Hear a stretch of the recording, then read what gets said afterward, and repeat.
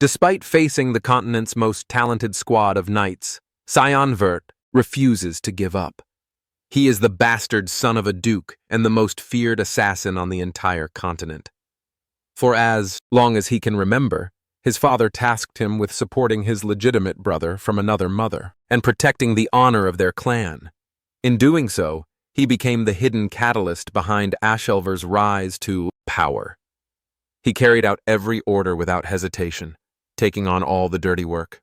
Whether it was aiding Ashel in the imperial succession struggle, eliminating rivals during the Demon King army's invasion, or waging war to unify the continent. Yet, after years of unwavering loyalty, the only reward he received was betrayal. His own brother branded him nothing more than a vile assassin who meddled with the forbidden powers of the mist.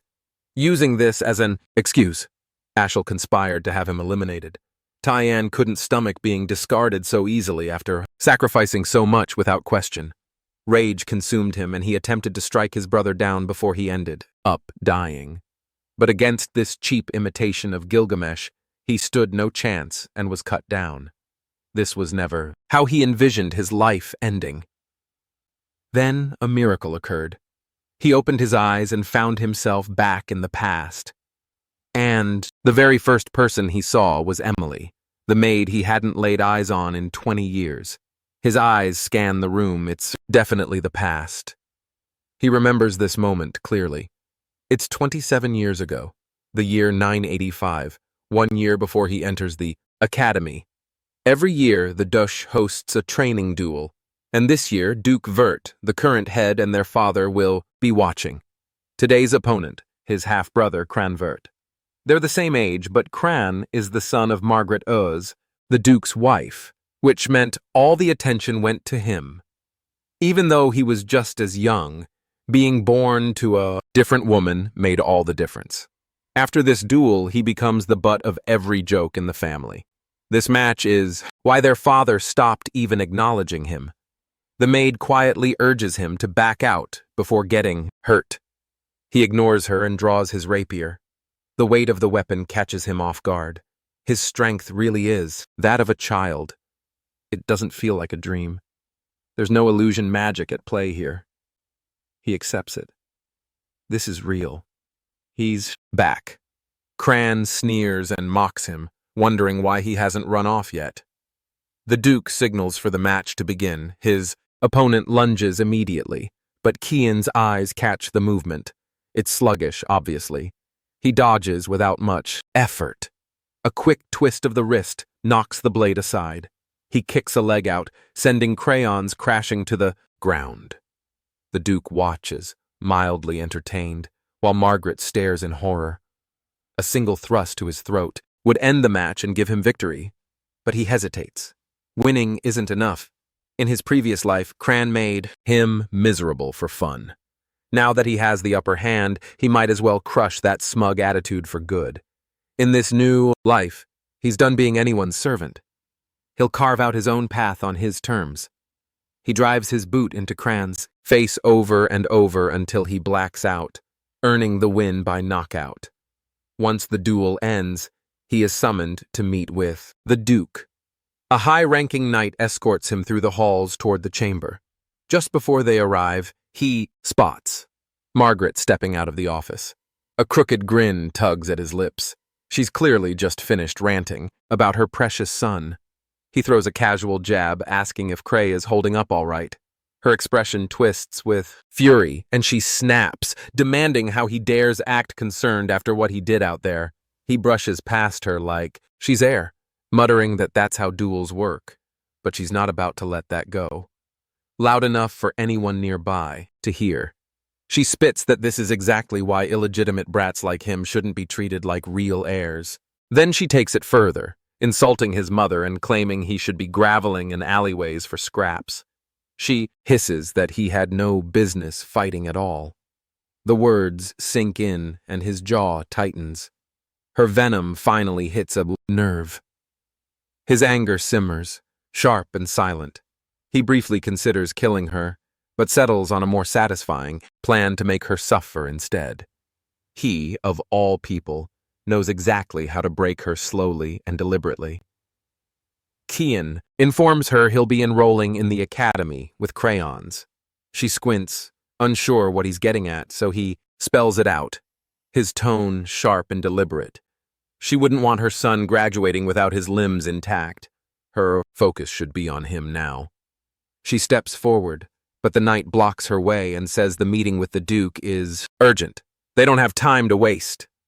He gives her one last smirk before turning toward the Duke's chambers, walks into the office and offers a formal greeting. Memories flicker. His father's face. And it's been 15 years since they last met in person. The man, Duke Willius Vert, the mighty feudal lord of Veles, defined by many titles.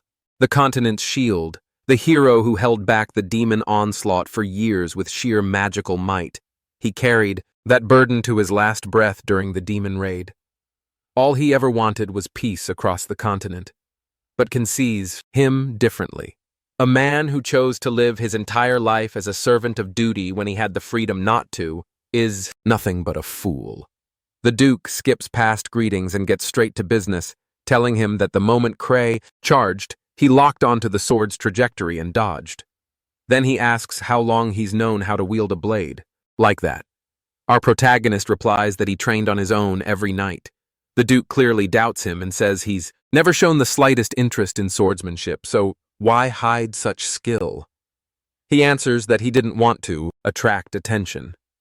The man finds it odd that he didn't hold back against Cray and questions whether that level of aggression was really necessary.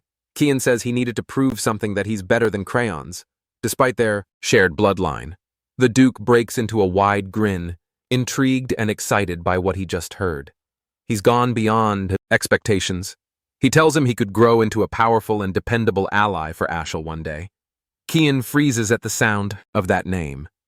The idea of supporting someone like Ashel now that he knows who he truly is absurd. Just like always, the Duke's obsession with Ashel hasn't changed. He grabs his son's hands and says he can ask for anything he wants as a reward. It'll be granted. He takes this chance as the opening shot to destroy everything Ashel's built and asks to be sent to the battlefront. Back in his room, the maid nearly jumps out of her skin when she hears what he's requested. She calls him insane for wanting to go to a place swarming with wicked creatures and demonic monsters. Veles, the western territory of the Uchif Empire, is the only region that qualifies as the true battlefront, and even Lima Valley is considered the front line. It's a brutal war zone that's been locked in a fight against demons for centuries. Because of that, his father gives him one condition. He has 1 month to become strong enough to be worthy of entering Lamea Valley. He has no clue how much stronger he needs to be to meet that standard, but he knows he has to raise his physical capabilities as high as possible in the meantime. He's still weaker than most kids his age. What he does have is combat intuition carried over from his past life and a faint trace of magic within himself. If he can build up his body, he might actually put it to use. So the training starts now. Alice storms into the room, calling his name with fire in her voice. She's already heard the news about his plan to head to the battlefront.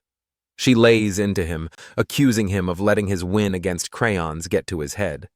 Then she tells him to meet her on the rooftop.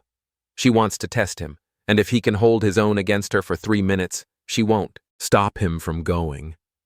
He tries to talk her down, saying there's no reason for them to fight over this, but she shuts him down cold and asks if he's just chasing after her family's legacy. That's when it clicks. He gets why she's so aggressive, but he doesn't give a damn about her family name. His duel with crayons wasn't even a full day ago, so his body is still wrecked, but she doesn't hold back. She comes at him hard with her broadsword. He reacts just in time, managing to block her strike. She pulls back, taken aback that he defended himself. A 10-year-old with a rapier just deflected her great sword. She shrugs it off as pure luck and unleashes a flurry of fast attacks. He barely holds them off and takes some hits, but he sees a weak spot in her guard and turns the tables. He parries, slips inside her defense, and counters his blade, aiming for her neck. She doesn't have time to dodge the counter, but Cyan twists his blade at the last second, giving her a window to escape. If he hadn't done that, she would have dropped dead on the spot. The mist's sword technique wasn't built for mercy. Most of its fog-based forms are made for killing, which makes it hard to hold back, especially when his physical strength is still lacking, but now he's starting to burn out. To make up for what his body can't handle, he's been forcing mana through his sword, and he's just about hit the wall. He catches her mid-chant, blending earth and wind into her blade, and shifts into stance. The Vesi, determination on her face says she's going Allen, so he braces for impact, knowing damn well that trying to block that hit could send him flying out of the castle. He charges, hoping pure adrenaline and blind faith will unlock his magic midun.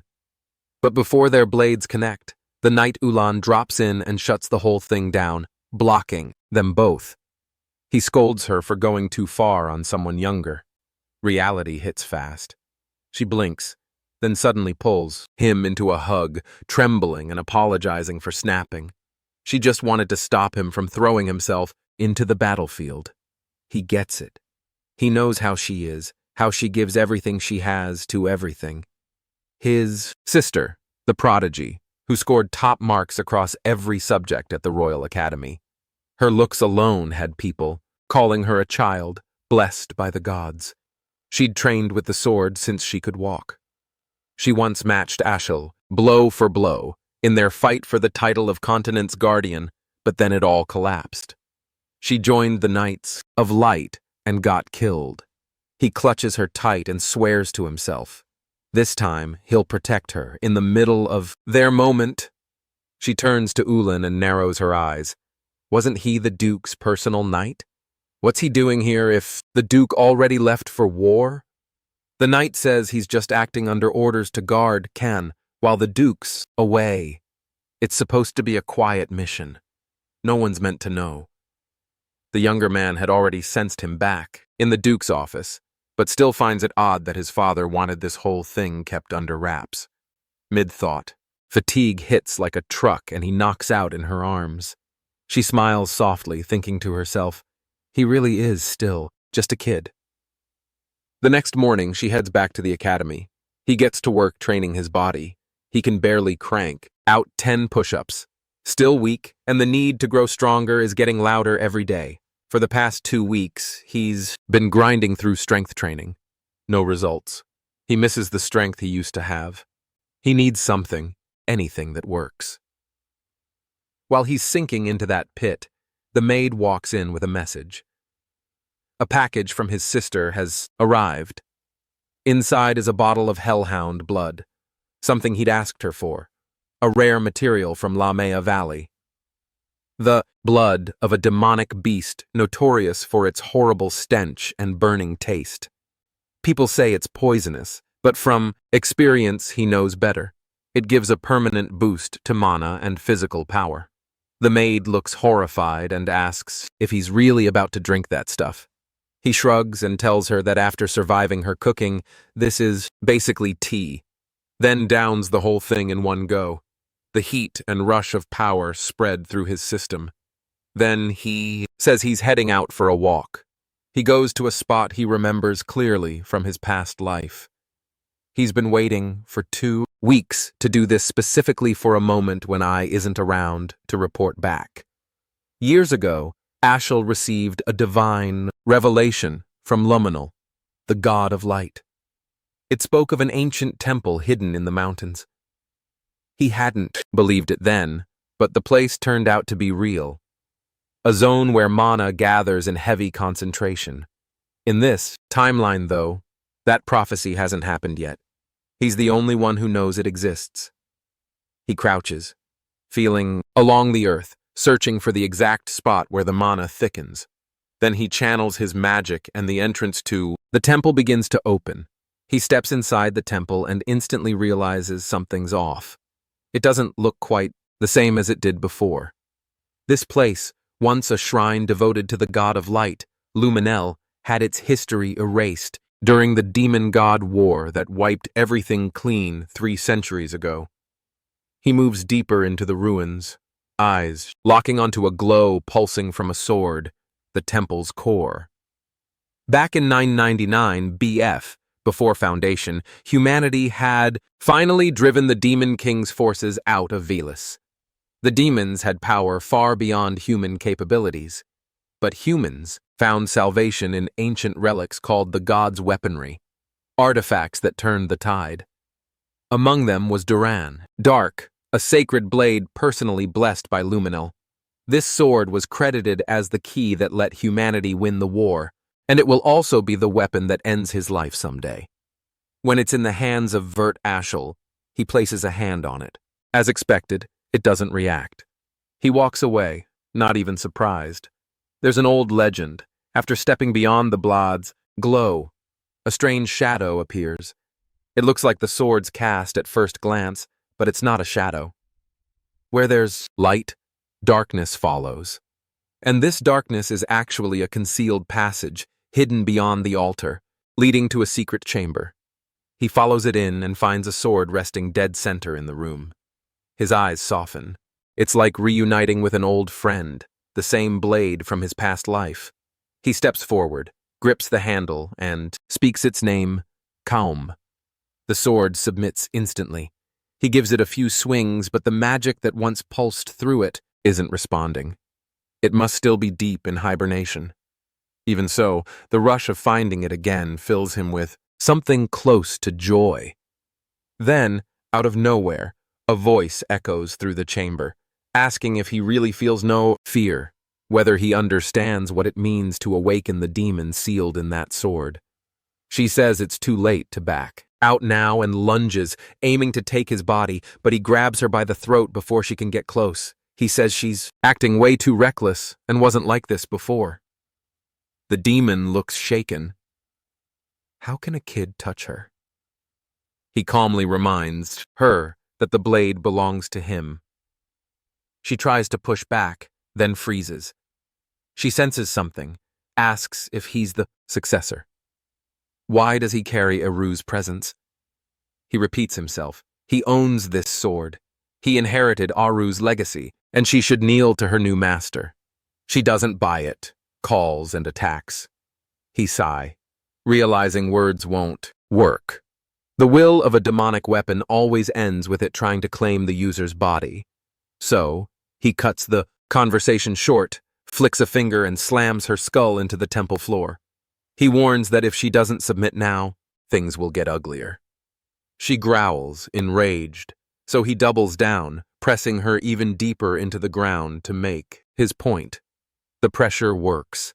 She breaks and finally calls him master. With that done, he figures it's time to head back. He's already been away too long. Karen practically hums with excitement, eager to breathe open air, again after so long underground. She asks his name, curious when he tells her. She raises an eyebrow.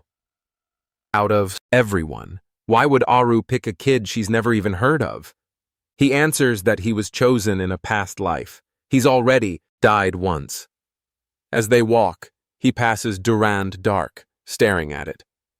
He says it'll need to sit tight. Its real owner won't show up for another 2 decades. Karam still isn't convinced about the whole reincarnation thing, so he cuts the hilt off the sacred blade. She asks what the hell he's planning with that. He says it'll make the future a hell of a lot more fun. As the cart finally reaches its destination, our MC finally steps off the vehicle. Still can't believe the moment has actually come. The Duke is already there waiting, flanked by his knights. His father approaches and asks him straight if he's truly set on entering the battlefront, that if he wants to turn back now, he won't stop him.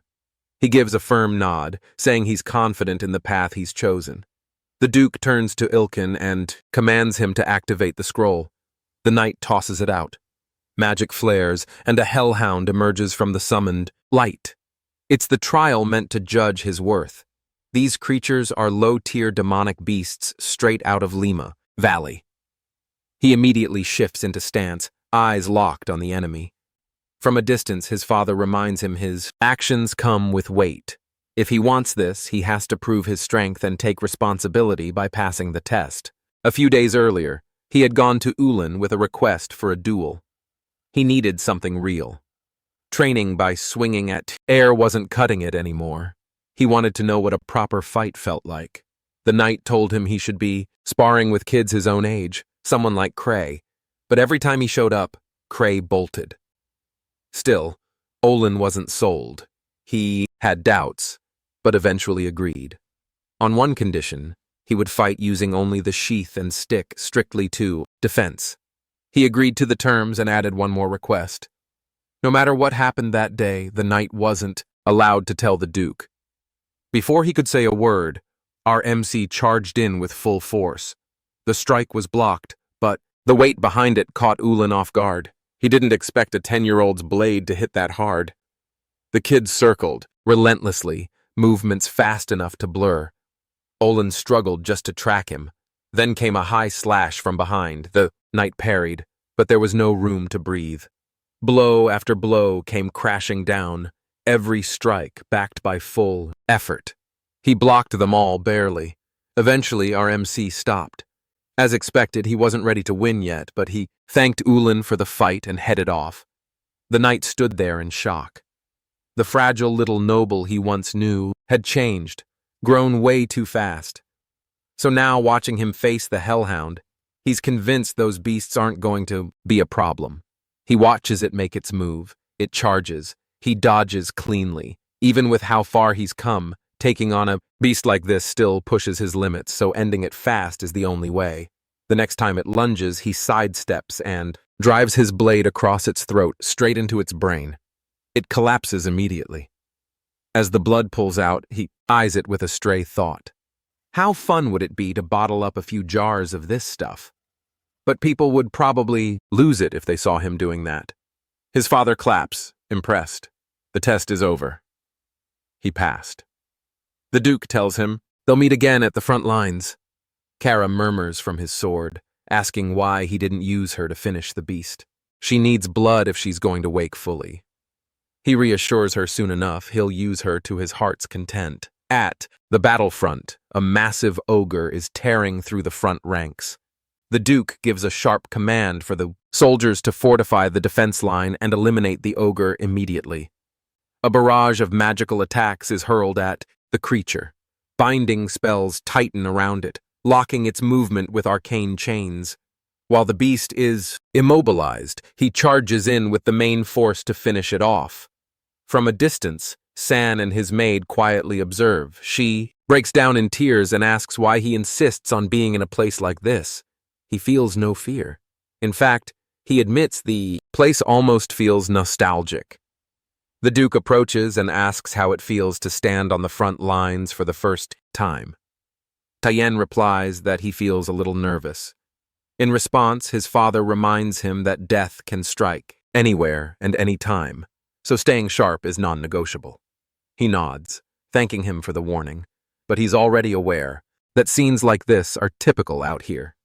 There are usually 3 or 4 full-scale battles each day, and each one comes with a precise protocol designed to help them defeat the demons. With the advanced knights forming the backbone of the force, they handle any monsters trying to breach the line. When the battle concludes, he returns to his assigned tent far in the back, deep within the safest sector. But the guards in this area follow orders too strictly, which means he won't be able to summon Karum. He has to wait until dinner to sneak off and train outside. He sees her, trembling, and asks what she's even doing. She repeats the Duke's warning. He tells her to pack her bags and go back to the castle. She yells that she can't leave him alone. He's hopeless without her there. If she disappeared, out of nowhere, no one would care for him. She walks out of the tent, saying it's time to eat. He doesn't like how she acts with him, but lets it go. Later that night, once everyone is sleeping, he slides a plush doll under his blanket to cover for his absence.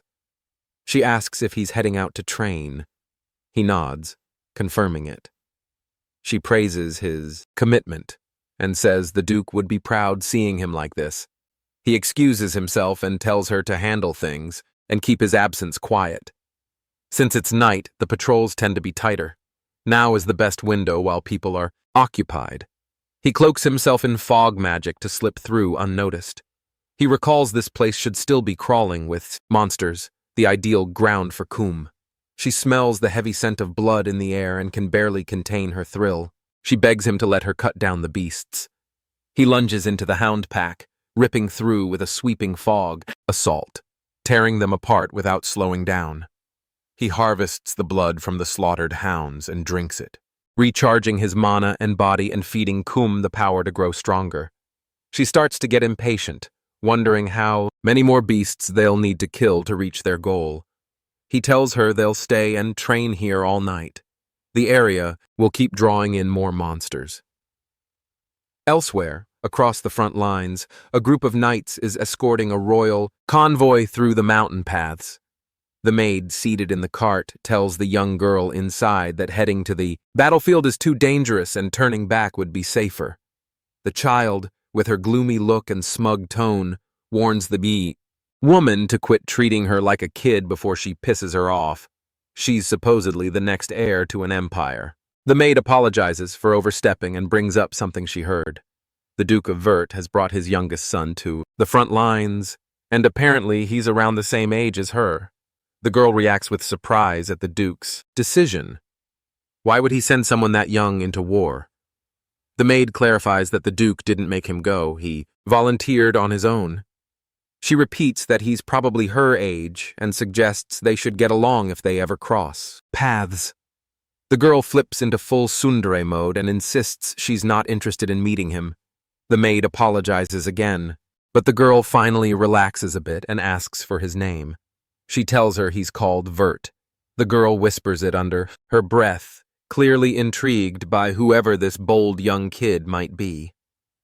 The following day on the battlefield, Duke Vert leads his knights with precise coordination to subdue the monsters and wipe them out. After clearing the field and eliminating the threats, he approaches his son to ask how he feels after throwing himself into combat. Our MC replies that there's still a long path ahead, but he's eager to walk it. His father, impressed by his courage and resolve despite his age, smiles and says he's proud. He stares at him surprised. It's the first time he's seen this kind of warmth. Before walking away, the Duke tells him they need a private talk inside his tent the next day. That night, with the camp deep in sleep, he makes his way to the rear zone of the front, like always, to train. But something's off. A death worm appears before him. These creatures usually spawn much deeper in the valley, so finding one here doesn't add up. In his current state, he's struggling to keep up, and Karum urges him to hand control over if he wants to survive. He knows her too well. What she really wants is full access to his body. She keeps pushing, telling him those weak swings won't do anything to a worm that can heal every wound in seconds. He has to one-shot it to end the fight for good. He hears her out. This fight could drag on forever if he keeps going solo. Even though he's consumed an absurd amount of demonic beast blood over the past month, he still feels miles from being truly strong. Letting her take over might be his only option. He steps forward, allowing it. With the 9th form of thick fog, demonic sword manifestation, she unleashes her full speed and strength, slicing the worm into pieces, with almost no effort. Meanwhile, the Duke, accompanied by several of his royal trainees, passes through the area and spots the scattered corpses of hounds that were slain earlier. They immediately pick up on the dense mana lingering in the space, and it raises suspicion that a demon might be responsible. He orders the group to search the scene and get it secured quickly. This kind of thing can't be left unchecked, especially if there's demonic activity. As he studies the cuts and marks on the bodies, he notices they resemble his son's fighting style, but shakes the thought off. They sweep the area and end up finding a massive dead death worm. A new question is raised. Who could have taken down that many beasts solo?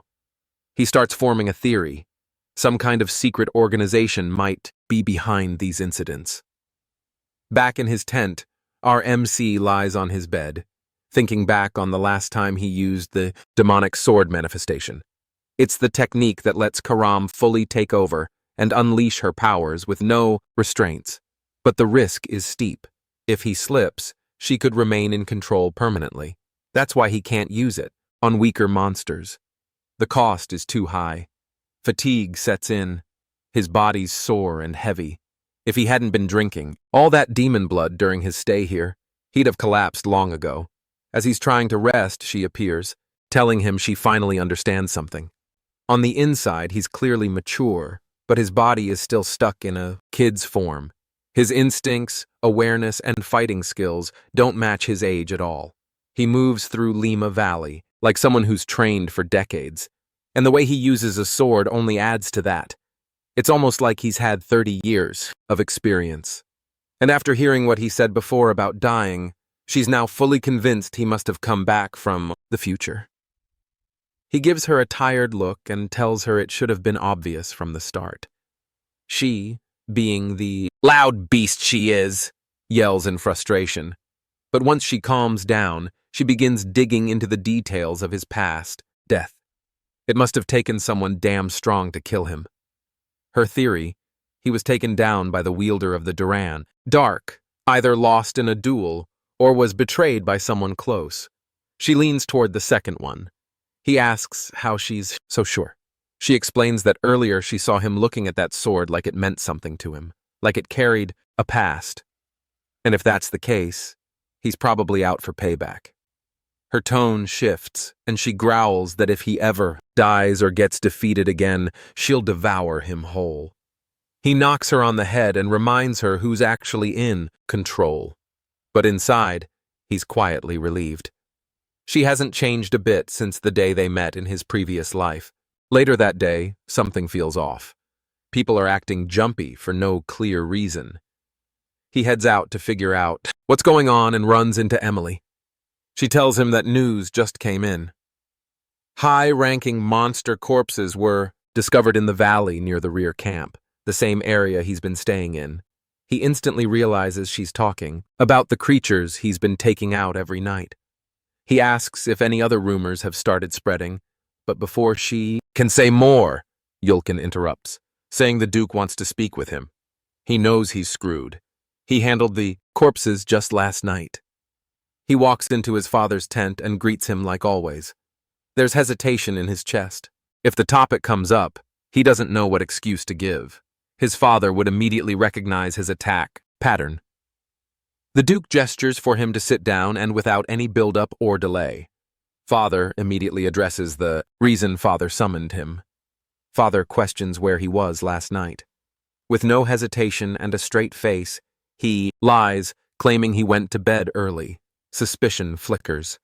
Those markings they discovered yesterday bear an uncanny resemblance to the cuts left by his sword style.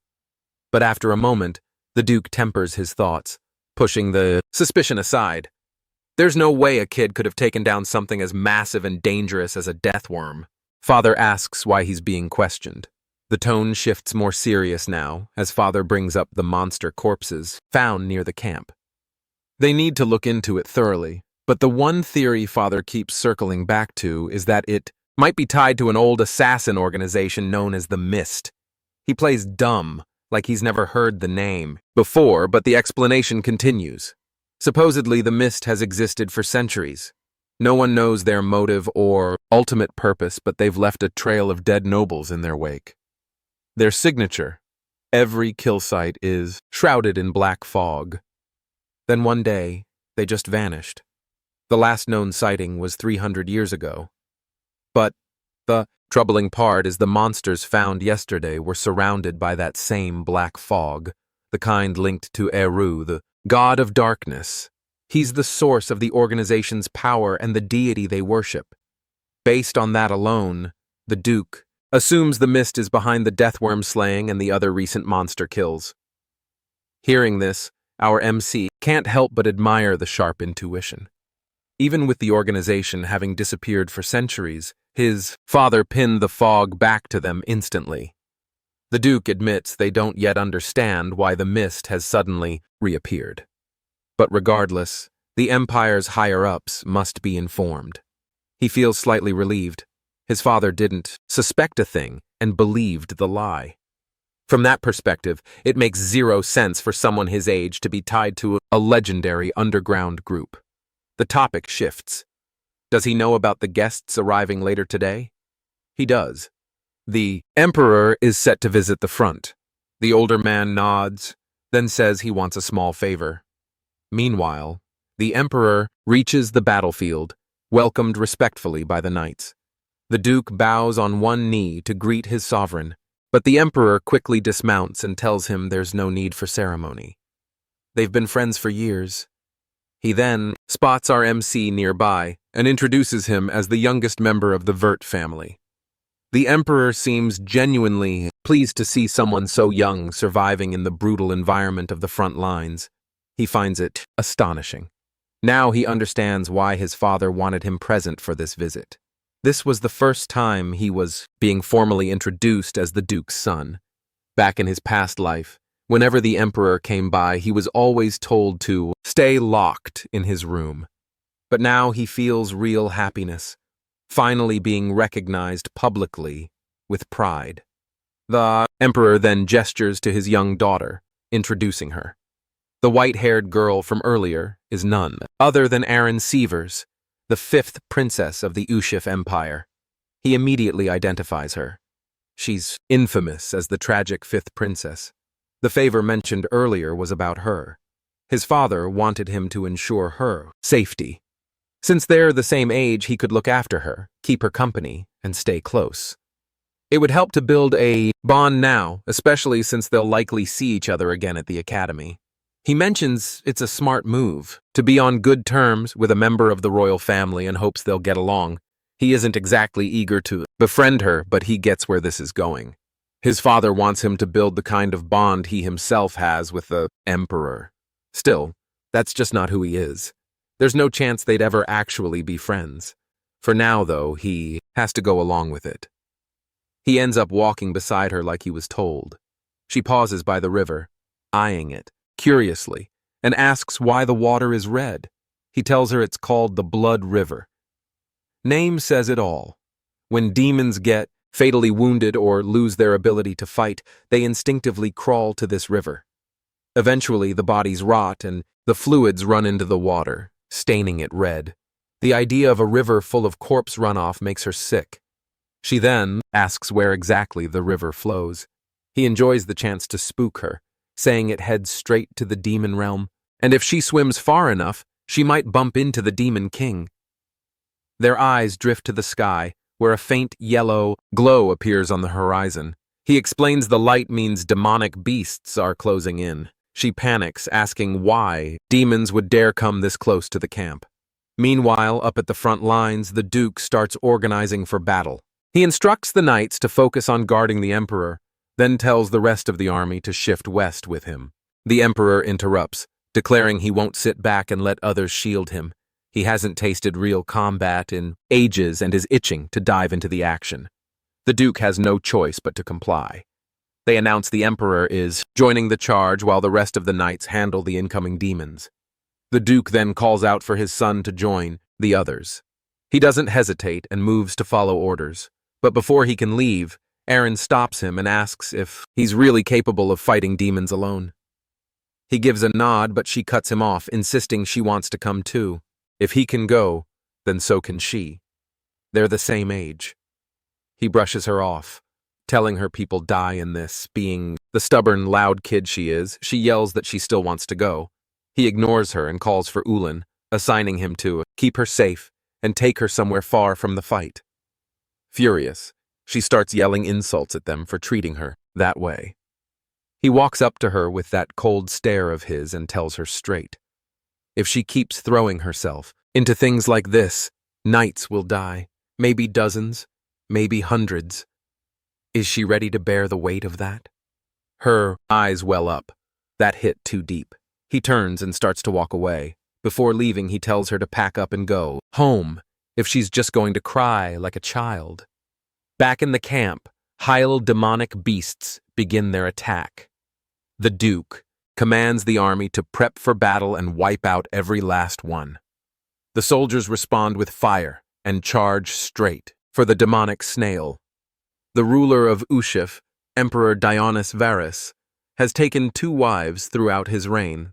First, Diana Kazel, passed away years ago.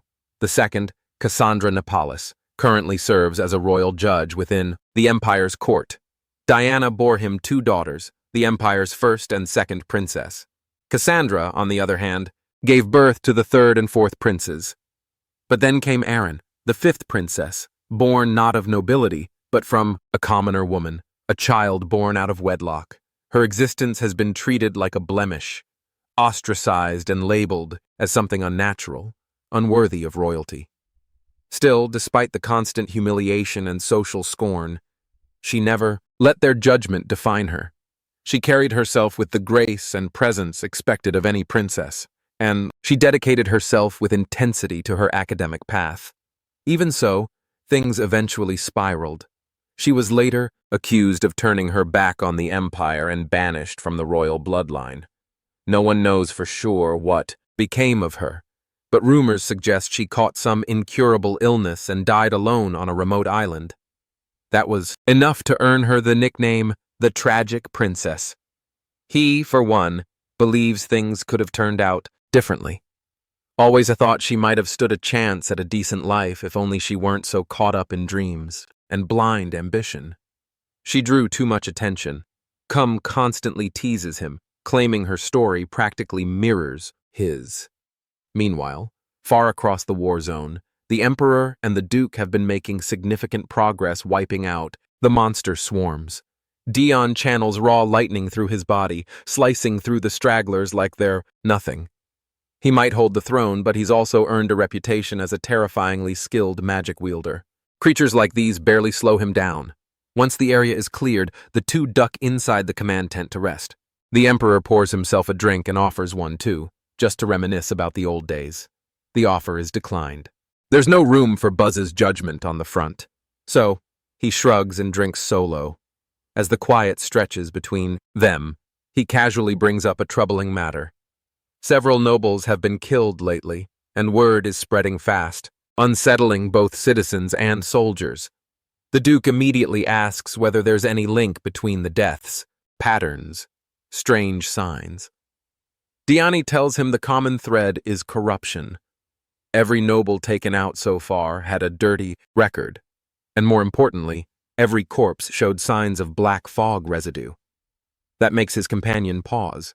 He says he noticed the same kind of fog behind the camp just yesterday, which leads him to suspect that the black fog users have resurfaced. The Emperor agrees. It's definitely something they'll have to look into further. Then, the topic shifts. He's heard whispers that Erin is being blamed for the recent chaos, and it's starting to weigh on him. He's been trying to keep things from boiling over, but some factions are clearly looking to use the situation against her. He turns to the Duke, face open and serious, and asks for one thing. If something happens, if he dies, first, he wants his old friend to watch over her in his place. The promise is made without hesitation. The Duke swears on his life to protect her no matter what. And with that, the conversation draws to a close. Back in another tent, he's catching Emily up on everything that went down while she was away. She seems let down that he barely spent time around the princess. He tells her not to expect too much. She laughs, half serious, and throws out that he'll never get married at this rate. He brushes it off and steps out to return to his usual training.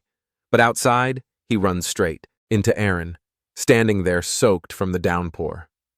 She walks into the tent beside him and asks where he's heading next. Before he can answer, she tells him to stay for a moment. There's something she wants to talk about. She asks how long he's been stuck out here. He replies, nearly a month now. Not wasting time, he pushes the real question. Why did she come all the way here just to find him? But whatever she wants to say, she holds back. Emily's intense, almost unhinged gaze behind them makes her too uncomfortable to speak freely. He tells her to give them some space so they can talk privately, but she replies with a sarcastic grin, joking that they should all just have fun together. Once she's out of the way, Erin begins by apologizing, admitting she hasn't been behaving like she should, hasn't lived up to what's expected of her. He accepts it without hesitation and admits he might have gone too hard on her earlier. Her voice lowers, weighed down by emotion. She says he's well liked by everyone, that He carries himself with more maturity than she does. He instantly notices the shift in her demeanor. She brings up the fact that he's probably heading back to the academy soon, but he stops her before she can finish. He already knows where she's going with this. She wants to ask if they can be friends once they're there, but he cuts it off. Looking her straight in the eye, he tells her if she came here looking for friendship, she's wasting her time and should walk away. Trying to hold it together, she says she wasn't looking for that, just hoping to be on good terms, and says he's being unnecessarily cruel. With tears starting to fall, she says he probably sees her like everyone else does, a fake, undeserving princess. She takes a breath, pulls herself together, and apologizes for showing up at all, says she overestimated him and walked away with nothing. Then she mutters that he's nothing like his brother, Ashel. That name hits hard. He grabs her arm without thinking, demanding to know how she even knows him. She tells him she ran into Ashel during a walk near the Royal Academy. He told her not to worry about other people's opinions, only to focus on her goals and what she wants. That makes him freeze. It's clear now that his brother had started manipulating her from the very first moment they met. Already laying down the trap, he tries to warn her, but before he can get anything out, a deep rumbling shakes the tent. Emily rushes in, panic written across her face, yelling for them to get out immediately, but they're too late. An orc crashes through the top of the tent, smashing into the ground and launching her through the air like a broken doll. From outside, the nearby knights spot the torn-up tent and realize he's still inside. Emily, sprawled in the dirt, breaks into sobs, convinced he's just been killed under the wreckage. Word of the attack reaches the Emperor and the Duke immediately. Both of their children are trapped inside the wreckage of a tent torn apart by a high-ranking demonic beast. Without pausing, Diani commands the entire military force to head straight to the scene and secure his daughter's life. Meanwhile, panic floods his mind. He can't wrap his head around why powerful monsters keep showing up this far behind enemy lines. They're supposed to stay deep within the valley.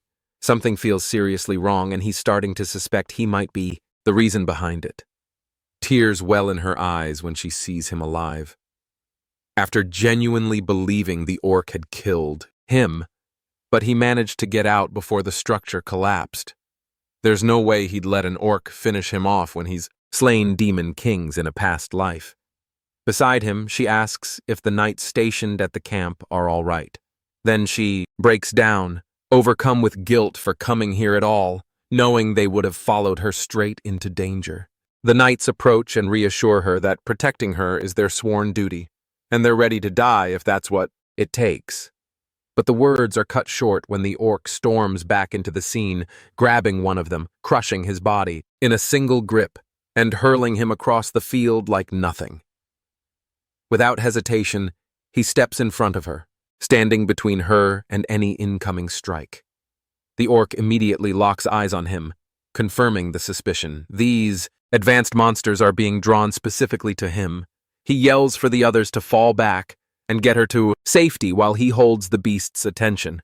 Emily grabs the princess and bolts, leaving him to face the threat, alone. But his strikes barely scratch the creature. It's like the blows aren't landing at all. Confused and frustrated, he starts wondering what the hell is going on. Why are they so fixated on him? That's when Cum appears, casually, explaining that all the demonic blood he's been drinking to get stronger has left him reeking of power, attracting elite monsters like a beacon. Furious, he snaps, demanding to know why she didn't say anything sooner if she knew this from the start. She just grins wickedly and says she's only here for his body anyway. He doesn't hesitate, grabs her and transforms her into his weapon. With her as his blade, he launches into the orc, slicing through limbs like butter and putting it down without breaking a sweat. But then he spots something worse. Dozens more, high-level beasts still on the move. She lights up with excitement, thrilled by the prospect of such a massive feast. The mood shifts when they come face to face with a devil dragon. He tells her to get ready to tear into it, activating his demonic manifestation to wipe out everything standing in their way. Elsewhere on the battlefield, the Duke has just taken out the final remaining monster in his area. Diani turns, asking if there's any word on the kids. The reply is grim. There wasn't a single sign of them near the collapsed tent. The Emperor says he must be panicking over his son, but the Duke answers with a cold expression. Any member of the Vert family should know how to survive something like this. What matters now is the princess's safety. As they speak, the knights arrive, successfully bringing her back to her father. She rushes into his arms, breathless, pleading with him to save our MC before it's too late. Meanwhile, the Duke walks up to the maid and asks if she's his personal attendant. When she nods, he asks what happened. With her voice shaking, she explains that he told them to run while he stayed behind to hold off the monsters. One of the knights offers to go retrieve him if given the order, but the Duke takes a moment, then declines. Their focus has to remain on the current wave. If these creatures break through the camps, nothing will stop them from reaching the Empire itself. They have to return to formation before more lives are lost. When someone asks what's going to happen to him, the answer is calm and final. Our MC has already done his part. He protected the princess. That's what being a Vert means. She continues to cry, still blaming herself for everything unraveling around them. But then a sound cuts through the noise, a voice she instantly recognizes. She looks up, eyes wide as he appears, overhead, clutching the reins of a flying dragon, shouting desperately for someone to help. Dragons are majestic, beings deeply connected to the Creator, revered for their rarity and dignity. Creatures as weak and limited as humans have no business challenging one. So for him, even laying eyes on a dragon in the flesh feels like a once-in-a-lifetime honor. Unfortunately, the one he's latched onto ends up soaring directly above a crowd of people who know exactly who he is. The worst part, he can't afford to be seen in the middle of a fight. But there he is, plain as day, riding a dragon like some reckless idiot. Eyes lock onto him immediately. The Emperor watches with intrigue and asks the Duke if he's planning to save his own son. The Duke, completely unfazed, just sits there, relaxed and detached, observing how our MC handles the mess he's gotten himself into. Meanwhile, he's barely hanging on, regretting everything. He curses himself for being greedy enough to even think about tasting dragon blood in the first place. Before all this chaos began, back when he was still holding off the army of monsters, he had slashed through them, quickly, not even sparing a thought, until all that remained was the dragon. Seeing it up close had him practically vibrating with excitement, staring at the mythical beast with wide, awe-filled eyes. But the moment didn't last. It went aggressive fast, blasting a column of fire his way. He dodged and scrambled for the high ground, launching a flurry of attacks in return, but each strike only pissed it off more. Then came the tail swipe, hard and fast, smacking him through the air like a rag doll. Before it could follow up, he switched to martial arts, pounding it with heavy, rapid blows across its body. Still, it wasn't enough to bring the beast down. As he prepped for his next move, something unexpected happened. It stopped. Then it simply turned and flew away. But of course, being the impulsive, little gremlin he is, he leapt after it without thinking, grabbing onto its side like a maniac just to steal a taste of its blood. That's how he ended up stuck, clinging to its back, powerless and exposed. She demands to know why he hasn't used her to fight back. At this rate, he's going to get himself killed. He screams back that if anyone sees him use his powers now, he'll be fried alive. He can't let that secret get out. While they're still arguing, they spot the Duke beginning to cast a massive high-level magic spell, an 8-star incantation. Panic hits immediately. That serious look on his father's face means only one thing. He's about to target the dragon, even knowing his son is on it. The spell launches. Blades of magic shoot into the air, slicing through flesh with terrifying force. He leaps off just in time, trying to dodge the raining blades mid-air. As he falls, she yells for him to use his powers to escape, to fly out before it's too late. but he still can't risk being seen.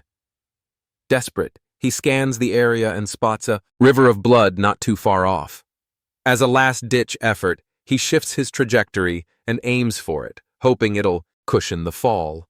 Somewhere else in the valley, a pair of demons had been watching the commotion. One, the older of the two, remarks that it must have been a young dragon getting itself into trouble. The white-haired one next to him counters, saying something incredibly powerful must have scared it off. Only a Heil beast could do that. But the elder casually corrects him. That section of the valley is populated solely by humans. Still, if curiosity's got him, he's free to check it out for himself. Just try not to massacre everything in sight. The younger nods, spreading his wings and flying toward the chaos. Back near the river, he somehow survives the fall. Crawling out of the bloody water, breathless and drenched, he drags himself onto the shore to rest. He quickly checks on her, making sure she's all right too, but she's too furious to even speak. He tells her to relax, promises they'll head back soon, but she snaps at him to be careful. Right now they're standing in the middle of demon territory. He laughs it off, saying there's no way their luck is that bad. Not enough to run into a powerful demon this late in the day. But right on cue, fate slaps him across the face with a voice he knows far too well. A voice burned into his memory for years. The voice of Vicarion, the Demon King. In the past, everyone who had ever laid eyes on him said it, felt like staring directly at the personification of darkness itself. That very presence now looms before Sion. Instinctively, he shifts into a defensive stance. With a furious tone, Varian demands to know if he is a human. Too tense and hyper-focused to respond, he keeps his silence. In an instant, the Demon King blinks toward him, clearly extending an invitation to fight. Sion reacts immediately, slashing with Karam, but only manages to shear off a bit of his hair. Valkyrion appears, intrigued, impressed even by the speed of his movement. Karam quickly asks who the hell he's trying to fight, and Sion answers with a weighty pause. It's the Demon King. That alone sends her into a panic. She says there's no way he can beat someone of that caliber at his current strength. Now, stuck in a dire situation, he realizes he's got no real chance of winning, and even escaping could end with him being caught. He locks up briefly, trying to process what to do, but then Valkyrion surprises him by calmly telling him to relax. He claims he won't lay a finger on a kid like him. He even lies down casually, suggesting they just talk for a bit. Tyne finds this strange and out of character, completely baffled by the Demon King's demeanor. Once again, Valkyrion asks if he's really a human and how he ended up here. He answers that yes, he is, and that he ended up falling into the Blood River, which dragged him all the way to this place. Varian, however, isn't fully convinced. He senses something odd emanating from our MC and asks if this is truly his first time here. Cyan nods, but the other still isn't buying it. He then questions whether our MC has seen him before, to which he firmly denies. That answer, however, does feel genuine enough that Varian believes him. After all, how could a human possibly know him when the latter had never even met a human before? Still, San remains unsure, his mind racing to figure out if this really is the same Valkyrion he remembers from his previous life. He decides to ask why he's even here. Demon King replies that he sensed an unusual surge of energy from this direction and came to investigate, explaining that as ruler of these lands, it's only natural for him to look after them. Our MC's lack of surprise actually reinforces his suspicions. His unbothered expression makes it seem like he already knows him. Valkyrion continues to talk, clearly thinking aloud, but Cyan isn't really listening. He's too caught up in how wildly different this man is from the version he once knew. If everything unfolds the same way it did in his past life, the demon invasion will begin soon. But looking at him now, he just doesn't seem like the type who would trigger such chaos. If this is his real personality, then something must have gone wrong to alter him. So Tien takes a risk and asks what he truly wants to achieve as Demon King. Amused by our MC's boldness, He says that all he desires is to ensure safety and prosperity for his people. And if anyone threatens that peace, he won't hesitate to wipe them out. For a split second, Cyan glimpses the real core of Varian, a raw force of evil restrained deep within. Something must have set him off in the past to awaken that beast, and our MC knows he has to prevent it from happening. He warns that soon either Valkyrian or his empire may face a dire turning point. The Demon King frowns, puzzled by the vagueness, asking what he's getting at. Cyan admits he doesn't know the exact details, but if events spiral, a massive conflict between humans and demons could erupt, and he wants terms to stop it. Valkyrian wonders aloud why he'd want to start a war with humans to begin with. Tyon responds with a plea: no matter what happens, promise never to invade the human lands or declare war. That raises an eyebrow from him, who presses, "What's in it for him?" Cyan promises that whatever threat comes his way, he'll do all he can to support him. Valkyrian still finds it amusing, but there's something about our MC's courage he respects. He asks for his name, and upon learning it, solemnly vows as Demon King that he will never initiate war with the humans or encroach upon their lands, regardless of circumstances. But he warns that Tyon must uphold his end. With that said, he takes off into the sky. Not long after, our MC is spotted by frontline scouts patrolling the river. Word spreads fast. He becomes known as the one who survived the devil, Dragon. Later, back within the abbey near the Velius border, San rests in a hospital bed. Aaron sits nearby with flushed cheeks. She hesitantly gathers her words and asks him if he would be hers. Cyan can't make sense of what's unfolding around her. From the look he gives, she picks up that he clearly doesn't want to go through with it. And it hits her hard. Tears start building as she admits it actually tracks that he'd avoid someone like her, just a useless royal with no power to offer. Her reaction starts to wear on him. Her mood, her desperation, the way she's laying it all out. It's beginning to grate. Deep down, he already knows she's got nothing practical to bring to the table. But her emotional mess is tugging at his patience. She quickly brushes her tears away and forces a smile, insisting she just needs to level up, get stronger, become powerful enough that someone like him might finally look her way and accept her presence. She locks in that goal, swearing she'll grow so terrifyingly capable that resisting her won't even be on the table anymore. Just before stepping out, she pauses at the door and throws a quiet thanks his way for not dropping dead on the front lines the other day.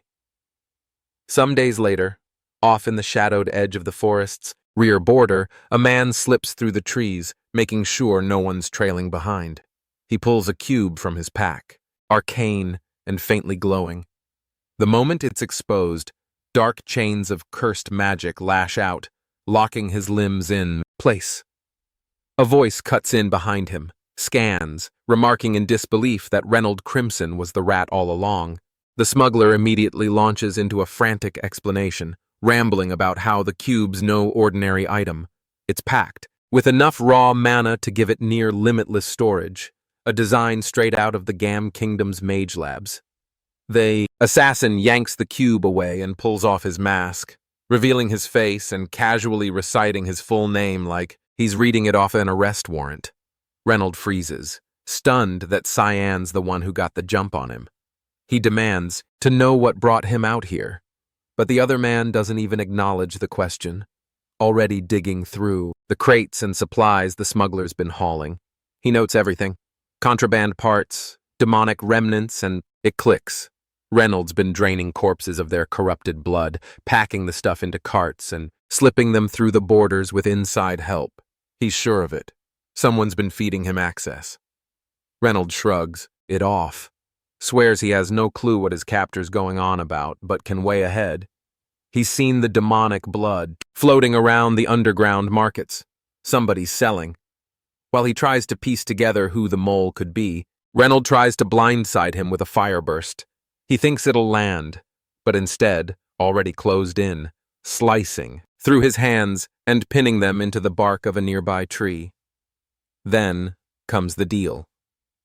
Either Reynolds spills everything, the smuggling path, the identity of the traitor, the whole operation, and gets a clean end, or he holds out and gets dragged through a torture so drawn out and merciless he'll be begging for death before long.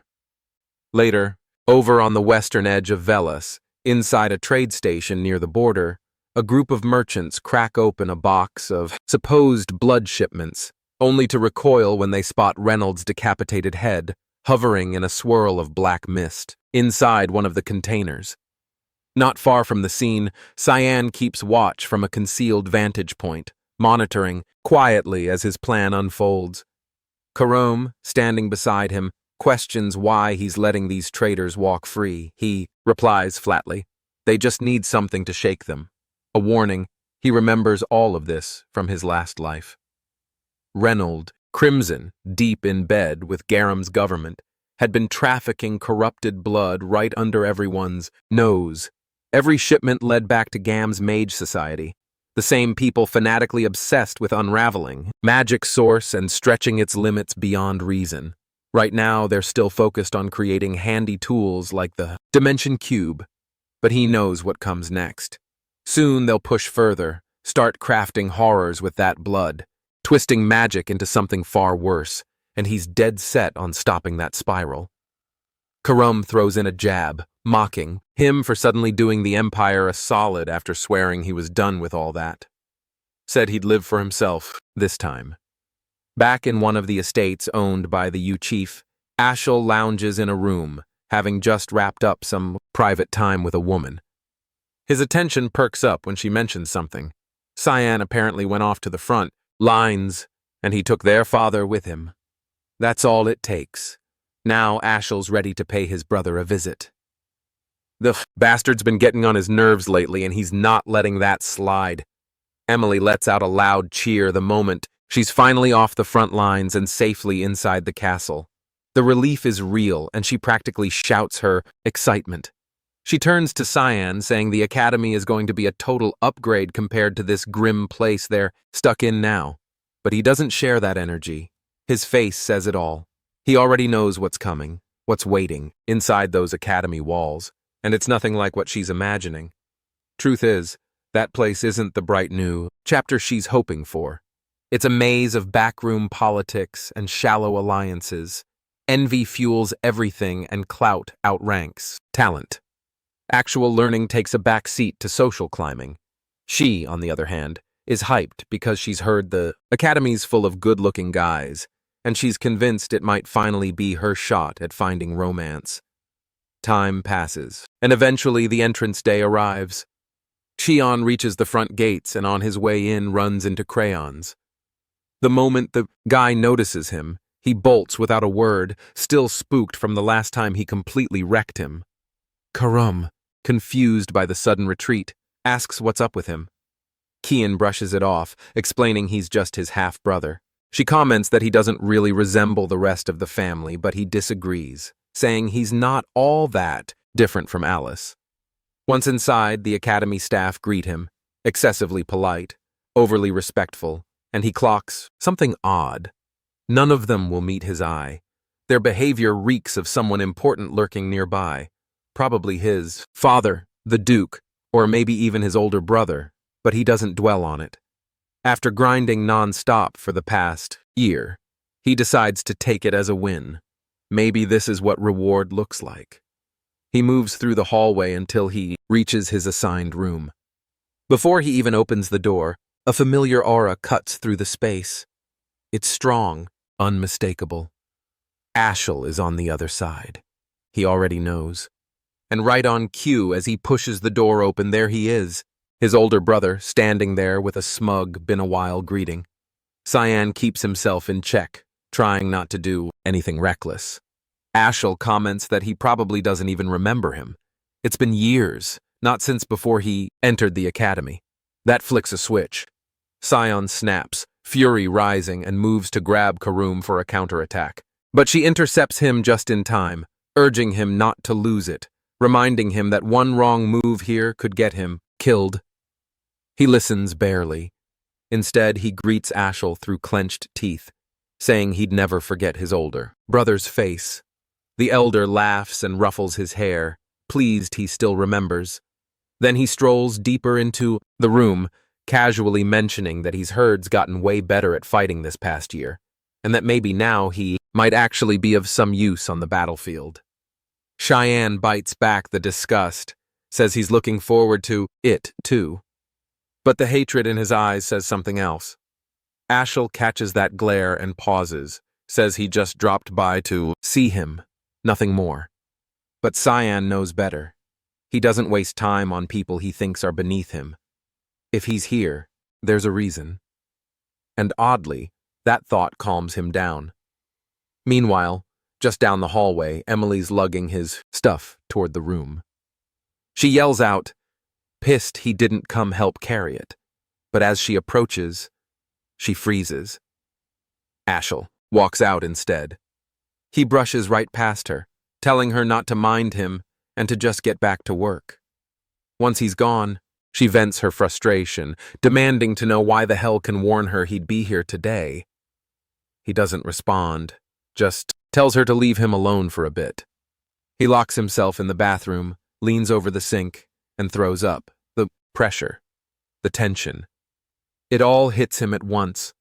When he steadies himself, he turns to Karum, demanding to know why she stopped him earlier. To him, it made no sense. It was the perfect opening. She could have taken over his body right then. She shuts that down. Says she didn't hold back because she was being soft. She just wants his rage to keep growing. The more twisted it gets, the better he'll taste.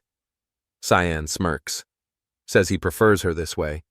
Over in Ashel's private room, a butler enters with an update. As ordered, he's been tracking the second princess, and now he's found her. She's deep in the northern region of the White Elves' territory. Fuina Ashel raises an eyebrow. Fina's not exactly welcoming, especially to outsiders, but of course it's her. She's got away with people. Makes sense she'd pull it off. He tells the butler to notify him right away if she ever decides to return. The servant nods, but before exiting asks if something happened during the meeting.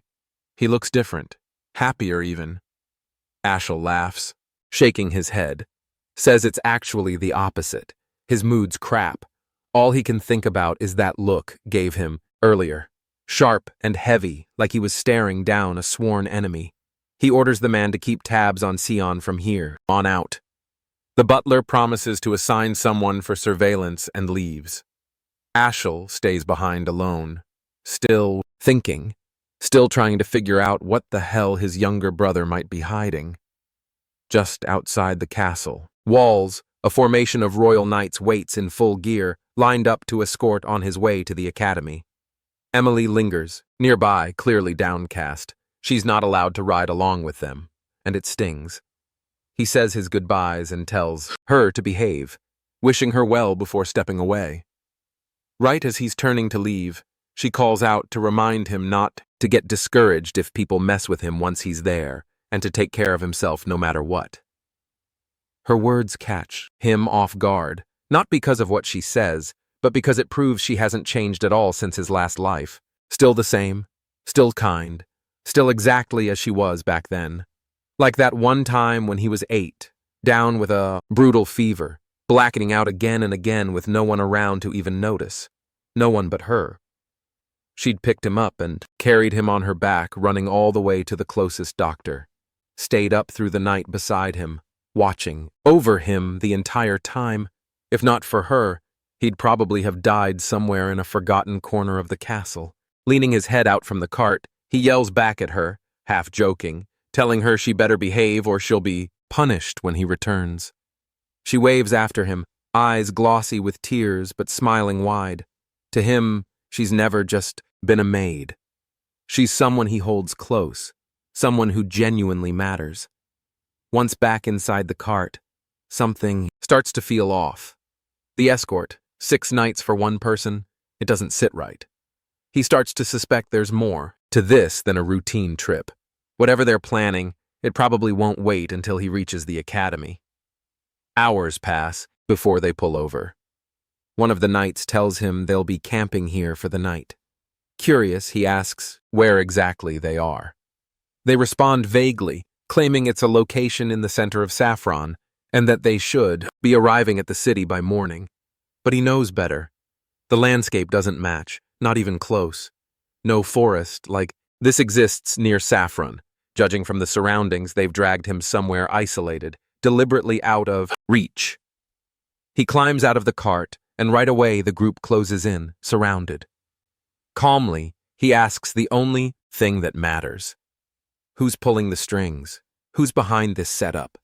They don't answer. One of them simply tells him the only thing he needs to know is that he's dying today. A knight steps forward and moves to swing at his neck. He sidesteps effortlessly, then takes the man's head clean off in a single counter. Raising his sword, he levels it at the rest and repeats the question. They rush him all at once, but they don't last long. Within seconds, he cuts through them like dead weight, limbs and armor crashing to the ground. He leaves just one alive. The last knight, staring up in sheer terror, finally understands how he managed to walk away from a demon-dragon encounter. The moment they accepted this mission, they were already screwed. He walks over, weapon still drawn, and asks again, "Who ordered this?" No dodging, no delay. Panicking, the knight blurts it out. It was Mrs. Margaret. She's the one who issued the kill order. He doesn't kill him. Instead, they both return to the cart and resume the ride toward the academy. Along the way, the knight offers another piece of the puzzle. Apparently, Cray had gone to Margaret and asked her for a favor. This hit job, most likely his request. He grits his teeth. That's enough. He vows to settle things with Cray later. The knight, looking dejected, asks quietly what's going to happen to him now. He responds flatly. He's useful for the time being, so for now he can drive. Not long after, the outline of the academy finally comes into view in the distance. They've reached their destination. Back at the estate, Margaret completely loses it. When word hits them the mission's gone sideways. News spreads that most of their men were found dead near the road, their corpses discarded like trash. Yet somehow Tien survived and worse, made it to the academy. Her nerves spike, disbelief setting in. None of this tracks. The butler calmly suggests they may have misjudged his abilities, but the idea that a kid pulled this off doesn't sit right with either of them.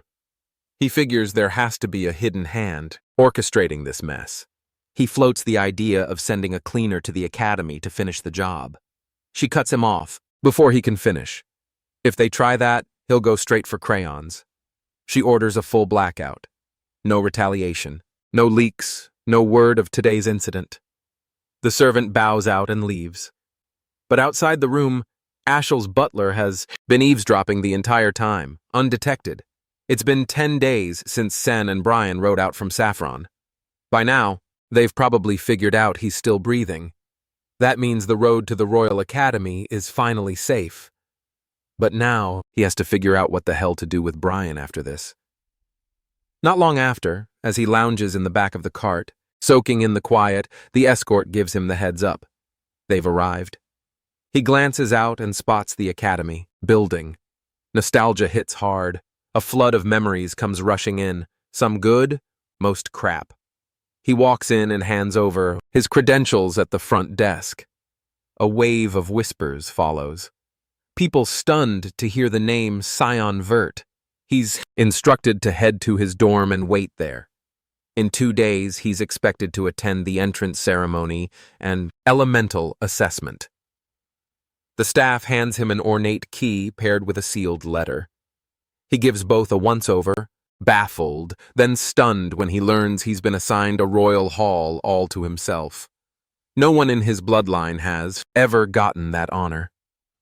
So clearly someone's pulling strings. Brian steps inside with him, still trailing along. Tien turns to him. Now that the escort gig's over, it's time to settle things. The guy freezes, convinced his time's up. But instead of a blade, he gets a hefty sack of gold. Payment for his work, more than enough to start over, somewhere. Caught off guard, his eyes well up, he drops to one knee and begs to serve for life. The request throws Cayenne completely. Why would anyone want that? So the man explains. His father always told him, "If you ever find someone worth your loyalty, don't hesitate." The whole thing annoys. He thinks it's a stupid way to live. How can Brian be so sure he won't get betrayed down the line? The answer's simple. If it happens, it happens. Kian shrugs it off and decides to skip the ceremony. He's going straight for the elemental test. Meanwhile, inside the dean's office at the Royal Academy, the man sifts through the latest elemental results. This year's batch brought in plenty of impressive candidates like Aaron, who scored 2-star mana and shows a 50% alignment with the light element and more beyond her. He's honestly impressed with what the kids are packing this year, but one name jumps out above the rest. Cyan, 2-star mana, shrank physique, and most shocking of all, 92% darkness affinity. Not even his sister alive, Ver, the so-called child of God, hit those numbers. She only scored 88 in water when she graduated. He admits it's wild. None of the other prodigies match up to her little brother. Instructor Sarah points out that his element is still darkness. He knows, but she should also know that he was granted a royal hall on direct order from the Emperor. The kid earned it after saving Aaron from a monster attack at the front lines.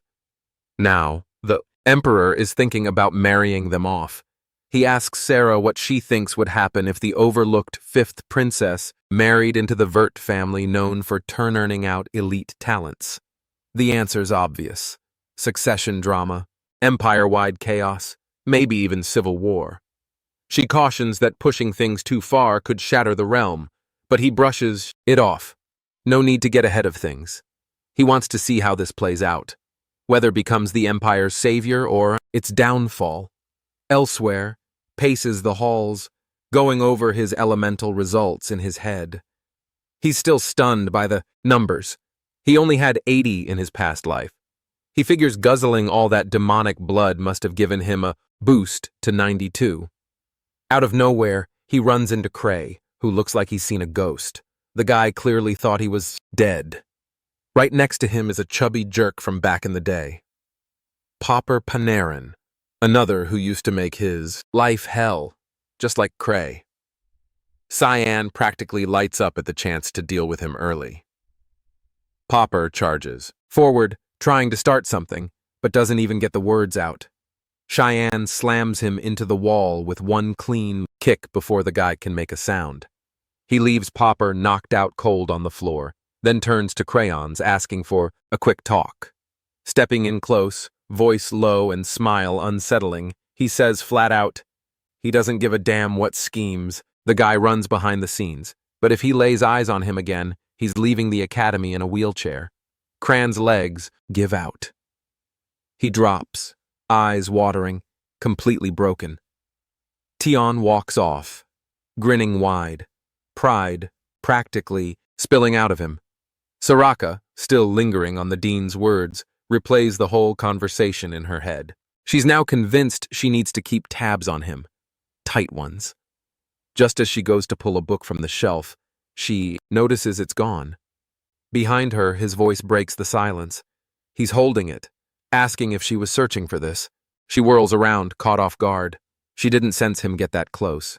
She reminds him students aren't allowed in here, and tells him to hand over the book. The second she gets it back, she strikes. Black fog lashes out. He narrowly sidesteps the hit and calls her out as the helm of the assassin group missed. That throws her. She has no idea how he knows that. In his past life, their first meeting had felt completely normal. She'd casually asked about his day, assumed he wanted to be done with counseling fast, but insisted it was for his own development. Back then, it made 0 sense. What growth was she expecting from someone constantly humiliated by his own brother in front of the whole school? She'd admitted she found him intriguing. Not every day someone shows up with an 84% darkness element, but he'd always been told darkness wasn't worth much. She disagreed, said that was just because humanity barely understands it. His potential, she claimed, was limitless. and she was looking forward to seeing what he became. Her sweet tone and soft smile had fooled him completely. The whole instructor act just a cover. She's hiding out in the academy, smack in the middle of royalty and nobles while working as a real assassin. Her demeanor shifts. She tells him they'll continue this in her lab. He's a bit thrown off by how calm she is.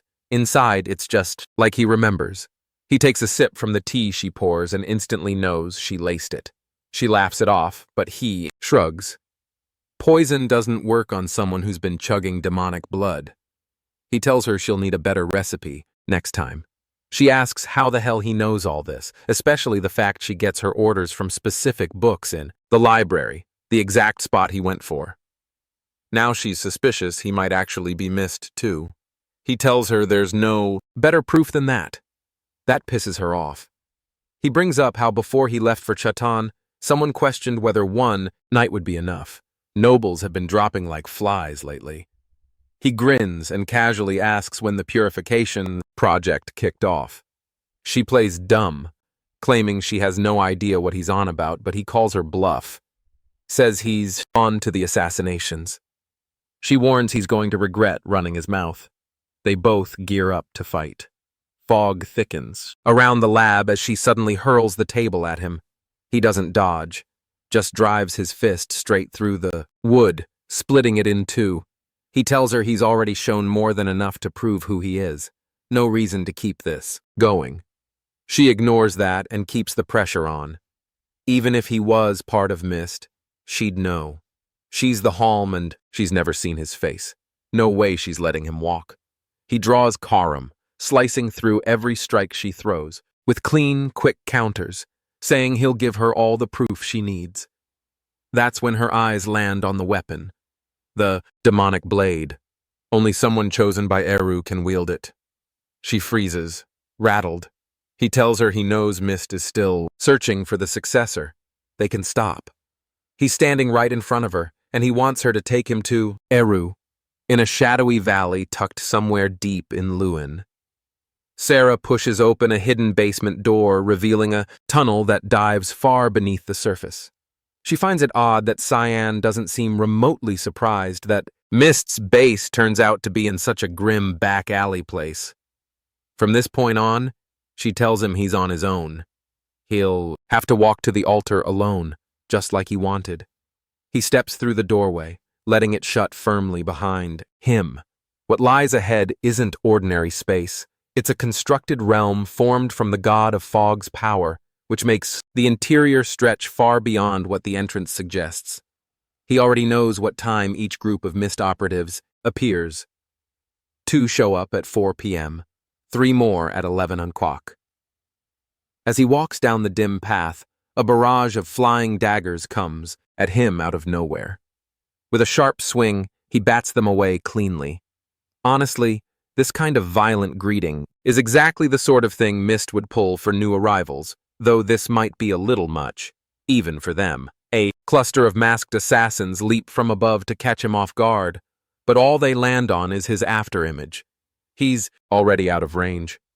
They throw another round of blades, but he isn't stupid enough to fall for the same gimmick twice. Hell, it didn't even work the first time. This time, he swats the daggers back midair, sending them straight into the ones who threw them. They pause, clearly impressed by his reaction time and control. Now, serious. They spread out and encircle him, ready to strike from every direction. He unleashes his fog magic. Bloodthirst, wave. A special Mistinly technique that channels killer intent into a physical force to restrain opponents. The red mist wraps around their bodies, squeezing so tightly they can't even breathe. One by one, they crumple to the floor, passed out, but not all of them. One remains standing, unaffected by the spell. He clocks right away that this one is clearly higher ranked than the others. He gears up to cast Unshakable Roots, something more powerful, but the assassin blitzes in before he can finish, cutting him off. The attacker's mask falls in the scuffle, and it turns out it was Sarah the whole time. She inserted herself into the fight to personally test what he was really capable of. A total combat freak obsessed with powerful mages, She just happens to see him as the perfect target. He knocks her back using Karam, but she's still too hyped up to quit. While she keeps rambling about how skilled he is and how badly she wants to keep going, he abruptly takes off. He already knows what kind of lunatic she is, someone who fights for the thrill and doesn't stop until either she or her opponent drops. Only people who faced her firsthand would understand. She's the kind that chases until one of you is dead. She sprints after him, casting a speed-enhancing spell to close the gap and launching an attack that he parries without much effort. Still, he has zero interest in throwing down with her right now. She slows and says he doesn't need to worry about people outside detecting his magic. This whole zone is sealed off, built by Aru himself. The outside world doesn't even know this place exists, which means he can go all out and use whatever he has in his arsenal without restraint.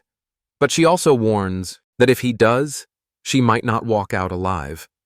Before he can respond, his legs give out and he collapses right in front of her without warning. Then Kara materializes into her physical form, stepping between them. Sarah instantly recognizes her and bows in respect. The spirit demands an answer. Why the hell was she attacking Eru's chosen successor? Sarah casually replies, it was all just a little test to see if he really was who he claimed to be. Karum is not amused. She's pissed and threatens to take over the fight herself. Before she makes a move, they both notice him on the floor, bleeding out and unconscious. When KRM enters her true form, it drains the life force of the host, and right now his body isn't built to handle that kind of load. She cradles him in her arms, yelling at him, like this is the last thing he needed added to his plate. Sarakaka, still grinning in that weird, creepy way, interrupts to say she's not going to reject the duel that was offered. He forces himself upright, barely holding, steady, and asks why the hell she manifested without warning. Karum tells him to stay out of it and rest. She'll handle this round. Sarah lights up at the idea, thrilled to fight the spirit instead. They square off, and she's clearly loving the threat, acting like a full-blown masochist. Before they can trade blows, Iru's voice cuts through the realm, booming from a portal overhead, ordering them to knock it off and send to the altar. Finally, things might go as planned. He's about to meet the god of darkness. People from long ago speak of the god of black fog as a heartless force, one who takes lives without pause or reason. They defend it as an act of mercy twisted in a way only they seem to understand. It was their will, their call, what they claimed to want. In the end, they insisted no one else had the right to define right or wrong on their behalf. And if killing was the only option to protect your beliefs, then fine, so be it. Most folks label that mindset insane, totally unhinged, but in truth, he has been shielding the vulnerable this whole time, which to Cyan just makes him a deluded fool. He steps through the portal, heading straight for the altar where Eru resides. The moment he arrives, he's asked if he knows who stands before him. He answers without hesitation. Ao, the god of black fog.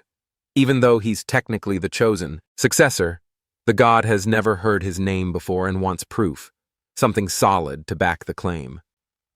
But the fog, energy already pulsating inside him, says enough on its own. There are only two paths to becoming a successor. Either Aru handpicks you, or the Miststone does. Since the god doesn't recognize him, it can only mean the stone chose on its own, especially considering it vanished completely last year, which lines up even more with his identity as the next in line. Eru is honestly impressed that he managed to awaken Kaum, let alone control her with such ease. And those eyes, sharp, focused, nothing like a kid's, tell him immediately this boy is from a time and place far removed from his own. Cheyenne once suspected the god had meddled in his trip through time, but Eru isn't the all-powerful being he used to be.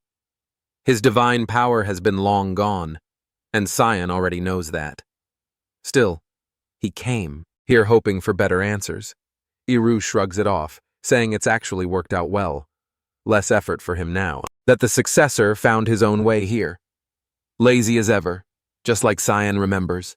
But jokes aside, the god notices something off. His guest didn't come empty-handed. He can feel it. An object giving off a nasty aura. It's the hilt of the holy sword. He questions him. Wasn't the power of the demonic sword enough? Now he wants both. But Sanian has no intention of doing anything with it for now. He just doesn't want the world to remember the blade exists. Let it fade into irrelevance. The way he thinks catches Aru off guard, but he doesn't press further. It's none of his business. Still, tradition is tradition. He has to ask the successor what he intends to do with the power he's about to receive. This isn't the first time has faced that question. Last time, his answer was dumb. Live for his brother. That answer got him betrayed, got him killed. What's strange is how no one seemed bothered by it back then. Iru even warned him not to put blind faith in others, almost like he already knew how pathetic that ending would be. But this time, things won't play out the same. Cyan isn't chasing some grand mission or noble dream. He'll use that power for one reason himself. Ao tells him it's on him to figure out what's right or wrong, but he'd better think carefully. Depending on his answer, he might not leave this place alive. Kian doesn't flinch. No fear, no second thoughts. He decided from the start he's done following orders, done living by someone else's rules. Now, curious, Iru asks what he's planning to do with that kind of freedom, but he refuses to answer. It doesn't matter. As long as he fulfills his duty as successor, the god won't pry. He gets the message and doesn't bother asking anything else. He turns to Karam. He's got something to say to her. She's his daughter, after all. The scary god. Routine drops immediately.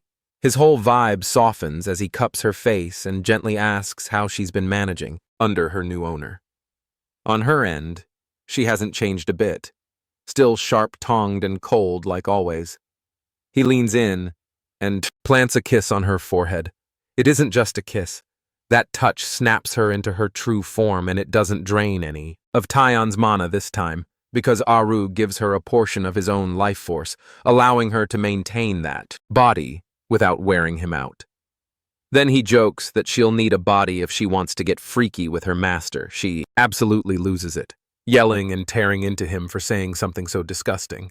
Honestly, they're kind of perfect for each other. Same chaotic energy. The following day, inside the royal hall, Brian asks what the hell is going on. But Cyan is just as lost, watching it all unfold. At the center of the room, Sarah and Cam stand face to face. Tension building with every glare. The sword spirit tries to rile her up, saying it's suspicious how close the constructor and Cyan must be if she's sneaking into his room early in the morning. Sarah doesn't react. She just gives a calm smile and lets it slide. Still, the air thickens like two wild animals sizing each other up before a brawl. Midway through the awkward standoff, he dips, saying he's going for a walk, and leaves Brian stuck between them right before things finally boil over. Outside, though, still within academy grounds, Cyan perches high on a rooftop, quietly observing the students down below. No one can see him. It's his go-to escape spot. His peace doesn't last. The metallic tang of blood hits his nose. Down below, a group of older students are ganging up on a younger kid, beating the hell out of him. One of them brings up doing a little experiment, and the others go along, without question. The blonde one forms a glowing sphere of mana and yanks the kid's mouth open. They're about to feed it to him. Before he can shove it in, a voice cuts through the air, sharp and clear, telling them to back off. Princess Erin steps forward, a flaring calling them out. How could nobles stoop so low and attack the helpless? The ring leader straightens up and introduces himself as Barrett Louis Mill, eldest son of a duke from the Gam Kingdom, then asks who the hell she is. She hardens her expression and gives her name with full authority. Erin, 5th princess of the Ushif Empire. Barrett doesn't seem all that fazed by the princess title, or the fact she's the Emperor's daughter. He already knows she's the youngest of the Imperial bunch. Puffing up his chest, he steps closer, clearly trying to intimidate her. She refuses to shake his hand and warns she'll report everything to the Academy. In a sloppy attempt to defuse things, he spins around and points to the kid they were beating. He insists it's all just one big misunderstanding, claims they weren't bullying anyone. Turns out the kid's a girl, and according to him, there's no harm being done. He offers to let her speak for herself. The girl stands trembling and bruised, eyes dulled with resignation. She quietly tells Eren nothing's wrong.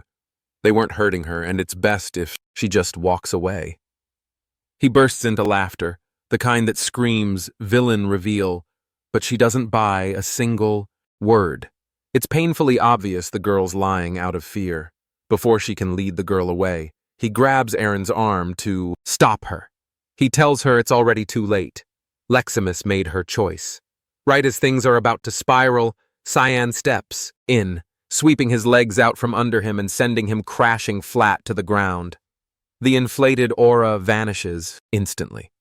One glance is all it takes for Cyan to recognize Leximus. Hard to forget someone you had a brutal death match with in a past life. She was the continent's top swordswoman, born in the Ushif Empire, but after messy events, post-graduation, defected to Count Klein's house in Gam. That duel had been long and savage. He was ordered to assassinate her. Instead, he challenged her formally. He didn't gain a damn thing from doing it that way, but she'd earned it. She never used mana and still held the title of best sword user alive, so he faced her head on. No tricks, no sneak attacks. Back on his feet, Barrett dusts himself off and locks eyes with. He knows who he's dealing with. Words spread about a battlefield survivor who even stood toe-to-toe with a dragon.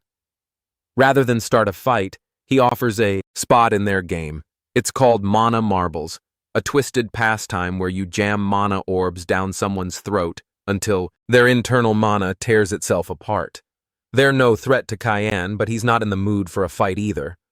So, he cooks up a scare tactic, forming a mono marble in his hand and building it until it balloons to the size of a damn cow, then calmly threatening to force-feed it right back. They take Leximus to the dorms to get checked out. She looks okay on the surface, but she'll need to rest a few days to let her internal injuries mend. Eren stands beside the bed, proud and unshaken, telling her to take it easy. She assures her this was something they had to do, and she doesn't owe them a thing. Then teases how those cowards bolted the second Cyan showed up. At the far end of the room, he stays quiet, remembering how tough she really was. Cracked ribs, a concussion, still pushing forward. Exactly what you'd expect from the best swordswoman the continent would ever see. She catches him staring and asks if they've met before. He apologizes, saying no, but it's a lie. Ain asks where her room is. She wants to walk her back so those guys don't mess with her again. Leximus mentions she lives in the commoner hall. That throws Eren off. She didn't expect that. She blurts out, "Wait, you're a peasant?" Leximus nods. She got into the academy thanks to Instructor Velen, who promised to cover her fees, but after getting dismissed with no explanation, she's left without support. Cyan suggests she withdraw from the academy entirely. Things aren't going to get better here. Eren, clearly upset, watches his face. He changes tone, telling her to take Leximus in as a servant. Train under her, learn swordsmanship along the way. Leximus blinks, confused. Wait, why is he calling her a girl? She thought he didn't know. Turns out no one ever told him. She apologizes for the misunderstanding. She dresses in boyish clothes, keeps her hair short. It's easy to see why people assumed wrong. Eren is embarrassed, but shakes it off. She actually likes the idea. Having Leximus under her wing means no one will dare mess with her again. She can stay in school, study, live comfortably, and train in peace. Leximus thanks her and swears to grow into someone worthy of that protection. She turns to thank Cyan too, but he's already gone. Slipped out without a word. He's done. Enough. Aaron can handle what comes next. And now he finally understands why Leximus abandoned the Empire and defected to its enemy. It was because of Barrett. He was the reason she lost her mana. But now she hasn't lost it. So the question is, how powerful could she become with both sword skill and mana? Maybe strong enough to give even him a hard time. Still, that's a concern for another day. He's just been given his first mission as a member of the Mist. Earlier that morning, Hallmaster Sarah handed him the target. A new assassination awaits. She'd already given him a hell of a first mission to start with. He's already stressing out, wondering how much worse it'll get from here. As he moves through the corridor, a sudden crash rips through the silence and part of the wall explodes outward. A massive figure steps out from the debris, towering and broad-shouldered. His first thought is that some kind of demon creature has broken into the academy. The guy calls out asking if he's Cyan Vert, the famous one with an S-rank body type, also the youngest in the Vert bloodline. Turns out he's not a beast at all. Just another 11-year-old, Seth Chiharkin. Apparently he's heard the stories. The kid who walked off the battlefield after fighting a dragon and lived to tell it. But the thing that really got his attention? The S-rank physique, a level even he couldn't reach. So now he's shown up just to throw hands and see how he measures up. Tian finally spots the emblem pinned to his uniform and clocks where he's from.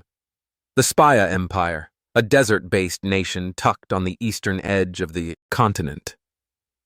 Back in his previous life, that place gave even the Ushif army trouble because of its brutal military, led by none other than Seth himself. But for all its might, it still crumbled after the prince suddenly dropped dead from illness. Dude had built himself into a walking tank but forgot to take care of the basics, like not dying. And now here that same guy is standing in front of him way earlier than expected. The timeline doesn't match. They weren't supposed to meet this soon.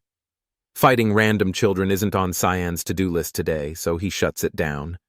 He says, the academy doesn't allow street fights. If you want a duel, file it properly with the main office. Muscle mass clearly doesn't equal brain power, because Seth bolts off in the completely wrong direction. Cyan just watches him disappear and lets out a breath. Glad he won't have to deal with that walking dumbbell for a while. He's got a mission to focus on anyway. Out behind the academy, tucked away in a shadowy corner, two men are speaking. One's a knight, confirming that everything's ready to go. The other gives him the order to move, deliver it to the buyer, immediately. This man is Zickerman Albus, one of the richest three on the continent. On the surface, he looks like a saint, donating to charities and handing out cash like a hero. But in reality, the man's a monster, the kingpin behind the slave trade. He runs it, manages it, and even breeds creatures specifically to sell them off. Today, he's about to unveil the jewel of his twisted collection. He shouts at the staff to handle it with care. This one's his masterpiece. From the lack of guards, Cyan figures this is probably the best chance he'll get for a clean hit. But just as he's about to move, Karam senses something odd, an energy she doesn't recognize. There's something unusual here, something that isn't human. Albus, meanwhile, is too distracted, admiring his captives to notice anything wrong. Then it hits, a pressure in the air, and dark mist begins curling through the space. One of his attendants suddenly drops, his head gone in a flash. Before anyone even thinks of reacting, Cyan's already sliced through the rest, silent and precise. In a matter of moments, every last bodyguard inside and out has been dealt with. Albus, now pale and shaking, begs for his life. He pulls out money like it's a shield, offering it desperately. Kian isn't impressed. He responds by severing the man's hand. For someone who's tortured and trafficked, lives, built a business out of breeding and breaking others, death is the only sentence that fits. Still, he gives him 60 seconds to confess, say his piece, and go out without screaming. The man crumples, bawling. He knows how this ends. He starts ranting, saying he was just filling a need. It's the buyers who are the real villains, says the demands, out there, and he's just the supply guy. Cyan isn't moved. That pathetic excuse isn't even worth a reaction. He had a shot at redemption. Now he'll bleed for it. Cyan opens him from the torso down, letting him DUW and slowly slip toward death. He then scans the room, hunting for whatever it was Karom had sensed earlier. She guides him toward one of the cages, where the energy feels different. Off. He rips the steel bars away. Inside, a woman lies limp, looking dead at first glance, but she's holding something tightly. Turns out she was clutching a dragon egg. He takes it with him. Back at their place, Brian sees it and immediately flips. How the hell did he end up with a dragon egg from the street? Tion brushes it off. He's not spilling anything. Besides, it's not like it matters. Dragons are basically mana given form, and unless someone can pump that egg full of magic, it's never going to hatch. As far as they're concerned, the thing might as well be a paper Wii. But of course, right on cue, the moment he finishes that sentence, the shell starts cracking. To make things even stranger, what emerges from the egg isn't a dragon, but something in between, a dragon and a human. This is already spiraling into something far more tangled than he ever expected. The little creature locks eyes with him and blurts out, "Papa!" Without hesitation, she leaps onto him, clinging to his torso like she's found her long-lost father. He immediately turns to Cam, throwing blame her way for letting things end up like this, while she's doubled over in laughter. Back when the mission had ended, she was the one who urged him to keep the egg, just to prevent it from falling into the wrong hands and being used. He argued it would never hatch anyway, not without its mother. And at this point, it was no more than a volatile rock. Turns out, he'd been completely wrong. And now they're stuck with a half-dragon kid and all the chaos she brings. The issue isn't just weird, it's massive. Her very existence is dangerous. Being a hybrid of dragon and human, she belongs to neither world. The Academy would purge her the moment they discovered her, just to preempt any potential disaster. As for the dragons, they're fanatics about keeping their lineage pure, and if they learn of her birth, they'll execute anyone involved. He's cornered and doesn't know how to handle her. The risk of sheltering a hybrid is astronomical. Logic tells him the kindest option might be to kill her now, spare her from the grim fate waiting ahead. Karam watches silently as he battles through the dilemma, visibly unsure what his conscience will decide. His hand moves around the girl's neck. His choice is made. He'll eliminate her. But just before he follows through, she opens her eyes and calls him Papa again, arms wrapping tightly around him. Her warmth and a strange foreign emotion sweep over him. He lifts her slowly and takes in the small, bizarre creature clinging to him. Something changes. He decides he'll raise her. With Cam back in the halls of Vert Castle, Margaret paces in circles, spiraling over what to do about him. If she lets him run free, there's no telling what he might do to her precious, spoiled child, Crayons. Her anxious storm is broken when Ashel interrupts, offering to lend an ear if she needs someone to talk to. She quickly dismisses him, brushing it off with an excuse and making a swift exit. Once she's gone, he calls for Kellen and asks for an update. The report says 6 of their knights have turned up dead in the Velius forest. The only survivor appears to be in Lewin, most likely staying close to Tion, the person who orchestrated the assassination, his mother. The most recent update says he has been taken into a royal hall, but after that, all communication was cut. None of this surprises Ashel, and he's clearly let down that after all this time, they still haven't uncovered anything new. Kellen asks for permission to head to the academy personally. He promises to dig up something concrete. Ashel gives the go-ahead, find out what Cyan is keeping hidden. Back inside his royal quarters, he's midway through, feeding the dragon kid when Sarah barges in.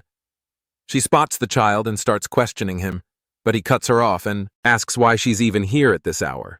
The reason is urgent, disturbingly so. Seth has filed for an official duel. She's livid that things have escalated to this point. His actions are now drawing far too much attention. He hadn't actually thought Seth would pull it off, but the request went through. And worse, the duel is set to happen in just 2 hours. 2 hours later, they're both in the arena. Seth looks amped for the fight, though he's a little annoyed by the rules. They only allow swordplay and magic, no freestyle chaos like he prefers. He proposes they ditch magic altogether and fight with nothing but pure skill. The challenge is accepted. Seth launches into the first strike, without hesitation. His speed is no joke, and San makes a mental note of it as he blocks the blow with ease. Undeterred by the force behind it, he knows strength alone won't win this. What he needs is precision, clean movement, and speed to dodge and counter everything coming at him. Seth pours everything he has into the barrage, but he can't land a single hit. Even though his opponent is only using a rapier, every strike is parried with tight, controlled movements. In one last desperate move, Seth speeds behind him to try and land a sneak attack. But Sion doesn't even raise his sword. He flips the match in an instant, grabbing Seth's leg without him noticing and slamming him into the ground. Right before he hits the ground, he jerks himself upright and lashes out with a kick to break's grip. That quick recovery finally manages to catch his attention. The audience is absolutely locked in, watching what feels like a duel to the death. Seth rises, admitting he's lost the edge when it comes to swordplay. Now he's going a line. Whatever he's got left, he's throwing it. He shifts into stance, readying a high-tier spell. Off. In the distance, the Dean observes in silence, clearly invested in how this match unfolds. There's a glint in his eye, waiting to see how Cyan reacts to the next move. Cyan may hold an A rank in physical ability, but his opponent sits one tier higher, an S rank. If this were only about raw stats, the outcome would already be written, but Seth carries an ace. His mana ranks a rare 3-star, the highest among any student here. Sir watches from the sidelines, holding back the urge to yell at Cyan for dragging things this far. Seth summons a magical fist, ready to strike. Keon barely shifts, dodging it takes no effort. The spell is redirected mid-air, forced to track him, yet he still evades with ease, not even breaking focus. He's studying the way the caster works, and it's starting to click. This guy might actually be channeling above his level. Possibly a 4-star spell. Pissed, Seth accuses him of cowardice for refusing to meet the blow head-on. He decides to up the ante. This time, no dodging. A 4-star, Sandstorm tears toward him. Cyan, ever the aura cultivator, plants his feet and takes it full on. Elsewhere, Brian is busy keeping the dragon girl occupied. He's had plenty of practice raising his younger siblings, and that experience is suddenly paying off. But before he can process it, she shoots up in size, now able to stand on her own 2 feet. Back at the duel, the advanced spell hits dead center on Cyan. The barrier around the arena strains under the pressure, nearly coming apart. Spectators shout for the Dean to step in. It's clearly gone too far. He waves them off, insisting they wait. Cyan activates a technique, siphoning the attack into a single point. The void's fear. Within seconds, the entire storm is gone, absorbed completely. Gasps echo. No one expected that, not even the Dean. Sarah watches with rising anxiety, worried that move might have blown his cover wide open. A stunned silence falls over the crowd. Cheyenne turns and asks if Seth still wants to go another round. He concedes and drops, drained, defeated in both magic and steel. Though frustrated, he takes it as fuel to push himself further. He walks over, hand extended, offering mutual respect, saying he hopes they'll meet in combat again someday. Cyan declines the handshake without a word. When he returns to his spot, he's hit with a shock. The dragon girl's not just taller, she's aged up in appearance, too. Everyone knows dragons age differently than humans, but watching it unfold in real time is something else. She now resembles a 6-year-old human, and at this pace, She might look his age by the end of the week. She greets him with a bright smile, but all he can think about is how the hell he's supposed to raise her without getting caught. Telling him flat out he won't be able to keep her hidden forever. She's still able to shield his identity, but covering for the girl is beyond her. Then she tears into him for putting on such a spectacle during the fight. She also spots how much the girl has grown during the short time she was gone. Still, it's his mess to deal with. He chose this, and now it's his to manage. But dragging something like this around is bound to put everyone at risk. He takes full responsibility for raising her, already placing a magic barrier around the room to make sure neither Kum nor the girl can be detected by others. That setup is solid enough to ease Sarah's concerns. Before heading out, she hands him a crimson envelope and warns him not to pull this kind of stunt again. Inside is a formal reprimand for causing trouble during the duel and a threat that he could be expelled over it. The girl looks up at him, asking innocently if they'll end up living on the streets now. He reassures her with calm certainty. Nothing bad's going to happen. He'll sort things out with the school. He already knows the dean sent it personally, not the admin office, which likely means it's more of a summon than a punishment. In his previous life, he had once gone to that same dean to request entry into the Knights of Light. He had finally decided to follow his father's wishes, surrendering to his brother's commands. The dean hadn't supported the choice. He knew it wasn't a good fit, but he hadn't been able to stop him either. Right before granting entry, the dean had given him a warning, one that proved to be true. Nothing worthwhile would come from chasing that path. Whether he faced consequences or a miserable ending, either way, he'd come out empty. That's the reality of living like someone else's puppet. No matter how things turned out, the resentment would always circle back to his brother. That's what the dean told him the last time they spoke. But now the situation's changed, and whatever the dean thinks this time, he's about to find out. Brian brings up a suggestion. They need to stop calling the girl Kid and just give her a name already. Without hesitation, he casually names her Nana. Brian snorts at how basic it sounds, but she lights up at the name, running in circles and repeating Nana Vert, completely delighted. Back in his office, the dean is still mulling over what happened during the duel. He already had high hopes for Cayenne, but what he saw today shattered those expectations. Absorbing a 4-star spell with a 1-star technique and doing it without breaking a sweat. The kid's raw potential is too massive to ignore. He wants to know exactly how deep that power goes. Kundal Kazele once trained Emperor Dion himself and also taught the father of the last empress. He's one of the rare few alive who hold a 9-star mana rank. But after his sister Dana died, he stepped back from this battlefield and focused solely on running the academy. Even so, there's one thing has always wondered. He's never actually seen the man fight and assumed he was a peaceful figure. But in this lifetime, Kizel has thrown himself into the royal succession crisis. Yet, his personality doesn't seem any different. On his way to the office, he runs into a dense wall of magic blocking the path. The dean clearly expected him to show up, and this 9-star ward was planted as a test. From his office, he waits to see how the challenger handles it. Only a capable mage could break through. He acknowledges the challenge, but instead of forcing the barrier, he circles around the building and hops in through a rear window. He introduces himself face to face and says he's here to formally complain about the warning letter. The dean accepts the confrontation and asks what the issue is. Tiana points out that the letter came straight from him, but after seeing the tomb, he's certain now. It was just bait to test him. The dean doesn't deny it. He admits the trial was excessive, but Cyan passed it. No question. Still, the warning stays. He repeats it. He's not retracting the warning.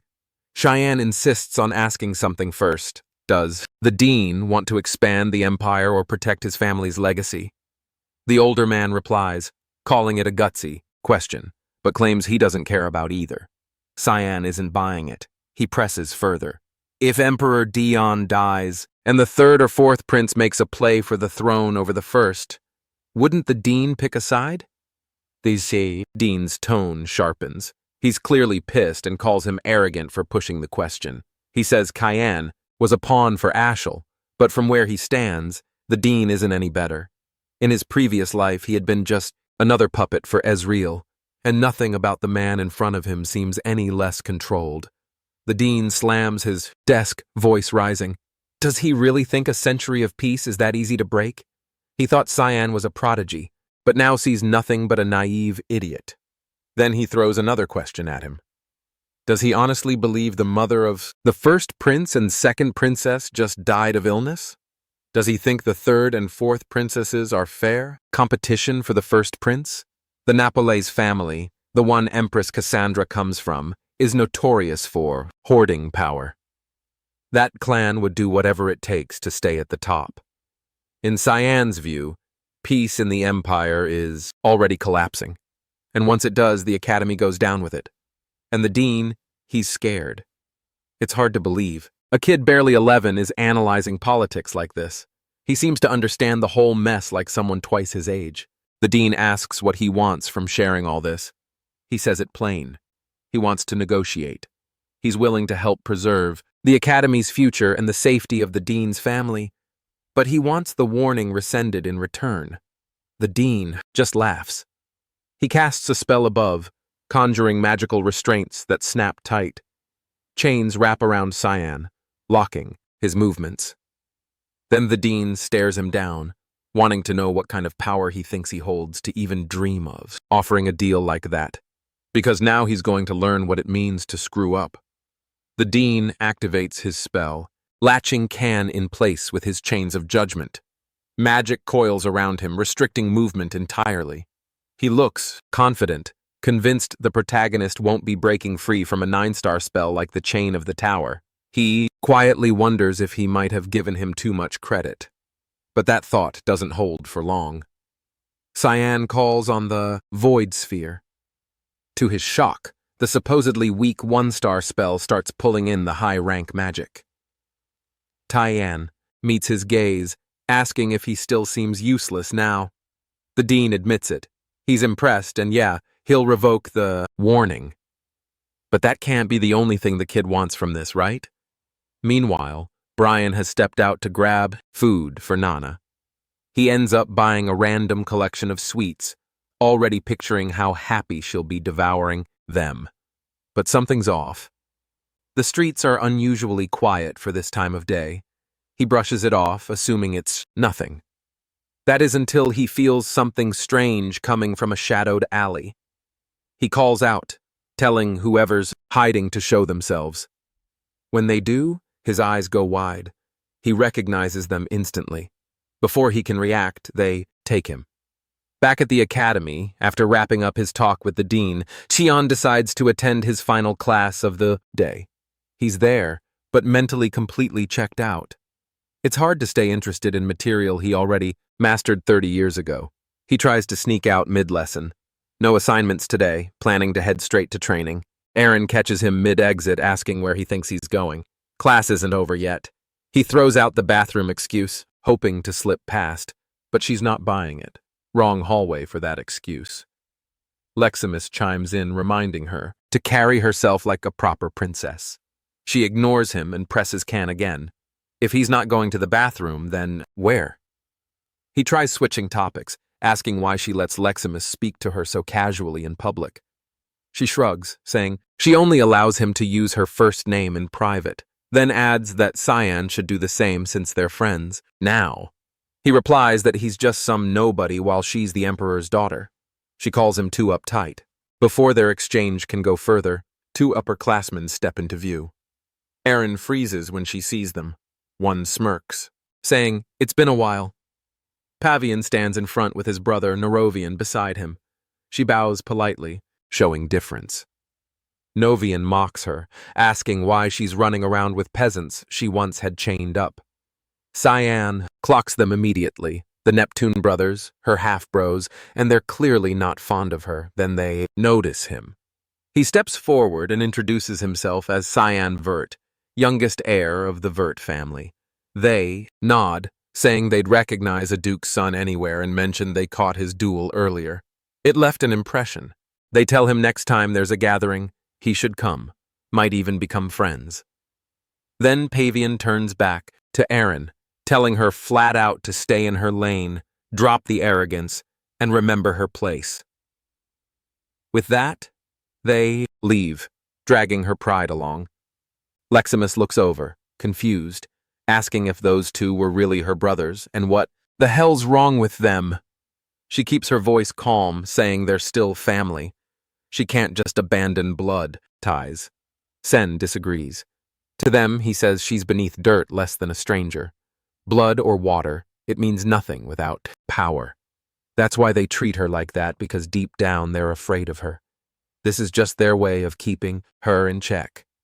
So she has no reason to hang her head. The words hit harder than she expected. She goes bright red, clearly moved, unable to believe he'd say something that kind to her. He returns to the royal hall and immediately notices something's off. No one's around except Nana. He calls out for Cum and Brian. Only Karam responds. He notices she's in fireball form hovering. When he asks why, she says it helps conceal her energy whenever she needs to stay hidden, then asks what's so urgent. He says he needs her to track Brian. She pauses, focuses, then says she can smell blood and it's coming from the direction he went.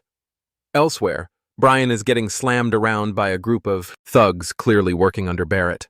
The man crouches nearby, sneering that Brian should have listened when they were still playing nice. But now they're done holding back. They're going to cut him up and mail the pieces to Cayenne like a present. All because he dared act bold in front of him. Brian just laughs, unshaken, telling him he's still got nothing. That's the last straw. Barrett loses it and gives the order. Kill him. Now they raise their swords, ready to strike. But Cyan cuts in with a sharp question. What exactly do they think they're doing? Barrett freezes the moment he hears that voice. He knows who it belongs to. The S-rank mage turns his attention to Brian, who looks absolutely wrecked, barely able to speak. The eldest Lewis Mile sees the moment as perfect. This might be his shot at payback. He growls out a threat, saying he'll rip out Cyan's organs. The other boy cracks a smile, welcoming the fight, then unleashes thick fog, 8th form, assault, slicing the knights into bloody fragments in an instant. Barrett stands, stunned, speechless, as every mercenary he brought drops dead in seconds. There's no chance he can beat someone like that. It's beyond what his brain can process. Kian's strength is too unreal. He tries casting a spell in desperation, only to get cut off by a brutal kick to the gut that sends him flying. The mage glares down at him, asking if picking on weaker people is what he calls fun. The would-be noble coughs and laughs it off, saying it's just one of his hobbies. He wants to know if Cayenne's really going to kill him over that. Barrett, the eldest heir to the Louis Wismail family, is effectively the shadow ruler of the Garum kingdom. His reputation for being twisted is well known. Beating people up was the least of his crimes. He once set a small animal on fire just for fun. Then came the moment he crossed the line entirely. He murdered a female classmate. His excuse? She was simply practicing magic. Eventually, the Mist issued a purification order against him. When Cyan broke into the Louis Wismail residence after the exile, he discovered piles of corpses, dead servants stuffed into the basement. He hadn't planned a quick death. He intended to make him suffer first, but then the criminal laughed, telling him to skip the drama and just get it over with. He claimed he didn't mind dying, said he'd already wrung all the pleasure out of life. Now, thinking back on it, San realizes that killing him like that wouldn't have been punishment. It would have been mercy. Barrett already got what he wanted out of life before dying. Just dying won't ever come close to repaying what he's done. The mage grabs him, pries his mouth open, and begins forming a marble of mana. The Louis Mile heir recognizes what's coming and suddenly panics, begging him to stop. He throws out threats, warning what'll happen if Tiana dares hurt someone from the Gam Kingdom's most powerful bloodline. But before he can finish, the sphere is jammed down his throat and swallowed. The victor tells him it's fine if he wants to hate him, talk trash, curse him whatever. But there's one thing he better not forget. Never lay a hand on someone under his protection. Barrett writhes in agony as the mana marble detonates inside him, permanently shattering his internal mana flow. From a nearby rooftop, Ashel's butler has been watching everything. He's stunned. Cyan's power far exceeds what he expected. He realizes he has to report back to his master immediately before the mage ruins everything, but he doesn't even get the chance. A cold blade presses against his neck. It's Sarah. She's finally tracked down the stalker who's been tailing her student for days. Meanwhile, heads over to Brian, checking him for injuries. The injured man apologizes, saying he didn't expect them to gang up on him like that. The mage straightens up and asks if he truly sees himself as a subordinate. Then why the hell was he fighting a losing battle? He says charging into a hopeless fight might be noble, but it's still dumb. A dead loyalist is useless to him. He cuts the scolding short, telling him they'll finish this conversation back home. He then calls out, demanding Sarah reveal herself. A group of mist assassins appear with the woman leading them. She's impressed. He noticed them despite their perfect concealment. She drops down, dragging the butler with her, saying she brought him a present. But Cyan already knows. The guy's been shadowing him for a week. The assassin acknowledges his growing capabilities, outclassing a mist assassin, outwitting the dean, and handling a demonic sword without losing his mind. He checks all the boxes of an ideal successor. Still, she warns him it can't go on like this. More people are getting suspicious. He promises to be more discreet, but he has no plans to keep playing the idiot who takes abuse from others. He makes it clear, if anyone touches one of his people again, he'll destroy them. No exceptions. Soraka gets it. She respects that he wants to protect his own and prepares to leave.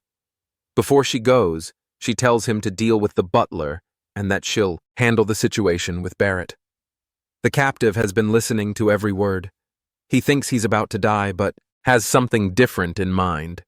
He asks if the man is Ashel's top subordinate. He clearly never leaves his master's side. The mage used to envy that loyalty in his past life.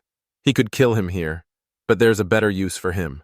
Taiyan casts a shadow personality spell.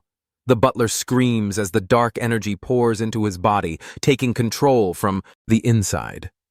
Leximus and Aaron are sparring nearby, using their match as part of their training routine. She struggles to keep pace with his speed and precision. Eventually, he slips behind her, gently placing the blade near her head and declaring the match in her favor. Still addressing her formally as Your Highness, she yields, accepting the loss, but insists he should drop the title and just use her actual name instead. Elsewhere, they hear Brian groaning through clenched teeth as he trains with Cyan, who's been running him into the ground. He's taking hit after hit, but holding up thanks to his high stamina and brute strength. Kian's already considering he might be a decent asset down the line. He checks if Brian wants to pause for a break. The other boy brushes off the pain, pretending he's still fine and ready to continue. Not that it would have mattered. Cyan would have kept going regardless. He knows there's no telling when someone like Barrett might strike again. Brian needs to be prepared to hold his own. Brian brings up Kellen, asking if he's really all right after the spell was used on him. Kian tells him not to stress about it. Kellen's with them now. He explains the spell. It hijacks a person's personality and puts them under external control. He's only used it once before, back in his previous life. Cyan questions Kellen directly, asking who he is now. The knight answers without hesitation. He's Kellen Diego, a guardian from Veles assigned to monitor. He pushes further, asking who his master is at the moment. Kellen says it used to be Ashel, but that's changed. He wants to serve Taiyan now and asks to stay under his command. Taiyan gives a sly smile and tells him to deliver his next message exactly as dictated, word for word. Kellen nods, fully on board. Back on the field, Aaron asks if Tiana's here to train. He gives a nod and returns the question. She says she trains here every weekend with Leximus. Lately, she figures it's a smart move, especially after last week's chaos. Barrett had been found collapsed outside the infirmary, completely unhinged and covered in bruises. No one's been able to get a word out of him about what went down or who was responsible. Thing is, it's not that he's unwilling to talk. Sarah straight up erased his memory, and just to twist the knife, he's now permanently blocked from using any form of magic. Still, what throws Can off is Leximus's reaction to hearing all this. He expected her to be satisfied, but something in her expression says otherwise. His thoughts are interrupted when Nana drops from the sky, screaming his name. Apparently, Karum left her, unsupervised again. The little half-dragon crash lands straight into Aaron's arms, still shouting, "Papa!" while staring at Cyan. Ain stares at the kid, baffled, and asks what the hell is going on. He gives her the whole backstory start to finish. Once she understands, she's clearly relieved. Nana isn't actually his daughter, and there's no secret affair with some mystery woman. He braces for blackmail or some school scandal fallout. Instead, she quietly reassures him she won't say a word to anyone. Not the faculty, not the students. He's thrown off. Why help him when there's nothing in it for her? She simply pies Nana. She belongs nowhere. Neither humans nor dragons will ever accept her. If he's willing to care for her, Aaron's fine with it. But there's one condition. She wants to visit whenever she feels like it. She tries to cover the request with her usual detached tone, hiding whatever she's really feeling. He agrees anyway. He doesn't exactly have room to argue. He jokingly calls it their little secret. As he leaves, she blushes faintly, feeling a weird mix of giddy and flustered, like she's finally stepped closer to him. Meanwhile, in the other room, Cam is roasting him for letting Nana show up in front of classmates. She smirks, teasing that maybe they should get a look at her, too. He snaps back, blaming her for passing out when she was supposed to keep Nana in check. The mage shrugs it off without guilt and flips the blame right back at him. Brian steps in with a more practical idea. Maybe some walks around the grounds would help Nana unwind, instead of keeping her locked inside all day. Kian agrees. It's probably for the best. Above the academy, two dragons glide across the sky. One of them halts mid-air, catching a stench that turns his stomach. He turns to the other, Catalina, and asks where they are. She tells him they're flying over Lewin's domain. He scowls, saying he needs to drop by the academy. There's a foul presence down there, and he's not about to let it fester. Brian and Cyan head out together late at night, bringing Nana along for a walk in hopes of shifting the atmosphere a little. During the outing, she figures out how to use her wings and speak clearly. Now, zipping around wildly, through the air without any control, she seems completely drawn to wide-open spaces, darting from one spot to another, without slowing down. He watches her with a quiet grin, clearly enjoying the sight of her having so much fun. He's brought her to a secluded area far away from the academy grounds, so she can move freely without drawing attention. Karam notices the unusually big smile stretched across his face and throws in a sarcastic comment telling him he might as well go get Erin as her mom since he already looks the part of a dad. Their moment of peace doesn't last very long, though. An intense, powerful presence suddenly cuts through the air toward them.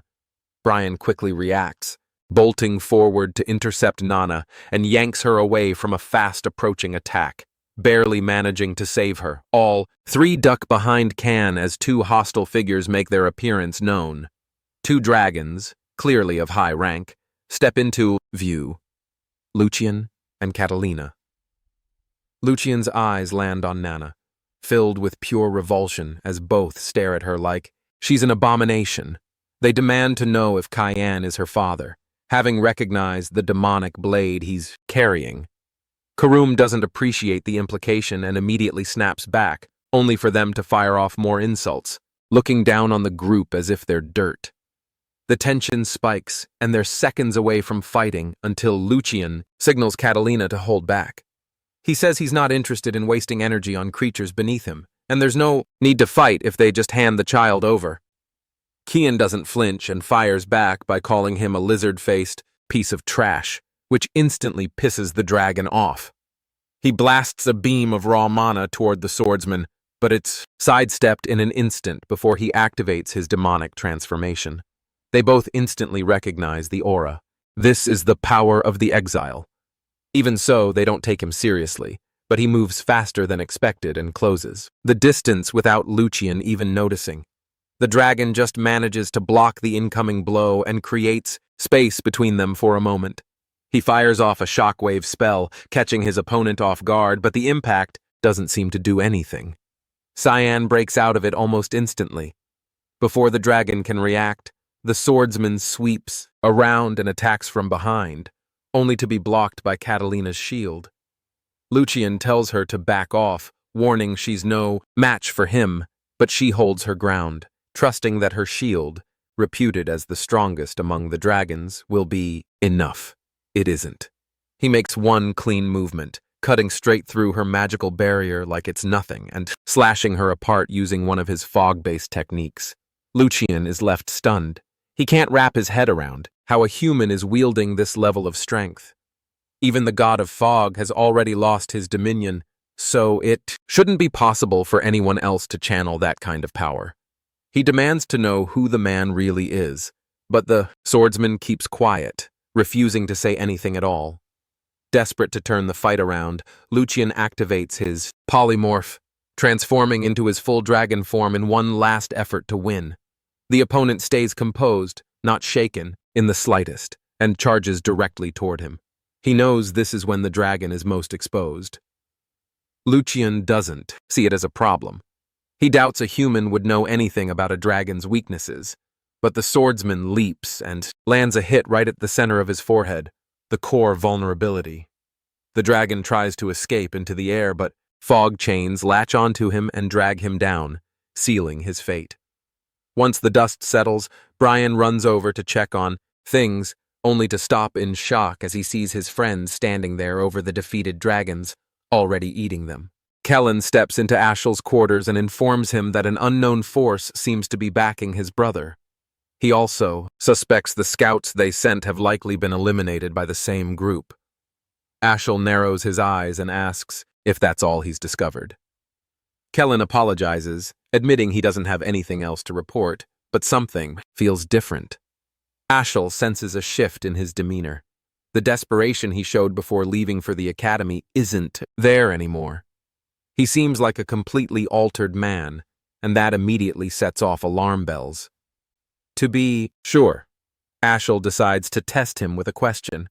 Kellen catches on right away that he's being evaluated. So, he bows deeply and begins reciting holy blessings to Luminel in a show of unwavering devotion. Ashel chuckles and tells him not to be so dramatic. It's just part of standard procedure, nothing personal. He waves a hand, dismissing him from the room. Kellen exits quietly, noting to himself that he'll need to tread more carefully next time. If suspicion grows even slightly, he won't be walking away so easily again. Just as he opens the door, he almost bumps into a young girl. He instantly recognizes her. She's Cyan's personal maid. Curious, he asks what business brings her here. Before she can respond, Ashel appears behind him and places a hand on his shoulder, saying that he's the one who summoned her. He flashes a polite smile and gently requests her help with something. She looks puzzled at first, but agrees, ready to assist however she can. Elsewhere, the dragons hold a private emergency meeting. They've realized that Catalina and Lucian have gone completely off the grid. The last trace of their presence was a massive, divine power surge recorded near Lewin's borders. After that, nothing, just total silence. What's alarming is that both were above 8-star rank, and their mana cores were shattered. All that remains of the battle site is raw destruction. No bodies, no clear evidence, just overwhelming magical residue.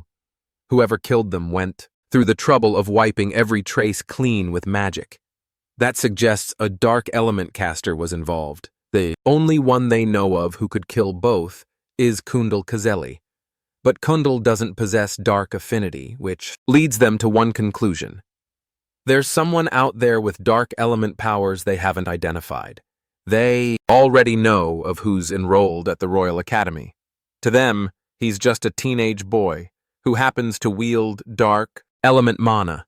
But now the rumors are piling up. Apparently, he survived a clash with a devil dragon.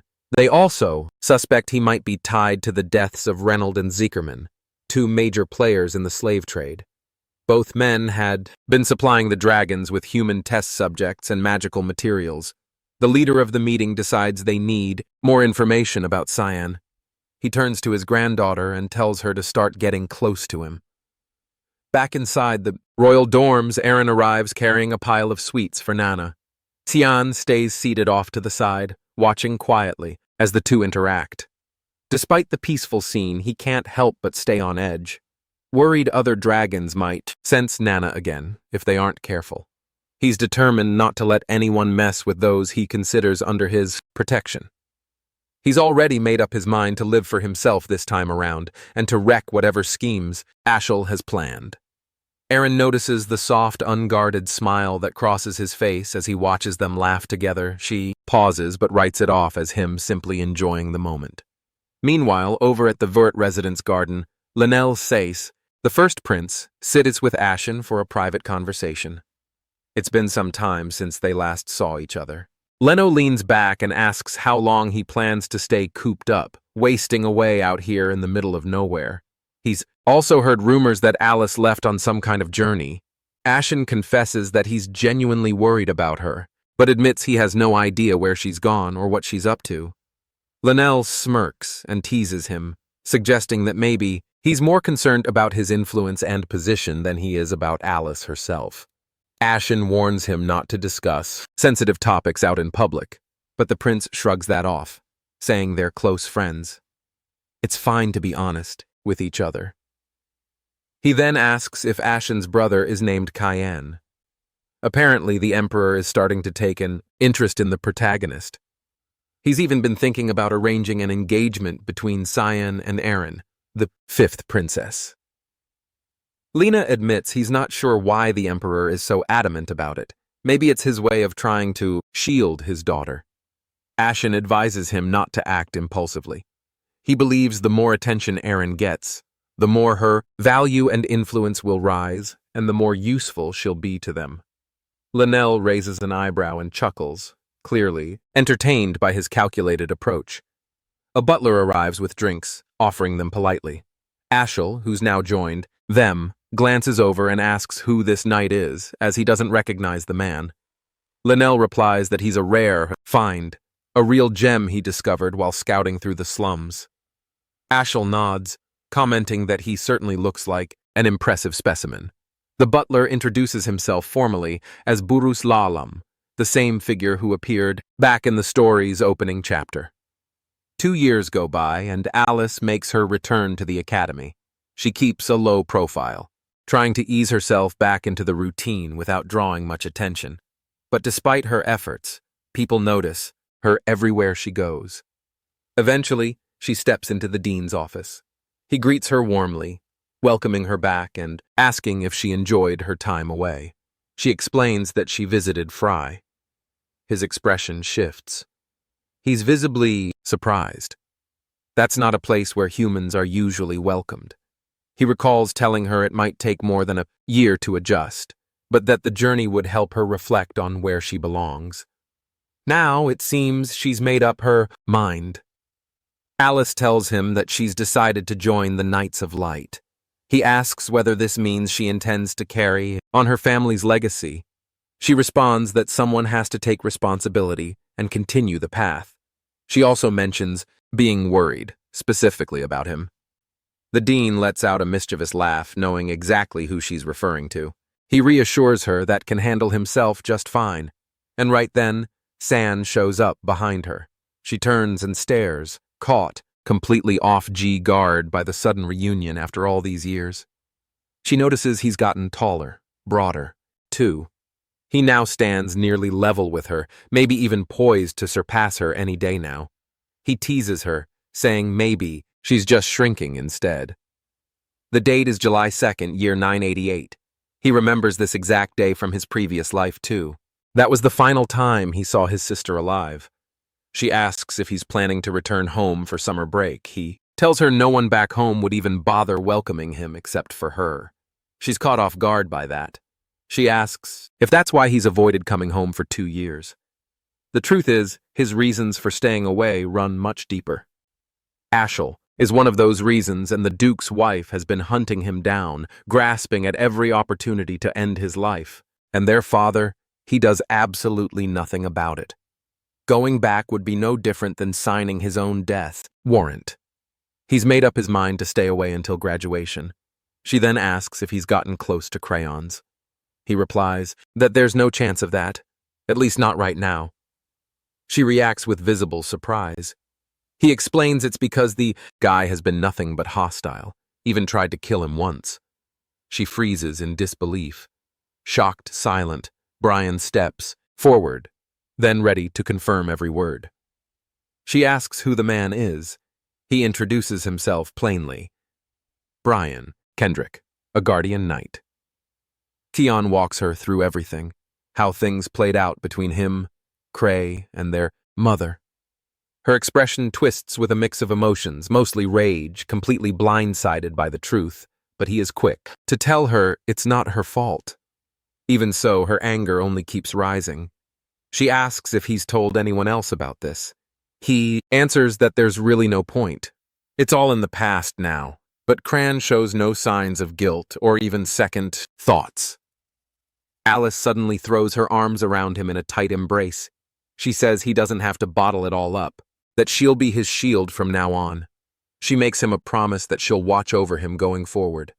She says she'd love to stay longer, but she's got somewhere she needs to be. She tells him to stay safe while she's gone. She even hugs the guardian as a thank you for looking after him. He throws the knight a deadly glare, simmering with jealousy, over his sister. They say their goodbyes and she heads out, but he can't shake the image of how pissed she looked. He hasn't seen her that furious in a long time. In his past life, during sword training with Cray, he was getting ragdolled. The older boy told him to stand up and keep fighting, but he had given up and told him to stop. Crayons didn't care what anyone thought. He kept landing punches right to his face until Alice stepped in, ordering him to quit it. She'd made him apologize, wearing that exact same furious face she had just now. It was the only time he'd seen her that mad. Things at the Duke's estate are about to explode, and she needs to learn the truth about her family so he can protect her properly next time. Brian walks up holding out one red envelope and one black. The red's from the academy, the black one from some janitor. He takes the black letter and flat out ignores the red. He figures the red one's from the palace. It's sealed with the imperial crest. He even asks what it might be. San says the palace usually throws a banquet this time of year, but the black letter, that's something far worse. It's an assassination contract targeting the Danian Nephilis. It had caused major chaos during the banquet back then. Considering the man is the younger brother of the reigning empress, it's no surprise Karum is stunned to hear he's attending, especially since he already has other matters lined up. But when Cyan thinks back, someone else pulled off that mission in his past life, which makes it pretty clear the Halm is showing him favor. Karum opens the red letter and finds it's from Princess Erin. She jokes about how he's not a kid anymore, even if he still acts like one. Basically, it's a confession letter disguised with jokes. In response, he activates the demonic sword's curse to give her a light punishment. She just laughs it off. The letter also talks about prep for the upcoming palace trip. Suddenly, the doors slam open. Nana charges in loudly announcing that she's starving. Everyone turns to look at her, all of them stunned by what they see. She now looks like she's their age. The speed at which she's grown is wild and hard to believe. Meanwhile, back at Vert's castle, Alice storms into the royal hall, every step loaded with fury. She demands to know her mother's whereabouts. One of the servants quietly answers. She's in her room, sitting there. Alice enters without hesitation. Margaret, her mother, greets her kindly, but she doesn't wait. She walks right up to her and slaps her across the face with everything she's got. The guards rush in after hearing the screaming. trying to figure out what just happened and demands to know if her daughter has lost her mind. But Alice fires back that it's her mother who's insane. She accuses her of trying to murder Tyne, causing the woman to freeze for a moment in stunned silence before muttering a question, asking if there's any proof. That was the wrong thing to say. By asking for evidence, she's basically admitted to the crime. Alice snaps at her, furious that she dared to lay a hand on him without even having the courage to deny it properly. She screams at the guards to throw her out. 5 guards lunge toward the princess, but she flips back, dodging the rush, then launches into a barrage of attacks using both water magic and spirit arts, taking them down in seconds. The older woman stands there wide-eyed, watching her daughter dismantle the guards alone, like it was nothing. Alice walks right up and says that Guardian has come clean.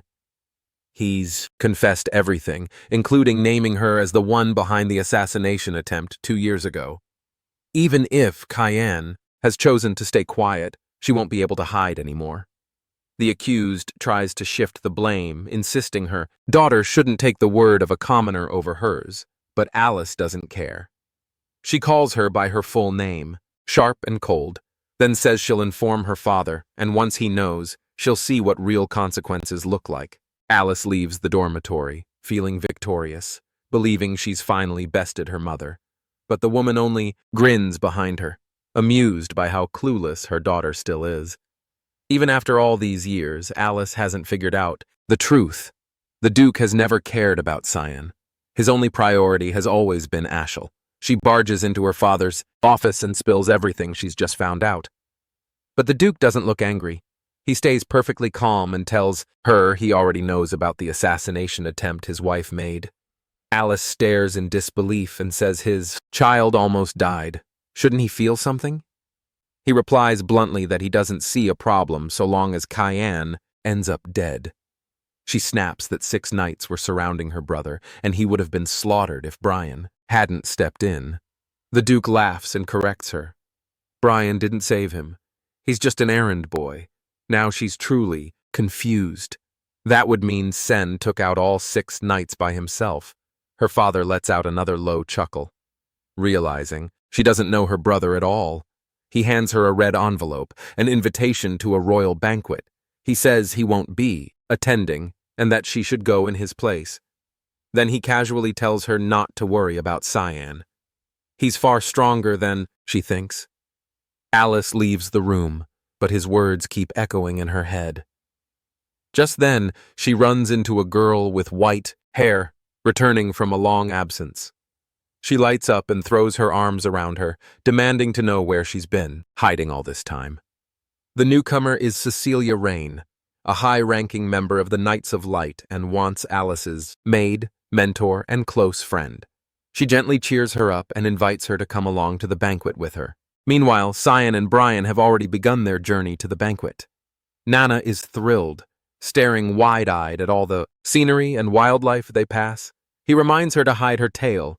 He doesn't want trouble. She uses magic to disguise both her tail and wings, making it easier to blend in.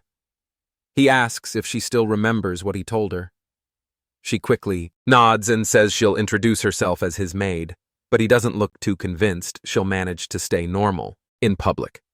The cart rolls to a halt. They're being blocked by bandits. Kian glances at Brian and tells him to deal with it. It's nothing major. Without hesitation, the swordsman slices their throats and finishes them off in one clean movement. He's clearly come a long way since their training sessions. With the road clear, he hops back onto the cart and they continue the trip. In the office of the Holm, Sarah flips through some papers handed to her by her assistant. The aide comments that this year's banquet has way more attendees than expected. Maybe they should delay the plan. Sarah refuses. The assassination of the Draenian Nephilis needs to happen now. The assistant hesitates and asks why she's so insistent. Sarah flatly states the truth. He's a predator who uses his magic to violate married women. Someone like him shouldn't live another day. And worse, he's also her fiancé. As she sorts through the papers, something catches her attention. A child she recognizes is on the guest list. She's a rare prodigy, with perfect elemental affinity, 20% in every category, but her weak body keeps her from attending most classes. She's the granddaughter of the Gam Mage Association's head, Lunav Reaver. She's never made a public appearance before, so why show up now? The assistant says she heard the association leader personally ordered her to attend. That sets Sarah on edge. She's sure something's up. This banquet won't be simple. Back in the city, Cyan, Brian, and Nana are walking through the streets of a town they've just arrived in. Nana carelessly bumps into a stranger, but her innocent smile makes him forgive her instantly. Kian makes a mental note. She needs to stop thinking the world is always nice. Suddenly, Brian notices something's off. Her eyes have shifted. She looks like a predator. Dragon pupils, back, radiating a strange hunger. She says she's starving and they need to act fast before someone notices her aura. Cyan tells Brian to take her to the nearest restaurant. A few hours and countless dishes later, she's back to her sweet self. Good thing he brought enough money to handle her appetite. Just as he's relaxing, he senses an unfamiliar mana approaching from behind. A voice calls out, asking if he's really Cyan Vert. Kian reels for a second. She knows his name. That alone puts him on edge. He keeps his tone guarded and asks her location. She doesn't answer. Instead, she casually takes a seat right beside him. He repeats the question slower this time. Eventually, she responds and introduces herself as Lunav, explaining that she attends the same school and is currently in her second year. The name rings a bell. He swears he's heard it before. Still, something about her doesn't sit right. Why the hell is she being this friendly? He coldly replies that he doesn't waste time on underassmen. She shrugs and says, "That's fine. Compared to him, she's practically invisible anyway." Brian and Nana both pick up on the interaction. The maid leans in and asks if that girl is one of his friends. The knight, squinting, admits he has no idea who she is, but she sure doesn't seem like one. The girl comments on how close the knight and maid appear to him, with a playful edge. She notes that he feels warmer than the rumors make him out to be. He tries to brush it off, but the way she just complimented him out of nowhere only spikes his suspicions. She asks if he came to the capital because of the banquets. He nods, then immediately questions how she knew that. She answers flatly. There's no other reason he'd bother showing up in this city unless it's for those events. With a flirty little grin, she tells him they'll be seeing each other again at the venue since she's been invited too. He figures that if she's attending, she must belong to nobility. All of a sudden, she rises and says she's heading out. Time to wrap up the introductions. She tosses him a wish. Don't forget her. Then she drops her full name, Donald Renner. And just like that, it clicks. He remembers her from before, granddaughter of the Gun Major Association president in Rain River. That man must have sent her here. In his former life, she died while studying at the academy. He can't tell if her death was from illness or the grotesque experiments the association had been running. This is uncharted territory. People he hadn't encountered in his past life are suddenly entering his path now, which means the future is in constant motion. And to top it all off, this is happening on Banquet Day, the day history will later remember as the Banquet of Blood. Elsewhere, Erin gets dressed for the occasion. She glances at Luxmus and asks if she looks okay. He reassures her. She looks stunning, more beautiful than ever. Even so, she's not convinced about the outfit and switches into a new dress. Luxmius grins, teasing that Kian's going to love it. Her cheeks light up, her whole face flushing red, completely flustered. It surprises her that he'll be there tonight, even though she's the one who sent the damn invitation. A maid enters holding an ornate box and presents it to her. It's a necklace sent by her brother, Luel, who insists she look her best for her future wedding. She blinks, caught off guard by the gesture, but doesn't dwell on it much. Finally, the banquet arrives. The atmosphere is lively. Crowds pack the place. Laughter and chatter flooding the space. Cian moves through the hall, eyes scanning for his target. So far, no luck. That's when he spots Kellen among the guests and quickly asks whether Ashel is here too. Kellen confirms he's currently with Prince Lewin.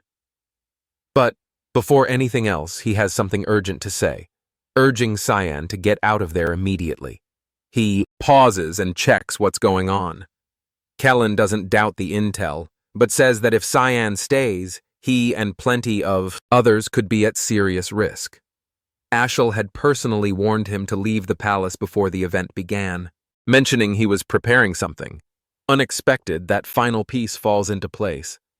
Cyan finally sees the full picture. The one pulling the strings behind the banquet of blood is Ashel himself. Kellen admits he couldn't stand the idea of him getting hurt, so he begged him to leave but tells him not to worry. He'll be fine. Kellen, on the other hand, better watch his own damn back. He heads off, mulling over what kind of stunt Ashel is cooking up now. Every passing day proves his brother is even more unhinged than he thought. Kerm shows up casually mocking him, asking if he's suddenly grown a conscience about innocent lives. He shoots her a look and says, "Nah, it's just that the plan's kind of cute in a twisted way. Still, if things spiral, it's going to get real ugly. He needs to intervene before it's too late." Using Ashel's astral lens, Cyan taps into Sarah's psyche and nudges her thoughts. He starts with a compliment about her dress. She immediately catches on that he's manipulating her mentally and cuts to the chase. What's he after? He tells her to delay the purification mission. She wants to know why. He says he got a tip. Off. The banquet's about to go full massacre. He promises to explain more later, but right now they need to confirm if any monsters have infiltrated the venue. She questions whether the intel is legit. He assures her he even knows who's pulling the strings. The dread's been creeping up for a while now. That scream in his head hasn't shut up. He didn't have full confirmation until now. He tells her to forget the target for the moment. With a smug tone, he adds that her creepy fiancé is probably going to die in the chaos anyway. He walks off while she stares after him, clearly pissed. Alice sees her and calls out. Sarah hears the voice and turns. She didn't expect to see Alice here. This wasn't part of the plan they agreed on. Alice replies that she just wanted to step out and get some air, but this isn't good. Alice is about to get caught up in the storm. Sarah grows anxious about the mission. Then, another voice cuts in, addressing her as Miss Sarah and calling out to Alice too. His tone practically drips with sleaze. And just when things couldn't get more chaotic, the target makes his grand entrance. He introduces himself with a smirk, drainy and nephalous. That grin says it all. Trouble. Meanwhile, San pulls Brian aside for something critical. The knight perks up, eager to jump in. San can tell he's getting more into this protector role lately, probably the excess dragon blood. He gives him orders to check the palace's underground tunnels. Brian takes off, ready to go. But before Cyan can say anything else, he stops him with a reminder. This isn't a game. The mission matters. Before he finishes, Brian picks up on movement behind him. Cyan immediately senses the presence, but before he can react, the knight leaps into action, assuming danger. He crashes into the figure. Turns out it's Emily. He stammers an apology as she hits the floor unconscious. While that mess plays out upstairs, someone is already deep inside the palace's lower levels. He performs a ritual, issuing commands. Dozens of armed fighters begin to stir. The room is filled with shadows, ready to strike. Inside the banquet hall, Princess Erin stands still, visibly irritated. Cyan and his group are nowhere to be seen. She had gone out of her way to invite them personally. This wasn't the response she expected. Out of nowhere, Lunav approaches, offering a polite greeting and saying, "It's an honor to meet the princess." Erin turns to her confused and asks for her name. She responds with a proper introduction. A moment later, Erin places her same academic year back at the academy. She remarks she could never forget someone that brilliant. With a dignified tone, she welcomes the girl to the event on behalf of the Empire. Lunav seems genuinely moved by the kindness and remarks aloud that Cyan should see how thoughtful the princess is. That catches Erin off guard. She hadn't expected her to know him. Lunav casually mentions they spoke just yesterday, without meaning to. Aaron blurts out the question. Are they close? That's all Lunav needs to confirm her theory. So, the princess is jealous and in love. Their conversation is cut short by a woman's scream from across the hall. She yells for help, begging the guards to protect her. But it's already too late. A soulless fighter from the depths of the palace slashes her throat clean. Aaron stands frozen. A monster has made it inside. The killer turns his head and locks eyes with her. There's no doubt she's his mark. Elsewhere in the palace, Cayenne is in a side chamber, introducing Nana to Emily. He refers to her as his mate. Emily collapses to her knees, stunned. It hits her like a truck. He swapped her out for a younger, cuter maid. He doesn't humor the idea. He moves on, asking if Ashel was really the one who brought her here.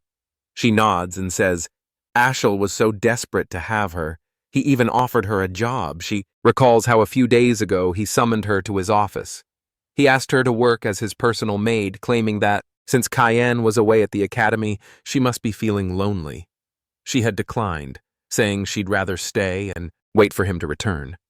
He narrows his eyes and asks if she's absolutely sure, but she doesn't have any more answers.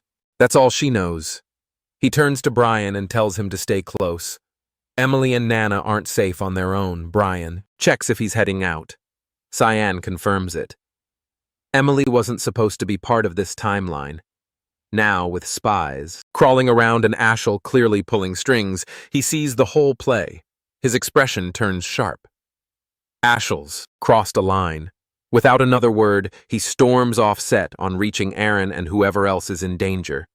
After he leaves, Emily breaks down crying.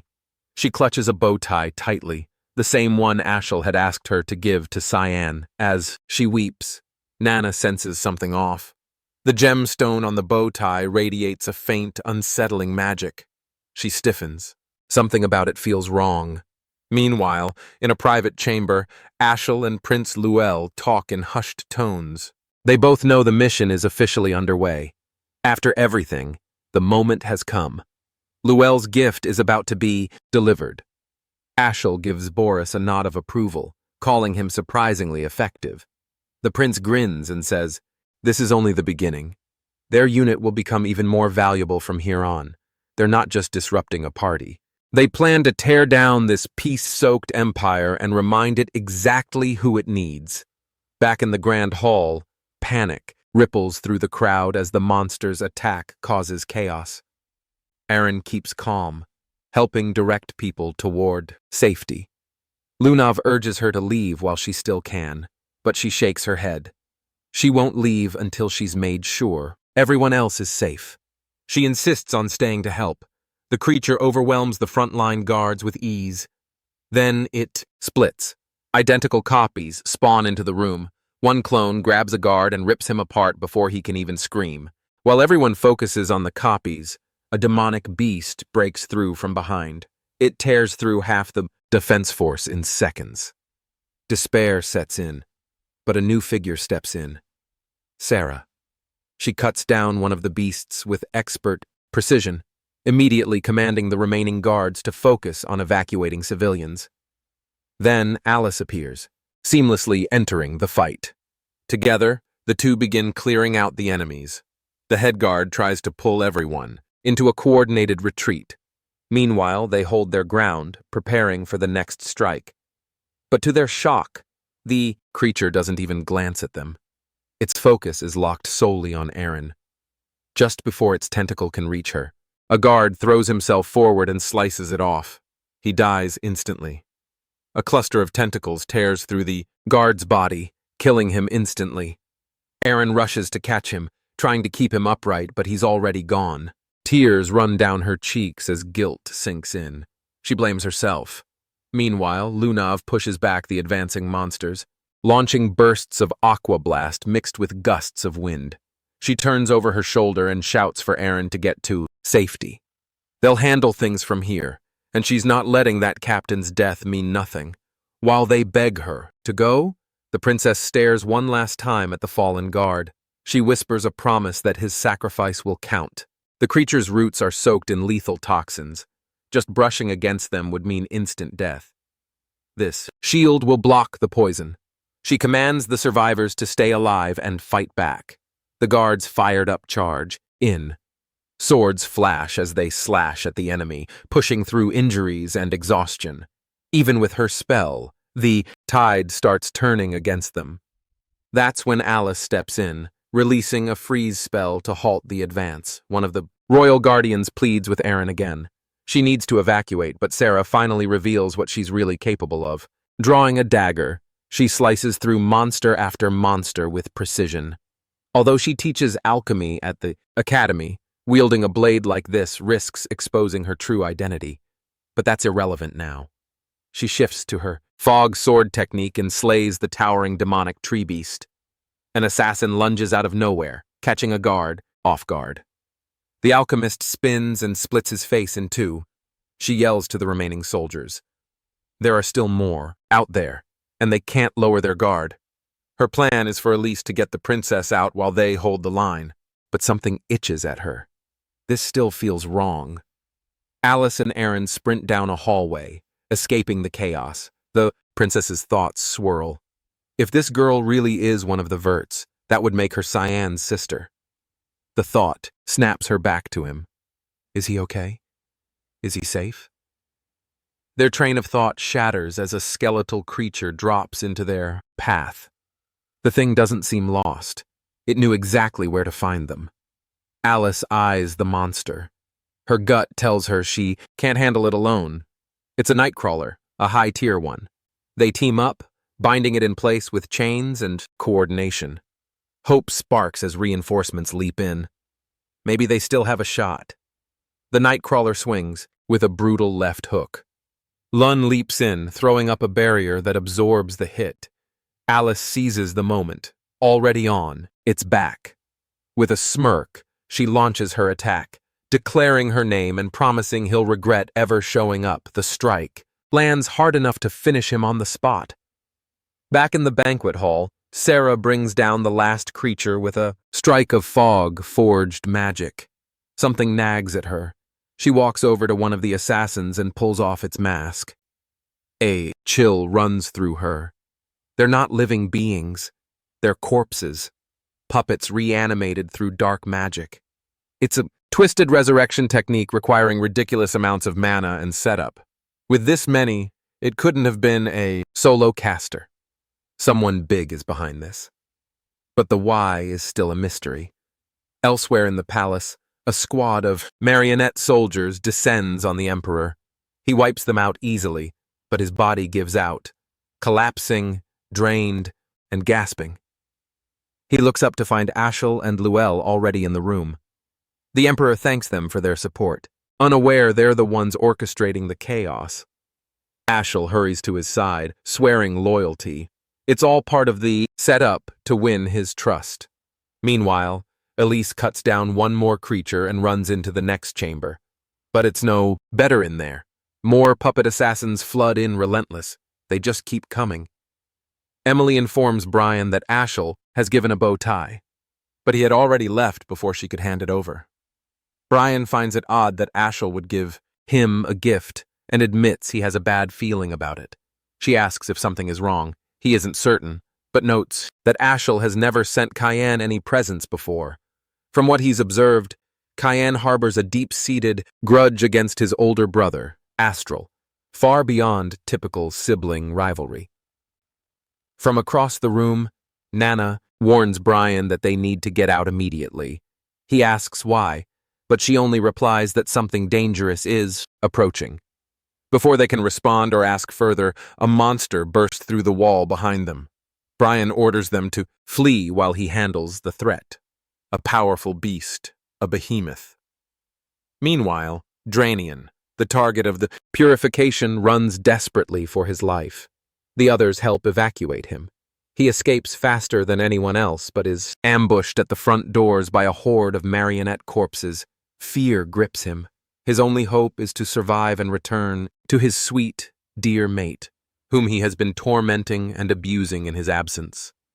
He turns to suggest retreating to the back doors, thinking it might be safer. But before he can get a response, a marionette decapitates him in one swift motion. Just as the marionettes prepare to kill more, Alice intervenes with an aqua explosion. Paired with Lunov's freeze spell, they overwhelm and destroy the marionettes.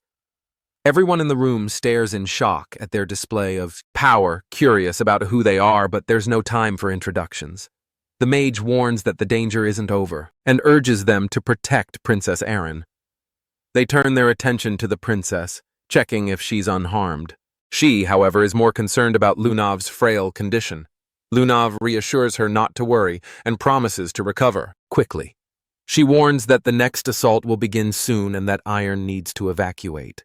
Despite that, the princess can't shake her concern for them. The guards step forward, pledging to shield her. Alice confronts the monsters directly and commands the guards to use their magic to defend the noble guests. They must hold the line until the battle ends. The royal knight's priority is the princess's safety. Alice promises to do everything in her power to stop the monsters, though inwardly she doubts her chances. No matter how many they eliminate, more keep showing up, as if tracking them constantly. It seems they are being tracked through the gemstone given to Erin. Back to Brine. He faces off against the behemoth, doing his best to keep Emily safe and the monster at bay. For such a powerful creature to invade the palace, there must be a deeper plot. Until now, he had by his side to back him up, but alone he must defend both himself and Emily. She places her full trust in him as a monster charges. He prepares to block the attack, warning her to stay behind him and not stray. He manages to deflect the strike flawlessly, surprising himself with how strong he has become. This boost of confidence makes him believe he might stand a chance to defeat the creature. He parries every blow, matching the monster's ferocity blow for blow. Emily asks if he's okay. He reassures her that not a scratch will come his way. Then, distracted for a moment, the monster lunges with its jaws. Brian won't be able to block this attack in time. Just when it seems too late, Nana leaps in, forcefully driving the monster away. She seems transformed like a different person. Meanwhile, Ain and Alice continue battling the remaining marionettes. The princess raises a magic barrier to shield the knights, while her ally uses spirit water, spells to immobilize the enemies. The fight feels endless. Whoever masterminded this is unknown, but clearly planned thoroughly. The knights will wear out eventually, and they need another strategy. In the heat of battle, a mask is knocked off, revealing the corpse beneath. Alice realizes these are essentially marionettes reanimated by dark magic. To counter them, they need something that opposes dark magic. The first thought that comes to her is Luminal, the god of light and his light magic. If someone can wield it, they might have a chance to turn the tide. She calls out to Princess Erin, asking her to infuse her sword with mana. Erin replies that she can't. Doing so would break the protective spell cast on the knights. The guardian knight consoles her, saying they'll be fine without it. She hesitates, but knows they have no choice. She proceeds to bless the sword with the blessing of light. Although combining two mana types is difficult, the princess channels the blessing of light into the blade. Spirit magic flows through the sword as smoothly as water, giving it a tangible mana form. Alice isn't fully confident this will work, but is willing to take the risk. On the other side, Cyan had already eliminated most of the marionettes in his path and quickly realized these enemies were nothing more than puppets and mandrakes. Apparently, he had begun assisting Ashel. This was also when Boris officially became one of Ashel's subordinates. Coombe expressed surprise that humans still practiced necromancy-type dark magic, such an ancient and forbidden art. He acknowledged her observation and mentioned there was a particular individual who frequently wielded it. He explained how the use of day stones accelerated the monster's strength and that the mana within those stones attracted beasts. She confirmed she could sense the day stone's mana emanating from a specific direction. He urged her that they needed to move faster, warning that the palace was turning into a slaughterhouse. But before they left, he insisted on changing his clothes. Meanwhile, Alice, aided by Erin, summoned the spirit Marion using light-type mana. Since mana types couldn't be combined easily, the spirit's existence was unstable and couldn't be sustained for long without risking bodily collapse. They needed to end the summon before the spirit deteriorated completely. Suddenly, the spirit spoke, questioning why the girl was willing to sacrifice herself. She confessed she hadn't found any other way to defeat the enemies. The spirit expressed disappointment that a child blessed by Freen would face such a cruel destiny. As the marionettes advanced, the spirit's wishless force pushed them back with a single surge of mana. Still, the enemies kept rising repeatedly. Aaron pleaded with her to stop before she died from overexertion, but the mage understood that stopping now would only worsen their plight. She needed to end it immediately. She attempted to invoke the Spirit King's authority, Ronjian's. Just as she prepared to summon him, someone grasped her hand and froze her in place. Unable to move an inch, she looked at her captor, initially thinking him another marionette. However, his aura differed, and he wielded black fog magic, manifesting the fog into a consuming force. Once it enveloped the spirit's entire body, the entity began to fade away, whispering its farewells. Weakened by the fog, Alice collapsed to her knees, drained of all strength. Moments before vanishing completely, Marianne whispered that Fuina would always welcome her. Everyone present was baffled by what had just transpired. So, Shlona explained that the man had blocked the spirit's mana, nullifying its manifestation, and added uncertainty over whether he was even human. The marionette pressed forward to attack again, but Cyan cut through them effortlessly. Although he attacked, if he took even a small step back, all the enemies gravitated toward the princess's group. As if irresistibly drawn, he asked Karum if she sensed any mana around the group. She confirmed feeling demonic mana emanating from Aaron's necklace. He requested her help to clear the situation swiftly and cleanly. Using his creation space technique, he enveloped the entire room in a fog domain. Panic erupted, as no one knew what lurked inside the fog or what threats might emerge. The marionettes began sinking into the mist, consumed within seconds. In moments, all of them vanished completely, leaving the space silent and empty. It was as if nothing had occurred. Both parties were intrigued and amused, wondering who the masked man could be. Suddenly, Lunav collapsed, unconscious from exhaustion. Tian appeared behind Orin, attempting to remove her necklace. She sensed a vague familiarity, but couldn't place him. He shattered the gemstone that had been attracting the marionettes, but the guards attacked, fearful for the princess's safety. Rather than dodging, his body transformed into fog, dissolving from sight. He reappeared beside Lunav, performing something on her, but Aaron attacked with her light stinger, also turning him to fog without harm. Employing psychological manipulation, he spoke, assuring them he meant no harm and was there to help. He had destroyed the druids, so the monsters should no longer be drawn to them. He urged them to exit through the front gates, assuring the path was cleared.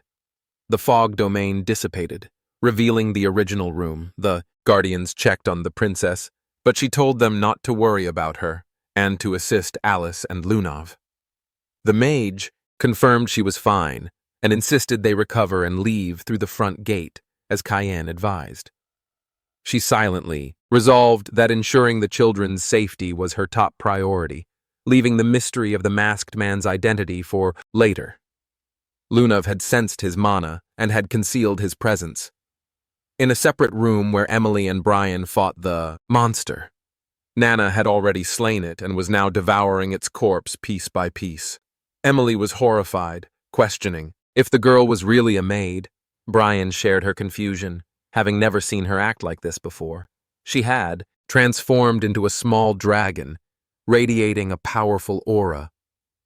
Rumors swirled around Cyan's past life about the banquet flood incident that claimed many lives. Whispers blamed the fifth princess of the empire, Aaron Sievers, alleging she'd been blinded by her craving for power. The storm that day was likely the real cause, but Speculation suggested either Ashel or Luell had handed her something that sparked the disaster. Following the chaos, both were hailed as Empire heroes, emerging as the biggest beneficiaries of the tragedy. Karum struggled to believe they had fabricated the whole event to their advantage, sacrificing their own people for profit. Her disdain ran deep. She even considered humans worse than demons. He responded that this was nothing compared to the atrocities they would commit later. Though he admitted feeling regret for the massacres he'd wrought in his previous life. Perhaps he was even darker than them. Rising to his feet, he prompted her to ask if they were leaving. He replied that Nana was probably waiting and that the knights should handle the palace mess. She hesitated, then recalled her unease about the princess's necklace. She also mentioned Emily, noting the girl carried the scent of Daystone as well. His shock was immediate. Emily was in serious danger. Nana had lost control, obsessively repeating how delicious Emily smelled as she tried to approach her. Brian stepped in to shield the girl, but was no match for the little one's ferocity. He was forced to admit she was no longer herself. Something monstrous had taken hold. Strangely, she targeted only Emily, ignoring him entirely. He faced a dilemma. He needed to stop her without harming her. Both feared their end as Nana lunged forward, but Cayenne arrived just in time, intercepting the attack with his own body, sacrificing himself to save them both. Emily grabbed the bow tie from Nana and destroyed it instantly. Karam shouted at the girl to snap out of it, reminding her that her father was here. The words broke through. Her awareness returned, and she understood what she had done. He stood, a large slash across his back, assuring her it was fine and didn't hurt. Since she hadn't meant it, she hadn't done anything wrong, she collapsed to her knees, consumed by regret over her actions and the destruction she'd caused. The aftermath of her assault had demolished half the room. He turned away, telling her they needed to get out. Meanwhile, Luell and Ashel assisted the Emperor's escape. They were surprised the rest of the palace appeared untouched, as if nothing had transpired. Both expressed relief that the crisis was resolved, but sensed something was off. The Emperor heard Aaron's voice calling out. She sprinted to him, clutching him tightly and thanking the gods he was safe. During this heartfelt moment, the princess noticed Luell standing behind him, casting her a frosty glare. In a cold voice, the mage said she was glad Aaron was alive. Aaron's contempt for her deepened. She had countless questions, but prioritized tending to the others first. Alice, Lunav, and the guards finally arrived and knelt before the Emperor. He expressed gratitude for saving his youngest daughter and promised generous rewards. Eric noticed Ashel whispering to Luell. Suddenly, he shouted, pointing his sword at her and accusing her of orchestrating the incident. He declared knowledge of her identity as the granddaughter of the Garum Mage Association president and demanded her arrest. The Emperor rebuked him, ordering his sword lowered while Aaron defended Luell, noting she'd saved many lives and was an ally. Eric insisted it was a trick and claimed the Gam Kingdom had long awaited a chance to destabilize the Yusuf Empire through assassination and chaos. Luell, unmoved, challenged him to provide evidence. Ashel interjected, revealing a suspicious mana aura had been detected at her residence the previous night. The Emperor demanded proof or for the issue to be dropped. She explained that she had invited them in peace, but kept watch as a precaution. She assured him she would uncover more evidence if given time. He consented, though Aaron voiced frustration. Luell remained uncertain whether this was a trap or part of her grandfather's design, Lunav of Rain. Reaver and her group from the Gam Mage Association were imprisoned for investigation. Meanwhile, Luxmius, separated from Aaron, collaborated with other knights to safeguard nobles and oversee funerals for Marquis Dranian and many others. Funerals took place openly on the streets. Cheyenne had prevented far more deaths than in his past life. Yet the event would forever be remembered as the banquet of blood. Still, it could have been much worse. Alice tended to his open wounds, cleaning and bandaging them. He protested that she needn't go to such lengths. but she insisted it was her duty as his sister. She remarked on how dangerous the situation had been and was grateful he had escaped alive. She mentioned the masked figure. If not for him, she would have perished. His identity remained unknown, but his height was close to Science's. Realizing how much fitter he'd become, and noting the fresh scars from training, she reached out teasingly, but he shrugged her off and walked away. Then Ashel entered, his fake cheerfulness casting a darker shadow. Kian's weariness grew. Alice noticed and suspected he knew of Ashel's cruel and vile nature. He inquired about the progress of the investigation. Ashel said he'd come to discuss it. He revealed that a bracelet containing a day's stone had been found in Lunab's room. She claimed it had been given to her. Cheyenne suggested whoever gave her the bracelet should be a suspect. Ashel nodded and asked if he recalled receiving anything during the banquet. Recognizing a trap, he denied knowing. He then asked if Ashel knew who had given Luna the bracelet. The man replied that someone had died in the palace today, prompting the investigation. He repeated the question. Sion understood this wasn't about the investigation. Ashel was setting him up as a scapegoat. This realization meant Emily was in grave danger. Clocks it. It's a setup. Someone wants him dead. He slumps back, feigning dizziness, one hand brushing his forehead like the pain's real. Alice steps in without missing a beat, backing him up. She reminds Ashel how much he's already been through and adds that the doctor's advice was clear. He needs rest, not stress. Pressuring him like this isn't helping anyone. Ashel seems to buy it. The act is good, enough to ease his suspicion. He suggests heading out, but before turning, Sion finally gives a reply. He says he doesn't recall receiving anything, and even if someone had tried to send something, they probably didn't make it through that hell alive. Ashel gives a slow nod, acknowledging the answer. Something about it satisfies him. Maybe because it means he no longer needs to take him out. Still, a part of him regrets it. This was his best chance to erase him. Kian stays on alert even once he's gone. Alice forcibly pushes him to lie down, insisting he rest, whether he likes it or not. Elsewhere, a maid runs through the halls in a panic. Boris not far behind. She keeps shouting that she did exactly what she was told. She gave the necklace to Aaron just like they ordered. She doesn't even know what the damn thing does. Her voice cracks as she begs for her life. Boris catches up and almost calmly tells her she didn't mess anything up, but there's still something he has to do. No choice. He slits her throat without hesitation, as she crumples. He quietly curses how all his careful planning just went to. Before leaving, he summons a demonic hound from the dark. It snarls, then starts tearing the body apart, erasing the evidence. Far out in a secluded forest, Emily and Brian lie low in a quiet wooden house, far from any eyes. He walks over with a handful of apples and offers her some, dropping down beside her. They snack in silence before conversation picks up. She asks how long they're supposed to stay hidden out here. He says Cayenne gave clear instructions. They're staying put until told otherwise. There is no timeline. It's open-ended. Back in the palace just before their escape, she had handed him a gift. The bow tie Ashel meant for Cayenne. He stared at it, then torched it to ash without hesitation. He told her plainly the palace and the Verd estate weren't safe for her anymore. She had to disappear, at least for now. He turned toward Brian and made it clear he had business to handle. So protecting Emily was now his job.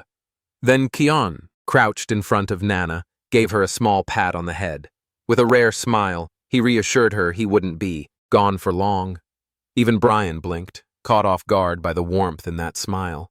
Now back on the forest bench, Emily glances over, asking if Nana's all right. He answers she's had a rough stretch, but she's looking better, lately.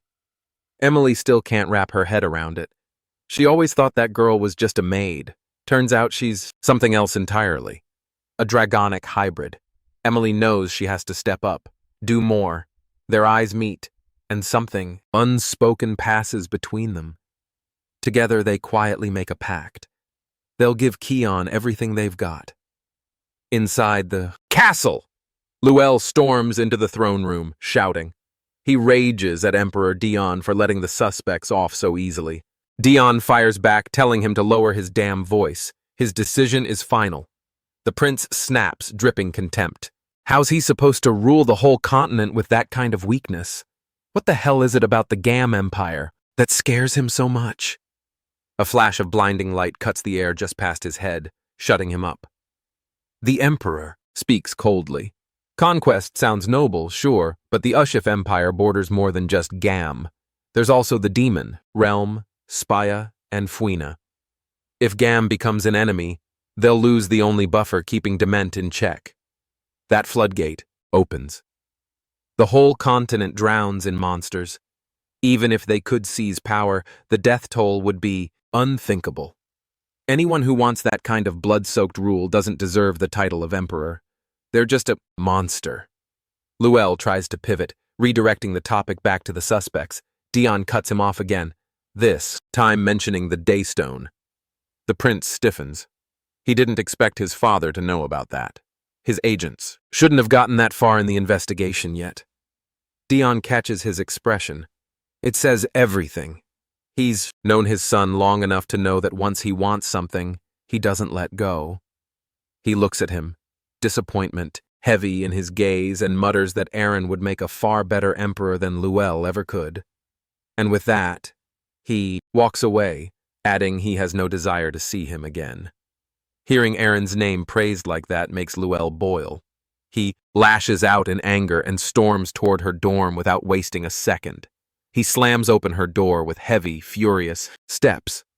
Inside, Leximus immediately steps between them, warning him that Princess Eren is resting.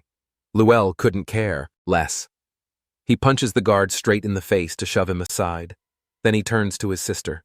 She looks at him and asks, calm but wary, what reason he could possibly have for barging into her room. He gives a crooked, malicious smile, says he just wants to have a little chat with his dear, sweet sister.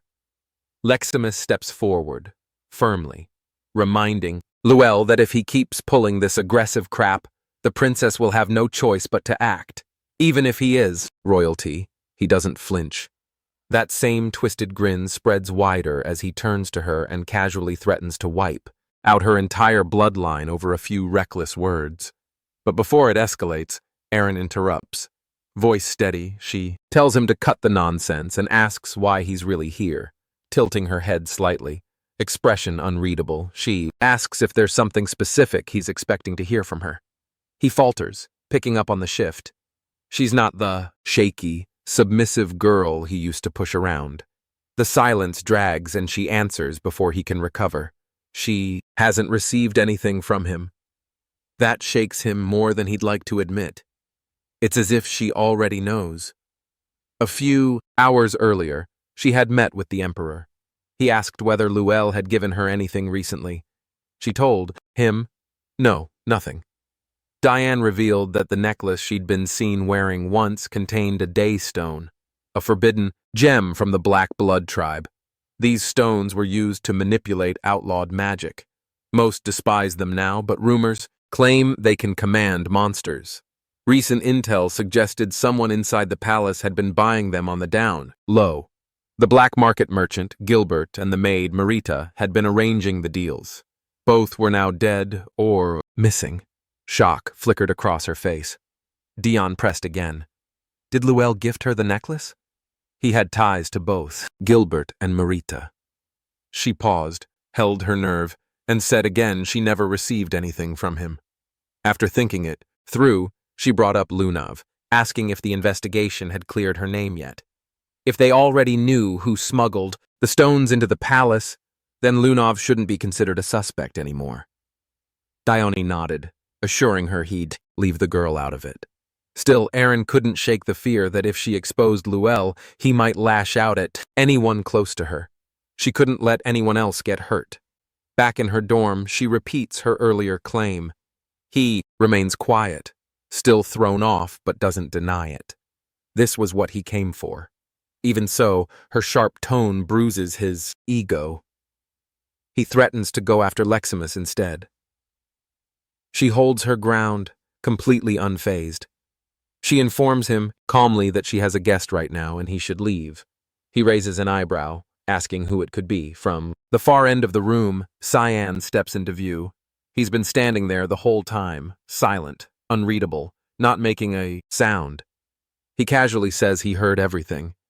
Luelle stares at him, dumbfounded, not sure what's worse, stealth, or the fact that he didn't notice a damn thing. He scowls, annoyed that the knight's treating the whole thing like it's a joke, but Cyan doesn't react, not even slightly. He moves to stand beside Aaron and, unfazed, asks if Luelle plans to come at him next. The prince hesitates. There's been talk that Cyan and Aaron might be engaged, and pissing him off would be stupid. He's the son of one of their father's closest allies. What Ashel had said earlier still nodded at him. A few days ago, he had asked why Ashel was so dead set on eliminating Cheyenne when their father clearly trusted him. Ashel told him straight. Cyan irritated the hell out of him. He was hiding something big, and the not knowing was driving him insane. Now Luelle gets it. That presence Cayenne carries, it's unsettling. He suddenly tones it down, backing off and claiming he was just messing around. Now that the misunderstanding is cleared up, he says he'll be on his way. Cyan finds the whole thing weird. Luel Severus, the one history once called the insane emperor, actually seems reasonable, at least compared to the one from his previous life. Before leaving, the prince glances toward Leximus and gives an apology for the earlier hit. The knight, still stiff from the punch, apologizes back for what he said. Once Luelle's gone, Leximus mutters that he's a piece of crap. He thanks for showing up, but shrugs it off, saying Erin handled everything just fine on her own. Without warning, he drops down beside her. She stiffens, cheeks flushing. She points out that he's sitting way too close. He just glances over, unbothered, and asks if he's not allowed to sit there now. The teasing tone flusters her more. She doesn't even try to hide it. Cyan had one goal: make Luelle believe he and Aaron were a thing. Now that the bluff worked, the prince wouldn't dare touch her. With that handled, he gets up, ready to leave. Leximus watches him go, visibly confused by how casually he's bowing out. He's done his part. He walks away without looking back while Aaron quietly sinks deeper into her feelings for him. Luelle storms into Ashel's office, slamming a fist against the stone wall. He demands to know how his ally plans to fix the mess. The plan was supposed to be airtight, so why are all their targets still breathing? Even worse, he's lost his father's faith. Ashel was supposed to be the shining hope of the Yusuf Empire, and now everything's falling apart. Boris enters, interrupting with a calm tone. He mentions that there's been some progress. He introduces himself and offers a polite greeting. The prince glares, asking where the hell he's been this whole time. Boris explains that Ashel had sent him out on an errand. He also brings news. Emily has vanished. Ashel asks what kind of success he's talking about. Boris pulls a small glowing pyramid from his coat and holds it up. He says they've underestimated the people closest to Princess Erin. Luelle asks if they're supposed to reflect on that. Boris shakes his head. It's not about reflection. It's about facing the evidence. Inside the crystal, faint traces of mana swirl. Most of it is ordinary, but there's something else. Black fog creeping along the edges. That specific aura belongs to the demonic sword, which means someone in Aaron's inner circle is wielding forbidden power. Back in the royal dorms, Emily sets down a steaming platter. Dinner tonight. A monstrous demonic-looking scorpion. Brian stares at it like it might lunge at him. Meanwhile, Nana and Cyan eat like it's no big deal. Brian pushes his plate away. Cheyenne's already finished, brushing his hands clean as he stands. Emily asks if he can stay longer, maybe eat a bit more. He declines. If he sticks around, Ashel might find him, and that would put all of them in danger. He says he only came to check on them. Emily still can't go back yet, but Brian can handle errands, if needed. Cyan quietly assures them that he's stationed people nearby. Right now, This place is safer than anywhere else. He tells them he'll be back later, then heads out. Just as he steps outside, Soraka, the hall marks his path. Her voice is laced with sarcasm as she comments on his adorable little family. Then her tone darkens. She wants answers. How did he know about the banquet of blood or the death of her fiancé? Everything about him screams for knowledge. She gives him one warning. His answer will decide what comes next. Depending on what he says, she'll either mark him as an ally or label him a threat. Her voice drops serious now, as she asks him directly, "No more games. Who the hell is he, really? Who is Cyanvert?" There's no way he could have known who her fiancé was, let alone that he died.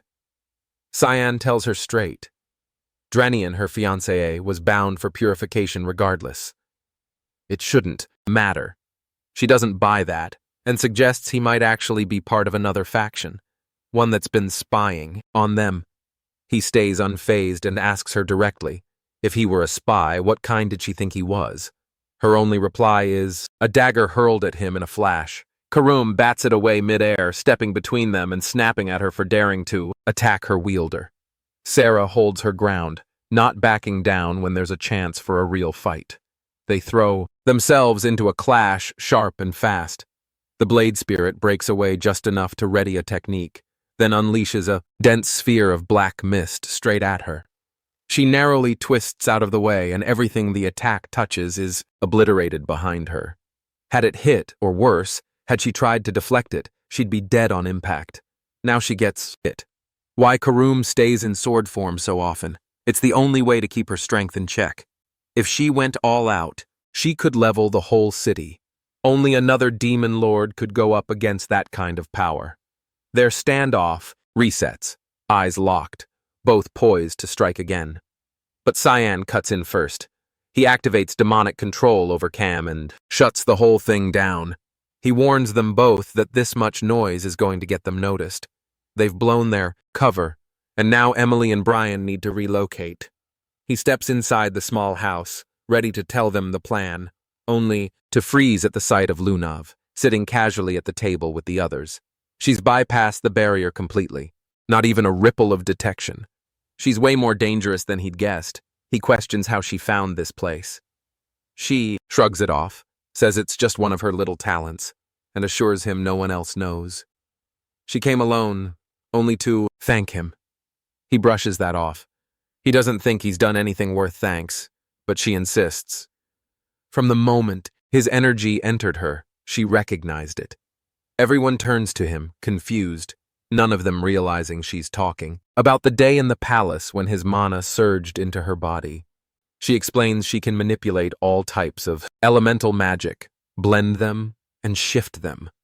She can even trace a person's unique mana signature, a gift passed down from her grandfather. He disagrees, calling it a curse. Her body's already cracked under the strain. Her expression shifts, half wonder, half gratitude. It really was him who helped her that day. He stops her there and suggests they continue the conversation somewhere else. Emily lights up when he says they're going back to Luan Academy. Finally, she'll get to look after him every single day. Lunav opens up saying most of her life's been spent locked away in a freezing, dark place, subjected to brutal experiments. She didn't have a choice. It was her role, her burden. As Ryan's Rain Reaver's granddaughter, she asks if he also has some fate he's bound to. He says no, so she presses, "Then why? Save them? Why wear a mask while doing it?" He answers bluntly. Fame's a headache he'd rather not deal with, and she can figure out the rest.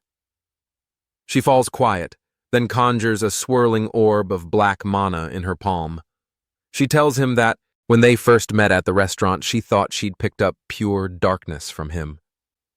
He's clearly caught off guard. He didn't know she could read mana through touch, not something he'd come across before, not even in his last life. She continues, "The day she collapsed in the palace, the energy he pushed into her didn't match any element. She knew. She's convinced it's his, but it's like nothing she's ever seen. So she asks him what exactly is it. He figures out why she's really here and asks if she plans on handing that information over to her grandfather. She shuts that idea down, saying it sounds like a hassle. He pushes again, so she's defying him now. She doesn't answer, just leans in and wraps her arms around him, thanking him again quietly. Her body had become a volatile mess, like a boiling pot overloaded with all types of mana. Someone had slammed a lid on top, trapping it all inside. The heat built up until the pressure began to smother her life force. She'd been standing at death's door. All he had done was poke a hole through that lid, enough to let some of it out, just enough to relieve the pressure. In his eyes, she looked like someone else's pawn, and that hit a nerve because she reminded him of who he used to be. He gently pushes her back and tells her she owes him nothing. He asks her to keep it quiet. He's got to go. Just before leaving, he turns and warns her not to overdo it again. Next time, it might kill her. A soft look crosses her face. Now she's sure he really is a good person. Meanwhile, deep within the Garam Empire, inside Rayan's chamber, the Emperor's expression twists with fury the moment he hears the news about Lunav. His butler tries to calm him, saying no formal charges have been filed, but that's not what's eating at him. She still hasn't returned home. He orders them to track her down and bring her back no matter what. Kian and the rest of his group finish gathering their things, preparing to depart and begin making their way back toward the academy. Among them, it's Emily who stands out the most, her mood brighter than anyone else's. Curious about her enthusiasm, he looks over and asks what's gotten her in such a good mood. She happily responds that it's because she gets the chance to serve him again, just like before. But then she adds something else, reminding him that the academy has a strict rule against bringing in maids and wants to know what exactly he's planning to do about that problem.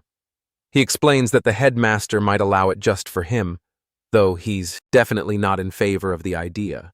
If the principal lets it slide, he'll take responsibility and make sure no one notices her at all. He then adds that he plans to ask for special permission, but only for himself. The dean replies by asking why he should even consider making such an exception in this case. Trying to find a quick deal, Cyan offers to never skip class again, hoping it would be enough to win him over. But the man isn't impressed. That's clearly not good enough. Instead, he shifts the topic and asks why Cheyenne has shown up with 2 maids instead of just 1. He then presses further, wondering aloud if this has anything to do with the incident known as the Banquet of Blood. He doesn't believe for a second that the request would be made unless there was something more behind it. Cyan suggests a trade. He'll give him the answer, but only if the dean agrees to his request first. Condal gives a nod and agrees. In turn, Cyan admits that it's not easy to explain the situation at the moment. However, there is one thing he's absolutely sure of. He had nothing to do with the Banquet of Blood in any capacity, and he knows full well that this is the answer the dean was waiting to hear. The older man asks for confirmation, still not quite convinced, and wants to know if Tyne is truly certain about that. Although his reaction shows skepticism, he doesn't press further. The conversation ends on a relatively positive note. Even so, Cyan can't shake the thought of what might happen if the truth ever came out. If Condell realized that the real person behind the Banquet of Blood was none other than his own grandson, things would fall apart.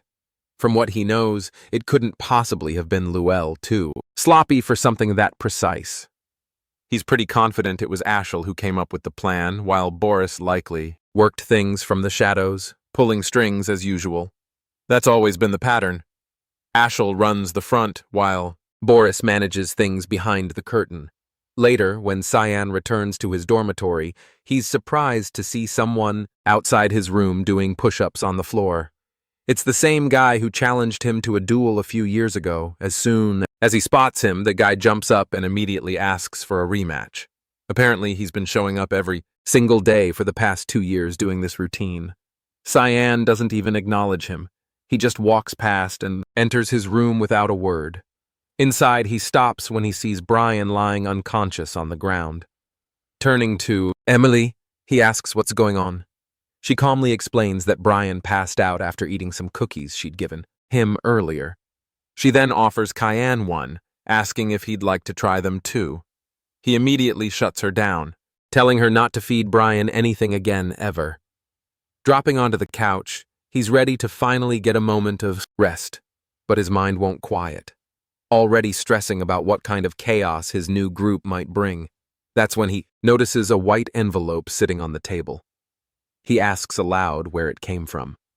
Opening it, the first thing that catches his attention is that it's from Lunav. Before he can get past the first line, she walks through the main door in person, stepping in casually and asking how things have been. Without hesitation, she tells him she's officially run away from home. Meanwhile, not far away, beside a quiet lake, two unknown individuals are having a private conversation. One tells the other that guards from the Garam Mage Association are already on their way, so there's no need for concern. He assures them everything has been taken care of. The older man speaks again, saying this is the only option left if they want to stop Ryan's Rain Reaver from completely losing control. The woman responds, without flinching, telling him not to worry about her having regrets. Even though Lunav was once her student, she feels no guilt over what she's doing. She's revealed to be Mela Aronis, a teacher at Luan Academy. She tells him, plainly, she isn't so naive that she'd feel pity for someone like that. She says she'll go to the designated location now and adds that her team should have already reached Lunav by this point. Back with Cyan, he grabs her by the arm and drags her out of the town toward a bench just outside the city. Once they're seated, he demands to know how she managed to bypass the warding spell on the dorm entrances. She tells him she examined the spell structure, using her mana, then used her own spell to cancel it out. He stares, stunned. What she just described goes way beyond basic analysis. She can dissect and reproduce magic instantly. It's not just about scanning.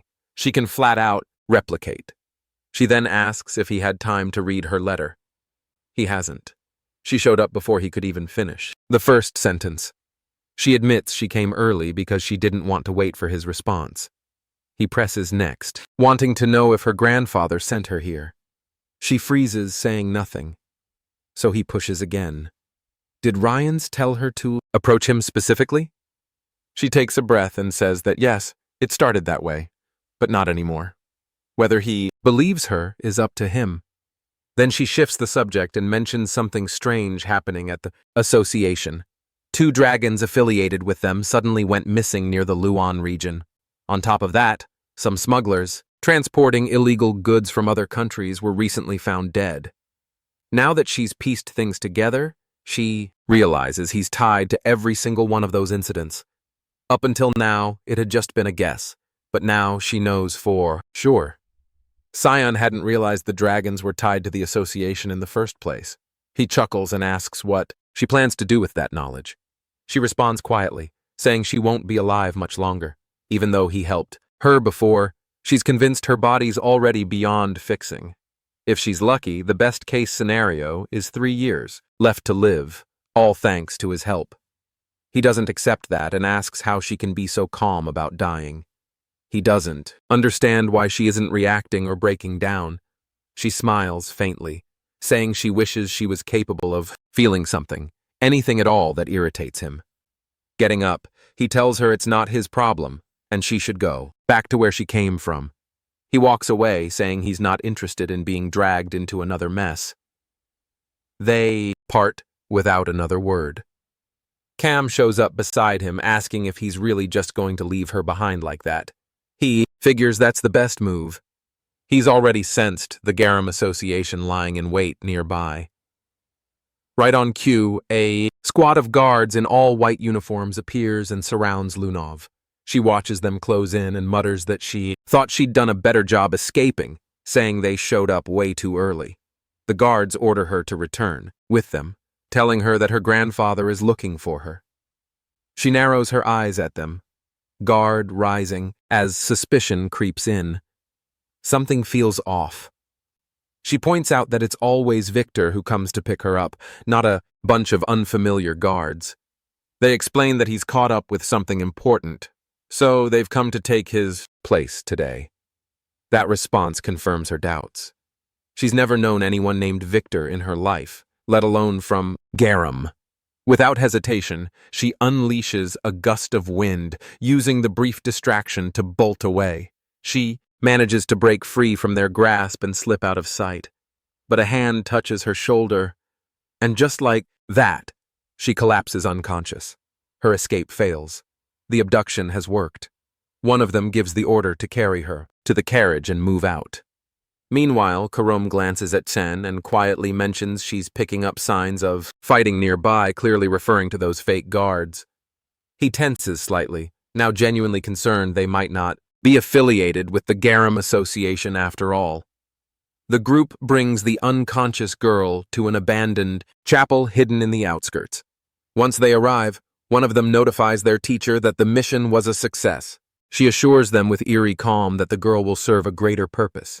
While the kidnappers hang around just outside the church, lazily keeping watch, something unnatural starts to creep in. Thick black fog rolls over the area, and before they can react, blades slice through the mist. Screams erupt from the guards as they're cut down in seconds.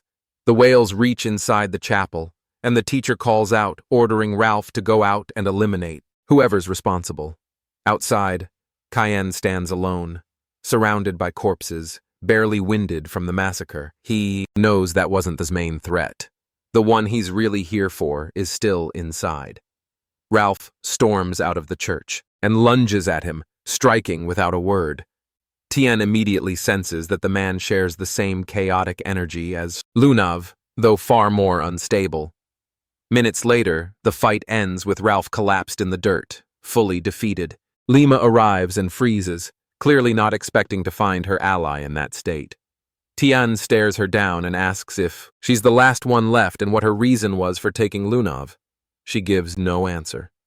Instead, she launches straight into a violent barrage, merging fire with thunder in a single burst. Just like Lunav, she's using dual elemental magic. He counters the fire spells with Kum's help and instantly closes the distance. Lema hurls a blast of wind to shove him back and immediately follows with a lightning strike. But the sword spirit materializes behind her midcast, interrupting the attack before it lands. The lightning had force, but her aim was off, leaving him untouched. Tian traps her with his black fog chaining spell, locking her in place so he can interrogate her directly. His first demand: who ordered the kidnapping and how many more are involved? She breaks into a twisted laugh and tells him they'll come find him soon enough. Her skin begins to deteriorate, rotting as her body starts fading from view. Karum watches the strange decay for a moment, then deduces what's going on. It must be the effect of a heart curb. That's a special artifact that traps mana in the heart, preventing it from circulating. It would also explain Lunav's condition. She's likely under the same effect. Lima raises her brows, startled by how much they seem to know, and demands to know how they figured it out. Cyan, voice low and cruel, tells her she'll get her answer in hell. He drives his hand into her abdomen and tears out a stone pulsing with magic. In his past life, he once discovered an ancient tome locked away inside a GAM research lab. That book detailed everything about the heart curb, how to activate it, control it, and how to destroy it. Karam quietly asks what he plans to do with the artifact now. He tells her to bring Lunav to him. She carefully lays the girl on the ground, preparing for what comes next. Tian takes the stone in his hand, crushes it, and lets the released mana pour into her chest. She's been bound by the same artifact as the teacher. This should be enough to shatter it from within. Inside the main building of the GAM Mage Association, Lunav opens her eyes with an odd sensation running through her. Her body feels strangely light, like some invisible burden has been lifted off her shoulders. There's something different. She can channel more energy to Cyan than she ever could before. Across the rooftops, Cyan and Karum stand in silence. She turns toward him and questions what exactly he's planning. He responds plainly that he figured she might still be useful later on. Killing her would have been a waste. She scoffs at that, throwing it back at him. So, what now? He's doing charity work. Then she hits him with a pointed question. What happens if she stabs him in the back? Funny, considering it's the same one trying to hijack his body. She waves it off like it's nothing and he cuts the chat short, saying, "It's time to move out. There's nothing left for them here." Meanwhile, over in the Gam Kingdom, Ryan's is boiling with anger after hearing what she had to say. She admits she remembers nothing after the moment she was snatched and later dropped somewhere near the royal grounds by some unknown figure. She stands by that explanation, but he doesn't look convinced. He tells her the kingdom's already in chaos. People are calling it the banquet of blood.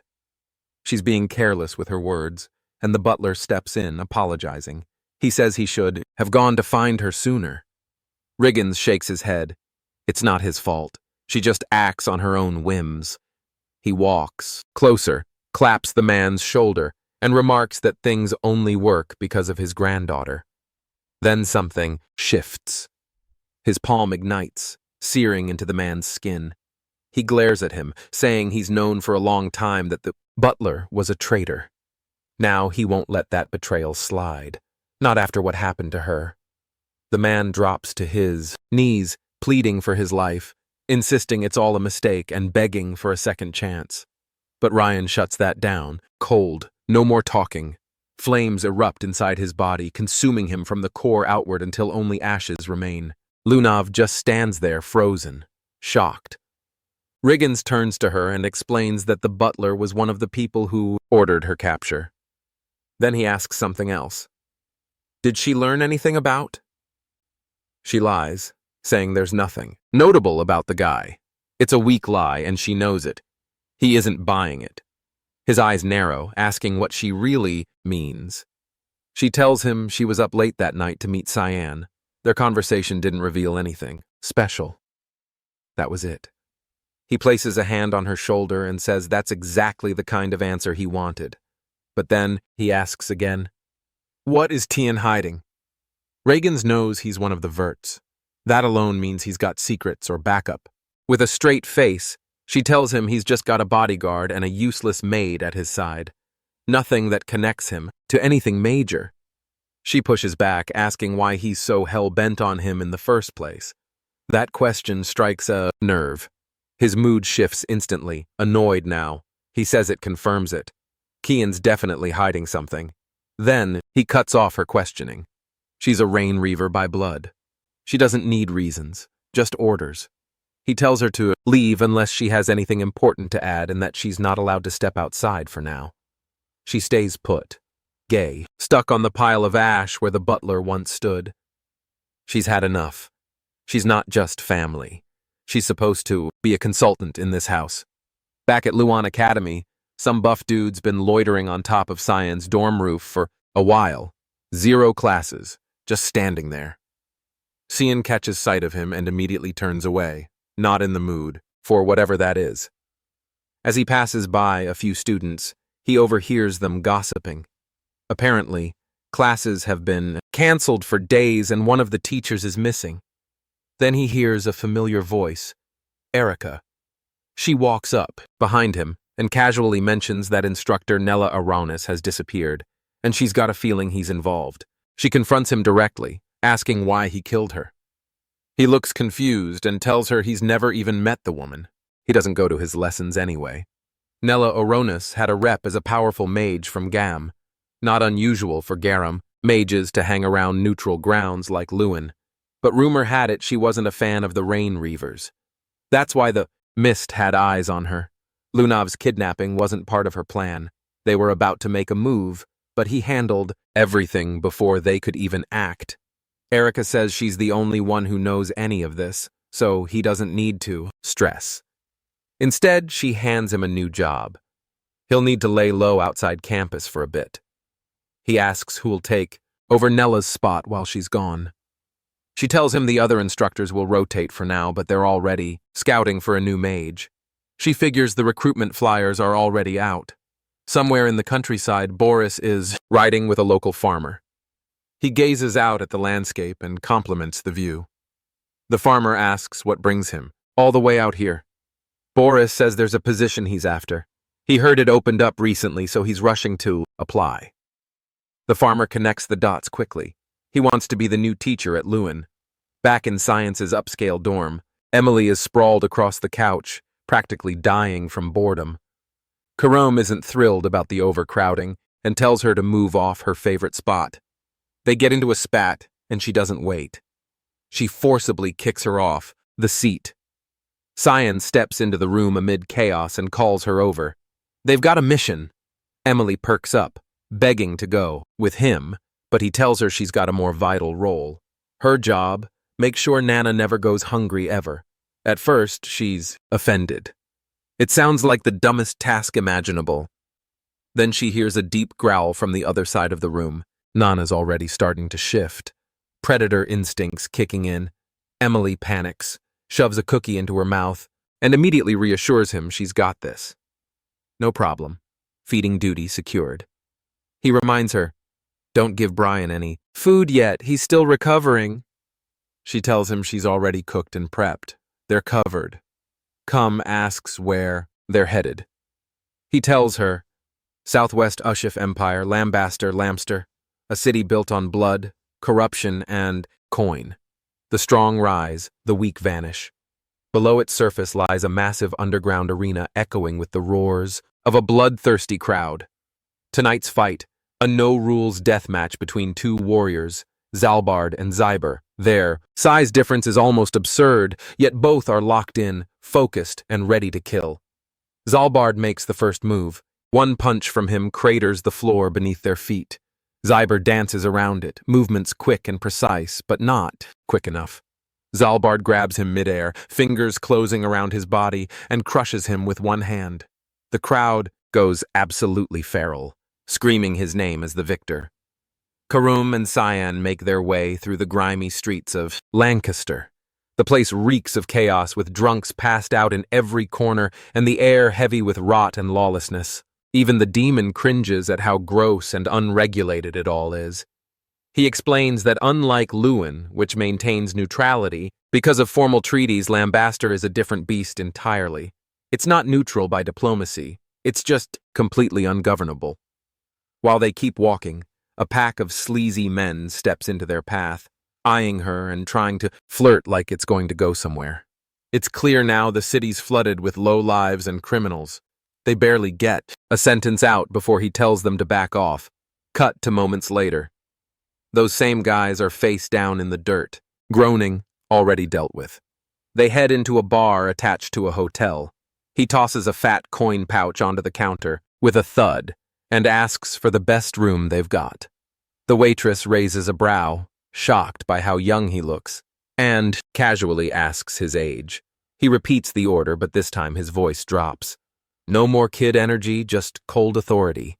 He tells her, "This isn't how you treat customers." That shuts her up. She straightens and gives him a proper, "Welcome to the Lamster cage."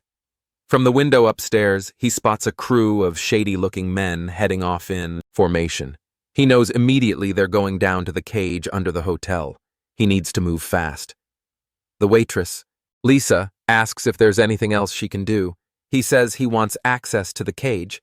She politely refuses. Newcomers aren't allowed. He quickly clocks what's going on. Illegal trades, probably drugs, and she's playing it safe to avoid trouble. He pivots, asking if he's the only new face around lately. What happened to the other guests? That's when he catches the shift in her eyes. Sharp, cold, ready to kill. She apologizes again, hiding behind the excuse that she's just doing her job. He's not buying it. He flicks a handful of gold coins at her. Instinct kicks in. She whips out blades and slices them midair, scattering them across the floor. Even she looks surprised at how fast she reacted. Confused that some kid with coins could radiate such intense killing intent. He bends down, picks up a coin and deadpans that she just ruined him. Then he asks if she just tried to attack him. Lisa scrambles to explain it was a reflex, not an attack, and begs him not to take it the wrong way, but his face hardens. Annoyed now, disgusted, he tells her she has to take responsibility. Backed into a corner, she finally agrees to let him into the cage. She opens a door to the basement and says the staircase will lead him directly to it. She also gives him a VIP token, something reserved for guests in special rooms. If he wears it, it should protect him while he's down there. She still doesn't get why he's so eager to dive into that mess, but warns him to stay out unless he's got more than one life to spare. He ignores her and starts down the stairs. The demon watches him go and asks why he doesn't just order Lisa to drag out the cage's owner, the one who runs the whole underground scene. That's the actual mission. He replies that they don't even know what she looks like. No leads, but they'll have their answers soon. She glances at him suspiciously. He's acting like he knows this place already. He confirms it. He's been here before, in a previous life, back before this whole city went up in flames during the Civil War. She asks just how bad it's going to get. He tells her she'll find out soon enough. The real story behind the Lamister cage. They finally reach the giant door, leading to the underground arena, and walk straight toward the ring. Elsewhere, the same thugs he flattened earlier are kneeling in front of their boss, reporting in. They explain that some punk kid wiped the floor with them. At first, the leader laughs, thinking they're joking, but they double down. This kid isn't normal. They swear it. Happened just outside the city gates. Now, the boss is paying attention. They tell him the kid checked into the lamb cage and even booked a VIP room, so they couldn't touch him anymore. That's why they came to report instead. He asks if the kid's from any noble family. They shrug. No idea. One of them pleads, calling out for help and referring to the man in charge as Mr. Gunther. Gunther raises an eyebrow, intrigued. He says he's heading to the cage himself to see what kind of kid causes this kind of mess. Back in the underground arena, a fight is already going down. Linda Weasley stands victorious, having just finished off another opponent. He watches silently from the shadows. The demon now sees exactly what's wrong with this place. These brutal underground matches are what dragged the city into chaos. That's why he's here. If he can't approach Linda Mihalov directly, then he'll flip the script and make her come to him. Security around the ring spots him and walks up, warning that this isn't a playground. Perfect timing.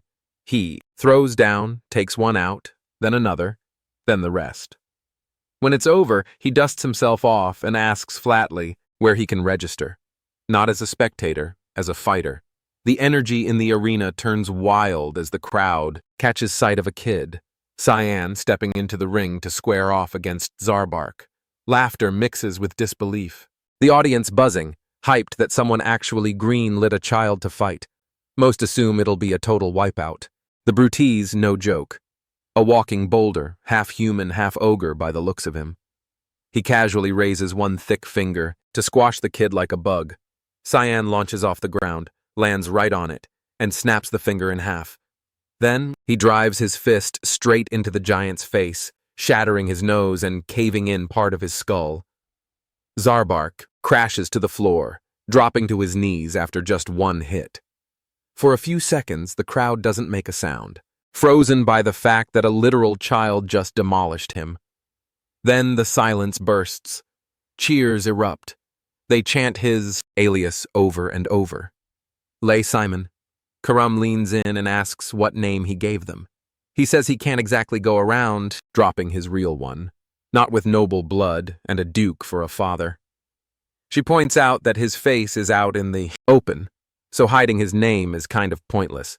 He assures her that's covered, too. He's got an enchantment running, nothing to worry about. She catches on quick. That means Lord Fogg's power is backing him. He breaks it down. Unless someone directly interacts with him, they can't recognize who he really is. Even if they do, their memory won't hold on to his face. That's the spell at work, erasing all trace of his identity. From the shadows, Gunther watches everything unfold. But instead of being pissed, his curiosity only deepens. He's locked in, fascinated by the way this kid moves. Controlled, precise, deadly. A smile creeps across his face. In that moment, he makes a decision. He wants to fight him. Science his next target, and he won't stop until they face off in that cage. Back at the hotel lobby, a tall blonde storms in. Delia, head of the red light district. Her voice cuts through the air as she demands to see Cayenne, accusing him of stirring up chaos in the underground matches. Lisa denies everything, claiming she has no clue what the woman's talking about, then firmly tells her to leave. Delia doesn't back down, threatening violence, and saying the incident happened on Lisa's turf, so she's not stepping aside. The hotel owner stands her ground, not about to let anyone cause trouble in her building. Tension spikes as the intruder's crew starts shifting, waiting on her signal to attack. Lisa's caught, torn between protecting Can or staying neutral. Then, out of nowhere, he strolls in like nothing's happening. Cool as ever, he casually asks if someone's been looking for him. The room goes still. No one even noticed he was there. He walks straight to Delia, calmly suggesting they talk directly, instead of bothering hotel staff. She turns to face him and instantly her expression changes. It hits her like a drug. For a second, the world drops away. All she sees is him. She steps closer, takes his hand like it's the most natural thing in the world, and softly asks his name. He answers with the fake one. Lamea Simon. She swoons, completely under, saying it's a bold name for a face like his. Lisa watches from the side, clearly disturbed, muttering a warning to him not to go anywhere near Delkia. He shrugs it off, telling her he's got it handled. The blonde slips him a business card, voice dipping to a flirt-heavy tone. She says she'd like a deeper conversation next time, somewhere private. The card's for her personal lounge in the room of pleasures, and she hints at a free service. The offer is as clear as it is shameless. With that, she struts out of the hotel, still under his spell, once. "She's gone!" Lisa immediately scolds him. She's already heard he stepped into the ring and won. Word travels fast around here. He tries to make an exit, but she blocks him, warning him not to even think about going to the room of pleasures. He reassures her those kinds of places aren't his thing. After he leaves, another woman appears out of nowhere across the lobby. Her presence sucks the air out of the room. It's Lind Mahaloff, the owner of the Lamister cage. Lisa's eyes widen. She didn't notice her arrive. Linz asks if Delkia backed off on her own. Lisa fumbles for an answer, saying she treats Cyan like any other high-tier guest. The cage owner narrows her eyes, saying she heard Lisa even gave him advice. The hotel owner jumps to defend herself, insisting it wasn't personal. He's just a kid. Then Gunther steps in, laughing under his breath. He mocks Lisa for calling him a kid. Clearly, she has no idea who she's dealing with. Linza swings her gaze to the fighter, eyes sharp and deadly, and demands to know why he showed up solo in her domain. He brushes it off, strolling in further and claiming the place feels ancient, saying it could use a serious update. She fires back, accusing him of being summoned. He confirms it, saying she's the one who called him to arrange a match for him. Lisa cuts in, reminding them both that he got kicked out years ago. Linz looks at him and asks who he plans to fight. He steps forward without hesitation. He wants Lami. Simon Gunther's dead serious. He's ready to take on the kid, and he pitches the fight as a huge payday. Meanwhile, back in her velvet-cloaked hideout, Delkia is in meltdown mode. She's pacing, yelling, "Something's wrong!" Her attendants are growing nervous. One whispers that she meant to seduce Cayenne. But now she's the one completely undone. The script's been flipped badly. Everyone in the room can tell she's obsessed now. She'll stop at nothing to get him back. Inside, she's been sitting at her desk for hours, trying to sketch his face over and over. But every time she gets close, her mind fogs. She just can't remember what he looked like. She knows she saw him. His features were right there, but they vanish the second she tries to picture them. Frustration turns to desperation. She whispers his name, his fake name, again and again like a prayer. Lamea Simon. To her, he's already hers whether he knows it or not. Booze, women, and high-stakes games. The red light districts of Lambasa are notorious for indulging every vice imaginable. Sion never willingly sets foot in a place like that. He expects trouble, but Delkia proves even more unpredictable than he anticipates. Her reputation for questionable appetites has always circulated in whispers, but he doesn't have time to dig into that. Now, he needs to investigate other regions for any trace of Linza. As he cuts through a crowded alleyway, he bumps into a young girl and accidentally knocks her off her feet. She drops what she's carrying and immediately bows her head, apologizing in a panic. He blinks, confused, thinking she is saying sorry when he's the one who ran into her. Crouching down, he helps her gather her things, a bundle of cigarette packs scattered across the dirt, and asks if she is hurt. She shakes her head, still bent in a respectful bow, saying she's fine, and thanks him for his mercy. He hands her the scattered packs, eyes narrowing, and wonders if she's selling them. She nods and says they're specialty smokes from the Gru Merchants Union, even offering to sell him one. He declines since he doesn't smoke, and he doesn't recall ever hearing of any Gru merchants. Before she leaves, he asks where she plans to sell the rest. She answers honestly that she'll be in the alleyways just west of the red light sector, and if she's lucky, she'll sell out before sunrise and be able to go home. Realizing she can't go back until the entire batch is sold, he pulls out a gold coin and flips it to her, saying he'll take the whole lot, then adds a second coin just for her. A huge grin breaks across her face as she clutches the coins tightly and runs off, calling out her thanks and promising never to forget his kindness. From behind, Cam shows up and smirks, asking if he's sure he isn't a charity, foundation disguised as an assassin. He doesn't respond, instead watching where the girl went and noting that she's heading toward the dump zone, saying they need to follow her. They slip through the alley just in time to spot her cornered by 3 thugs, the same ones he'd already beaten up near the city gate. They yell at her, calling her a liar and threatening to teach her a lesson. She's on the ground, begging for her life, insisting she didn't steal from them. Before any of them can move, he appears behind them like a shadow, his voice cutting in cold as he points out that she's asking them to believe her, so they should just stop. The men freeze, recognizing the voice of the kid who flattened them earlier. He steps closer, mocking them for stealing from kids. One tries to play it tough, but the fear in his eyes gives him away. In seconds, he sweeps his legs out, stomps one into the dirt, and disables the other 2 with brutal efficiency. On the ground and whimpering, one asks why he's doing this, and he grabs him by the leg, saying he likes short bursts of torture, especially for creeps like them, before snapping the man's leg. The scream echoes down the alley. He turns back to the girl and gently hands her the coins the thugs dropped, telling her they won't bother her again and to be more careful next time. Before she can thank him, a slow clap breaks through the silence as Gunther steps out from the shadows, grinning and calling it a performance. He turns tense, wondering if the guy knows him, thinking he shouldn't be recognizable under the spell cloaking his identity.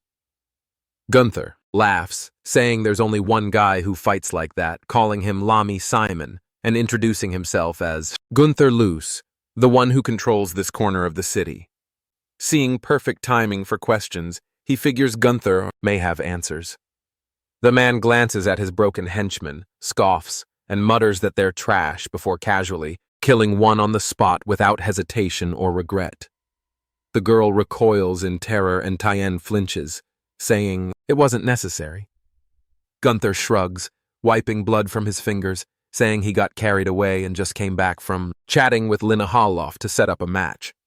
The name catches his attention, and without warning, he throws a punch. Gunther blocks it, smiling wider. Cyan tightens his stance, feeling the resistance in the block. Realizing this guy isn't just showboating, Gunther's fist comes flying back. He dodges by inches and the ground behind him explodes from the force. Gunther leaps forward again, pumped full of adrenaline, saying his opponent is even better than he thought.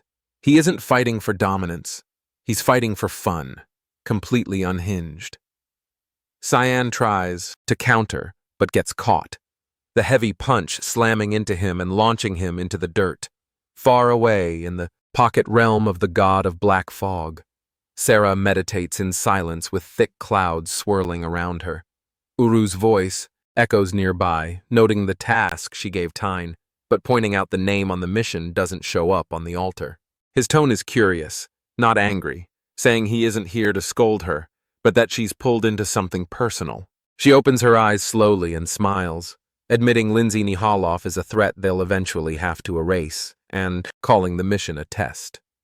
Uru questions her, and she confirms it's to see if Cheyenne is worthy of inheriting what they've built or if he'll fall down the same path as Linza. Uru seems intrigued. Back in the alley, Cyan peels himself off the ground after taking Gunther's full force and surviving. Gunther is impressed, saying his opponent is still standing and grinning wider as his thirst for battle grows, urging them to keep going. He slams a series of heavy blows into Gunther, each one packing more force than the last. The impact sends the man skidding, backward again and again, barely able to hold his ground. Mid-combat, San demands to know where Linda Nihaloff is, but the fighter deflects the question, clearly uninterested in discussing her right now. Trying to regain control, he reinforces his arm and launches a strike, but it's sidestepped effortlessly. In that brief exchange, Cyan catches something troubling. His attacks aren't leaving a mark. That arm is tanking the hits, and he's charging forward without even slowing down, ripping through anything in front of him. Cyan realizes he misjudged the guy. Gunther isn't just strong. He's something else entirely. He leaps high, using elevation to create distance and scanning the man's movements from above. Before either can land the next blow, a voice cuts through the chaos. Lisa's arrived. She tells them both to stand down. Cheyenne brushes her off, stating it's personal and she should stay out of it. She ignores him and tells Gunther to back off, saying he's fighting someone marked as a VIP guest. He tries to defend himself, claiming Cayenne started it. But she isn't in the mood to entertain excuses. The two of them bicker like siblings caught fighting in the living room while Cyan stays silent, just watching them go back and forth. Eventually, Gunther gives in and walks away, but not without tossing a reminder that he hasn't forgotten about their fight. Once he's gone, Lisa turns to check if Cayenne's okay. His expression says enough. He's far from pleased. She immediately apologizes for showing up late and for letting things spiral like that. He studies her for a second, then points out that she looks like someone about to ask for a favor. She's caught off guard, but he already knows. Gunther told him she arranged this fight behind the scenes, reaching out to the owner of the venue to make it happen. Siane reassures her he doesn't mind fighting, but he wants something in return. The little girl from earlier should be given a job at the hotel. The news of the upcoming fight spreads fast, rumors flying as everyone wants to know how it'll go down. Over the next several days, he drifts around the area, occasionally stepping into a fight. He picks up some intel about the Lambaster cage. Turns out it's not lawless. There are ground rules, no weapons, stop if the opponent gives up. And the most important one, no killing allowed. That rule is about to be thrown out. Match. Day arrives and a commentator runs down the details. Both Cyan and Gunther are informed there are no rules for this fight. The change made by personal request of the owner. Cyan blinks. This is the first he's hearing about it. Gunther, meanwhile, looks like a kid unwrapping a birthday present.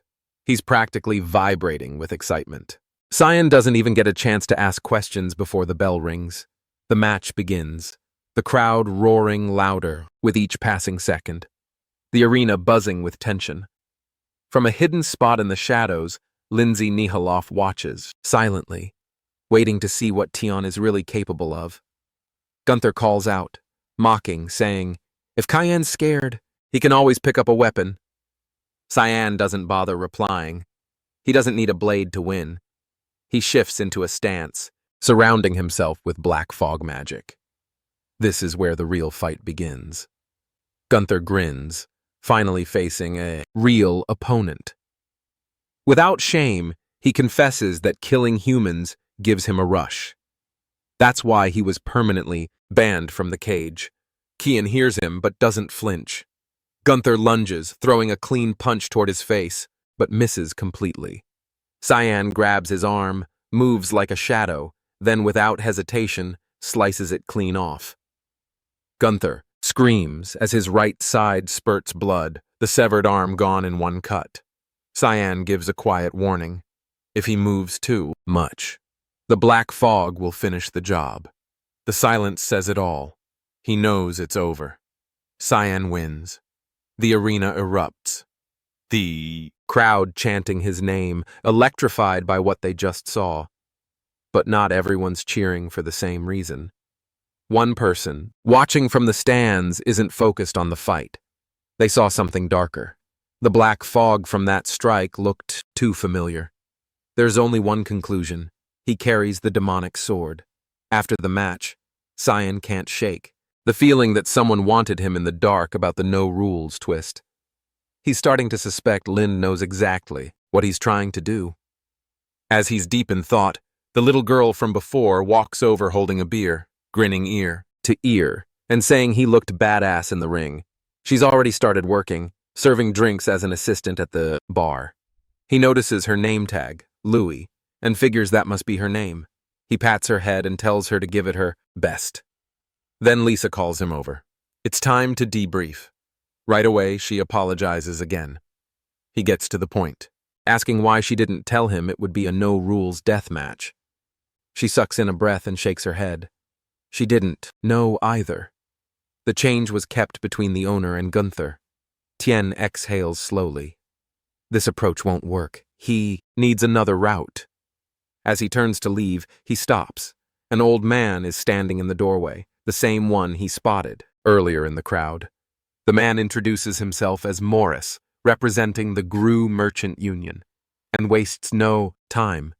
He's here to ask one thing. That sword? Is it the demonic sword? And if so, would he be willing to sell it? He gives nothing away, brushing off Morris's comment with a flat denial, claiming not to know what he's talking about. The merchant isn't buying it, saying there's no reason to keep up the act and that all he's interested in is the sword. Leaning in slightly, voice smooth, he adds, "There's no shame in wielding something demonic. If anything, it shows style." Tian doesn't reply, just watches him, eyes narrowing. Unbothered, Morris grins and says, they'll cross paths again very soon. With that, he turns and exits, security detail flanking him. Tian's thoughts drift to the Groom Merchant Union. He remembers now that group didn't exist until after he killed Zickerman Albus. Lewis approaches, eyes glossy, and shakily asks if he's okay. He gives her head a gentle pat and tells her there's nothing to worry about. Then he faces Lisa. His expression hardens, eyes sharp. He wants something, and he doesn't ask. He demands. He wants to meet the owner immediately. She freezes, stunned by the sudden shift in him, unable to find the words. Elsewhere, deep in the run-down back streets of the city, Gunther is unraveling. His rage spirals, smashing everything in reach, wrecking the alley as if that'll fix what happened in the ring. People nearby try to calm him down, telling him to stop moving before his injury tears open again. He ignores them and roars the name Simon into the air, vowing to kill him. The helplessness is eating him alive. He got destroyed and it stings. He needs a new plan, something that'll actually work. But nothing comes, not until a thought hits. Louis. Cyan's taken a liking to her, looked out for her. Maybe she's the key. Maybe he can use the kid to get to him. Later that night, with the hotel quiet and the guests mostly gone, Louis is wiping down the bar counter. The door cacks open.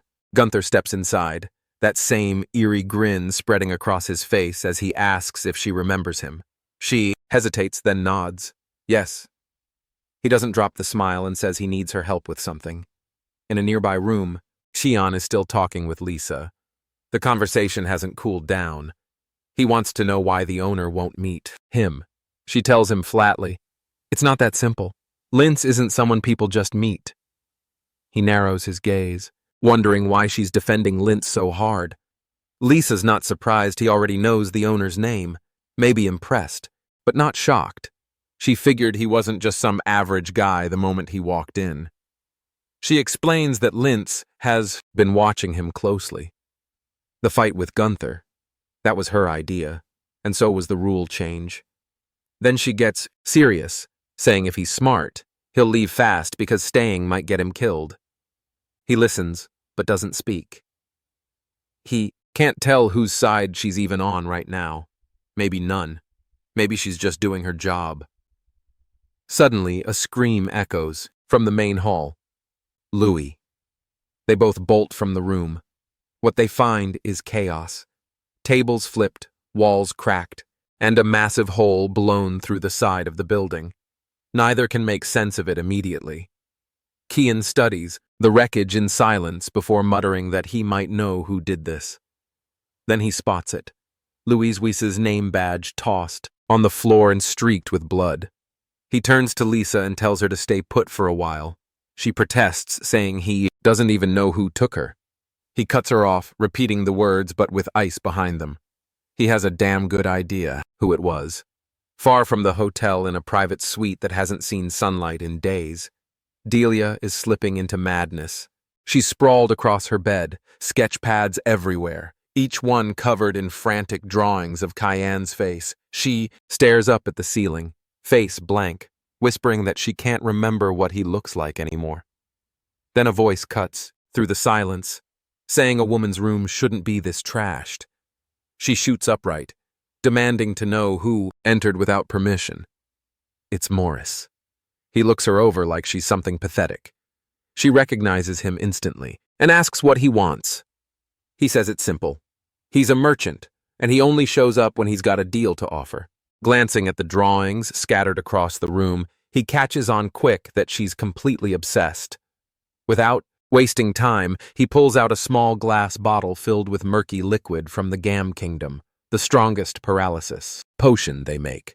With this, he says she can have Tian completely helpless. She takes the vial, expression unreadable, and asks what it'll cost. He doesn't flinch. All he wants is whatever Cyan carries. She can do what she wants with the rest of him. The offer sounds like a setup, but Morris insists that's it, nothing else. He turns to leave, adding that he doesn't care who gets it done. He just needs Cayenne out of the picture, and ideally Gunther handles it first. That's the plan. Back in the slums, Gunther's been waiting. Tyon doesn't take long to show. The brute smirks and tosses something at him, an ear, saying it's a keepsake. The rest of the body inside the crate he's sitting on. Kian stares at the severed ear, barely breathing. His expression goes dark and his restraint snaps. He warns Gunther that he's going to kill him. The rematch has officially started. Gunther couldn't be happier. Elsewhere, Linza sits across from Lisa, her voice calm, as she asks if she believes Cayenne will actually kill Gunther. She nods once, certain, no hesitation in her eyes.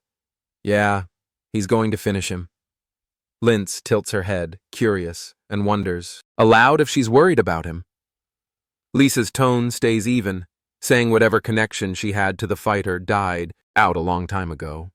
Then she pauses, something lingering on her mind, and finally asks why the obsession with Cayenne. Linz chuckles under her breath and says, if she's that curious, she'll ease her mind. Then she asks something strange.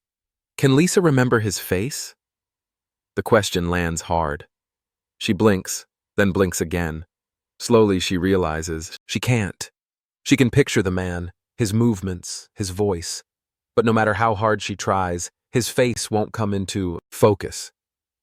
Linz smiles and tells her it's a side effect of one of Aru's divine powers, one of the authorities of the God of Fog.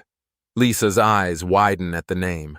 Linz laughs again, entertained, saying it seems fate's digging up old roots. She says it's funny how her past is circling back like this. Lisa's voice drops quietly, asking if she's in danger. The other woman waves it off, saying, no, not danger. They're just about to receive a guest worth keeping, and she plans to treat him right. Back in the junk district, the fight is reaching its peak. Gunther stands amid the ruin, a manic glint in his eye. His arm, once torn off, is now reforged with raw mana, reinforced by scraps around him. He hurls it, sweeping destruction through the air, the swing crashing into 10, but our protagonist doesn't flinch or budge. Gunther snarls, demanding to know why he's holding back, why he isn't using the same move he pulled last time. He says if wants to win, he'd better start trying. Cheyenne glances down.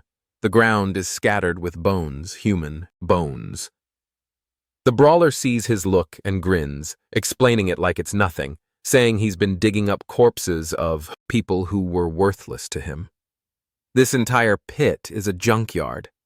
Lambaster's always been full of trash, and he and Lisa grew up buried in it, learning to crawl through garbage just to survive.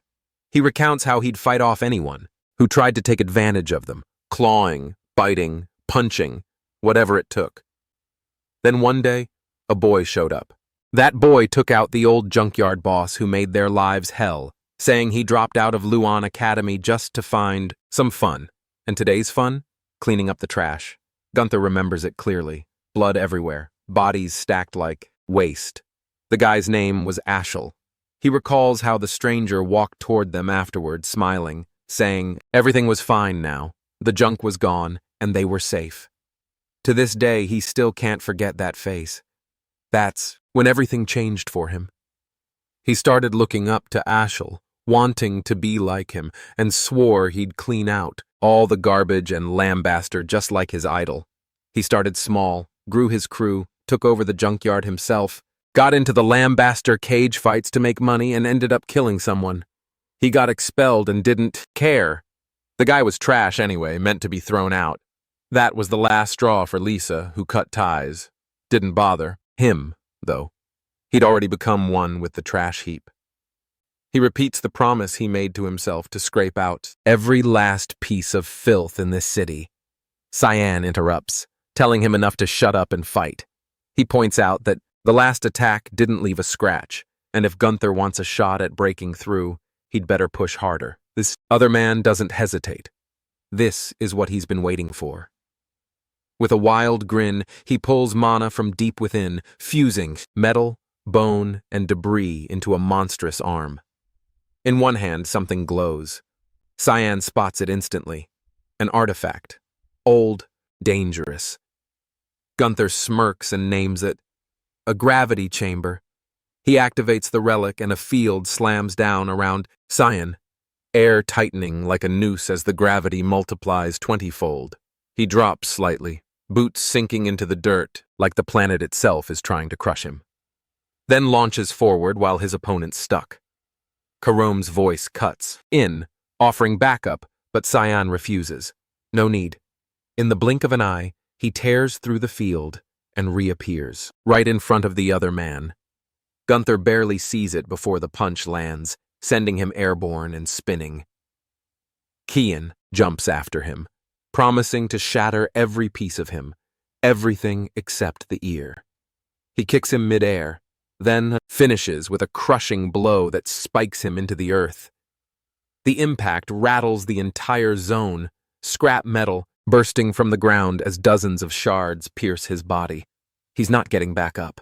Breathing ragged, he looks at Sion and says he always knew this is how it would end, but he's got no regrets.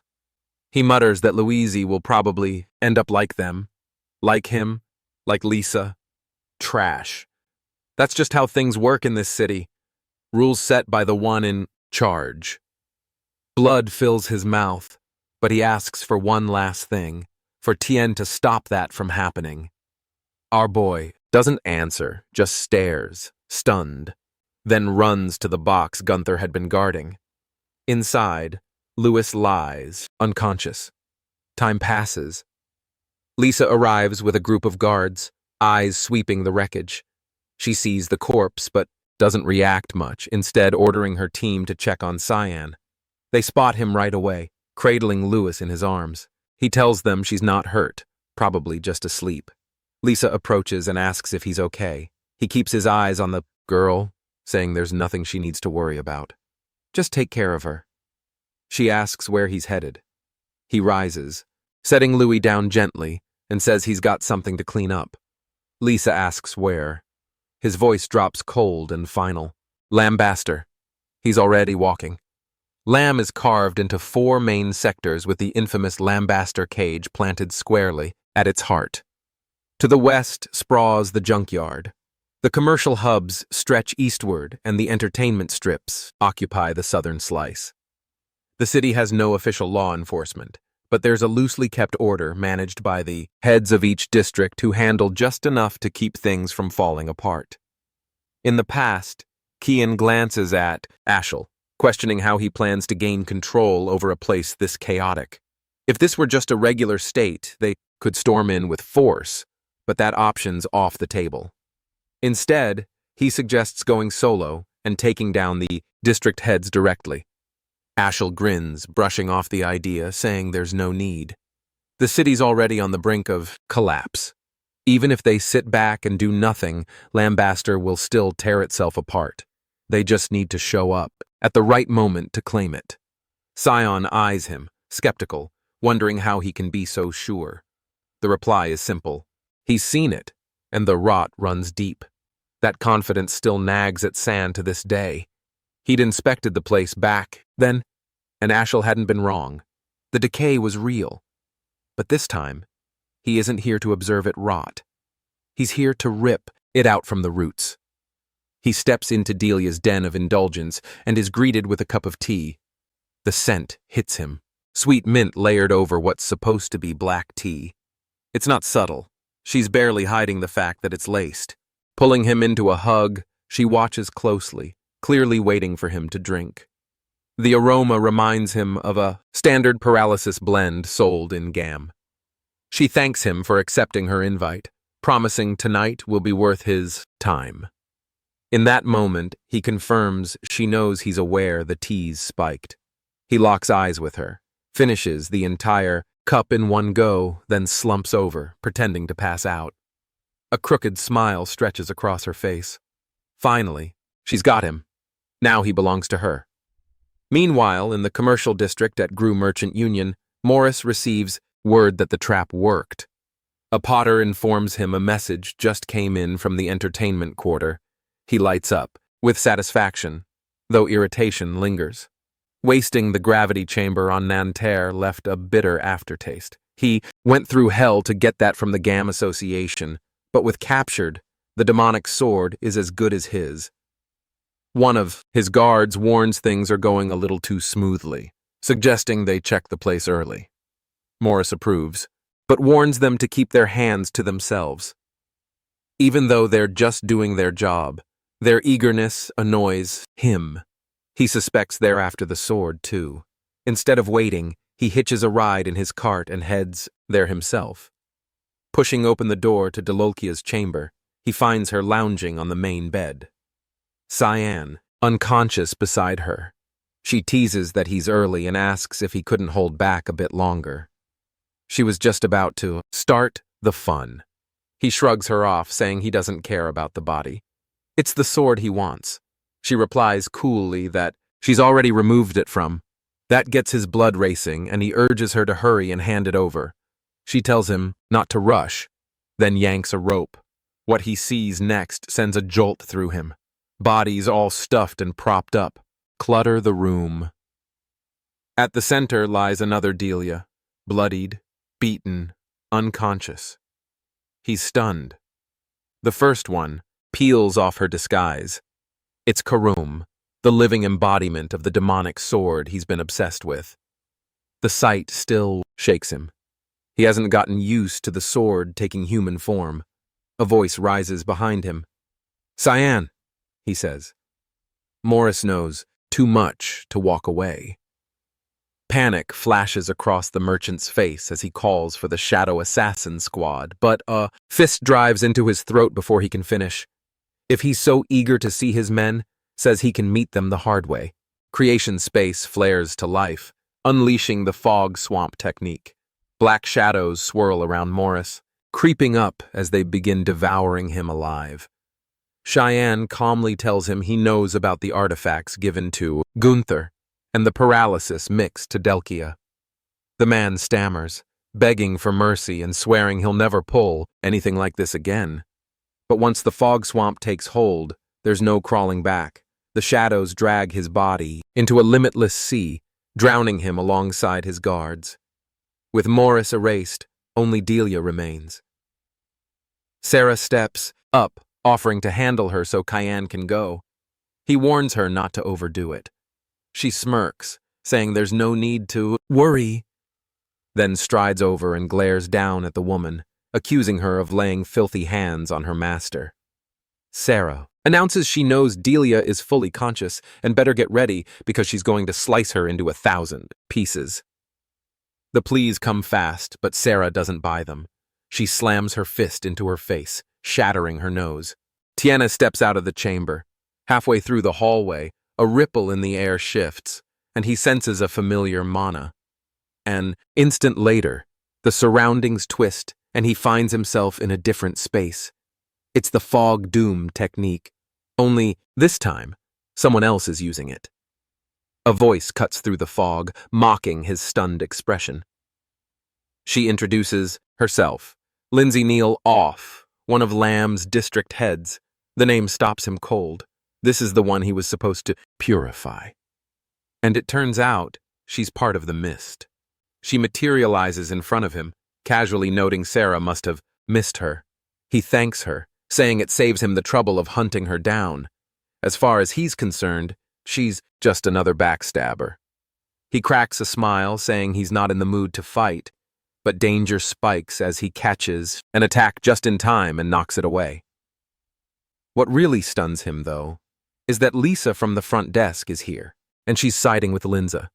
She goes in for an attack, but Cyan blocks every strike, keeping her blows at bay with sharp precision and tells her to step aside. He states plainly that his objective is Linza, and she's not even supposed to be involved in this situation, but she isn't responding, forcing his hand. Left with no other option, he activates a hidden spell called Bloodthirst Wave, blasting her back and freezing her in place, momentarily. He finds it genuinely impressive that she's able to take the hit without collapsing. Whoever trained her clearly did an outstanding job. It takes serious discipline to withstand that spell. Suddenly, she reappears behind him and speaks, saying he could have ended her just now. She asks why he didn't go through with it. He ignores the bait and questions how long she's planning to hide in this damn fog. She starts laughing like a maniac, amused, saying she's curious about Sarah's so-called disciple and wants to see how he stacks up against Lisa, the one she personally trained. He furrows his brow, genuinely confused how she even knows that much about Sarah, and wonders aloud what kind of relationship they had. She gives him a playful nudge and tells him he should be worrying about something else. The mage is now preparing a heavy-hitting spell, one strong enough to require a full wash afterward. Dozens of blades materialize and shoot toward him, but he dodges all of them, moving like wind through thread. Lisa follows, up with a leaping strike from above, and in a cold, cutting voice tells him she's cut off all ties with Gunther. But he still needs to pay for ripping away the final piece of her bloodline. He locks onto her eyes and immediately spots it. Her mind's been tampered with. Looks like someone implanted a shadow-based persona using a memory shard and layered it with rage, closing in on him like this, though. That was her first and last mistake. He seizes her by the neck, completely freezing her movement, and then with a swift, deliberate motion, knocks her out clean with a hit to the head. The moment she drops, it's just him and Linza standing alone in this artificial fog dimension. He calls out to her, asking her to quit hiding. She steps forward, laughing, and says he should have figured it out by now. This fog isn't just around them. It's a domain formed from her own will. He says it's surprising enough to find out she's part of the mist, but what really makes it worse is that she's both a traitor and a damn thief. She tilts her head and casually asks what exactly he's accusing her of stealing. He points straight at her hand and calls her out. That ring she was wearing earlier is an Ant Bari artifact, a tool that absorbs basically anything, whether that's raw mana or divine energy. She used it to fake her identity as a mist. He smirks, ridiculing her without holding back, calling her nothing but a knockoff, a fraud wearing borrowed power that pisses her off. Her composure cracks and she unleashes a forbidden spell. But what she doesn't realize is that she's walked right into his trap. She taps into the power of the Black Fog god and summons Absolute Flag, her trump card. The fog bends into a sealed sphere, locking them into an isolated pocket space. Within this space, only she has freedom to move. This world is hers. But then a new voice breaks in. Karam, sharp and sudden, calling out that she's finally located it. A tear rips open across the rail, and through that tear steps Kira, calm and ready, asking if Lince is really aiming for her master. Linsa freezes completely, eyes wide in shock. She just watched someone slice open her domain like it was made of paper. She can't believe it. Kira's power is rivaling that of the Black Fog god. Her brain stalls trying to process it. Excluding Uru, there's only ever been one person who could pull this off. And there she is, the blade turned being with a calm, vicious glint. Kira playfully asks how many parts Lince wants to be cut into. She snaps her fingers and tears down the entire fog barrier with a single gesture. The woman stumbles back, mouth open, reeling from how casually Kira just walked in, yelling that there's no possible way this brat is the true heir. She insists, it's impossible. 300 years and now some random kid shows up. No way! The demon leans in, speaking in a sharp whisper, asking what her deal is. He gives her a look and mutters that she's just throwing a tantrum. Karen boils over, rage spiking. She calls him a child again and follows it up by calling him a fake successor before dashing forward. Ready to strike. He doesn't flinch. He grabs Kira, shifting her into weapon form instantly, and with a grin comments that she's way too sloppy to ever pass as a decent assassin. Both of them activate a high-grade fog skill, Russian Fogtorm, and their weapons crash violently. But even in that clash, Lind has no real power to push back. He asks if she still doubts that he's the real one chosen. He says fine. If she still won't accept it, he'll just show her the real deal. As she stumbles, trying to regain her stance, he unleashes one of his highest-tier fog techniques. A massive orb of dense, churning black energy begins forming. The spell is called Adamant. The mana charges, spiraling violently. Before she can even get a breath, the sphere launches toward her. Flashback. Years earlier, at the Temple of Black Fog, Sarah looks at her and asks if she's really going to walk away now. The woman replies that she's sick of waiting for a successor who may never appear. She turns her back and asks if Sarah plans to kill her. The priestess calmly denies it, saying there are far worse people in the world and no reason to kill her yet. Still, the second she senses the fog has corrupted her soul, she'll eliminate her without hesitation, and when that time comes, she'll also reclaim every piece of stolen gear she took. The woman shrugs, almost smug, saying no one even knows she stole anything, so there's no need to be nervous. She offers a farewell and says to stay decent, as if they were still friends. That was the last moment they shared. She left behind an empire's shadow and built a faction in secret, her goal being to create a system where strength got noticed. She didn't want to rot in silence waiting for someone else's legacy. She truly believed she could have been the chosen one herself. And now this is where it ends. Half her body is burned away, completely gone from the blast. She didn't have a prayer of dodging it. She drops to her knees, breath shallow, life slipping. She asks him to pass a message to Sarah, tell her she was wrong and finish it. He honors the request. Using her own fog, he dissolves what's left of her body in silence. No one sees their downfall coming. Not hers, not even his. Following Lynn's death, her domain begins to unravel and dissipate. Result: it collapses into a space just outside the hotel, cutting down the time Cyan would have otherwise spent traveling. Lisa breaks the silence, asking why he let her live. After all, she had tried to kill him and clearly knew far too much about the mist. There was no logical reason for her to still be breathing. In a detached tone, he asks whether she plans to report what she knows. She firmly says no. That's enough for him. He says she's free to go. Bewildered, she asks what she's meant to do now.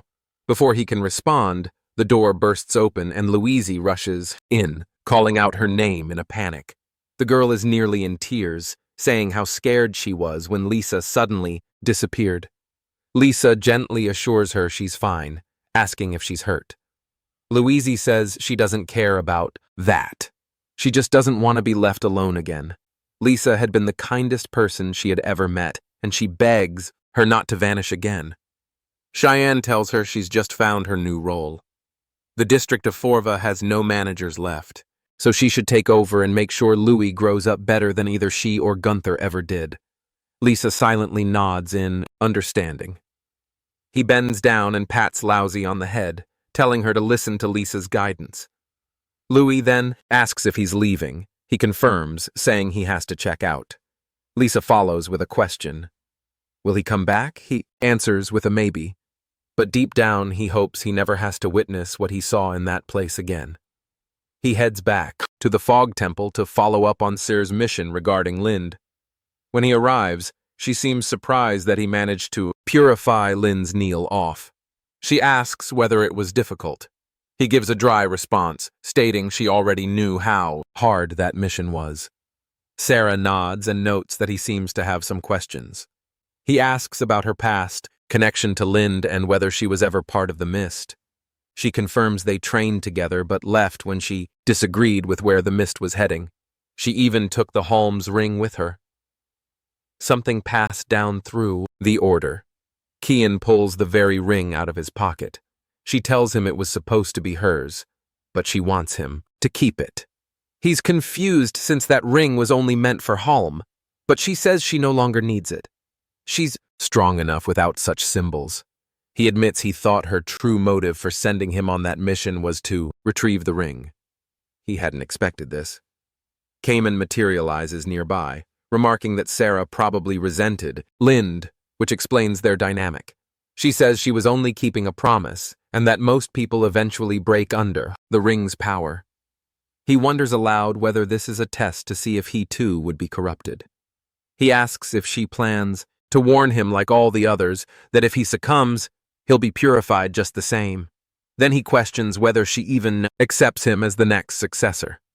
Sarah grins slightly, saying she's simply watching to see whether he becomes a menace to humanity or a hero. Testing a successor is a tradition. She even admits Kara may have chosen wrong. The spirit reacts with anger, but remains composed. He understands what she means. Days pass. At Luan Academy, in the dean's office, the administrator is in conversation with a newcomer. With instructor Nella's sudden disappearance, student anxiety has risen. He acknowledges the weight the new appointee carries, but expresses faith in him. The man responds calmly, promising to be understanding toward the students. This is Boris, the newly appointed substitute instructor. Once the meeting wraps up, he excuses himself to tour the academy, but the dean watches him go, sensing something odd in his demeanor. A moment later, Sarah enters the office, apologizing for being late. She was responding to the dean's earlier summons. Boris greets her, introducing himself formally. As he speaks, she immediately senses his ominous aura and the unmistakable stench of blood clinging to him. He radiates danger. The dean mentions that Boris comes from the capital and privately asks her to keep watch over him. Though polite and skilled, there's something unsettling about him. She agrees. That level of blood on someone can't be washed off. It clings thick and permanent, like the scent of death walking in a man's skin. Later that day, inside the academy, a large assembly of guards has formed, standing in organized lines. The sheer number is staggering. Even Erin is taken aback. She had heard the guard force had expanded since the banquets of blood, but this is excessive, overwhelming even. Suddenly, a voice calls out to her. She turns and recognizes Lunav, who approaches with a warm smile. They walk together, chatting. Lunav expresses her gratitude and happiness, saying she's been doing well lately, all thanks to Erin's help. Erin, being modest, returns the compliment, saying her friend has done a lot for her too. Then she introduces her to Leximus. The three chat and laugh together as they wander, but then they run into Boris. He introduces himself as the new instructor, asking specifically for Princess Erin. She greets him with a polite smile, mentioning she's heard quite a bit about him. She inquires if he's teaching mana application. He then makes a casual request. Could she spare a moment? He claims it's nothing urgent. He just wants to assess her mana levels. He asked her to produce her mana sphere. Without hesitation, she creates and presents the sphere. Leximus and Luna have exchange wary glances. Something doesn't feel right, but Erin brushes it off, insisting it's just a routine. Check. What could possibly go wrong? As Boris prepares to do something with the mana, a blur of motion interrupts. Cyan appears beside her, grabbing her hand just in time. His expression darkens, eyes sharp as blades fixed on the instructor. In a low, threatening voice, he asks why the hell he's in Luen. 1,000 years before the founding era, the Demon King's army had already launched its brutal campaign. On the front lines, human soldiers struggled to withstand the relentless onslaught, desperately casting barrier spells and defensive wards, only for them to be torn apart almost instantly by savage blows like those of a giant demonic spider.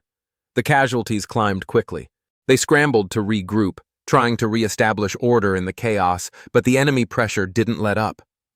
As they faltered, a blur of motion caught their eye. A figure approached at speed. Cien. In one swift move, he severed a monster's leg clean off. He'd finally arrived. The rumors weren't lies, after all. Though they had believed he'd been deployed to the Western Front, the stories were true. He always showed up when it mattered. He pointed toward the wounded, telling them to fall back. He'd handle things from here. The demonic spider charged up and fired a laser, blast directly at him, but he leapt aside just in time, landing clean. Excitement flickered in his chest. He'd hoped it would be a special-ass monster, but it was too slow to be worth the effort. Disappointed, he summoned the void sphere and obliterated the creature in one blow, vaporizing its head entirely. Moments later, he caught the sound of clapping. It was Boris, clearly impressed, grinning as he commented that no wonder Sir Ashel kept him close. He had assumed Cyan was stationed in the rear lines, same as him, but had come north after hearing this front needed reinforcements, only to find the situation already wrapped up. Cyan noted the obvious. These soldiers had been seconds from being wiped out. This war wasn't ending anytime soon. It had been a full year since the Vare family ordered the elite knights on the front to relinquish their power to Emperor Luel. The monsters seized that moment of vulnerability and began their advance, resulting in an unbroken war ever since. All of it. A direct result of Luel's greed. Cyan admitted that if Ashel hadn't personally asked him to show up, he wouldn't have bothered.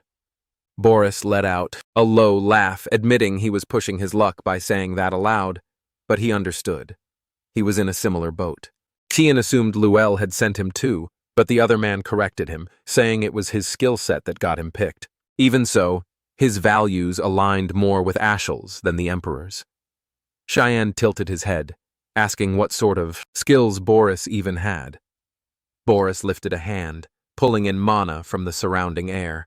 Cyan watched as he pulled residual traces of his own magic, compressing them into a dense sphere. Something about the sphere's energy felt off.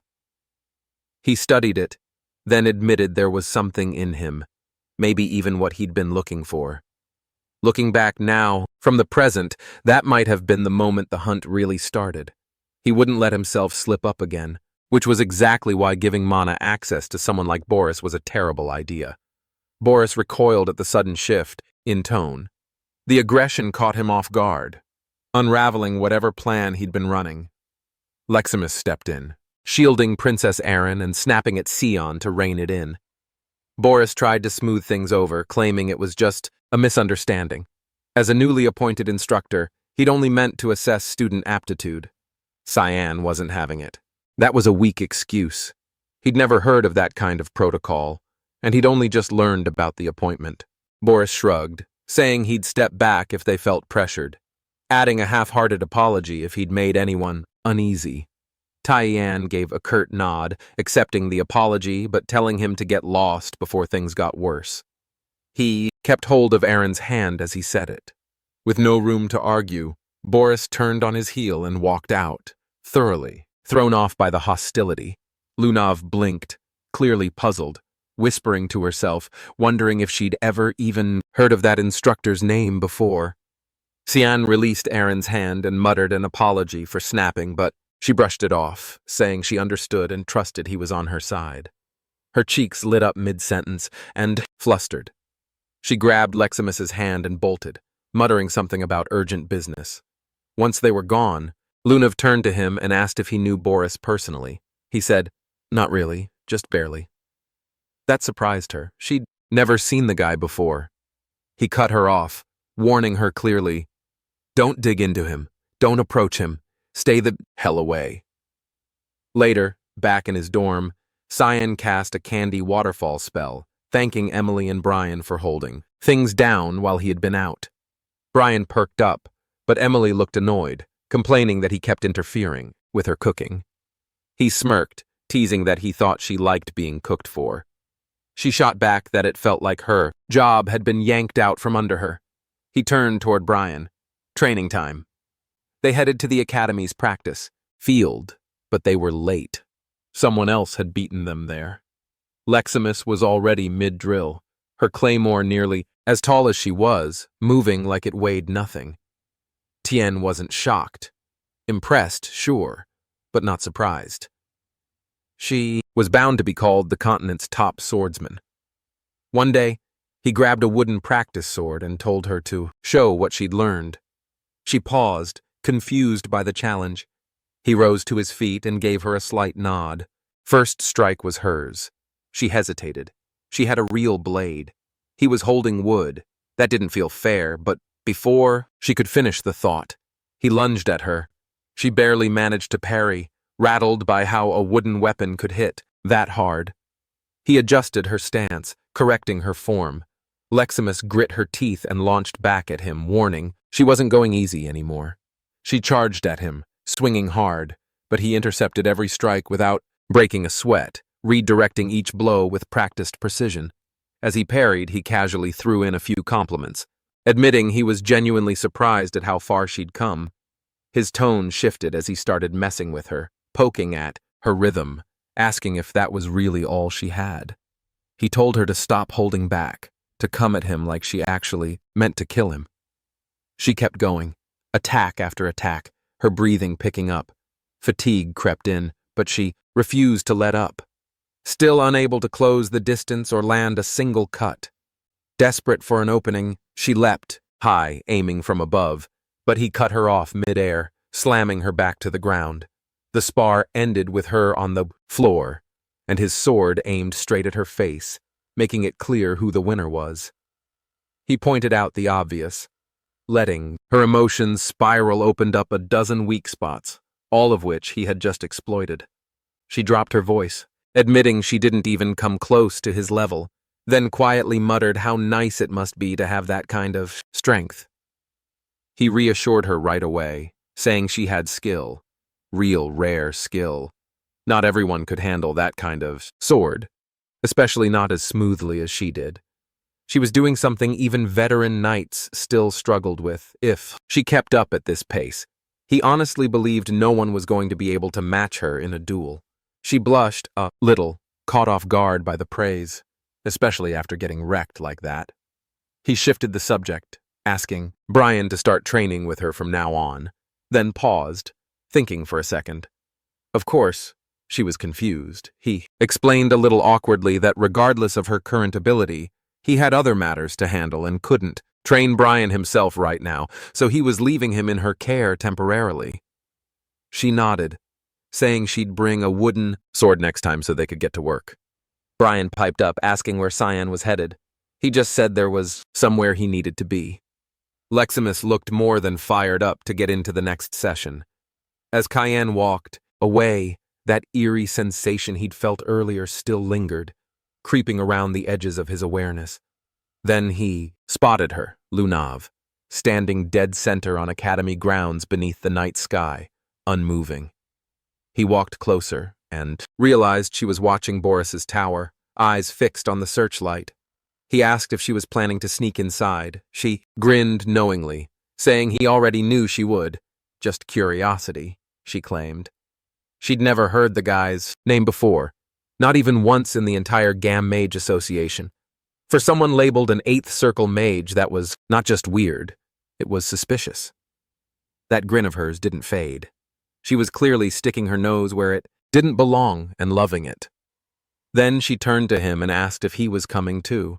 It felt like he already knew Boris, maybe even hated him a little, enough to get involved. He exhaled heavily. She was dragging them, both into a mess, and they both knew it. They waited for Boris to finally step out of his room. Once he was gone, Cian led the way and cracked the door open with a spell. The room inside was stacked with books, dense with ancient symbols and magical writing. One glance was enough. They both thought the guy was a total academic freak. She picked up one of the texts and flipped it open. Most were heavy on old, forgotten spells, stuff that probably hadn't been used in centuries. Then he froze. He felt Karam slipping away from his body. He asked her where she was going. She answered from afar, saying she was heading to the rooftop, telling him to chill. They could keep poking around the lab. He narrowed his eyes, confused by her sudden departure. Before he could dwell on it, Lunav called him over. She'd found something, a strange, dusty volume older than the rest. From one glance, his expression darkened. This wasn't just any book. It was Hearth Krya, Boris's armor. Meanwhile, up on the roof, Karum lifted her head, catching a foul, almost rotten smell in the air. She muttered that it was already about to emerge. She called to it, Krya. A presence descended from above. A voice echoed out, calling her by name, saying it had been far too long, 3 centuries to be exact. She forced a grin, anger barely held in check, saying she was doing perfectly fine until he showed up. The voice teased her, saying her personality hadn't changed one bit, joking that maybe that was why she ended up picking Cyan as her wielder. That hit a nerve. She snapped, lunging at him, but he calmly held up a hand, telling her to relax. He wasn't here to fight. He just wanted to talk. She demanded to know what he was really up to, what his endgame was. Down below, Cyan and Lunav were still locked on the old book, Hearth Krya. She studied it closely, saying it didn't read like any magic text she'd seen before. It had the structure of a historical chronicle, but everything was encrypted in strange glyphs and codes. Decoding it would take time. She flipped a few pages and pointed out one image, a half-drawn sun. It was the only symbol she recognized, but even that looked off, unfinished. She asked what he thought it meant. A sun trailing darkness behind it. His face shifted immediately. He slammed the book shut and told her they had to destroy it now. That book was the core of everything, the banquets of blood and all the disasters that followed. But before they could move, a voice cut in from behind. Boris, calm, cold. Cyan hadn't even noticed him coming, too caught up in the book's danger. Boris casually took it, back, holding it in his hand like it was nothing, saying he'd been debating whether to drop by, but now they'd saved him the trouble. He called it an interesting coincidence. But spying, that's where the fun stopped. He lifted a hand and cast a spell, blasting Lunav clean through the window. He apologized, sounding almost sincere, saying Cyan didn't need to worry. She was fine. He'd only sent her back to her dorm. Now that they were alone, he said they should talk. He'd been curious about Cyan, about the version the world saw and the one hidden underneath. Kian clenched his fists. This was bad. He wanted Boris dead right now, but Hartha complicated everything. The timing was awful. Karum was still gone. Cut to Karum now lying stretched out on the roof tiles. Hearthkrya, or what was inside it, spoke again, asking what she thought it all meant. He told her that the one he served wasn't just powerful. He was chosen blessed by a god. That meant she was already on the losing side. She didn't blink, didn't care, saying she was a demonic sword, not one of Lummen's lackeys. She wasn't turning on her wielder just because some divine clown said so. He shrugged, saying that was fine. There were ways around that. If she took over Sand's body, became the wielder herself, she'd be even more dangerous. She laughed low and sharp, calling the idea stupid and asking what half-baked schemes they were, even trying to run this time. Good versus evil, light clashing with darkness. Creation opposed by destruction. Dualities locked in an endless cycle of conflict. And as always, light wins in the end. That's how the story wraps up. Just like all the others, it's been 300 years since the war between gods and demons reached its final blow. Life on the surface is thriving like never before.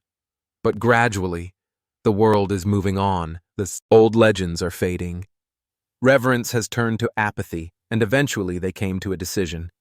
After long debates, they agreed. Maybe what the world needed again was darkness. Darkness to make the light shine brighter. Karum scoffs at the reasoning. So what? She takes control of body and goes berserk. And then Kreia and Lumendel show up to end her and be crowned the new heroes. That's the plan. He nods, grinning, saying that's exactly it. She doesn't take it well, swiping at his face with disgust and calling his whole pitch complete Hearthkrya sigh, clearly disappointed. He figured a demonic sword's fate was to one day possess its wielder and asks if she's changed somehow. Her temper flares. She snaps that they were the ones who labeled them evil in the first place. They never once tried to understand. They just handled their own crises and dumped the rest on others. He had hoped talking to her would be as smooth as it was with Aru, but clearly not. So he says farewell and vanishes into the night. She stays there for a beat, rethinking everything he said, and her resentment for Eru only deepens. Back inside the lab, Boris offers Ken a cup of tea. He doesn't bother responding, cutting straight to it and asking why. The man said he was so interested in him. The teacher chuckles, saying it's only natural for someone in his position to take an interest in his students. Tian raises an eyebrow. He's not even in his class. There's nothing left for him to learn here. Boris casually asks if the dean or his father, the duke, know about that. Sion tells him to stop dancing around and just say what he really wants to say. The mage drops the pretense, asking if they've met before. He says he's been getting this vibe since the beginning, like despises him, like he wants him dead, but he's certain they've never met. So he wonders if maybe our MC already knows of him. The answer is flat. No, he doesn't know him. What's more shocking is that no one knows him. An 8th Circle mage should be a household name. Boris says he just likes to live quietly. Kian shoots him a cold look and asks where he's really from. The reply is evasive, claiming it's a small, obscure place he's probably never heard of. But science sees through it. He's lying. He always has been. Even in a past life, he buried his origin deep, refusing to let anyone in. Cheyenne asks if there's anything else he wants to know, but Boris glances at the time and smiles, saying it's late. They can continue this conversation another day. Once leaves, Boris speaks to her Kreia, saying he got so caught up in the moment that he couldn't even think of the right words. But now he understands why Ashel felt so threatened. It's Cyan, the one behind the dying princess, the little brother of the savior, chosen by Lumendel, bonded to a demonic sword. Hartha materializes, saying this is what destiny looks like. It's Karum who's supporting him. Maybe he is the darkness they've been waiting for. And if that's true, then he will be the one to make Ashel burn brighter than ever. Just like the prophecy. The black fog that blotted out the sun. The Savior's bitterness will soon surface. Karum heads to the hall of the black fog. Aru looks up, surprised to see her arriving alone, and asks what brings her here. She doesn't waste time, asking if he really doesn't know, telling him she just ran into her. Kreia didn't even know he was that close. His expression darkens, asking if the other god tried anything, but she isn't buying his act, saying he already knows everything. So why isn't he doing anything about it? They're the ones being pushed out. He tells her there's nowhere lower than where he's already fallen. He has nothing left to lose. Her voice rises, saying they're trying to use her and Cyan. Eru asks if that's truly what she wants to protect. Then he grants her the right, giving her an official decree. All the mist will move with her, she and Cyan together. She asks him if he's really not going to act himself if something happened between him and Lumandel. He says every decision he's made for her sake. She turns away, saying she's tired of hearing his pitiful justifications. Skolden has turned him into a recluse, a coward, and she walks out of the hall. Elsewhere, a priest finishes a blessing over Alice. She's kneeling as a proxy of Luminal, pledging herself to the great god of light. The priest asks if she's truly ready to become a beacon in this cruel world, ready to take the front lines, to fight, to die. He calls her by full name. She accepts the vow, pledging herself to Luminal's cause. Her expression is composed, but her heart isn't fully settled. Is this really the path she should take? Lately, the Empire has been conscripting all its strongest into the Knights' solidarity, tossing them onto the front lines. Even during disasters like the Banquet of Blood, the Royal Guard had no way to respond. She's dreamed of joining the Knights of Light for years, but maybe what she needs to protect isn't out on the battlefield. Maybe it's somewhere else. A voice cuts in.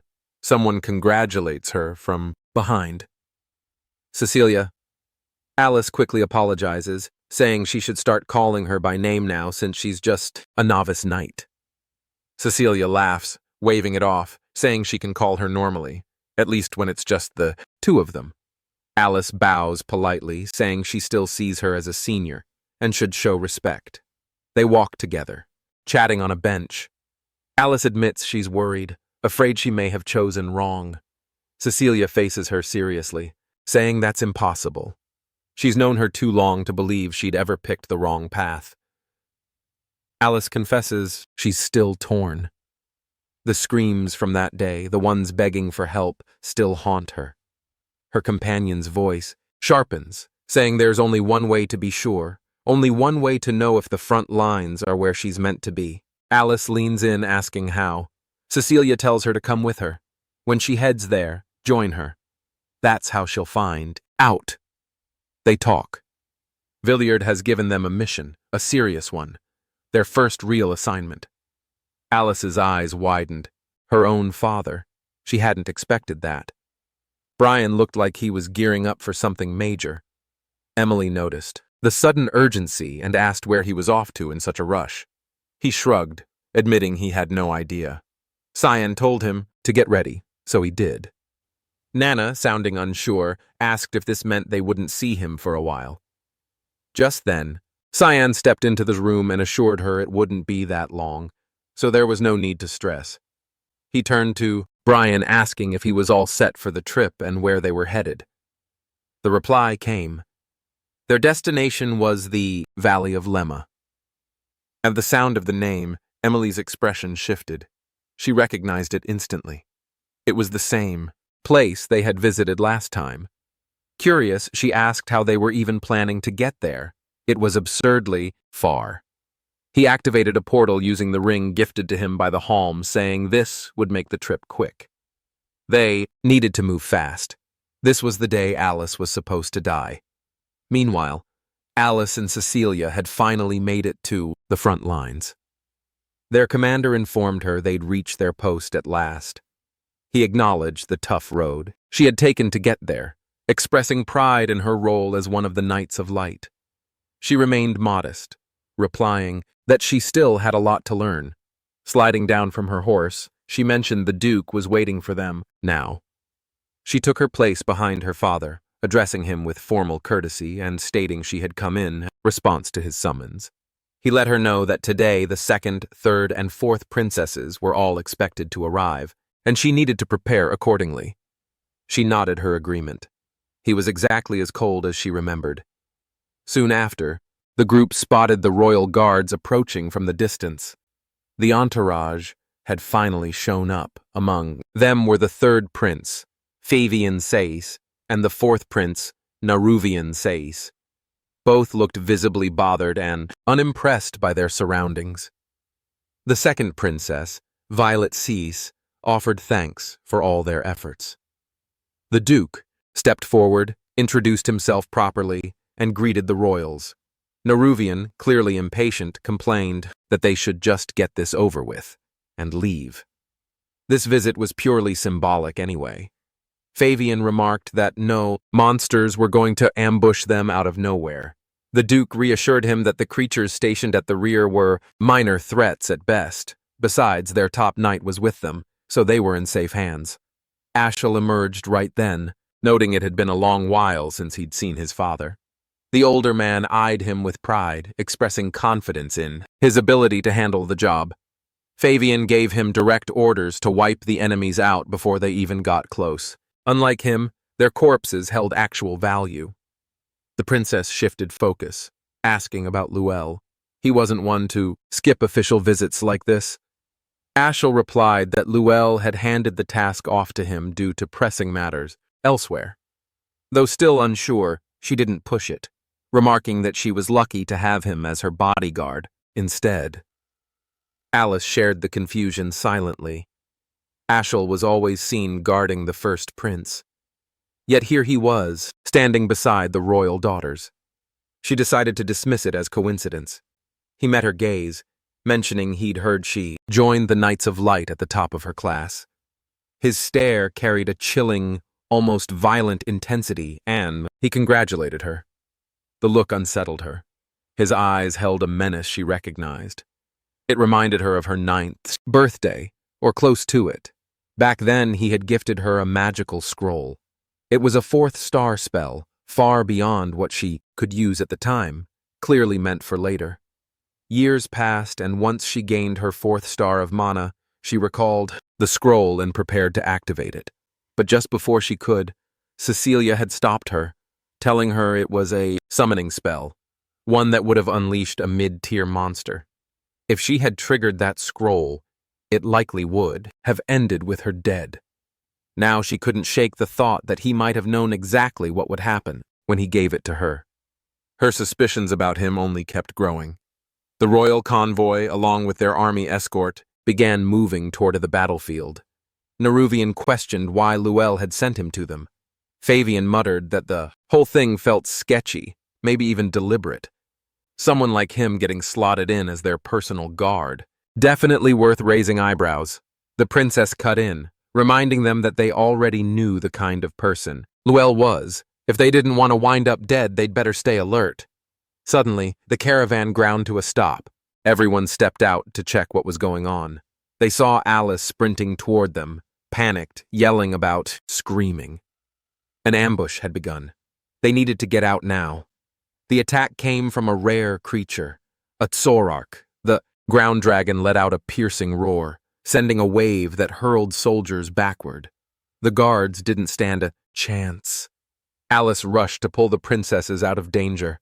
The beast's tail came crashing down, aiming to smash through the guard lines.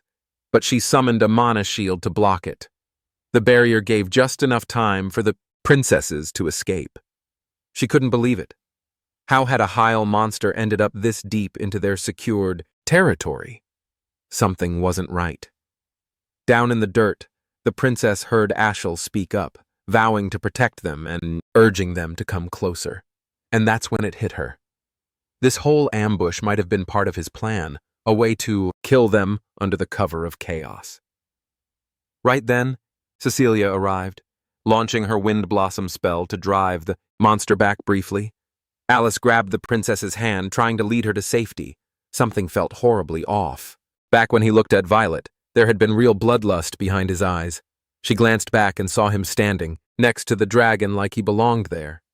She shouted his name, telling him to watch out. A barrier flared up around Ashel, launching the monster backward with force. He clicked his tongue in irritation after noticing that both the princess and Alice had already slipped away. The creature lunged again, but he, now visibly pissed, leapt into the air and struck it down in a single blow. Elsewhere, Violet, Alice, and Cecilia were sprinting toward a safer zone. Suddenly, Violet stumbled and collapsed onto the ground. Alice rushed to her, checking frantically if she was all right, offering a hand and asking if something was wrong. The princess gave a faint smile and said she wasn't going down that easily. Before Alice could react, a blade drove straight into her body. Cecilia had attacked from behind. Betrayal as brutal as it was unexpected. Shocked and reeling, she managed to gasp out a question, asking why her friend would do this. She crumpled to the dirt, a vital organ pierced, shrieking in agony. Violet stood over her, explaining that she was Ashel's younger sister. She had suspected something was off the moment she learned Luel wasn't attending, especially given how obsessed he was with being part of everything. She believed this was all a ploy to quietly remove them under cover of chaos, letting others take the blame while they stayed clean. Alice tried to explain, insisting she only wanted to protect people, but Violet cut her off, saying she already knew how power-hungry the Verts and Luel were. She mocked the idea of sitting still and waiting to be executed like a fool. She told her to spit out her last words while she still had seconds to spare, laughing as she added that maybe Luenal would swoop in and rescue her in time. She tossed down a scroll, an emergency teleport, and summon spell to warp both herself and Cecilia away. Left behind, Alice lay stunned. She couldn't wrap her head around what Cecilia had just done. Some part of her refused to believe the betrayal was real. Maybe it was mind control. Maybe there was another reason. Tears slid down her face at the thought that her closest friend had turned against her. She glanced around.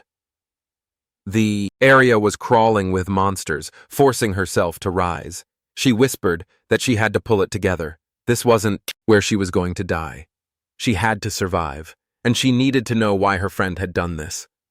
Blood seeped from her wound, and she used it to enchant a spell, turning it into razor-sharp blades. Meanwhile, Violet and Cecilia reappeared inside a secured safe house. The princess looked much more at ease now. Cecilia was quiet, clearly trying to mentally erase any trace of Alice or their shared past. Violet asked why she'd spared her. There had been plenty of chances to finish her off. She reminded her that the order had been to kill, not let her go. Cecilia calmly replied that Alice wouldn't last long anyway. The monsters would finish the job for them. Back in the field, Alice was holding her own, fending off the creatures with what little strength she had left. But her body kept giving out. She kept thinking, what the hell was she supposed to report to the knights? No one would believe that Princess Violet had tried to kill her. She shook it off and focused on survival. Escape came first. Then she turned and saw it, a lava salamander. Not just any beast, but a top-tier monster. If she didn't get out now, she was toast. The salamander began charging a fiery blast straight at her. Her body wouldn't even twitch. Right before it unleashed the attack, Cyan materialized, slicing through the creature mid-charge with rushing fog sword. The beast hit the ground hard, molten lava bursting from its body on impact. Brian rushed in, catching her mid-collapse and helping her escape to safety.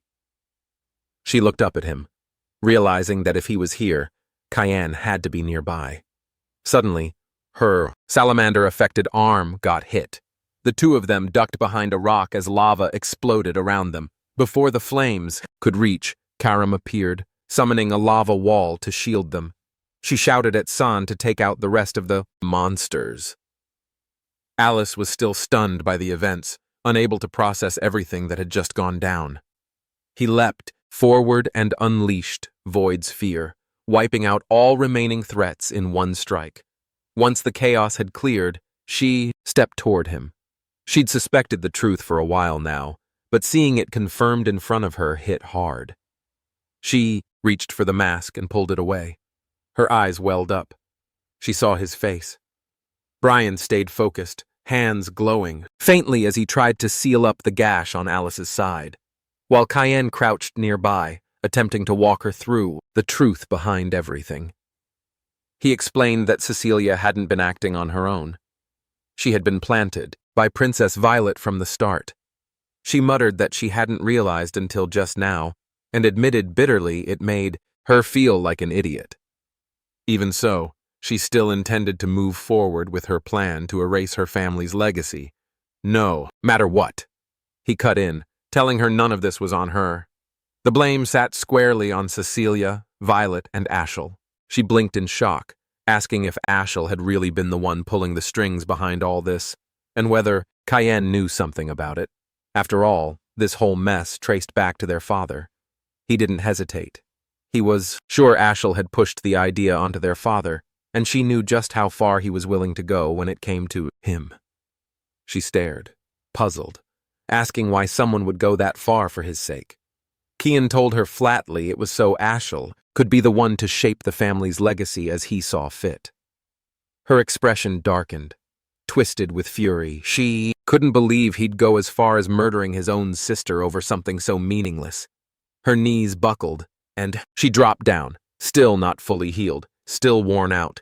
She looked up, voice low, asking if he was absolutely certain about Ashel. She'd thought she was the only one who'd sensed something was off, but Cyan had noticed too. She warned him their father and the others had to be kept out of this for now. Whatever this was, Ashel had a secret weapon she didn't. During the earlier fight, something had felt wrong, like an unseen force was shielding him. Cheyenne's eyes narrowed. That sensation was way too familiar. He'd felt it once before in another life at the moment he tried to strike him down. Something had stopped him before his blade could land. He still didn't know what the hell it was. Some force that reached past the body, messing with the soul. A cursed sword? Something darker? Only one explanation made sense. He said they were out of time and needed to speak to their father now. She nodded, but he shook his head. Their father wouldn't believe them. Not a chance, she pleaded, saying if they both came forward without delay, maybe he'd actually listen. His tone shifted. Serious now. He told her to trust him. If she acted recklessly and things went sideways, the entire Knights of Light could turn on them. In his last life, Ashel had always been the Golden One. Everyone had adored him, looked up to him like he was sent from the heavens. Even San had once followed him without question. People treated him like a messiah, never doubting a word he spoke. But looking back now, Tyann couldn't help but think something about that had always felt off. The way Ashel had been adored, it wasn't just admiration, it was worship. And if some still questioned him, they never said a thing. Even their father, an emperor who died chasing his own dreams and fears, had trusted Ashel completely. Not a shred of doubt. Cyan had clung to that trust too, right until the end. When the betrayal hit, he'd felt nothing but rage. And one nagging question kept digging into his mind. What the hell made everyone believe in Ashel so blindly? But the answer had always been right there. It was him. Cyan said it aloud. Ashel had become an untouchable icon, carrying the divine authority of the most revered god in human history. He was the chosen one, humanity's supposed savior. Meanwhile, on the rear end of the battlefield, the royal guards had formed a shaky perimeter around the princesses, trying to keep them safe. The girls stood frozen, shaken to their cores, unsure what to do. As the ground rumbled beneath them, a massive earth dragon lunged forward, claws raised to strike. Then Ashel appeared, cutting in, just in time to shield them. The dragon launched another strike, but he raised the shield of judgment, blocking the blast for everyone behind him. Then, in a blur, he shot toward its face and split its skull in one swift blow. The beast crumpled dead. He asked if everyone was all right. Cheers erupted, voices chanting his name filling the air. Even the princesses started singing his praises. Alice stared, stunned. She couldn't wrap her head around it, the savior chosen by Luminel. Cyan, standing beside her, told her plainly, Lumandel hadn't chosen based on character. He just needed a savior. That's it. And since Ashel had been chosen by the supreme god himself, denying it now was basically heresy. She'd risked turning the whole church of Luminel against her. A weight settled Behind her eyes, a slow, sinking disappointment. She'd placed her faith in Lummen her whole life, and now this. She turned to Tien, asking how he even knew all of this. He avoided her gaze, telling her he couldn't say. Not yet. He'd already interfered too much. She placed a hand on his shoulder, steady. She trusted him completely. If he couldn't say, there had to be a reason. But one day, she said he needed to tell her. He didn't have to carry it alone. Then she pivoted toward Brian, giving him a small nod of thanks for patching her up.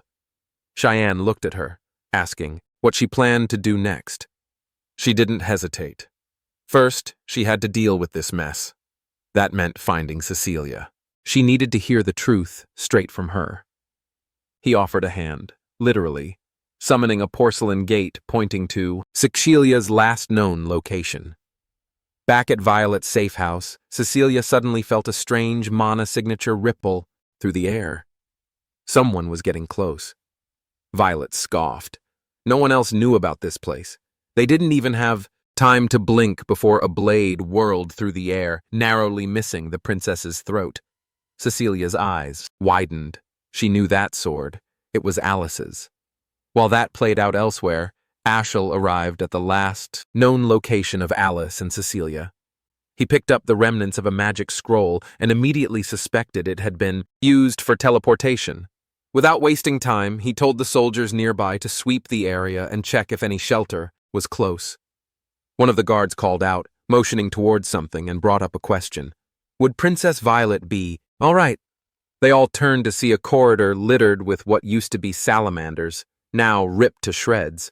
He issued a sharp order to secure both princesses without delay, then took off to investigate whatever had done this. Over at the safe house, Cecilia had been tailing Cyan for quite a while now. At first, she'd assumed he'd be incredibly skilled. His mana pressure and killing intent had been off the charts, but in the end, he was just a kid. Still, something felt off, like someone else was backing him up. To close the distance, she cast a spell that flung her forward, aiming to catch and strike him directly. But just before contact, he vanished right out of her range, slipping past her blade like smoke. She barked out a question, asking where the hell he'd learned to move like that. Nothing from her world matched it. He didn't respond, not a single sound. She pressed on, demanding to know about the sword and whether he'd saved Alice, but again, nothing. He stood there wordless. Frustrated, she amped up her speed, attacking in bursts, slicing in from all sides as she circled him. She thought to herself that only a handful in the Knight's Order could keep pace with her, and this kid was managing it. When she leapt to attack from above, he slipped, away again like she was moving in slow motion. That's when it hit her. He was faster. Not a little. A lot. And he still hadn't drawn his weapon. The fact that he didn't even bother made her snap. Her temper flared, and she lunged from behind, gripping a jagged rock, going straight for his blind spot. He tanked it without flinching. Before she could blink, he conjured a void sphere. Calm as ever, layering it with an obsession spell.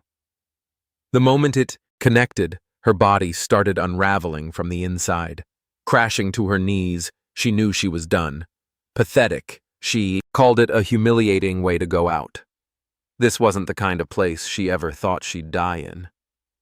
She called him Grim Reaper, half in awe, half in horror. Even then, she asked if he was seriously just going to stand there, silent even now. Desperate, she begged him to at least answer one thing.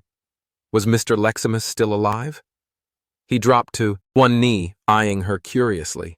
He asked what kind of expression that was. Was that relief?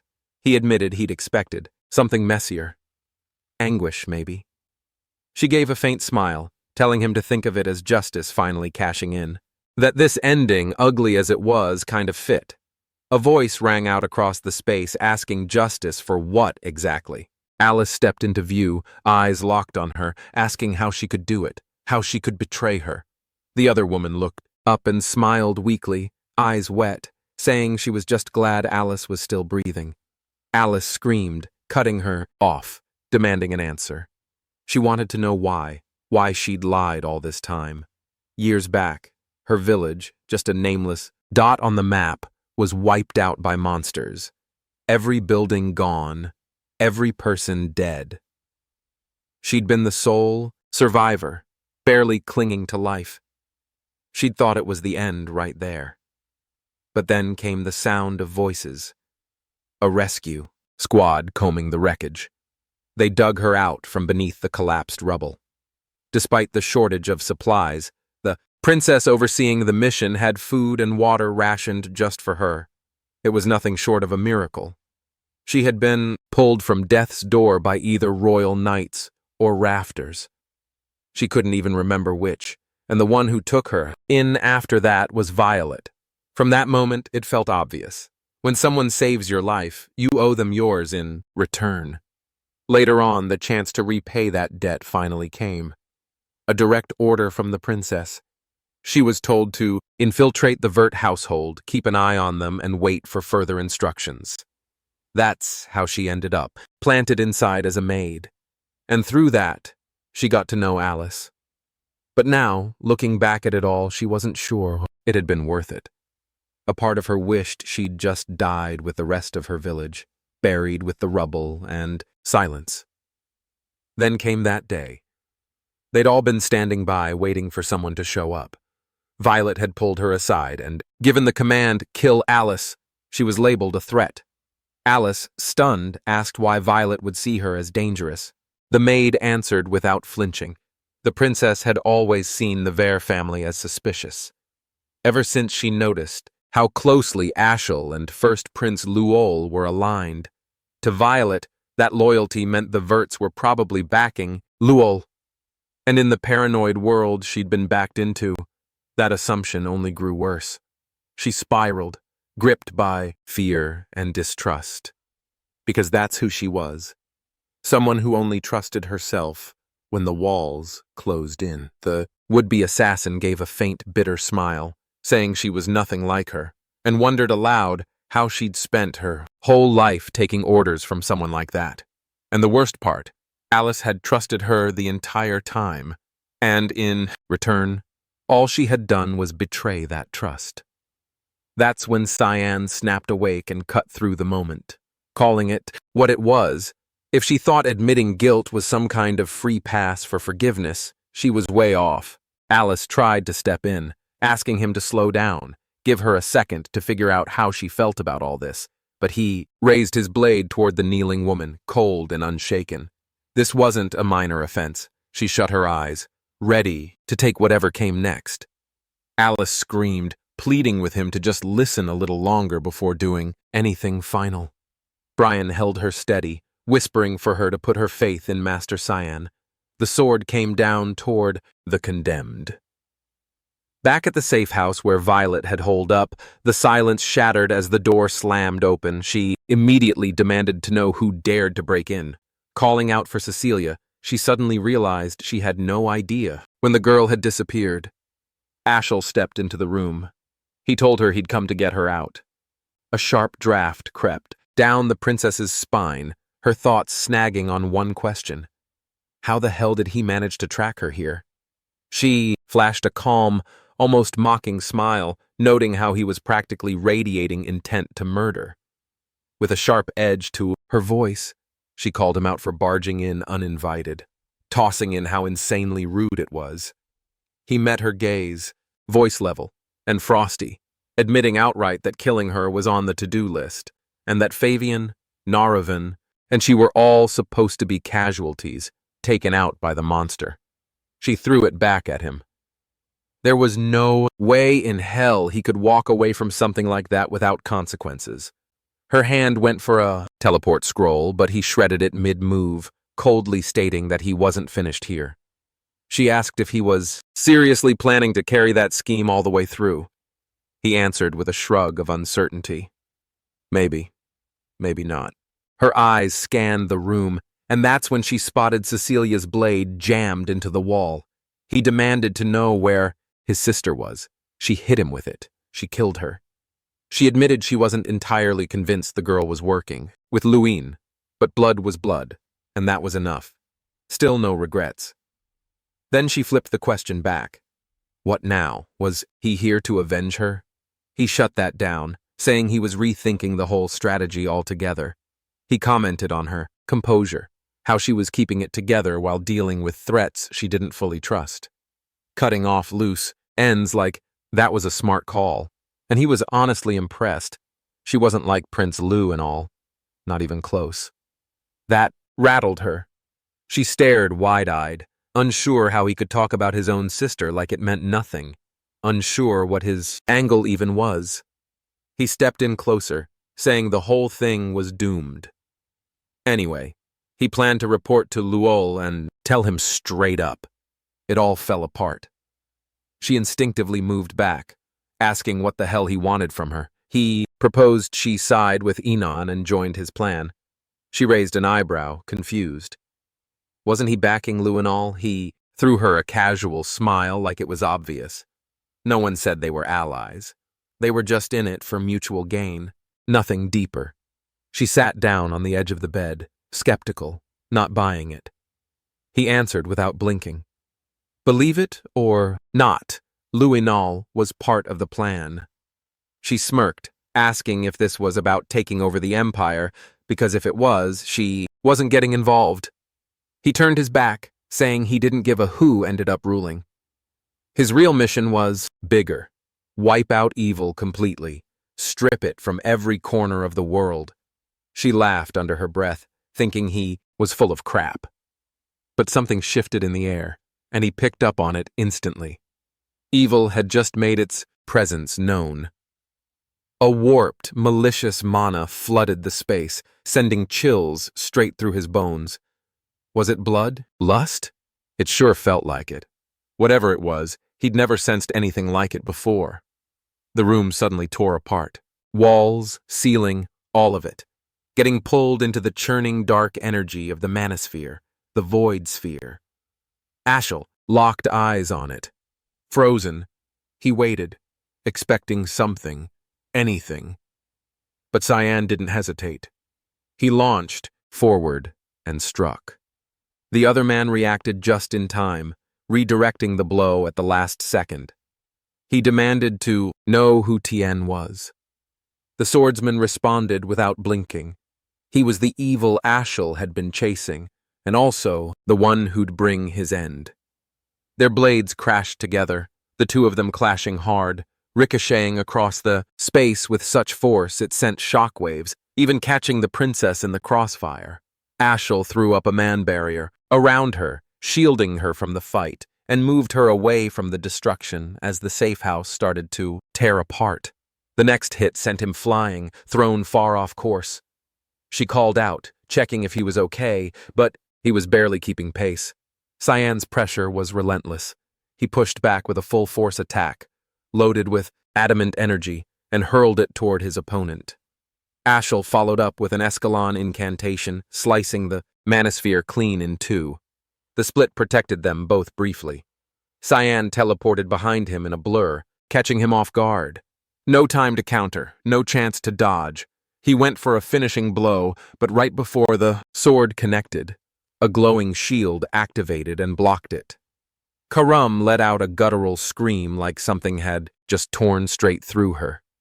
Chen froze, thrown back by the force of the same barrier. The mage turned to her, watching closely. Something about this wasn't normal. He tried to steady her, assuring her he'd get through this no matter what. Cheyenne stared at her, confused, asking what was happening. She barely got it out, saying it felt like her whole body was being shredded from the inside. Must be his power. It sucked for both of them. Ashel stepped closer, questioning why Cayenne backed off when he swore he'd be his end. Then he moved in again. The other man hesitated. Sure, he'd love to finish this, but now that he'd seen what the mage's magic was capable of, he knew he needed to retreat. He tossed something at them. Cecilia's sword and her bloodied shield. Violet reacted immediately, demanding to know what he did to her. He answered flatly. He purified her. Ashel studied him, asking if that was the end game, wanting to know who gave the order. Keon said nothing about orders, claiming the mist. That's who he was, from. The ones who never forgive. He didn't do this because he was told to. He did it because it had to be done. And, yeah, that confirmed it. The rumors were real. The mist was back.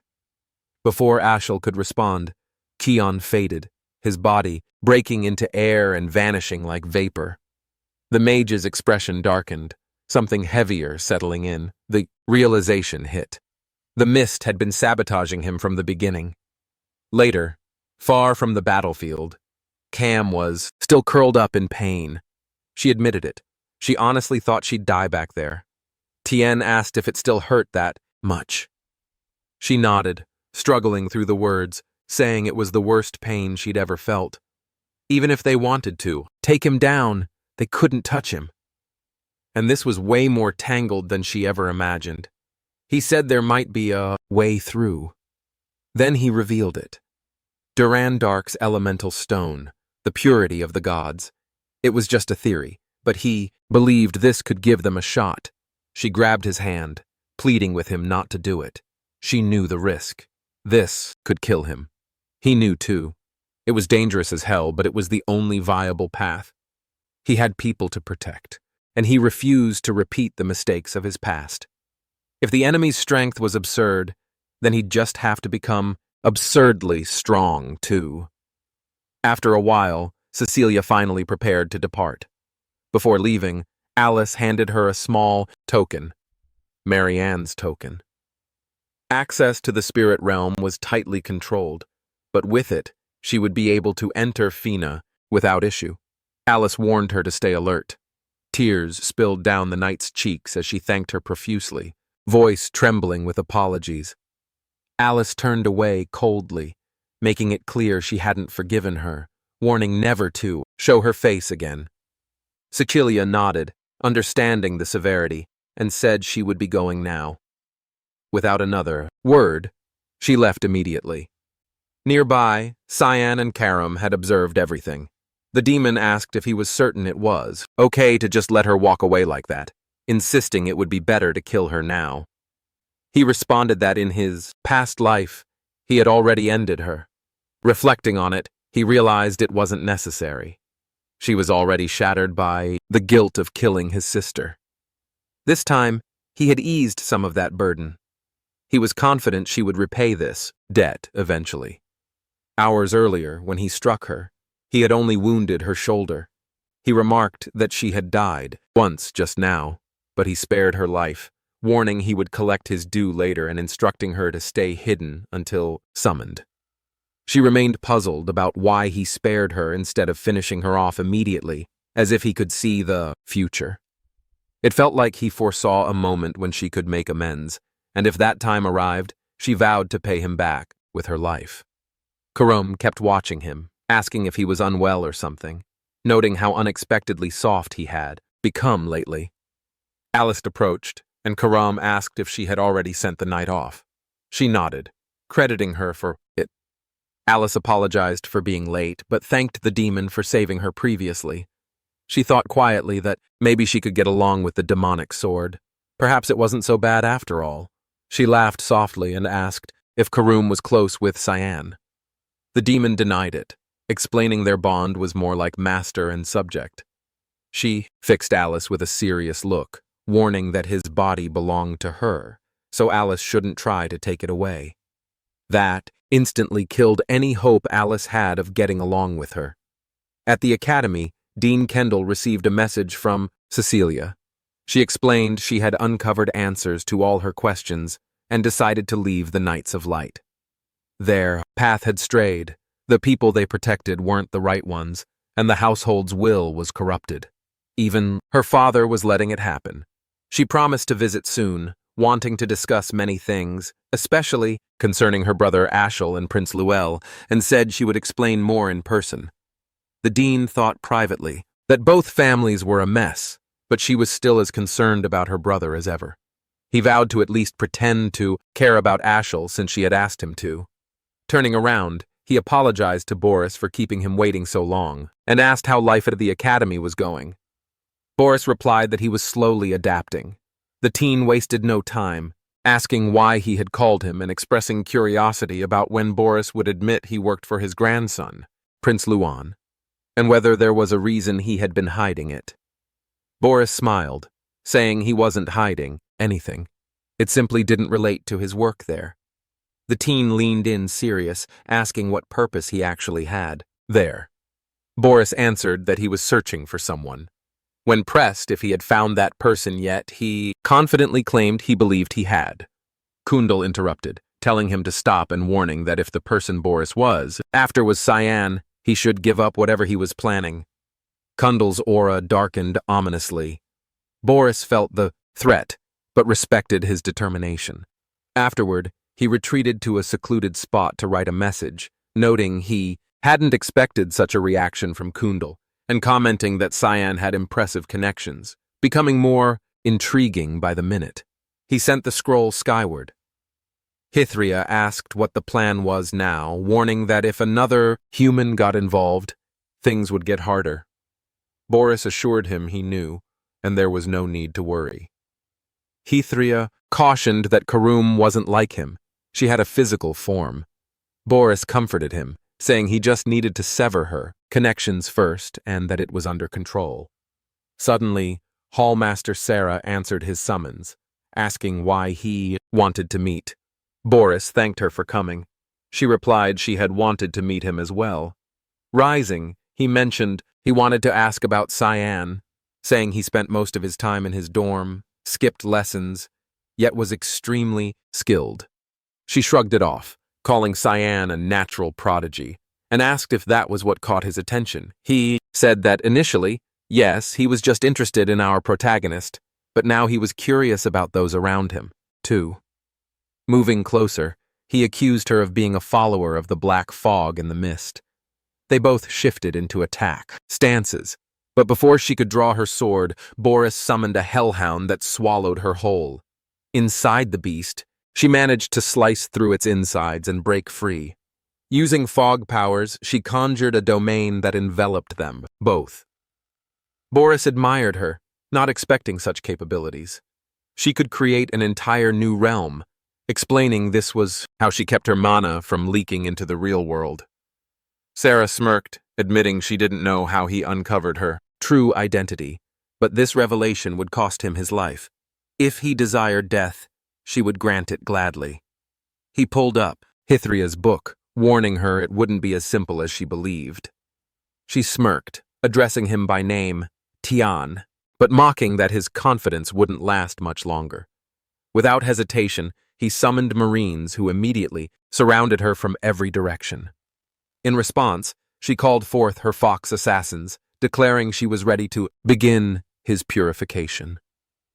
At that moment, a portal materialized inside the royal dormitory, and both he and Brian stepped through. Nana immediately lashed out at him, chiding him for how much she had missed him. She had grown noticeably larger since the last time he saw her. He asked how she had been doing, and she replied she had been training diligently with Sarah, just like he had instructed her to. Over the past weeks, she had been honing her skills under the woman's tutelage. About a week ago, he had requested Sarah train Nana to control her emotional breakdowns, emphasizing that the banquets of blood must never happen again. Nana had held up remarkably well, having slain countless monsters during her training.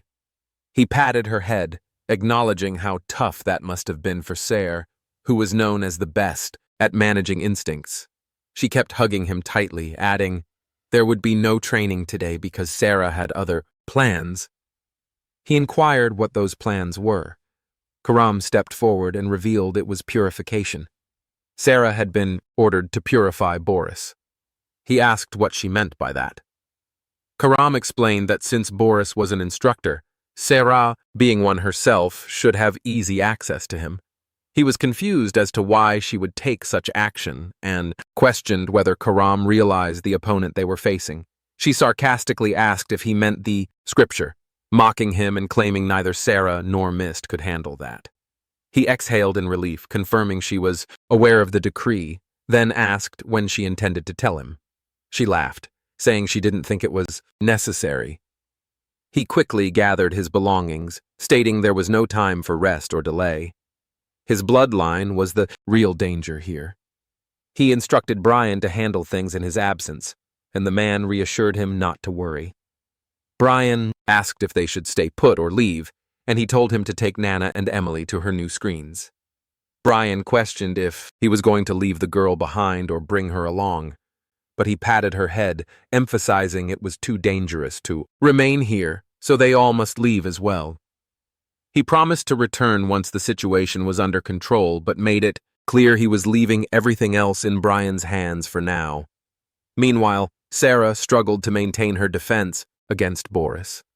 The more she looked at him, the more repulsive he became in her eyes. All of her fog assassins had been defeated, and the marionettes continued to reappear relentlessly. She finally realized the banquets of blood had been orchestrated by him. These marionettes carried the same aura as those involved in the banquets, but these were significantly stronger. He laughed darkly, declaring this was merely the appetizer and admonishing her not to tire yet. More marionettes pressed the attack. She wielded the rushing fog stone, slicing through as many as she could to carve out breathing room, but he used scripture spells, sending shafts of light like spears flying toward her. She barely managed to evade most of them, and each time she believed she found an opening to strike, he countered, immediately with more advanced spells. The number of marionettes continued to swell, and her ability to dodge diminished rapidly. They were learning her fighting style, adapting to her movements, making it far more challenging to maneuver. When one got close enough, he commanded it to detonate beside her. The explosion hurled her off balance and trapped her within a cluster of others that simultaneously exploded. Exhausted and weakened, she left herself open for an attack. He called upon the scripture to summon a massive warhammer and launched it directly at her. The hammer crashed into Sarah, driving her deep into the ground and shattering everything beneath. She lay there looking beaten while Boris mocked from above, murmuring quietly to herself. She finally understood the marionettes could track an opponent's mana. These weren't ordinary puppets. She guessed his spellbook was the source of his power, something extraordinary given the mana she sensed. It had to be a divine weapon. He applauded her sharp battle instincts and extensive knowledge with a dry laugh, then shrugged it off, summoning a fresh wave of marionettes to assault her. Still, she refused to surrender. Rising instantly, she gathered mana and unleashed a secret fog technique called the expansion. Her shadow grew, twisting into a demonic form, the mammon of greed. He froze, stunned by the sight, unable to grasp how she pulled this off. The mana he sensed from her before had vanished entirely. What new kind of mana was she tapping into? The demon swung a massive arm, crushing countless marionettes in its path. The puppet scrambled onto its body, trying to attack, but it sprouted more spikes, shredding them and absorbing their energy. He found himself at a loss. She had conjured a demon familiar whose mana surpassed all expectations, but it was a temporary shield. Now she was drained of mana herself, and even casting a simple spell would be nearly impossible. Flipping open his spellbook to strike again, he suddenly lost sight of her as she vanished and reappeared behind him, completely silent and impossible to detect. He activated Holy Protection just before she plunged a blade into his back. She unleashed a rapid barrage of strikes, slowly eroding the shield until it shattered. Before he could react, she slammed him to the ground, gripping his face and driving it into the dirt, leaving him helpless to retaliate. Just as she was about to slit his throat, an idea struck to cast a spell without any incantation. She detonated the ground beneath them, propelling both into the air. He reacted quickly, firing judgment, spears, but she dodged everyone and teleported close, delivering a brutal kick to his face that slammed him into the earth, obliterating everything beneath. Gasping on the ground and struggling to rise, he heard a voice command him to stop the fight for today. Before he could react, she swooped down with a finishing strike, but the spellbook intercepted the blow. He reflected that they didn't have enough intel on her. He'd assumed she was just another of Uru's countless servants, but with skills like hers, she was likely a high-ranking officer. In his current condition, he stood no chance. She snapped into a defensive stance and noticed black blood trickling from his mouth. She recognized it as the infamous black blood of the tribe once thought extinct. He grinned, admitting this was why he avoided spilling his own.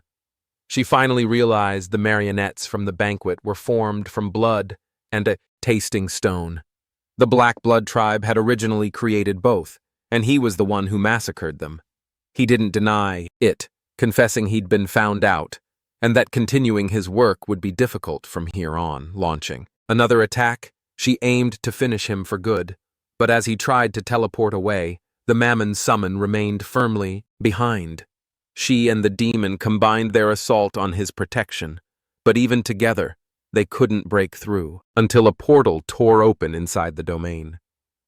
Surprised that anyone could interfere here, she watched as Cyan leapt through, slicing the protection open and creating an opening for their next assault.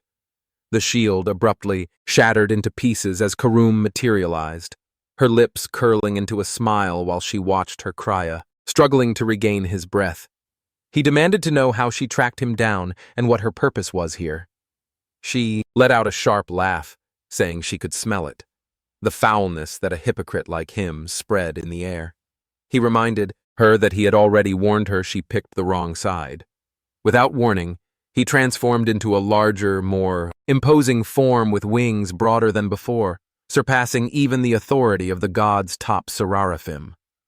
The shield surrounding Boris intensified, expanding in size and power, forcefully throwing Sarah out of the immediate area. Despite this, Cyan remained steadfast, resisting the overwhelming force.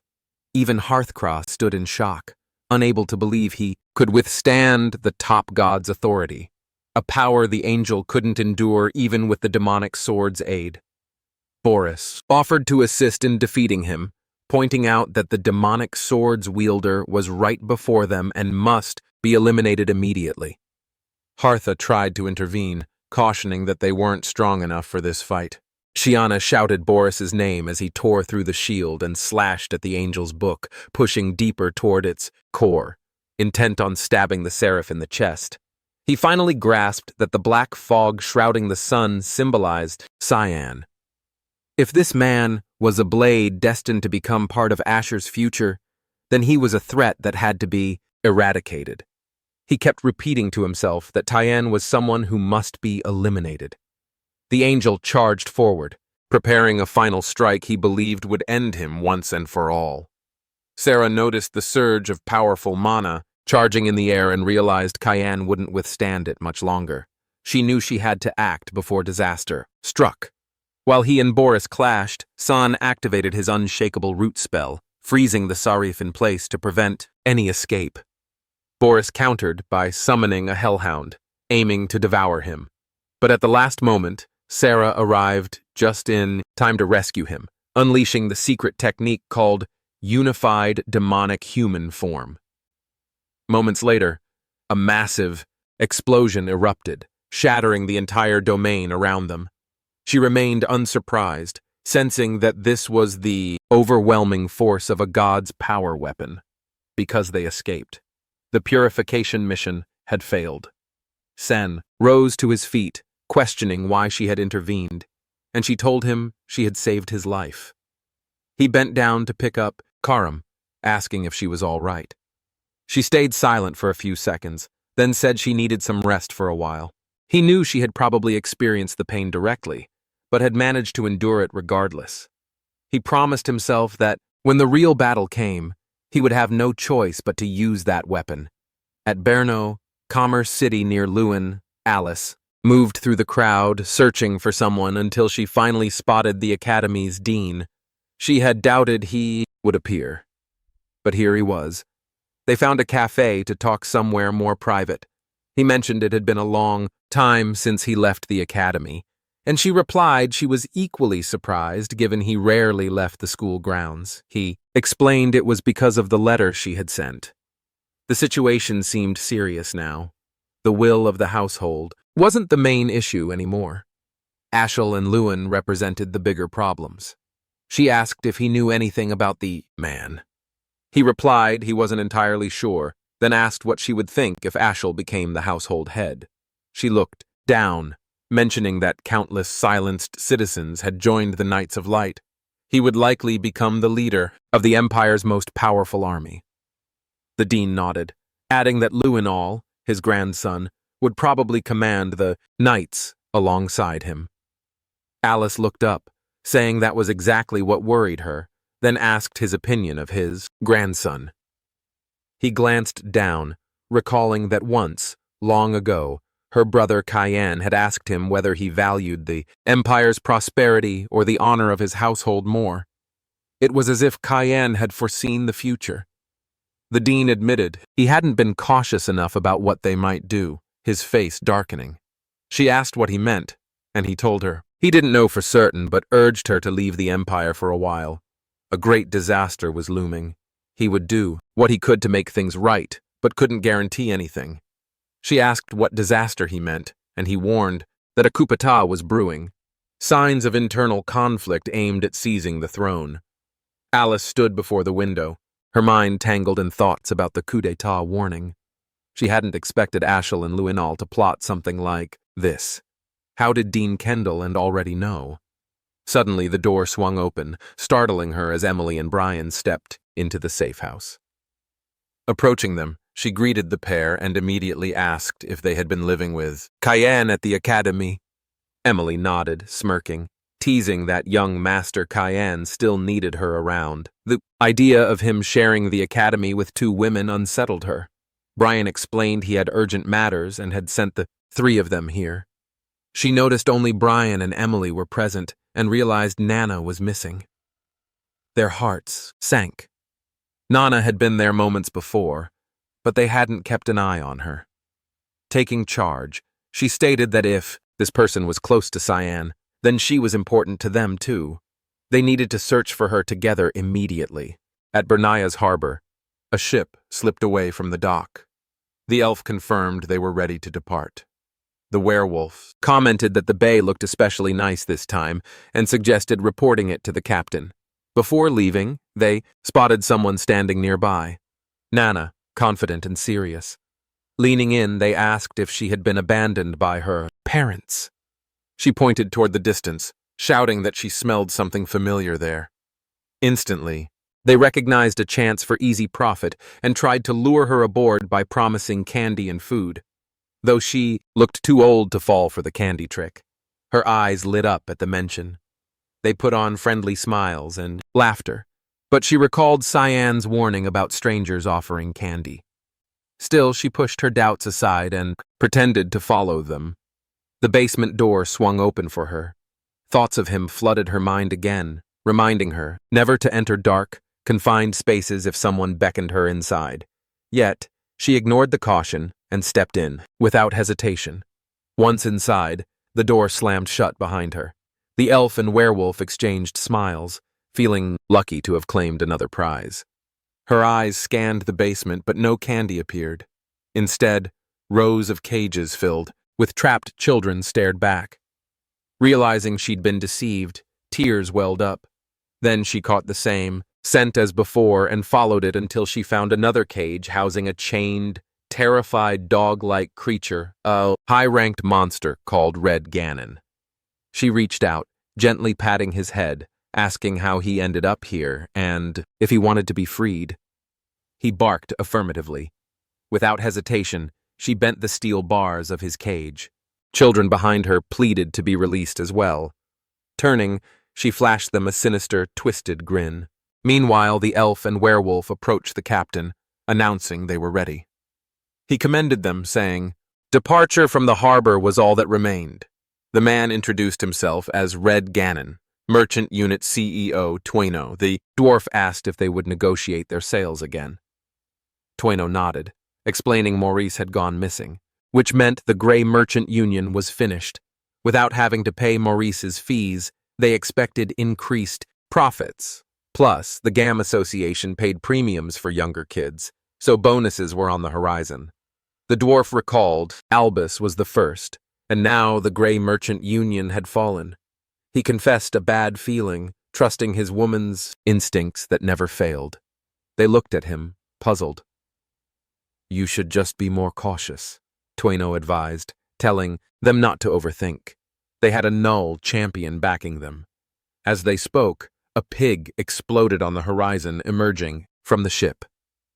Suddenly, Nana dashed in front of them, shouting, "Bad adults!"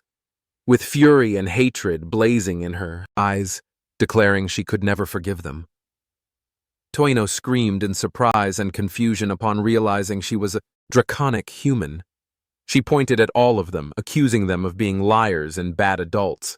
They grew angry and launched their weapons at her, but none were enough to bring her down as she punched and kicked each of them, beating them one by one.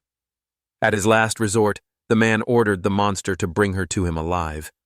She quickly ran toward him, wielding a hammer that smashed down and destroyed the ground beneath her. He shouted in frustration, reminding the beast she needed to be kept alive, but she hadn't died yet. The strike hadn't even fazed her as she held the hammer, with one hand effortlessly. She looked at him and noticed the chain around his neck and the symbol on it.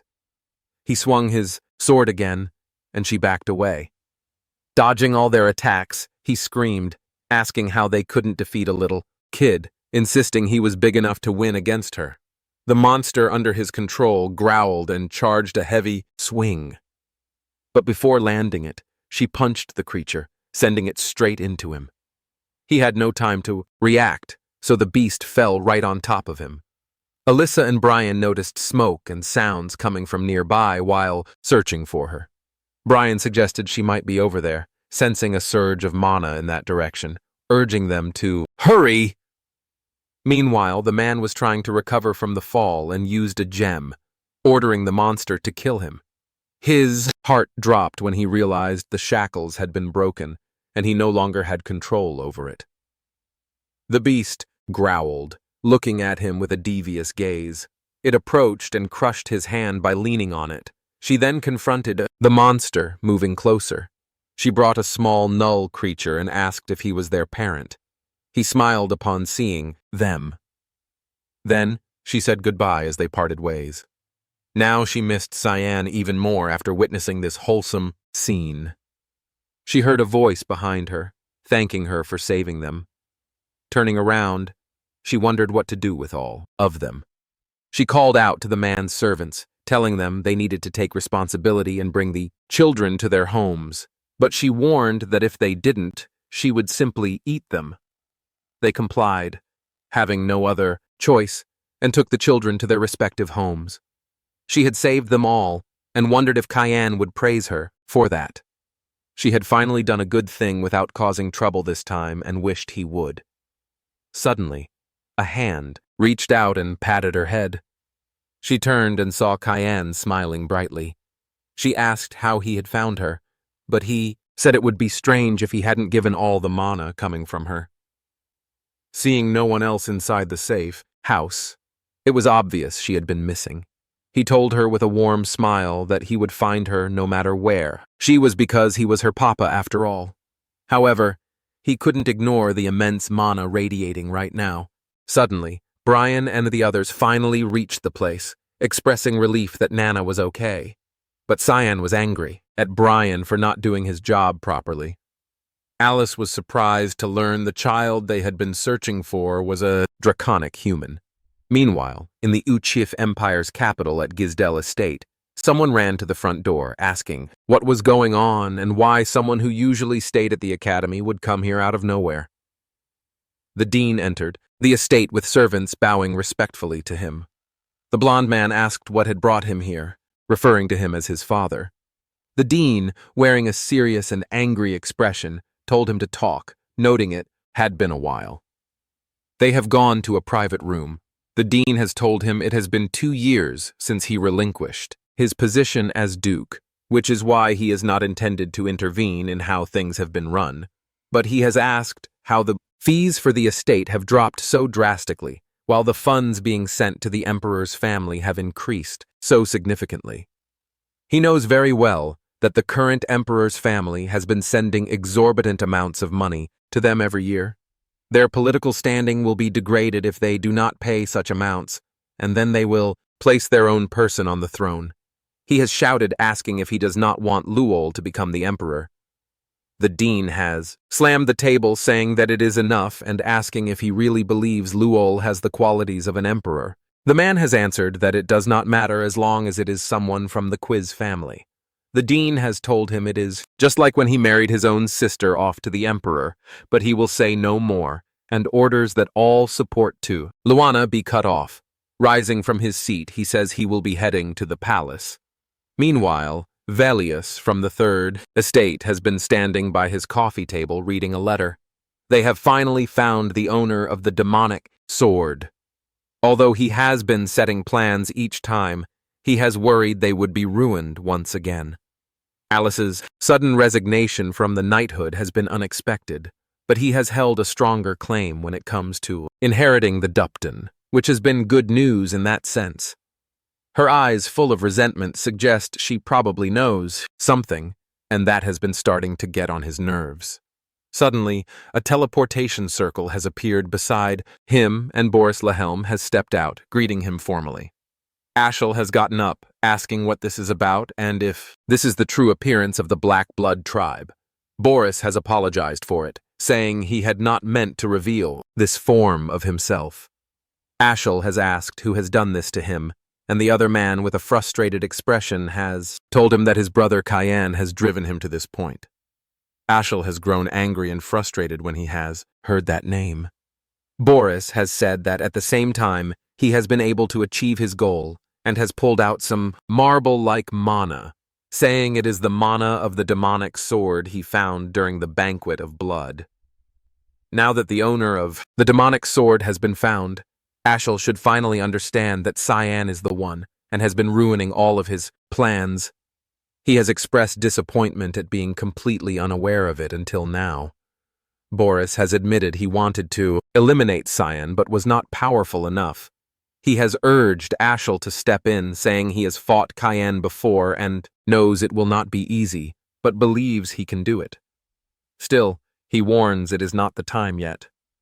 Since the followers of the Black Fog are with Cayenne, the situation has become difficult to predict. Ashel has asked if there is a plan, and Boris has told him to follow the prophecy. The saying will guide him to where the sword is, to where the holy sword lies. He needs to find the holy sword to Durandark. Kellen has been surprised to hear mention of the sword and has felt the need to report this to Cyan immediately. But before he can move, Boris has appeared behind him, calling him a rat and grabbing him by the neck. Ashel has confronted Boris, saying he has found him very suspicious lately and that he has been fooled for the longest time. Meanwhile, Lunaf has been reading many books but has not found what she is looking for.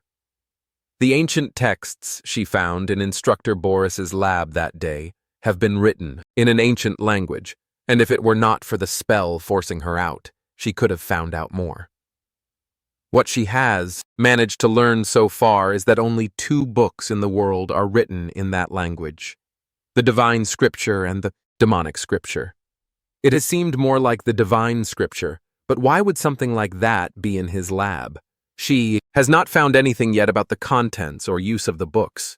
Now she thinks her only option is to look in the GAM Association's archive of forbidden texts. Suddenly, she has been surprised from behind by Princess Erin. The princess has asked what she has been thinking about so deeply that she did not notice her presence. Lunav has asked what brings her here at this time, and Erin has blushed and turned away, asking if she has seen lately.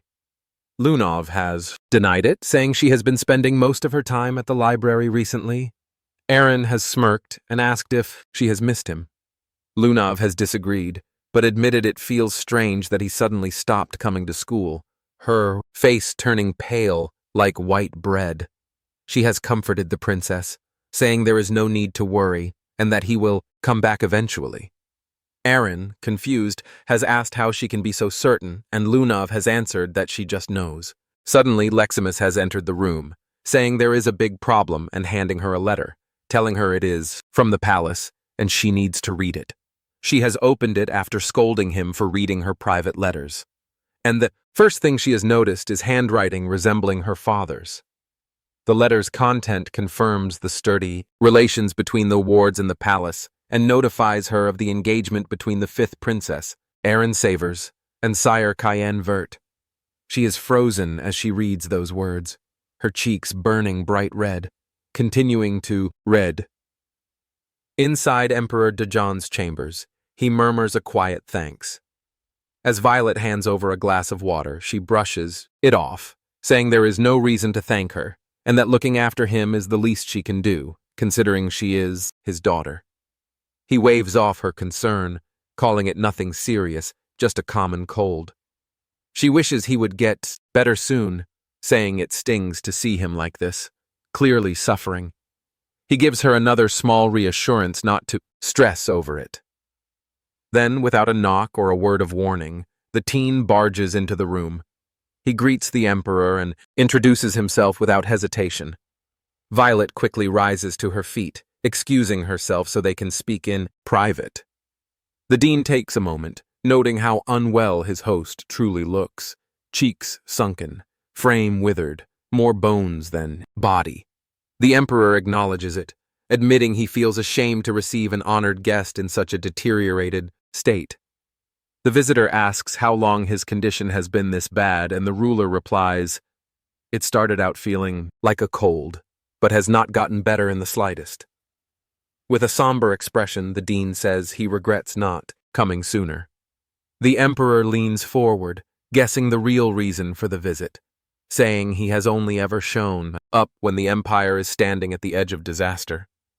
He locks eyes with him, expression sharpening, and asks if this is about Luol, already seeming to know what is going on. The dean admits it, saying he is in the dark about most of it, but now realizes it is way bigger than he thought. The Emperor charges mana into his palm, confronting him head-on, but saying there is no need to panic. As long as he is breathing, Luinol will not be a threat. The dean picks up on the energy swirling in his hand, intense but erratic, and realizes whatever is wrong is not just on the surface. Between strained breaths, the Emperor adds, "There is something else bothering him. How Princess Erin is faring at the academy." His guest tells him not to worry, as she is sharp, driven, and packed with talent, and she will grow into a solid ruler. The Emperor softens, relieved, though unease lingers, as she has always been fragile and quick to tears. Still, he is glad she is doing well.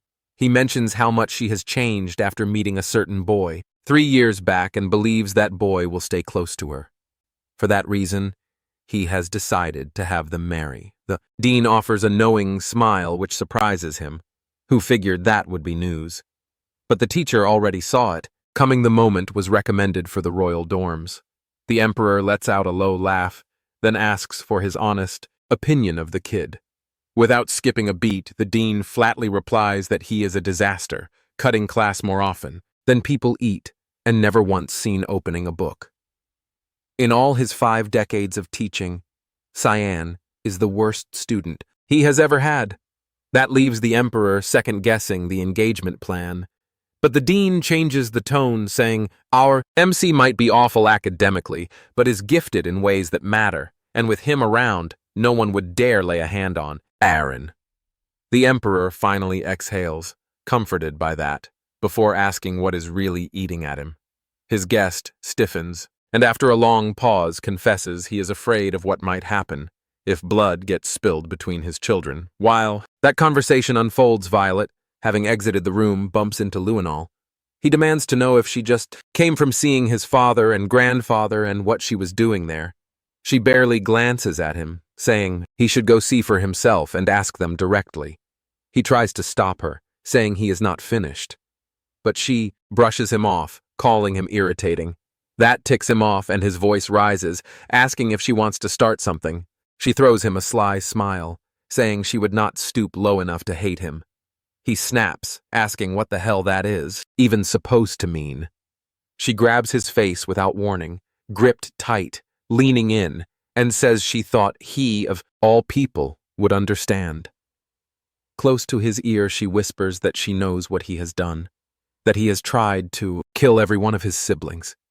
He slaps her hand away, warning her to shut up if she does not have proof, then turns on his heel and storms off, announcing he will get answers directly, and next time she should learn to keep her mouth shut. As he walks toward the room, rage burning in his gut, his thoughts spiral. Someone has betrayed him. The question is, who and how much does Violet know, and what is she plotting?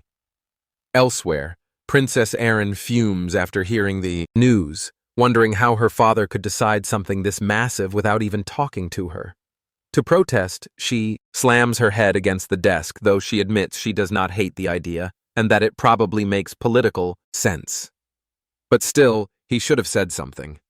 Leximus, meanwhile, is practically buzzing, saying he is Alan, and that he watched her go through heartbreak before, so this feels like fate or divine timing.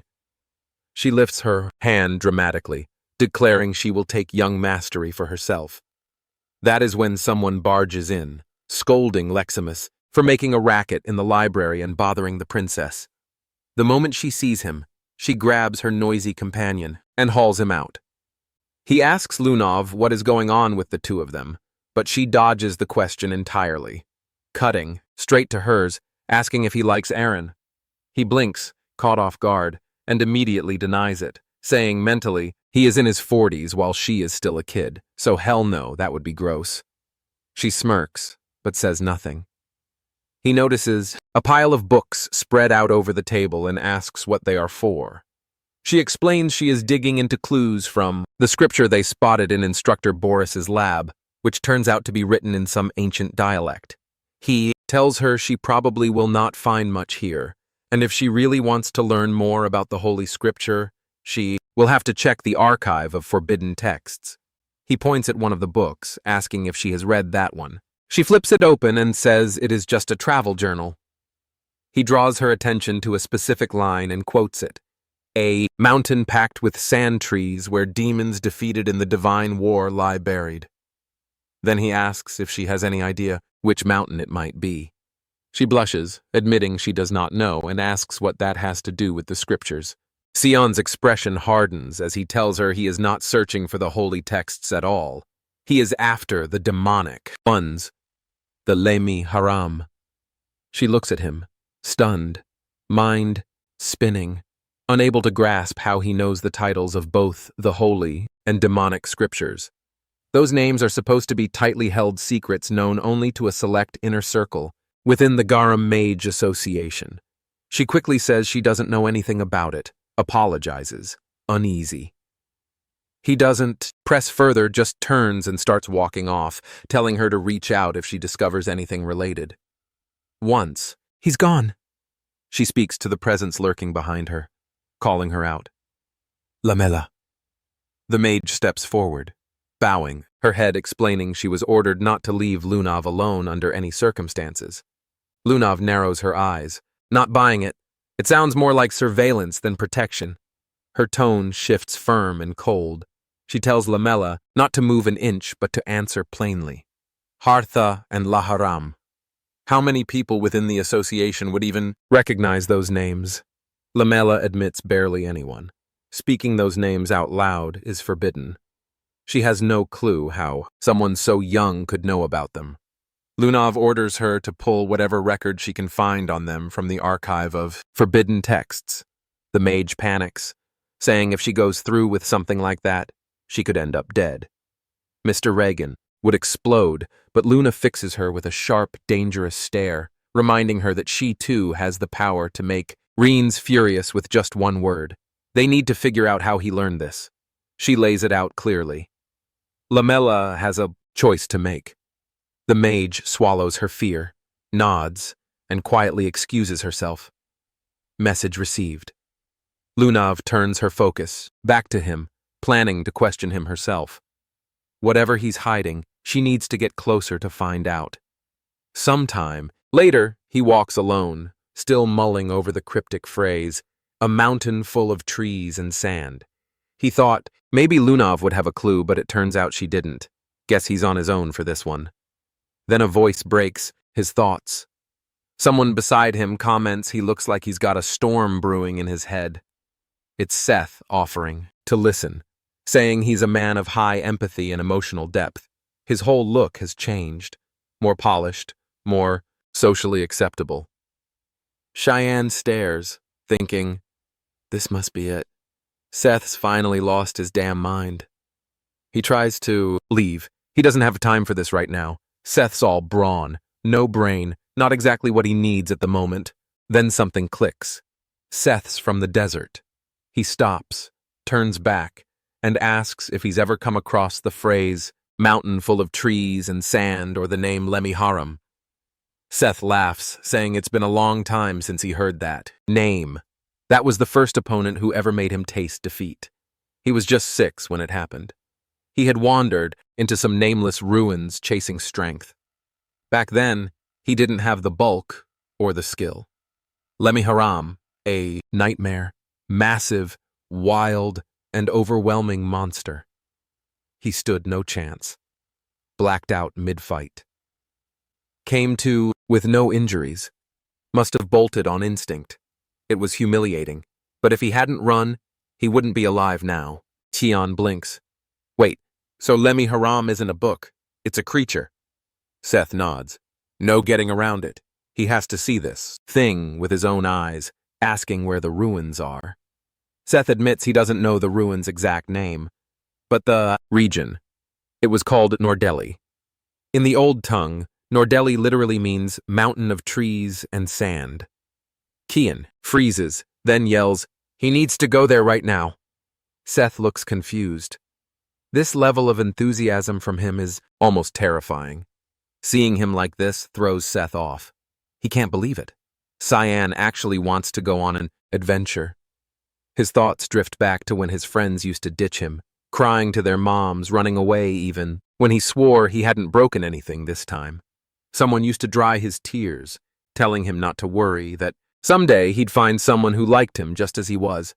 If he kept working hard, one day he'd find a friend who'd go on an adventure with him. Tears fill his eyes, not from sadness this time. This is that moment. Without hesitation, he agrees, then dashes off, literally breaking through a wall to get packed. While everyone else was caught up in the moment, they didn't notice Lunov. She'd been listening to them the entire time, from the very beginning. Cyan returns to his quarters. Brian steps forward, handing him a sealed letter. It's from the palace. He opens it, skims the contents, and right there at the top, it hits him. He's been officially engaged to Princess Erin, so that's what Lunov meant when she asked if he loved her. He sigh. Great. Another headache to add to the pile. He'll deal with it later. He grabs a change of clothes, preparing for the journey with Seth. As he does, he tells the others to keep an eye on Nana while he's away. Nana's calm, not even worried. Her only question, does this mean she's finally getting a mom? Brian nearly chokes, yelling, wait, is he really planning to defy a direct order from the Emperor? Cyan doesn't sugarcoat it. He says, where this road leads, there's no happy ending waiting. He'll either be hunted down for life or executed, either for blasphemy or for killing the Empire's last shred of hope. He won't drag Erin into that kind of ending. Then, without another word, he shuts the door behind him. Gone. Emily's voice trembles. She feels awful knowing he's carrying this alone. And meanwhile, Ashel, their older brother, is the one playing villain. Brian gently rests a hand on her shoulder, saying they won't let things end like this. They'll give everything they've got to help him. Just then, Nana speaks, but her voice is different, eerily calm, slightly deeper. They turn, startled, and freeze. Her face has shifted completely. She now looks exactly like Cyan. She's shape-shifted. Meanwhile, he and Seth have already crossed into the southeast region of the Spia Kingdom. Their destination lies to the north. They're flying, literally on a magic carpet Seth calls Alamut. It's fast, blazing fast. What should have taken days only takes half a day. He glances ahead, voice serious. Does Seth really remember where they're headed? The desert warrior shrugs confidently, saying, there's no need to stress. The path's still clear in his mind. All they need to do is get through that dust storm up ahead. Cyan looks toward it and immediately knows this isn't just some harmless gust. But Seth brushes it off. It's just your average spion dust storm. He just needs Cayenne to trust him. They black out, and when their eyes snap open again, they're past the storm. Clear skies now. Looks like they made it through the dust, wall intact. Seth's awake too. No injuries, just groggy. Cheyenne glances over and asks how much further they've got to go. His gaze shifts forward, catching sight of something ahead. Seth confirms it's the ruins. Visibility is still bad thanks to the sand, but the place is massive. He mentions the mage is likely the first outsider to ever set foot here besides himself. Cyan questions that side-eyes him not buying it. Says he's picking up traces. Too many people. They weren't first. Tiny figures start moving through the haze. Men riding camels and weaving around the ruins, clearly scoping the place. They murmur about heading in and staying sharp. The group halts at an entrance, some sort of door covered in old inscriptions. The pair hang back, watching from a distance. Cyan leans toward him, wondering aloud who these guys might be and saying they should stay on alert. Before he even finishes, Seth breaks into a sprint, diving straight in. The strangers dodge cleanly, unfazed, demanding to know who the hell he is. He stands tall, states his title, Prince of Sparnia, then flips it, asking who they are and what they're doing here. As tension spikes, he blurts out that he's not alone and points towards Cyan's position. They freeze at the name, asking if he's actually present. There's recognition. They clock who both of them are. Now that they know, these two are aware of the ruins. They say there's no way they can be allowed to leave. One of them channels energy into his weapon. Electric sparks racing along a spear, then lunges at the prince with the charged blade. Seth responds instantly. His hand moves, sand rises, and a defensive mold catches the incoming mana, flips it, and launches it back. The redirected strike obliterates the door behind them instead. The attacker completely whiffs. Rattled, he whips around to call his backup, but freezes. Science is already dealt with the entire group. Frustrated, the man surges with power, mana flaring around him, but then a voice cuts through the tension. Stop! Cyan instantly recognizes the tone. Lunav steps out of the dust and walks toward them, saying the group's with her, calm but firm. She looks to the guy with the sword and tells him to lower it. He does more than that, dropping to a bow and apologizing, clearly not realizing they were her people. She turns to the mage, asking how he's holding up. He skips the pleasantries, grilling her about how she even knows this place exists. She smirks, teases him, says she could smell him from a mile off. The guy nearby clearly doesn't enjoy the flirting. Elsewhere, Nana has fully shifted her appearance. Now she's basically Cyan's clone clothes, posture, everything. Sarah is trying to explain, saying it's a polymorph spell, meaning the girl's nearing dragon maturity. It's not perfect yet, but she's close. Dragons usually use it to disguise their true forms. She adds that Nana's likely never even seen a fully grown dragon, so her reference points are limited. Sarah looks around, wondering aloud where Cayenne disappeared to. Brian shrugs, having no clue. She leaves Ned behind and pulls the door shut. Brian finally spots the mage, muttering that covering for him is starting to be a full-time job. Back at the ruins, Lunav says she wants to explore the interior with Cayenne. Karen instantly pushes back, saying, "It's way too risky." She counters, saying, "These guys are terrified. No one's ever come out alive from inside, so she suggests they stick together." Karen argues back, pointing out that every person here is over 7 stars in mana power. They're not ordinary, and she needs to trust that. Seth raises his hand, casually, mentioning he's already been inside and made it back. Everyone freezes. No way they believe that. He doubles down, saying he's serious and offering to guide them in. Mentions there's a swarm of lizard men guarding the entrance. Perks up at that lizard men. He hears they've already smashed through the front gate. Suddenly, A giant foot stomps into frame. More follow. Dozens of lizard men swarm the ruins, charging straight at them. The group readies for battle. Lamella steps ahead, positioning herself between Lunav and the oncoming creatures. Meanwhile, Karen and the other fighters surge forward to engage. They go a line, but even at their strongest, it's not enough. The tide of lizard men keeps swelling. They're burning mana fast, and it's obvious they won't outlast the wave. Then something shifts. Lun stiffens. She senses an overwhelming surge of mana. It's heavy, unnatural. Cyan taps into the sphere, Void, the same spell he's used before, but this time he fuses it with division magic.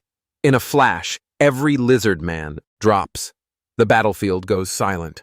Not a single monster left. The entire horde gone in a single strike. No one moves. They're stunned. He just wiped out a squad of high-tier beasts in one hit. Seth breaks the silence.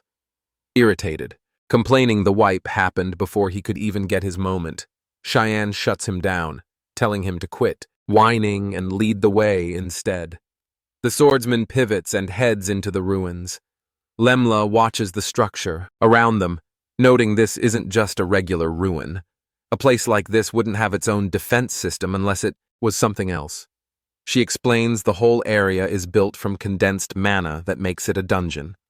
They step inside and come across another sealed door. They try to break the enchantment, but nothing works. The spell work is unfamiliar. Karen suggests brute force might do the trick, but their attacks don't even scratch it. Seth starts to snicker. The fighter gives him a look, then tells him to handle it if he's so confident. The man casually flicks his hand and a subtle pulse of mana unlocks the door instantly. But what's waiting on the other side isn't a hallway. It's a monster. Huge. Seth steps forward, warning the others to stay back, saying he'll handle it. He charges mana into his fist, fires off a grand cannon spell, and obliterates the creature in one clean hit. They press on deeper into the dungeon. Now it's not just monsters traps, too. Unpredictable, complex, dangerous. There's also a strange entity, pure mana, not even remotely human. Tiana's never seen anything like it, and every door they encounter only responds to Seth. They start piecing it together. The ruins are attuned to his bloodline. Lunav confirms it, saying, "The shark hands are the ones who built this place." She found the info buried deep in the archive of forbidden texts. Cheyenne frowns, not entirely buying it. Something doesn't sit right. She turns pink, smiling, swearing she doesn't lie to people she actually likes. He doesn't let it land, firing back that he doesn't trust logic, built on feelings. She sits down quietly, then says something different. The GAM Association's been chasing both, the divine and demonic scriptures, for decades. She explains they believe the divine armor could push the GAM kingdom to greatness. For her grandfather, it's more than politics. It's damn near a religion. He thinks the armor is the key to ruling the continent. Cyan chuckles, calling it saying power like that doesn't save anyone. It gets people killed. Her smile fades. She stares at him, then asks why he wants the demonic scripture. The same question twice.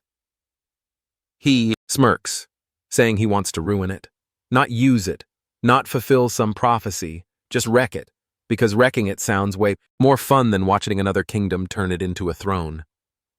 Lunav lights up, eyes wide, smile spreading, saying she's in. She'll help him. He blinks, asking what the hell she means by that. She leans in, saying she'll help get the book just because she feels like it. He groans, telling her to get some sleep. She grins and refuses, wanting to stick around longer. He stands up immediately and walks off, wondering why he's even talking to a 12-year-old about this. Karen's been nearby the whole time, overhearing everything, and he's not loving the vibe. Jealousy rising, anger simmering. They reach the final doorway. Seth steps up and opens it, mentioning it's been a long time since he last came through here. What lies beyond stuns everyone. A massive chamber, and in the middle, something ancient and unnatural, an object pulsing with dark energy. Definitely not normal. Tyon points to it, asking if this is the Lemaharam. Seth warns him, telling him to keep his distance, saying he's way too close to the source.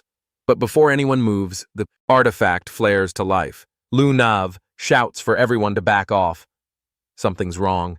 The mana coming off this thing feels dangerous. The Lemi Haram begins to twist, shaping a body from pure mana, forming into a monstrous figure.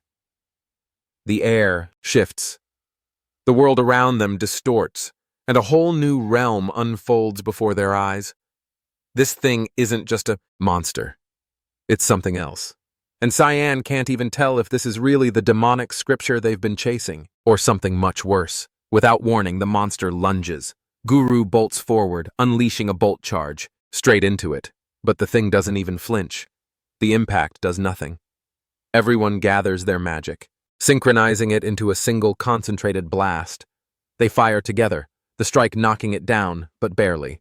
It's still very much alive. Lunav steps in next, casting a freeze spell that locks its limbs in ice. Shouting toward Mela Aronis, she calls her in to land the final hit. Mela leaps high, slashing down with her Nova Brinker at full power. The creature doesn't budge, then it swipes hard. She gets knocked out of the air. Seth retaliates, stomping the ground and channeling his magic into Sand Stomp. A whirlwind builds, circling him in a tornado of grit and force. Lune watches, hopeful. The fight seems within reach, but something feels off. That gut-wisting, sinking feeling she can't shake. The monster smashes through the cyclone with a single hit. Like swatting a fly, his magic shatters on impact. It lunges again, but Cyan steps in, activating Obsession Void Sphere. The explosion of dark mana hits clean. This time it falls. No movement. It looks dead. Too dead. Everyone stands there stunned. He might have just ended it too, quickly. Kororum watches. So does Garoon. Eyes fixed, fists clenched. The fact that Cyan's beside Lunav, it eats at him. Before the moment sinks in, the creature starts shifting. Its form warps, fading back into whatever its original shape was. Then the realm around them collapses. They're back in reality. Kian looks around straight to Seth. "Where's the demonic scripture?" he asks. Seth blinks, shakes his head, saying he's never gotten this far before, and has no idea. Out of nowhere, bones ignite. Blue flames crackle from the skeletal remains. Spirals of blue wind tear upward from the ground. In seconds, both are swallowed by it. The ground beneath them caves in. Mela grabs Lunav's arm to stop her, saying it's too late, that even Cyan wouldn't survive what just happened, but she doesn't flinch. She looks at the rubble, eyes hard, insisting he's still alive. She tells Mila to help her clear it. The other mage hesitates, unconvinced, but Lunav turns to her, dead serious, saying she feels him. They're linked. She knows he's still out there. Meanwhile, San and Seth aren't in the same world anymore. They've landed in some other dimension entirely. Standing before him now is something else. A creature, massive, pure mana, its name etched into the air. Around it, the Palarok. Its presence dwarfs everything that came before. He spins around to check on Seth, but what's left of the kid isn't good. His body's charred, twisted, burned through. The last attack hit him head-on. Kid didn't stand a chance. Too young, too human. His body couldn't take it. Cyan tightens his jaw, fury bubbling. The Palar lets out a guttural roar. No one can see him here. No one to interfere. No rules. He tilts his head, a slow grin, spreading, saying he's in a seriously mood right now. So, whoever this monster is, it picked the wrong person to mess with. They both rush at each other, practically crashing mid-sprint. Can draws the fog sword, activates Fog Torm, and slices clean through the beast's body. But he doesn't slow down. His movements keep flowing, unleashing a chain of strikes, a full combo. He cuts off all its limbs, then takes the head. The creature doesn't fall silent. It speaks, telling him he's the first human to ever reach this point. But none of that matters because in the end, he's going to lose. It explains that death's off the table for it. Regeneration is constant. He'll run out of stamina before the monster runs out of lives. He responds immediately, casting obsession void fear. The swirling magic devour the creature whole. Then he steps in and lands one final strike, splitting it wide open. At its core is a marble of glowing blue mana. But before the moment settles, the monster rebuilds, its body reconstituting like nothing happened. It laughs, saying he could keep cutting forever, and it still wouldn't matter. The longer it goes, the more drained he'll get. He shrugs it off, saying he doesn't mind, calls it good training. He tells the creature to keep regenerating, forever if it has to, because he's not stopping. Above them, back in the rubble, Lunav and Lamela are still digging, trying to find where Cayenne and Seth fell. Lunav notes that if there's some kind of magic barrier, keeping the ruin intact, they're stuck.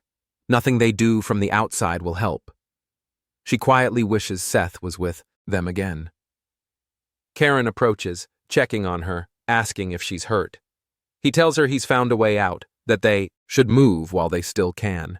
But she doesn't budge, says she's staying. Period. He blinks, asking what she's even saying.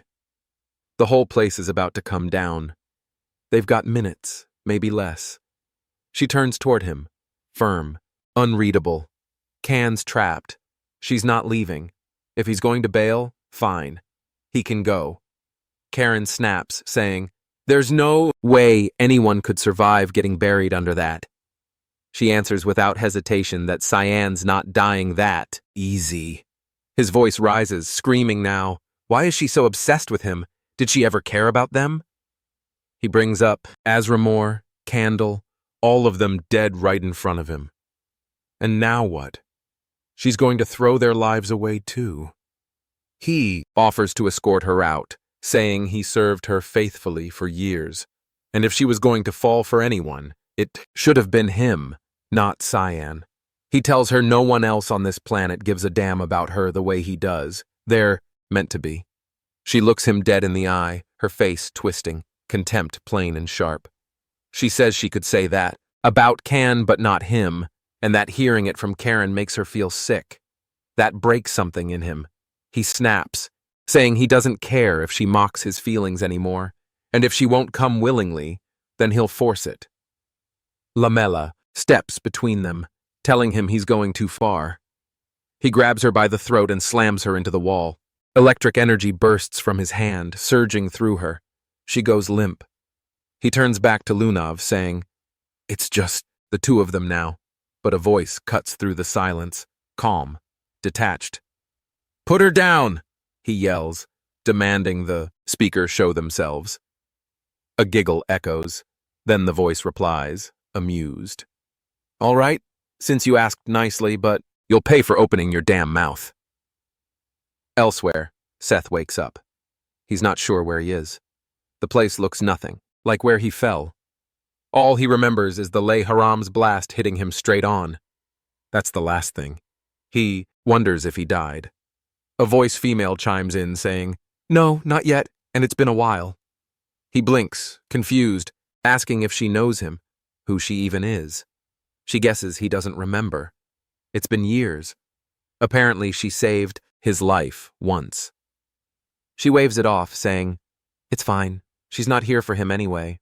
What she really wants is our MC traveling with him." She cups his face, saying she needs his body just one more time, then leans in and kisses him. His eyes flash open. His body, now reanimated, rises. Back in the other realm, Sion is still locked in combat. Every technique he's ever learned, he's using it. The creature now isn't laughing, it's begging, telling him to stop. He doesn't. He strikes again, more slashes, tearing the monster apart again, exposing the mana marble. But this time he doesn't waste a second. He casts Void Sphere, then overlays it with Obsidian, slicing the marble in two. The monster lets out a final scream, then dissolves completely. What's left turns to sand. Nothing more. A single slip of paper flutters out from the dust. He catches it and unfolds it, realizing it's only a fragment of the demonic scriptures. He mutters under his breath. All that effort for just a piece. If Karome were conscious, she would have known. But she's still down, burnt out from that last fight against the bullies, stuck in a coma with no end in sight. He glances around, asking himself why he's still trapped here. The dimension should have collapsed. The vessel's gone. But then he feels something, a bloodlust, razor sharp. He spins. Seth lunges at him. He dodges, just in time. But the energy coming off Seth is wrong. Completely wrong. Something seriously off. Meanwhile, the voice speaking to Karen and Luna finally takes shape, condensing into a shadowy figure. Its form pulses with darkness. It tells them it had no intention of getting in the middle of anything, but then Karen tried to hurt that girl. Both freeze, caught off guard. The entity adds that if the swordsman doesn't have a damn good reason, he'll just kill him, outright. The atmosphere shifts, heavier than before. Crushing this energy isn't like the other one. This must be the real Lamron. Thinking he might still have a chance, Karen reaches for his sword, but doesn't even get it loose. Lemire clocks the movement instantly, irritation flashing in his eyes. With a flick of magic, he seizes the man's arm and twists it. Bone cracks. He mutters how impolite it is to answer words with violence. Then he snaps his fingers. Limb detonates, blood and bone exploding midair. The swordsman collapses, groaning, but the shadow's not done. He summons a colossal hand of magic and slams it into him, pinning him to the wall like an insect. He asks again, wanting to hear his excuse, but Karen can only whimper, pleading, begging for his life. Lami doesn't even blink. He casts giant Ixia. The massive spell crushes the man's body completely, ending it. Once it's over, the shadow turns, eyes landing on Lunav. He asks where she's planning on going. She gives a small bow, thanking him, then asks tentatively if he's the Miran and what he plans to do with her now. He leans forward, saying he's just here to observe. The answer stumps her. She hesitates. He studies her, stepping in closer. His gaze narrows on her chest, pointing out faint traces of heart curb lingering in her aura. But someone else, someone with mana close to his, removed it, and that's why she felt familiar. He's sure now it's that black-haired guy buried beneath the ruins, she confirms. Cyan, his interest sharpens. He asks if she's close to him. She turns the question around, asking if he's okay. Lami assures her he's fine, probably chatting with the spirit who owns this whole dungeon. Then he pivots toward Lamella's crumpled body, asking if it's really all right to let her die like that. Lunav looks down, pain in her voice, saying it's already too late. A wound that deep can't be healed, even with high-tier magic. She takes the blame, saying she'll carry the memory of today until the end of her life. But he offers an alternative. There is a way to bring her back, but it comes with a condition. If she's willing to accept it, he'll reveal the truth she's looking for. Elsewhere, Cyan is still locked in a brutal fight with the possessed Seth. The man's strength is off the charts, now. Mana's boosted, physical powers overwhelming. Cyan is struggling, barely able to block the attacks coming at him. In the middle of the chaos, Seth lands a clean hit, nailing him in the ribs and sending him flying. No time to recover, no space to breathe. The possessed fighter even takes flight, hovering above with zero effort. When he speaks, it's not his voice anymore. He says Keon's the first human to last this long, but playtime's over. It's time for the real fight. Keon's eyes narrow.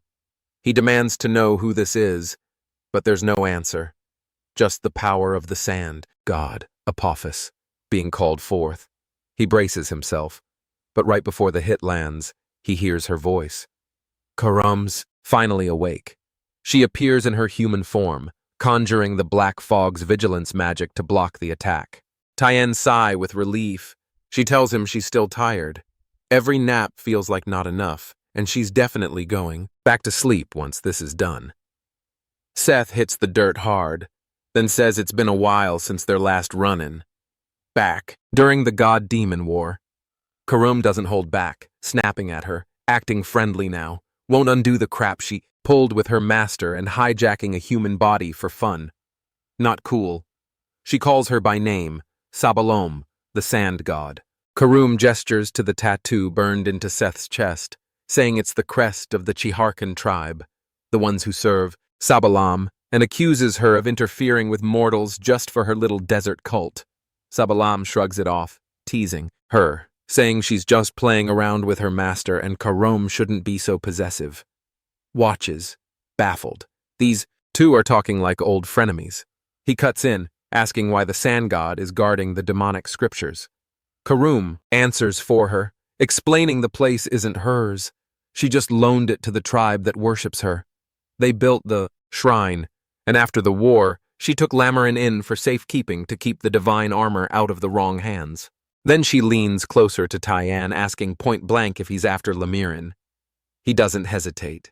Says he needs to kill someone, and for that he needs the demonic scriptures. Even she's thrown. She didn't expect that answer. She asks, "Again, that's all you want?" He levels his gaze at her, saying if she gets in the way, he'll kill her too. Even if she's a god. She bursts out laughing, but his face doesn't change. He means it. She wipes a tear from her eye, still chuckling, then says, "Fine, she's made her decision. She'll tag along, watch his journey." Through Seth's body, he raises a brow, saying, "Stealing a body like that is kind of messed up." She waves it off, saying she's only borrowing it occasionally and won't overdo it. And while she's here, he doesn't need to worry about Seth dying, again, especially not from something pathetic, like a cold. Cheyenne stares at her for a beat, thinking if she's riding shotgun in Seth's body, then he won't die the same dumb way he did in his last life. Not a terrible deal, he agrees. She grins, saying it's time to move. She taps the ground with her foot, and the stone floor begins to rise. Before it lifts too far, she looks back at him, smirks, and says goodbye. The ground beneath them cracks open, then swallows them whole. When it spits them back out, they're exactly where they'd once been, trapped under all that rubble. Seth blinks awake, disoriented, lost. He doesn't know where he is or why he's still breathing. Lunav sees Tien first, then Lemma. Relief washes over her face like a crashing wave. She'd been terrified he wouldn't make it back. He scans the ruins. It's absolute devastation. He asks what happened here, because if this place was under Sabalam's protection, then whatever tore through it had to be Moran's work. Then his gaze falls on the scriptures now in her hands. That answers that. She tells him only she and Lamella made it out. Everything else a blur of chaos since he vanished. Seth speaks up, urging them to leave, saying something's messing with his head. Some woman's voice whispering, warnings over and over. She keeps saying this place is going to collapse soon and it won't stop. Sabalom's still inside, him. San gets it now. With Lunav in possession of the demonic scriptures and Sabalom tethered to Seth, there's nothing left keeping this dungeon together, and so it begins to crumble. She gathers them, telling them to stay close. She's casting a teleportation spell. He hesitates, saying the distance is too far, too risky. Then it hits him. She's not casting a basic spell. She's about to use a 9th star teleportation spell. His eyes widen. Right as the whole place begins to fall apart around them, she casts it. A second later, they're gone and safe. Elsewhere, Nana is deep in her own training. She's been practicing her morphing magic, transforming herself into Cyan. No horns, no wings, no tail. A perfect match down to the exact way he stands, blinks, breathes. Hours later, she walks into class. Everyone turns in surprise. Cyan here, but it's not him. It's her, Giddy, living out her dream. She's curious what her dad's life feels like, picturing him spending his days surrounded by loyal friends and passionate teachers. Leximus and Aaron look her way. Leximus tilts his head, asking if she's good. Aaron doesn't say much, but she feels the weight of the engagement talk looming. As she strolls through the academy halls, she feels completely alive. It's a thrill to live beyond the window pane, to walk, to talk, to be him.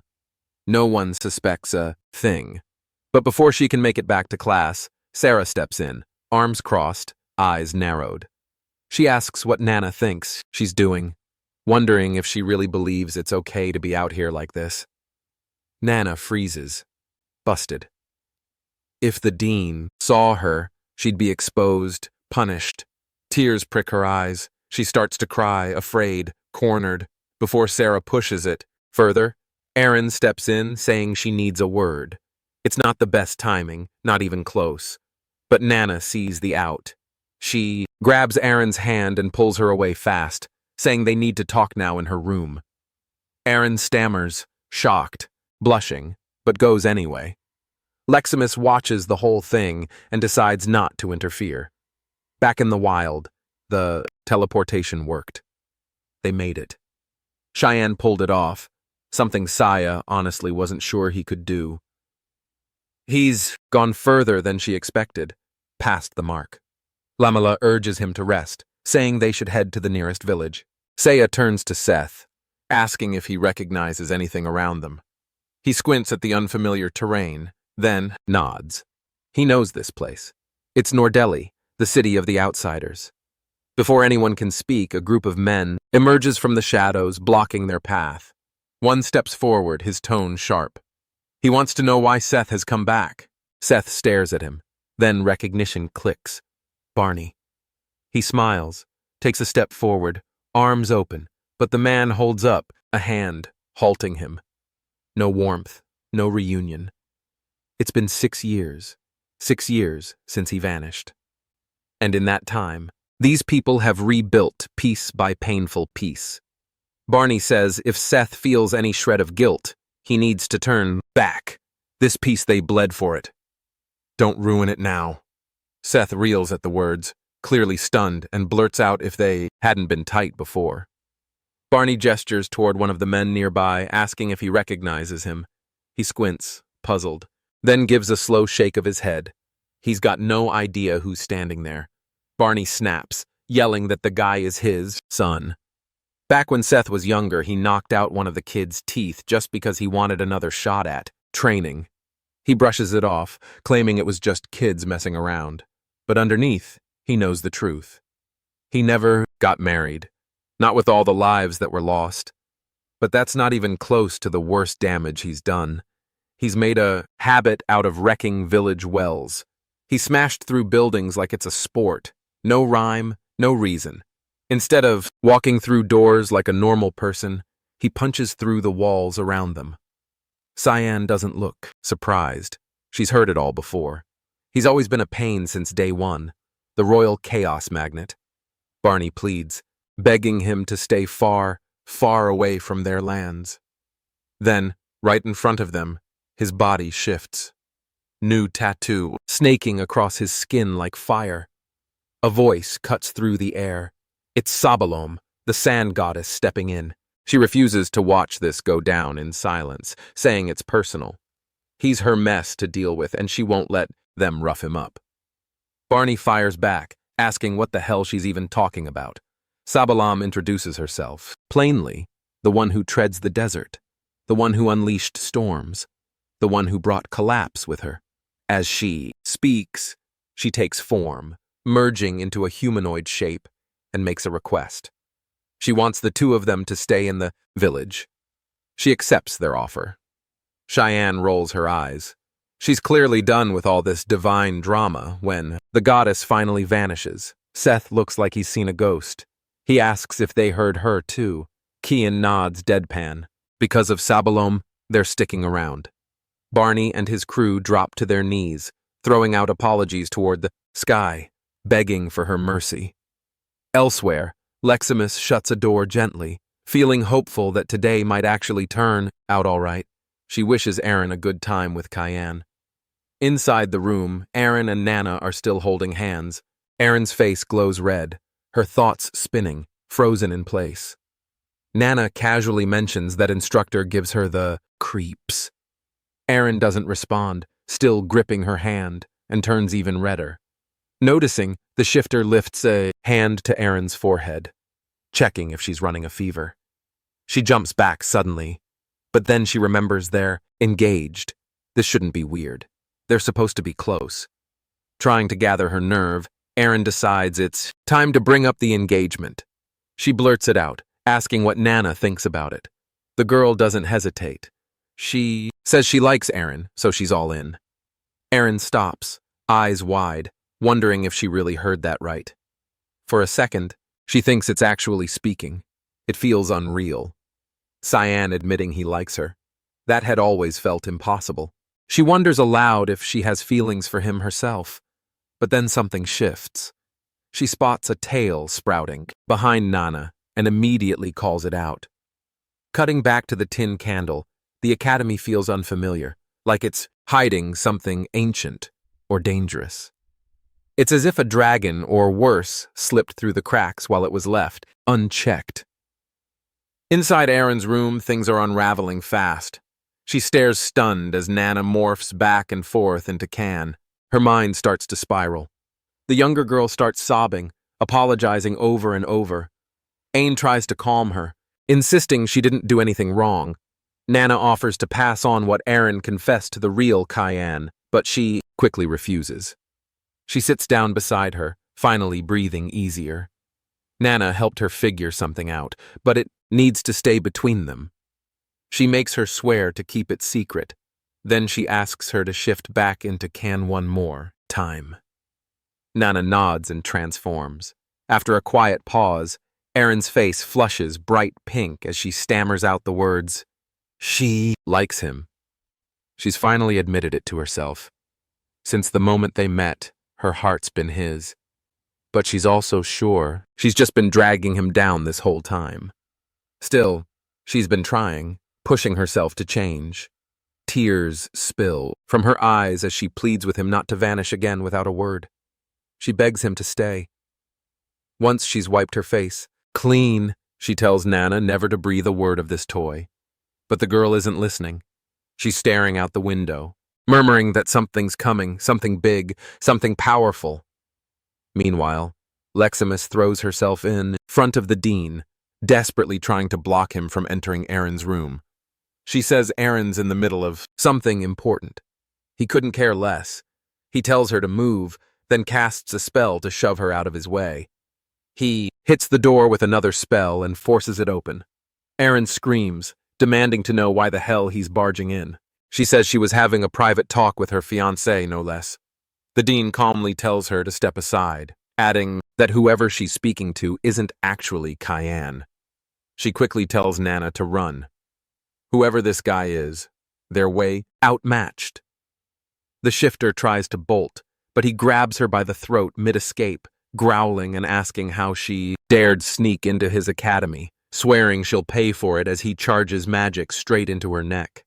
He summons the Trice's holy lance and fires a searing beam of light straight at her. It hits. The blast lands hard, and she staggers from the impact. Outside, both Emily and Brian catch the flash through the window. At first, they think it's just lightning, but something about it feels wrong. The unease pushes them to check Nana's room. She's not there. Brian grabs whatever clothes he can find and bolts out to search. Back at the scene, the dean's relentless, casting one spell after another, keeping her on the run. Nana dodges every blow like a blur, even after taking a direct hit from ninth, star-level magic. Even he pauses, surprised. This isn't just any dragon. He pulls at the ground beneath her, then slams twin stone pillars into her from both sides. Still, she's not backing down. He watches her, stunned, and asks if some divine being is riding her body. She doesn't feel fully dragon, doesn't act fully human either. So why the hell isn't she fighting back?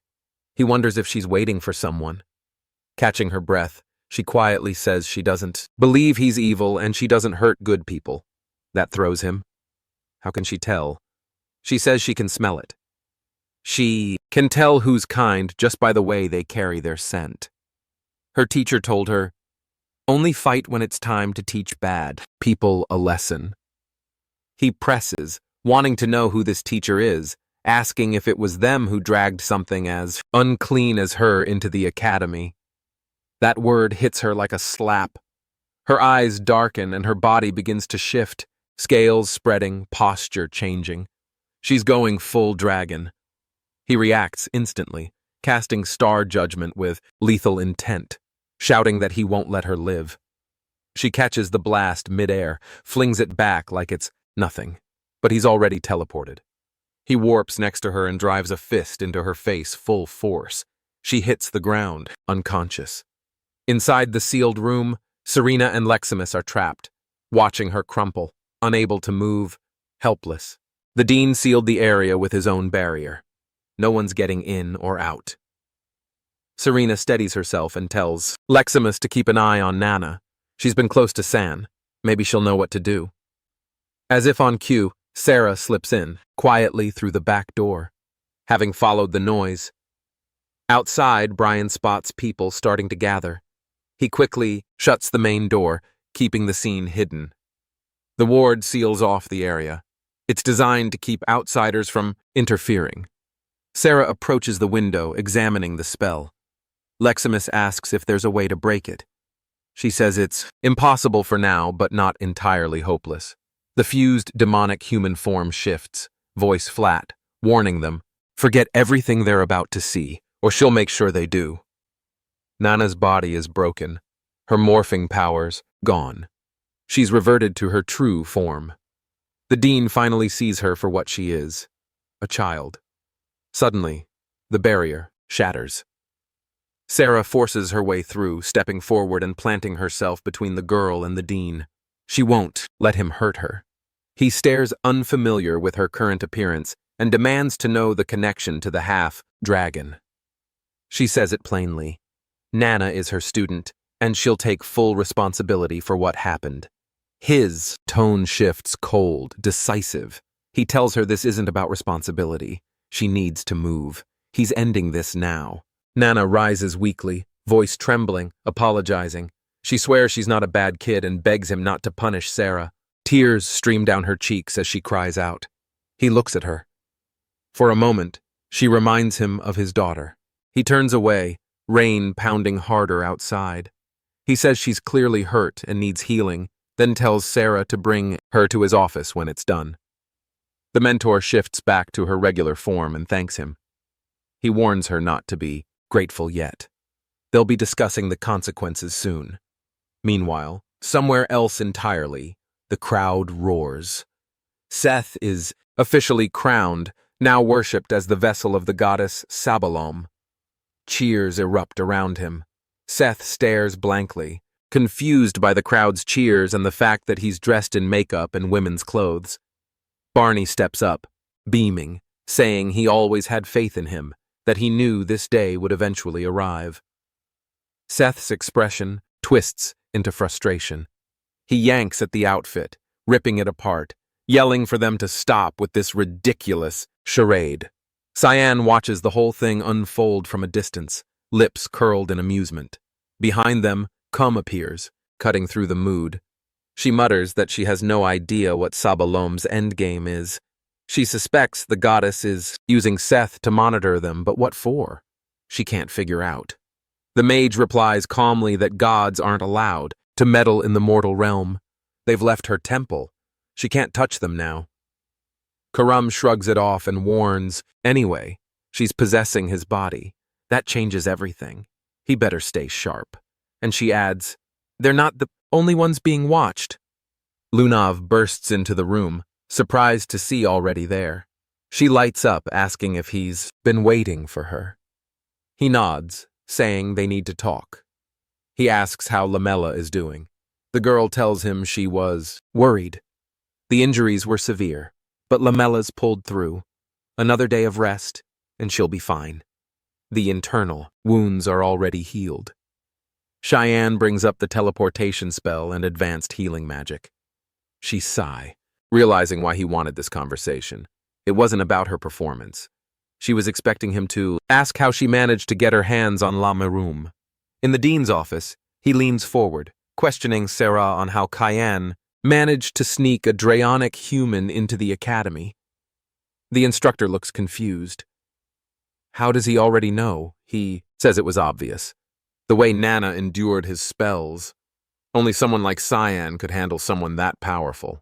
She asks, unsure what he plans to do. He says he needs to talk to Cyan, though he already knows how that'll end. Cyan will sweet-talk his way through, and the dean will end up giving him free rein. Sarah starts to say she'll take full responsibility as his instructor, but he cuts her off, asking if that means she's planning to resign. He moves on, stating coldly that good and evil are already defined by the world, and what's evil is always tied to the ominous, something she should stay away from. Sure, she might carry that darkness inside her, but she was trying to protect someone. She may believe that side of her is who she truly is, but it doesn't matter. She's with the mists now, and that's still better than pretending to be pure. She blinks, surprised by his words. He turns away, saying the Empire's headed for disaster. He tried to stop it, did what he could, but fate doesn't care. As he walks away, he rests a hand on her shoulder.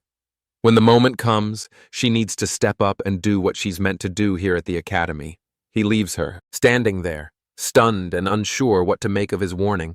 This looming catastrophe, this mysterious role. But just before stepping out, he turns back to ask one last question. What does Nana like most at night? Later in the infirmary, the dean quietly enters while the girl is still recovering. He looks at her, and something in her face triggers a memory. His daughter Diana. He whispers an apology and asks for her forgiveness. His expression softens with a quiet smile. He doesn't know why he thought of Diana, only that he misses her deeply tonight. He gently strokes her face, lingering there for a moment. Before leaving, he places a piece of candy on the bedside table. Elsewhere, Cyan and Lunav continue their talk. He starts to say something, then stops himself. She tilts her head, confused. She thought he needed something. He turns away, telling her flatly that he doesn't need it.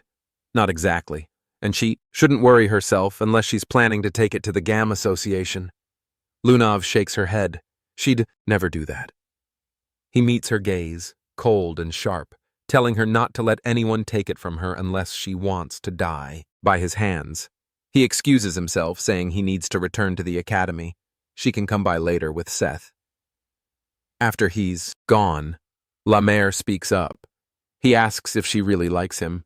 She nods without hesitation, then asks if he understands what Cyan's trying to do. She calls him Lem. He says he doesn't fully get it yet. He's still learning about Cyan, too. He steps closer. She tells him she's a line. No matter what it takes, she's going to help. He says she's free to do that. As long as she honors her end of the contract, his truth is hers. Then he raises an eyebrow, asking why. She keeps calling him Lem. She grins. Lamar is just too long. Meanwhile, Brian hasn't stopped training since the dean's attack. He's haunted by what Anesthetica told him. He followed every word, gave it his all, and still it's not enough. He's not talented, and he knows it. He blames himself for being weak. He has to get stronger so he can be of use to his master. Lost in that thought, something dark steps into view. A shadowy entity confronts him, demanding to know where Cayenne is. Brian says he's not here right now, but he senses it. Thick, suffocating mana radiating off the figure. He quickly activates an artifact, raising a barrier around them. He attacks, telling the creature to back off unless it wants a fight. Brian blocks a sword strike with his combat counter, slashing through with a counterattack. He manages to wound it, but the thing doesn't slow down. It charges him again, unleashing a flurry of chain strikes. Whatever it is, it's definitely not human. Again, it demands, "Give me Cyan." Brian lands a clean hit, right to the face. The helmet shatters. The figure's identity is revealed. He recognizes the intruder, Kellen, a former subordinate of Ashel, but his appearance has changed drastically. Sion has finally reached the moment to leave the village alongside Calm. She has asked if he intends to go alone, and he has told her that Lunav can return with Seth once Lamella recovers, but he himself has found no reason to remain any longer. She has given a sly look, wondering if he's fine with Lunav being upset. He has assumed she wouldn't care much. Karam has let out a tired sigh and claimed he's destined to end up alone. He has responded without hesitation. Solitude doesn't bother him. The second he has stepped into the teleportation portal, he has landed right in the chaos, caught between a clash erupting between Kellen and Brian. He hasn't been able to grasp the situation.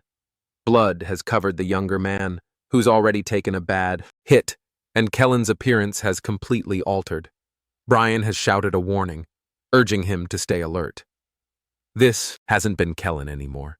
The former warrior has lunged forward, aiming to strike, but Karam has reacted fast, calling on the Russian fog storm and tearing him apart in seconds. Brian has looked completely stunned, barely believing how effortlessly the mage has handled it. All he's managed to feel is that he's become nothing more than dead. Wait. Sion has turned toward him, pointing out the severity of his wound and advising rest. He has done enough, while Sion's been gone. Now it's his turn to take over. Tion has approached the fallen Kellen, breathing hard, asking whether he's still conscious, using what little strength has remained. The man has warned him to stay cautious. Ashel and Boris have already gotten their hands on the holy sword. The news has shocked. In his previous life, they hadn't reached it this early. The situation has begun spiraling faster than he's ever calculated. Kellen's form has faded, leaving behind only his warning to stay careful. While Cyan has watched him disappear, offering a silent farewell, he's seen what they've done to Karum, turned him into a puppet. He hasn't had to think twice to know who's responsible. Brian has pulled himself up, asking what exactly happened to him. Cheyenne has crouched by the fallen figure, picking up a stone, the seal of Reuniversal, an ancient corrupted magic that bends a person's mind, forcing them to turn on their own. They've weaponized his shadow self against him. Regret has crashed down. He's realized he should have killed Boris when he had the chance. As long as that bastard remains alive, this nightmare will keep repeating. He can't afford another repeat of the past. He's made up his mind. Boris has to die. He's turned to Brian and told him to prepare to leave. The other hasn't understood what he meant by that. So Sion has clarified. They're leaving the academy. Their destination, the Vort Duchy Temple of Lumen. Meanwhile, Ashel has stepped into the palace and approached a woman standing at its center. She has greeted him, acknowledging the time since they've last crossed paths, referring to her as Nafrudit Iris. The woman has smiled, revealing her face, noting how rarely he's used that name anymore. With a puzzled tone, she has asked if he hasn't come with Prince Luanol. Ashel has kept it simple. He hasn't been involved in that anymore. She has smirked in amusement, teasing that the rumors surrounding Prince Violet must hold some truth. He hasn't taken the bait, and instead brought up the revelation she's apparently received. Her laughter has echoed as she confirmed it. The holy sword rests on the hill where the scenery of the Guardian can be seen. She has speculated that this scenery must be linked to the estate of the continent's guardians, which is why she's wanted to meet him. She's believed no one else would know its most likely location better than he does. He's admitted he's had a guess. Still, a question has nagged at him. Why has it been located so close? She has stepped nearer, saying that the truth doesn't always lie far off. That's what Lemen's love has felt like.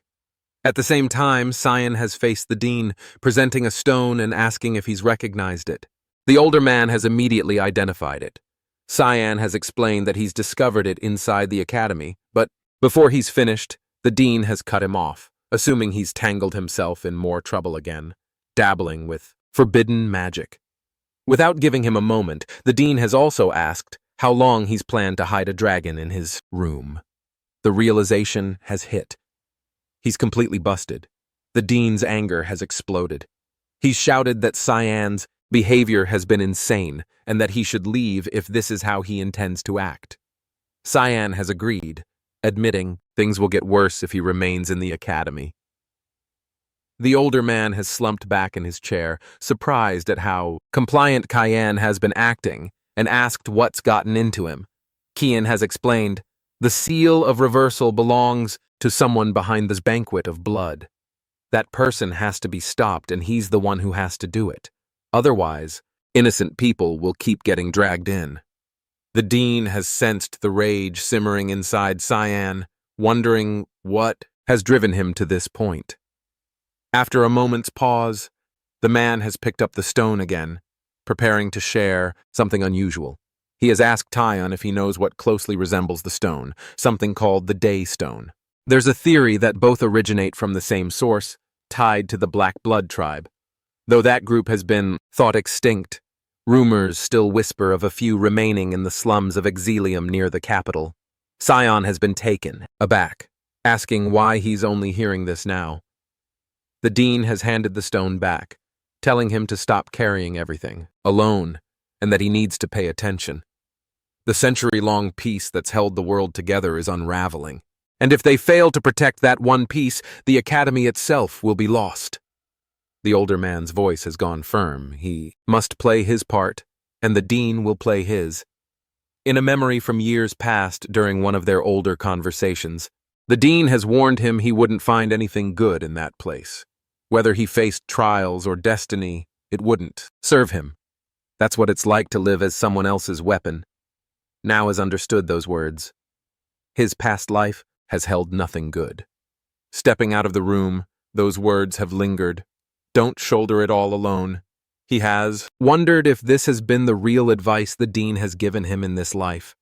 As he's walked through the corridor, Sarah has appeared, asking whether he plans to leave and whether he intends to kill Boris. She has been listening the entire time. She has stated that Cyan was always going to be a target. He's asked if she plans to join him. The instructor has declined, saying she would like to, but she's had to stay behind and fulfill her role, especially now that the dean knows her truth. Cyan has asked whether the older man has discovered her real identity, but she has realized that he's known from the beginning. Karum has appeared, pointing out that the dean hasn't earned that title for no reason. He's not someone to underestimate. Sarah has said that he probably has a plan, but she's leaving Boris to Cheon, and as a parting note, she's asked him to pass a message before killing him. Tell Boris to go to hell. Sion has acknowledged the request, assuring her Boris will suffer hell long before reaching it. In the fields near the very douchey, Ashel has found the entrance to the Duran Dark Sword. It has been surprisingly close to the estate. After hours of traveling, he's asked her if it's really the holy sword. Both have been struck by the glowing aura and visual force of the weapon. He's taken hold of the blade and called its name. Eris has felt uneasy about how crookedly it's embedded in the ground, but has assumed it's probably fine. Suddenly, a woman's touch has reached him, claiming him as the heir to the god of light and her master. With a flick of her finger, she has hurled him into the air. Anger has flashed across her face.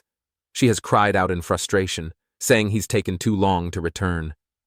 Tears have spilled as she shouted at him, calling him a fool and berating him for leaving her behind.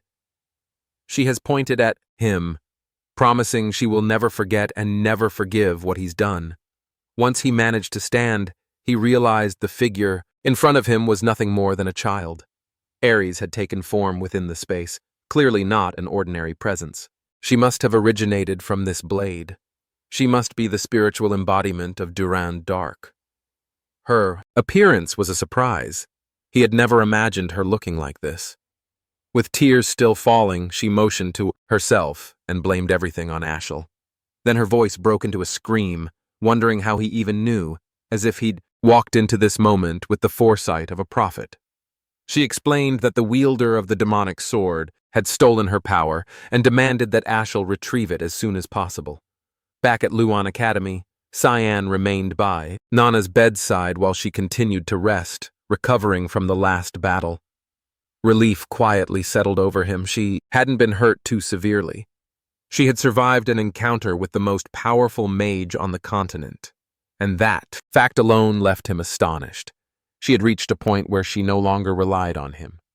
While he reflected, Brian entered the room, his first words apologetic. Qian looked at him with confusion, but the knight confessed that he'd felt like a disappointment, never good enough to call himself his guardian. The young mage fixed him with a plain look and told him to do better. Rising from the chair, he said there was a destination he needed to reach. Brian asked where he was headed, and Cyan mentioned a location on the outskirts of Lewin, leaving the rest for Master Sarah to explain. He instructed the knight to go on ahead. He'd catch up later. The shift in Brian was instant. He lit up, with energy and determination, ready to take on whatever came. Just before leaving, Cyan turned back to acknowledge him. If it hadn't been for Brian, Nana wouldn't have grown the way she had. That much was beyond even his reach. He told the knight he'd done well, then walked out. Down the hallway, Emily rushed after him, holding a lunchbox and a strange monster-themed hood. She called out, saying she'd packed him food, but he had already disappeared from view. Elsewhere, within the Northern Asians' quarters, Ryans, the leader of the GAM Association, stepped inside. He turned to his subordinates, demanding confirmation that this had been Karen's last known location. Under his breath, he muttered about the younger mage's ambition. Such bold goals wasted in a place like this. He reached down to retrieve an artifact and activated it with a spell designed to summon the dead. Mana surged through the ancient runes, reshaping into Karen's form. Riggins wasted no time, asking about the fate of the demonic scriptures. The resurrected mage replied that they had vanished now in Lunav's possession. The elder pressed further. What purpose had brought her here? Karen explained that Keon Vert had been hunting the scriptures and Lunav had joined in to help. Rage ignited in Ryans at that, and he dismissed the younger one on the spot. Turning to his followers, he ordered them to locate Lunav and bring her to him immediately. Beneath Exilium in the city's hidden pathways, a group of half-humans gathered. They'd been collecting a rare type of mana stone, one too volatile for normal humans to endure. Only creatures like them could handle its power. A half-panther laughed, making a joke about how the city had earned its name, the City of the Dead. A bunny-eared hybrid cut him off, urging caution in his words. Boris had been waiting for them. Before any of them had a chance to react, Cyan emerged and instantly took down the four-armed one. The others snapped into position, preparing to retaliate, but he sliced through the flames with precision. Their caution turned into full-on defense, but he summoned the fog torm again, cutting straight through the half-panther. Only the bunny remained standing. Tyon stepped toward her, asking for the one he was looking for. She recognized him instantly, Tian Vert. In panic, she triggered a massive fire burst, destroying the entire space, in an instant and blasting him back. Far from the chaos, Lunav sensed a sharp jolt. Something had gone wrong with Cayenne. Carmela and Seth noticed and asked what had happened, but she brushed it off, claiming it was nothing. Seth, trying to shift the mood, showed off his enchanted rug. He explained that it was Lunav, the name passed down with the rug, through generations of the Shahar Khan family, the Arawats. It could take them to the academy in a matter of seconds, but the young woman had already carried one of her own, meaning they had had no need to share. Lamela added that the artifact belonged to the Garum Association, a group known for gathering rare magical items, so objects like the Arawats were common in her world. Lunav urged them to speed up, pushing to reach the academy faster. Worry tightened in her chest. Something had clearly happened to San, and she couldn't shake the dread. Exilium has been left in ruins, scorched earth blazing beneath the collapsed stone. Tien stood untouched, shielded by the void's fear. Spell. The bunny hybrid ended her life in a desperate final move, igniting herself in the explosion. Scanning the wreckage, he spotted monstones scattered across the area. The fire won't die down unless dealt with directly, so without hesitation, he conjured the air void to siphon the flames away entirely. As always, Karam took the opportunity to poke fun whenever he did something remotely heroic, telling her to take a closer look. The half-humans caught in The blaze hadn't died. They'd vanished. She half joked that maybe they'd been reduced to ash, but even she knew that's impossible. Not in such a short span.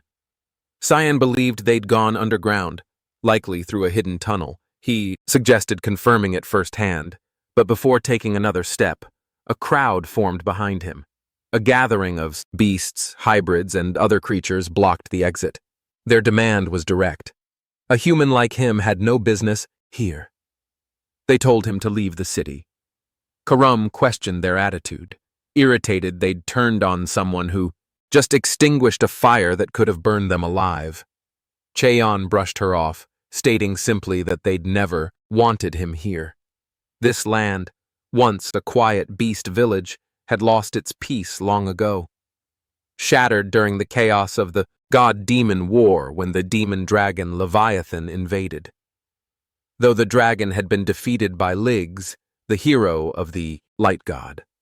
The aftermath left a worse curse behind. Its decomposing body birthed the mana stones whose energy twisted everything. Residual power turned Exilium into an abandoned wasteland. The aroma of that mana mutated those left behind, birthing beast hybrids like the ones now in front of him.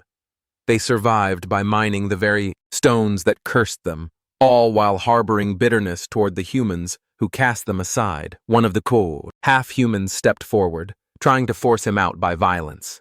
Karum casually suggested wiping them all out, but she decided it wasn't worth the effort. Too much work, too little payoff. They left instead. Not far off, the bunny hybrid handed the mana stones over to the panther. None of them had perished, not even the four-armed one, who regenerated, his neck fully restored. If not for Boris's enchanted bow, they wouldn't have survived the earlier battle. The mage materialized then, asking whether his involvement had caused them harm and informing them that Cyan had reached the area too. Apologizing for the chaos, they dismissed his concern, saying there was no need. In their eyes, he'd been the aggressor, attacking first. They hadn't realized who they were dealing with until it was too late. As far as they were concerned, Cyan was no match. Boris feigned guilt, but they encouraged him, claiming that without the funds he funneled from his palace work, they would have starved. Now's their chance to return the favor. They had his back. He told them not to overdo it, making it clear he'd be the one to settle things. With Cayenne, the panther lifted the box of mana stones and handed it over. It wasn't a huge stash, but enough. Boris took the box and slammed it down, releasing the stones. The impact triggered a ritual. Magic lighting up the ground beneath him. Earth confirmed they were short on time. Someone had already discovered them, closing in. In that instant, while their focus was elsewhere, Cyan launched another attack, but the panther intercepted him, mid-strike, flinging him back. He grinned through it, surprised they were still alive. The panther grabbed him and barreled through the wall, dragging him outside. Boris turned to Earth, saying this had been the only viable way to beat him, and began chanting a call to awaken the Leviathan, the same beast that once raised the village. At Luon Academy, inside the royal dormitory, Leximus and Aaron lounged together. He noticed her mood shift and asked what had been bothering her. She flushed, looked away, and said she couldn't bring herself to face him. Leximus pointed out that he'd never been the one to come see her first anyway. Her frustration briefly flared, but she managed to calm herself, suggesting they return. He offered some comfort, reminding her their purpose here was simple, just to check on Nana. Then, just down the hallway, they spotted Seth, Lunav, and Lamella standing near Cayenne's room. Aaron asked if they were also here to find him. They nodded, but explained he hadn't returned. She tried to reassure, herself convinced he'd come back. He was never good at sharing how he felt, not with words. But this time, it was different. His presence, his scent, everything about him had vanished. She began to worry he wouldn't return at all. Aaron ignored him and asked Lunov whether she had any idea where he might have gone. She replied that it needed further investigation, ordering Seth to search the academy for any leads, then sending Lamella to the Garam Mage Association to gather updates. Aaron decided to return to the palace to gather intelligence. Before leaving, Lama Haram approached Lunav, warning the search wouldn't be simple. Every trace had been erased so completely that even Cayenne couldn't be tracked anymore. Aaron and Leximus raced toward the palace, urgency pounding in her steps. She couldn't shake the gut, feeling that he might vanish forever if she didn't act.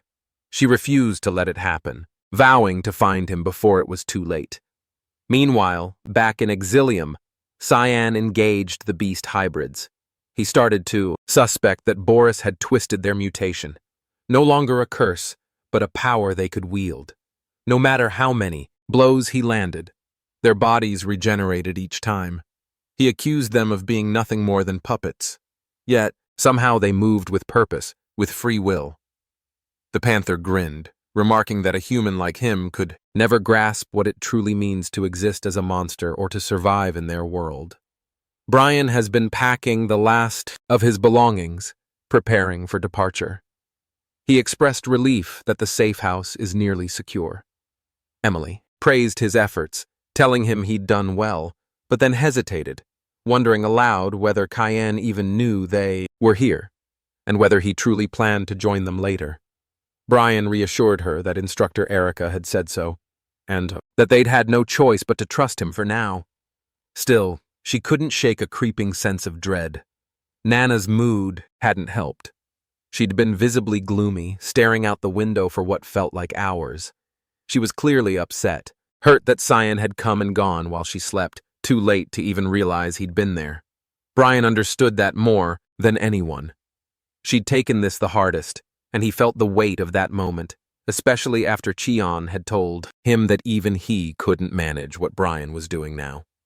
He approached Nana, asking what had gotten her so down, responded, blaming herself, saying her papa must have run off because she caused trouble. He tried to comfort her, gently placing a hand on her head, assuring her that none of this was her fault. She hadn't done anything wrong. Xian would return. They just needed to be patient and stay strong until then. As she wrapped her arms around him, she muttered that Kian was stupid and insisted that Brian scold him later. Elsewhere, San remained locked in combat with the half-humans, struggling to gain ground. They threw everything they had in a desperate attempt to slow him down.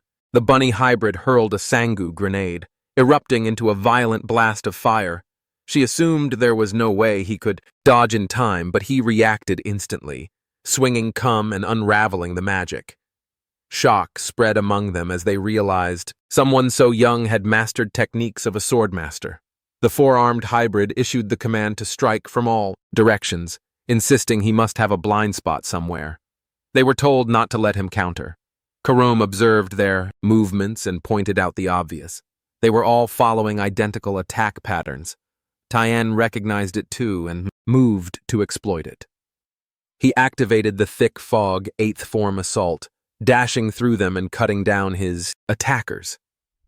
Just before he reached the four-armed one, the bunny launched a flaming arrow at him, warning him to stay sharp. He summoned the void sphere to absorb the flames effortlessly. The panther came at him from behind, but he evaded the ambush and appeared behind it instead. In one swift motion, he unleashed Fogtorm, slicing the creature apart.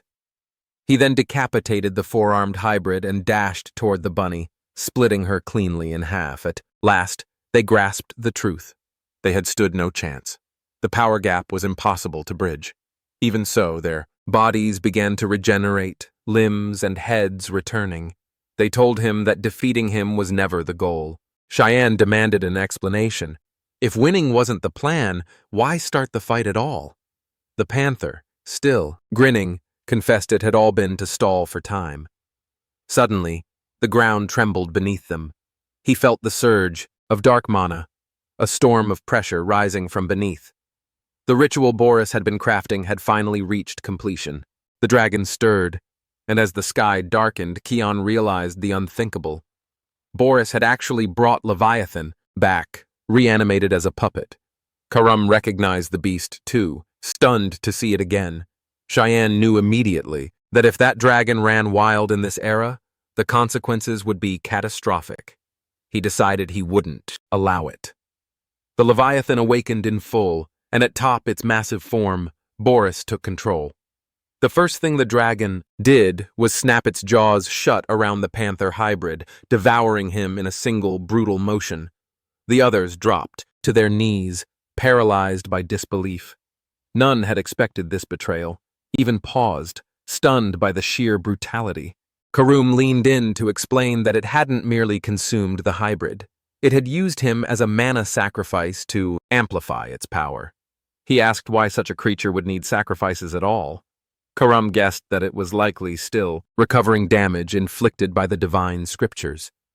The bunny screamed, horrified by what Boris had done, insisting this wasn't part of the deal. He responded with a smile twisted in madness, claiming it was all for the greater good, even as he laughed maniacally through the explanation. Only then did the remaining half-humans understand. They had been tricked, betrayed, used by someone who never saw them as anything more than tools.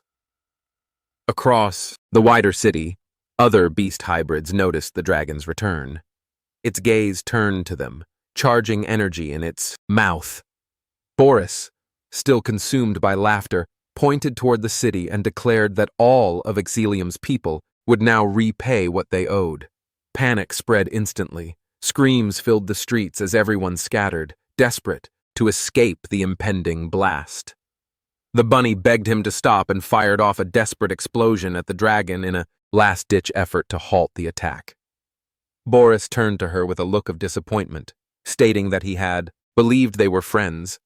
Then he ordered the dragon to retaliate with fire. Before the flames could consume her, Kene stepped in, summoning Void Sphere, predation to absorb the inferno before it could land.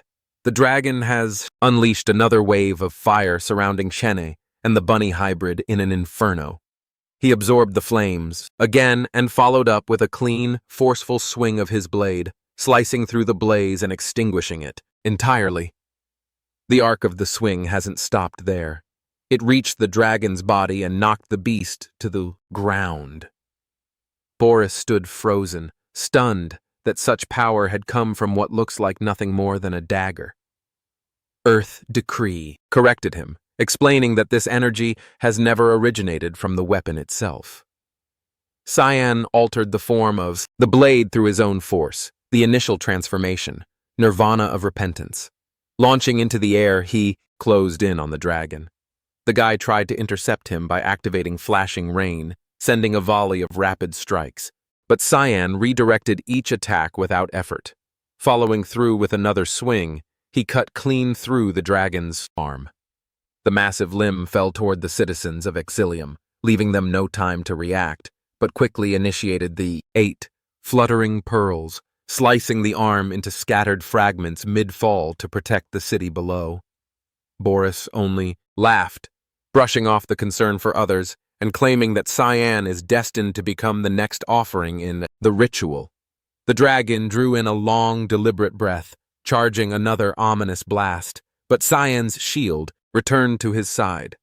Bracing himself, he engaged a fortified rising fog, neutralizing the magic with a single, decisive strike and hitting the dragon in the process. He then leapt straight to the dragon's head, arriving before Boris could even notice.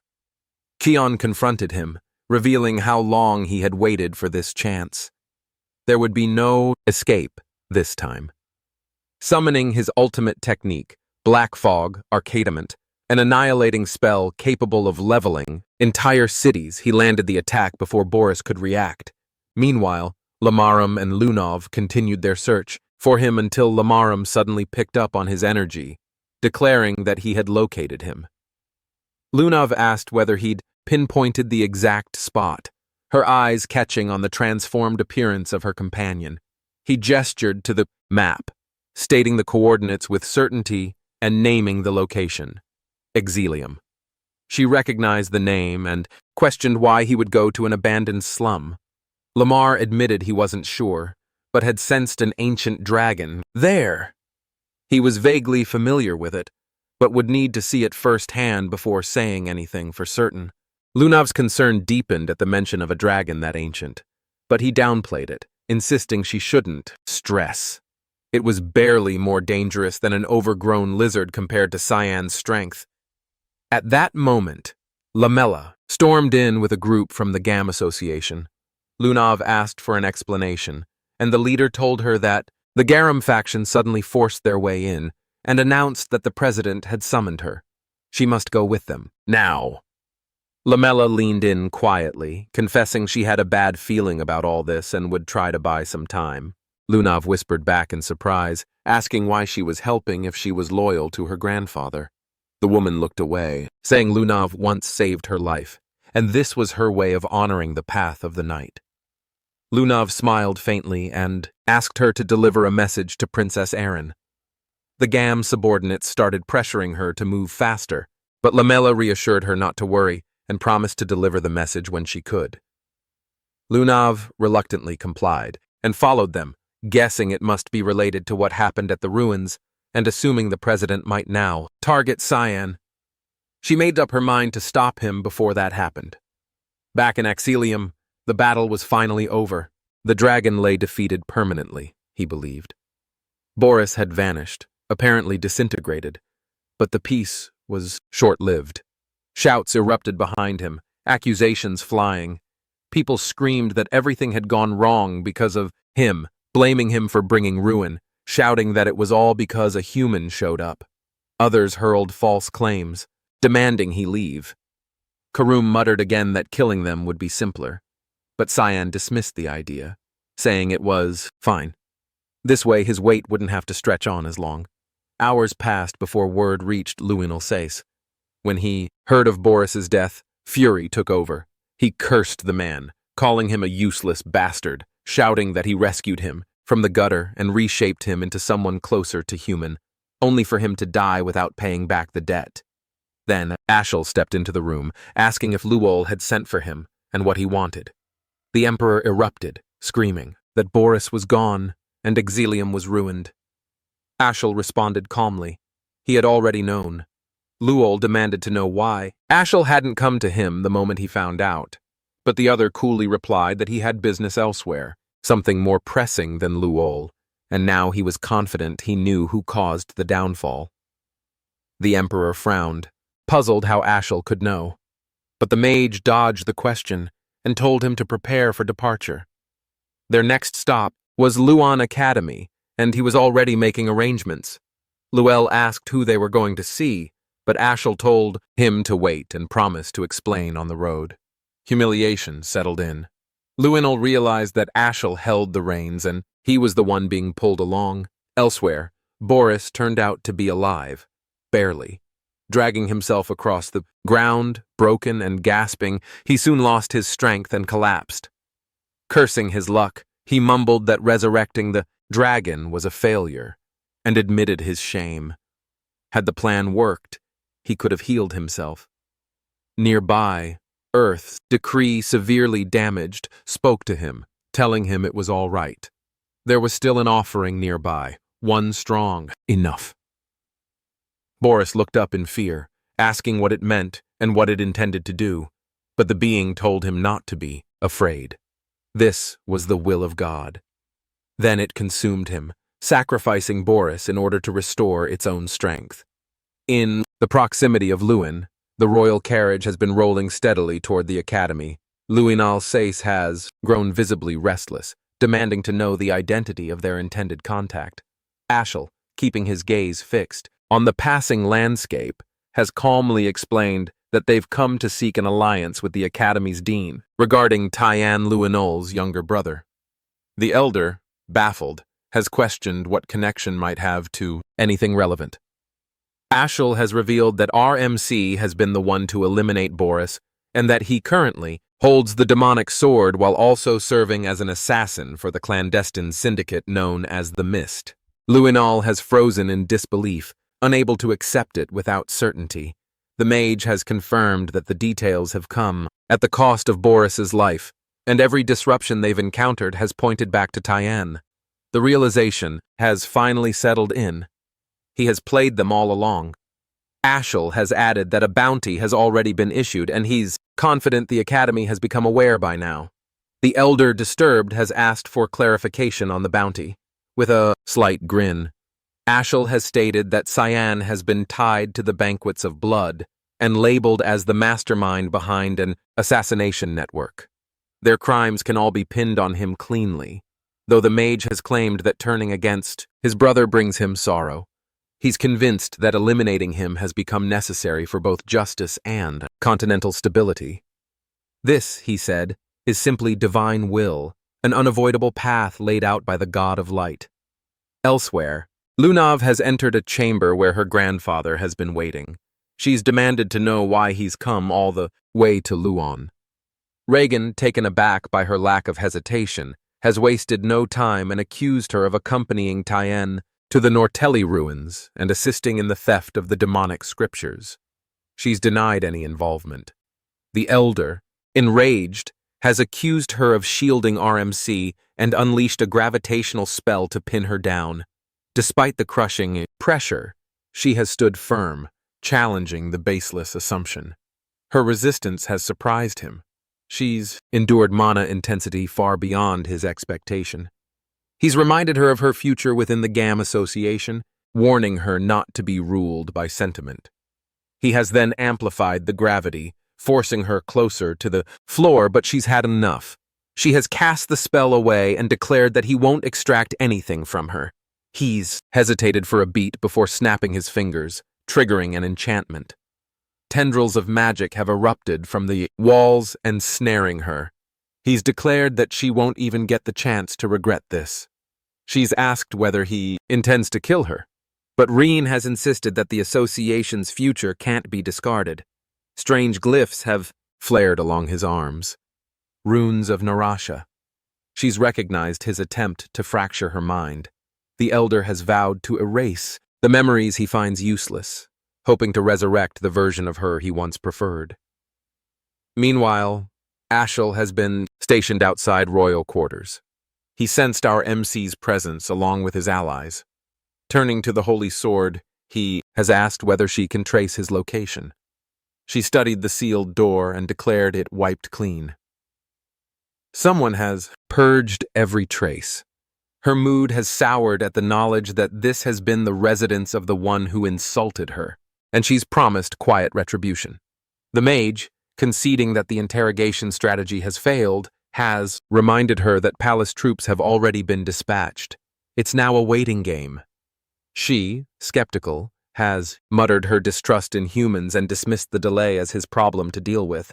Elsewhere within the academy, the dean has just finished reading a sealed letter, muttering to himself about the complexity of the situation.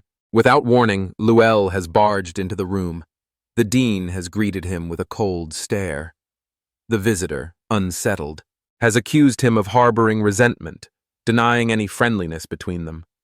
The dean has responded calmly, but Luel has persisted, blaming him for cutting off Kezel's funding and poisoning his father's perception of him. The elder has refuted it again, claiming he only sought to prevent bloodshed. Fury has crept into Luel's voice.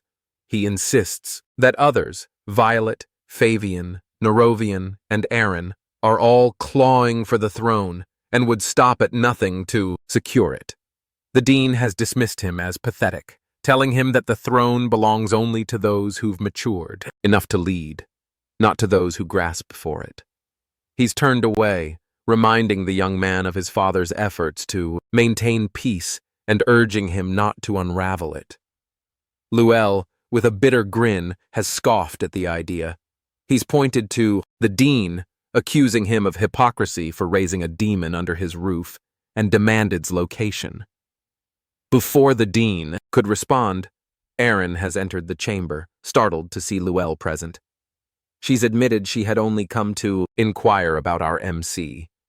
The prince has rudely dismissed her, but the dean has promptly ordered him to leave, reminding him that she had requested this audience first. The younger man has protested his rank, furious over being made to wait. The dean has attempted to mediate, but the argument has escalated until Ashel has walked in and announced that the dorm has been found completely vacant. He's declared that Kian now poses a threat to the Empire and urged the dean to cooperate. Aaron, horrified, has asked what he meant. The mage has explained that our MC has been implicated in the banquets of blood and the Exilium disaster backed by a web of eyewitness testimony. He has turned to the dean, again asking whether the palace has sent him a letter. The elder has confirmed it with a grim nod. Aine has burst into tears, unable to reconcile the accusations with what she's known of Tian, insisting he could never commit such disgraceful acts. Ashel has informed her that a bounty now weighs on his name. Beyond the academy's reach, in a quiet outskirt village, a crowd has assembled around a worn-out wall, displaying a freshly tacked-up poster. The youngest heir of House Hertz has become the subject of gossip, whispers of crimes, and speculation on whether he might show up here next. As the crowd has dispersed, San has stepped forward to collect the poster himself. Karum, standing nearby, has commented that the portrait does him more justice than real life, and asked whether he's pleased with the outcome. Our MC has let out a wry smirk and said that he is. Now Ashel will come chasing him, craving the Empire's most expensive bounty, just in time to try and play the hero. In the snowy plains of Ruina, Alice hears Cecilia urgently calling out to her. Cecilia rushes over and shows her something shocking, a report claiming that Cyan is the one behind the banquet of blood. After seeing this, Alice can't believe it. Moreover, Alice insists that Cyan would never do something like that, to which Cecilia explains that she saw the news while patrolling and doesn't know what they should do. Alice realizes this is probably why Cyan told her to leave earlier. He must have known something bad was coming. Instead of panicking, Alice tells Cecilia that they should focus on their training, to which Cecilia is surprised by Alice's calm response. But Alice explains that even though she's not completely sure, she trusts that Cyan will handle things in his own way. Right now. She believes it's more important for her to become stronger so she can be ready to help him when the time comes. Marion, who's nearby, praises Alice's determination and tells her to continue training. Alice agrees and goes back to her practice. On the other hand, Lunav finds herself trapped by the grandfather who's trying to rip Can away from her mind. Lunav's grandfather warns that resisting will only make things more painful, to which Lunav cries out, refusing to let Xion be taken from her. Suddenly, something strange happens and the surroundings shift into another realm. The grandfather is shocked. A powerful figure Lem appears and warns him that he has entered a forbidden territory. Lem radiates dark mana and reveals the terrifying power of the demonic scriptures. Lemiharam. The grandfather realizes Lunav had these demonic scriptures all along. After that, Lem calls him an inferior being and tells him to choke on the truth he was so desperate to uncover, and Lunav finally gets out of his grandfather's control and he sits down on the floor accepting his defeat. Lunav questions whether Lem caused this, but Lem accuses Lunav of planning it from the beginning, which Lunav doesn't deny. Instead, Lunav thanks Lem and says it's time to go help. As they prepare to leave, someone calls out to Lunav. After this, Lim stares coldly and asks what they're looking at. Standing at Lunav's head, in a safe house on the outskirts of Lewin, Brian shows a wanted poster with Can's face on it and warns that royal knights are swarming the streets searching for him. Also, Brian insists has been framed, and Nana echoes his concern. Tension rises as Brian prepares his sword, declaring he made an oath to protect Cayenne and Nana with his life. Nana joins him, ready to fight. Suddenly, there's a knock. A girl hesitates, then opens the door, and Cyan stands there calmly. Everyone is overwhelmed with relief. Brian tears up and Nana runs to Cayenne, calling him Papa. After that, Cyan tells them to keep quiet because he had been really worried. Tyon confirms he's not guilty and says he won't bother explaining himself and warns that this place isn't safe anymore because Ashel now has the holy sword and it won't take long before he finds their location. Kian says the only option now is to hide inside his other dimension because the entire empire is turning into his enemy. Brian, emotional and firm, declares his loyalty will never shake and promises to protect Cyan no matter what path he walks to, which Cayenne accepts it.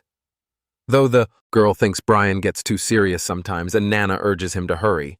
With that, Cyan turns to Lem. Now that the distractions are out of the way, Lem smirks, ready to go wild, but Cyan reminds him there's something specific he needs to do. Lem seems thrilled that whatever it is, it sounds exciting. Lunav's grandfather fumes in frustration, after learning the truth that he always believed Cyan had the demonic scriptures, but to find out they were with Lunav all along shocks him deeply. A subordinate rushes in, apologizing for returning without the others, and explains that everyone else was defeated by Lunav herself. The old man angrily realizes that Lunav completely outsmarted them. The subordinate anxiously asks what their next move should be, to which the grandfather thinks that Lunav now has the scriptures, and if they continue chasing Tian, they'll inevitably run into Lunav. Meanwhile, the scene shifts to a quiet night near a tall building. Tian stands boldly under the moonlight, facing a group of soldiers who came to capture him. Suddenly, Tien speaks out, almost taunting them, and calls for their attention, acknowledging their presence with a smirk. Then, with absolute confidence, he challenges them, telling them to catch him if they can. The academy feels strangely quiet now, almost as if something important is missing. The spot where Tian once sat seems to echo with emptiness, and even the surroundings feel like they're grieving his absence. Seth sits there feeling down, wondering if Cyan will ever return. After everything they went through together, Seth can't understand how Cayenne could just disappear like that because the thought weighs heavily on him, making school feel dull and meaningless. Just as Seth starts losing hope, Lunaf bursts into the scene with excitement and tells Seth that she found Cyan and urges him to come with her right away. After hearing this, Seth is shocked, but quickly lights up with hope, because he also can't help but notice a small, adorable creature resting on Lunab's head. But before he can ask more, Lem steps in and tells him to hurry. Without wasting a second, Seth agrees and decides not to overthink and lifts Lunav in his arms, smashes through a wall, and follows Lem's lead. Also, Lem assures them that the destination isn't far, asking them to hold on tight as they speed towards Can's location. Aaron is shocked to hear the news that Cyan is in exilum. In fact, Lamella tells her that Lunav wanted to pass on this message before she was taken away by Mr. Ryans. After this, Aaron quickly decides to ask Dean Kundal for help, while Lamella quietly takes her leave. But just after Lamella departs, Aaron hears something unbelievable that Cyan is being blamed for the banquet of blood, accused of destroying Exilum, and even being labeled as a member of Mist, a dark organization tied to the evil Black Fog.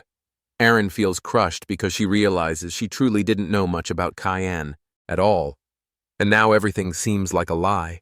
All her training, all her effort to grow strong enough to stand by his side, suddenly feels meaningless. Indeed, Tien seems far out of reach now, like he's in a place of darkness where someone like her can never follow. The helplessness makes her feel even worse, and despite being a princess, Aaron feels completely useless. Just then, her grandfather, Dean Kundal, questions her gently, asking how much of the news she actually believes, to which Aaron, holding back tears, says firmly that she doesn't believe any of it because Cheyenne has always supported Aaron and always been kind. Aaron knows deep down could never do something like that. Dean Kundal gives her a nod that if that's what she believes, then there's no time to waste and they need to move quickly.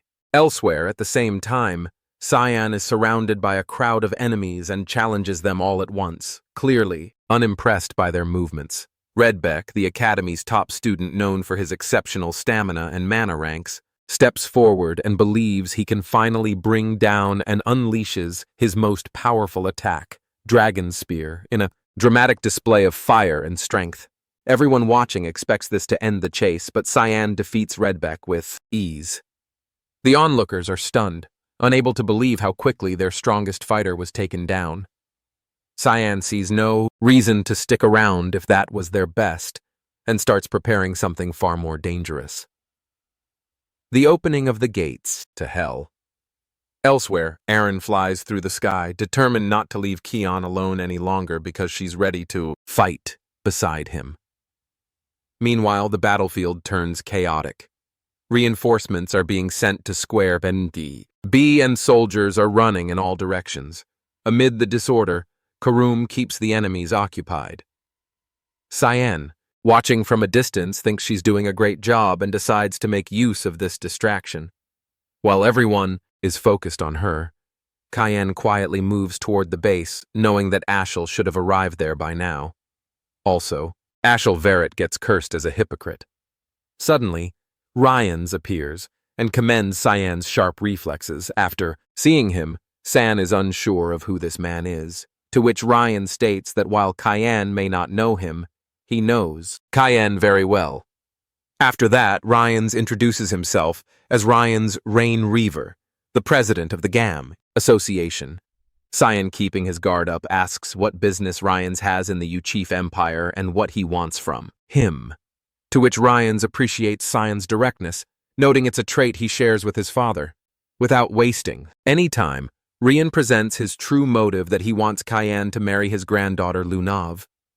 After hearing this, Sion is left completely dumbfounded by the unexpected proposal. Riggins offers more, like forces Cayenne to join the GAM Association, since most of the incidents, like ruining the excavation of the ruins, halting the smuggling, and cutting off connections with the dragons, were all his doing. Moreover, his granddaughter is head over heels for him. Despite the undeniable offer, Cyan decides to turn it down, saying there's no way a 9-star sage can't bring a fruition. He's sure that Ryan has some ulterior motive involving Lunav and him, which he won't allow.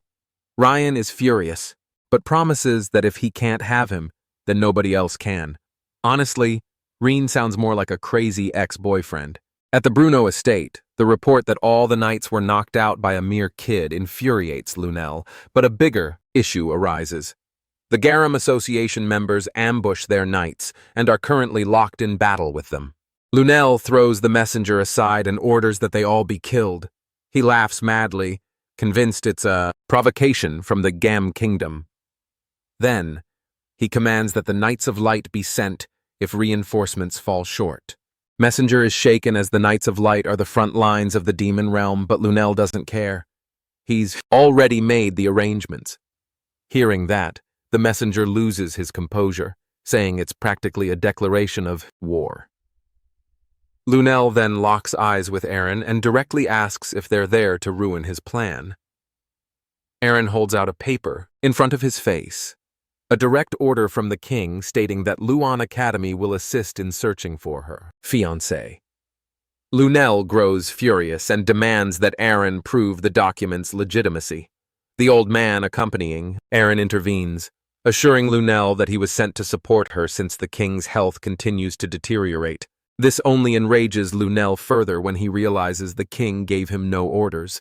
The old man then sternly questions why Lunel is trying to start a war with the Gam Kingdom. In response, Lunel instantly orders his knights to attack, accusing them of blasphemy. But the old man uses his barrier magic to defend himself and angrily tells Lunel to stop, acting like a brat. He's shocked that Lunel insists on fighting him. After all, he's his grandfather. Lunel's reason is simple. Why is his grandfather trying to stop him? The old man answers that he can't stand by and watch him sabotage himself any longer. Before Lunel can act, the grandfather takes Aaron and teleports away. He guides Aaron to a location far from the Lord's estate. There, his granddaughter reveals that the royal decree was fake, all along, astonishing him. As they make their escape, she asks why he's helping her. His answer is simple. He wants to see the future of the boy who keeps pissing him off. Meanwhile, a man is stuck on a building. When Seth and Lun arrive at the scene, they survey the area and finds Cyan holding someone by the collar. Seth cheerfully walks toward them, but Lunav's bag suddenly yells that it's not Cyan. Alarmed, she stops Seth, and the fake Cyan smirks. He's impressed that she could tell because she's a demonic scriptures owner. The fake Cyan reveals his true form, the demonic sword Karum. Seth is shocked to see his old buddy turned into a girl. As Karom explains how the plan unfolded, they sense a powerful aura passing nearby. Lunaf quickly realizes it's her grandfather's aura. From the bag, a shadow emerges, remarking that Ryan sure is fast, and assuming that Cyan must be there too. He decides to take them to him. Kara mocks him by calling him a halfling, though still impressed by his strength. Meanwhile, a group of knights hears a loud thud, assuming it's an explosion coming from the direction they were headed. The ground starts shaking, and they think it's an earthquake until they see Seth and Lunav advancing. The sight alone is enough to make them wet their pants. Ashel sees the explosions from the distance and tells his guards that's where the traitor of the Empire, Cyanvert, is. He tells his guards that their duty is to eliminate evil in the world, raises his sword and asks them to follow him on his hunt for Cyan. The knights cheer for him in unison and follow him behind. The holy sword reminds the successors that he needs the powers back to fulfill his duties. Some guards gossip that rallying the knights against his own brother is what can be expected from a Vert. His fellow tries to warn him that someone might hear, but the guard insists that there are already enough rumors. He explains that the rumors say this battle won't end in Brno and they'll be charging into the palace next. The guard hopes the rumors are false, but his fellow shows him around to see how ominous all the other knights are. Meanwhile, our protagonist pins the fighters into the wall. Those watching him are shocked to see his demonic energy. He hurries them to came at him. The fighters feel insulted, but right then, Ryans flies in. He now understands why his enemy is so important to Lunav, and realizes that he can't let him live. Ryan summons the meteor. Everyone around sees the 9-star spell and runs for their lives, while our hero stands fearlessly. Cheyenne stands staring at the spell coming down. He now understands how evil his opponent is, seeing him not care about his subordinates. As the meteor rains down, the people run for their lives, but stumble into Seth. He pushes them all away with the tornado, and Lunav walks in, hurrying him to get to their friend. At the battle, Ray stands tall above his meteor. Suddenly, our hero breaks through the spell with his Void Sphere Obsession. He then uses the Division spell. Ryans is impressed with his use of the Void Sphere, but diminishes it instantly. Our protagonist is shocked to see his spell countered so easily, and Ryans reveals his Caligorna's bead. He reveals that the bead's oblivion counters the Void Sphere. Our hero is shocked to see his opponent with such a rare artifact. Rands then uses the bead's Soul Harvester. Suddenly, Lunav steps into the fight, ordering her grandfather to stop. She tells him to deal with her if he really wants her demonic scriptures and tells him to stay away from Tion. Karam tells our hero that he found some bet and that he feels his brother is close. Seth tells his friend that he heard about him being framed and tells him to leave the fight to him. Our hero wishes his friends good luck and leaves to face his real enemy.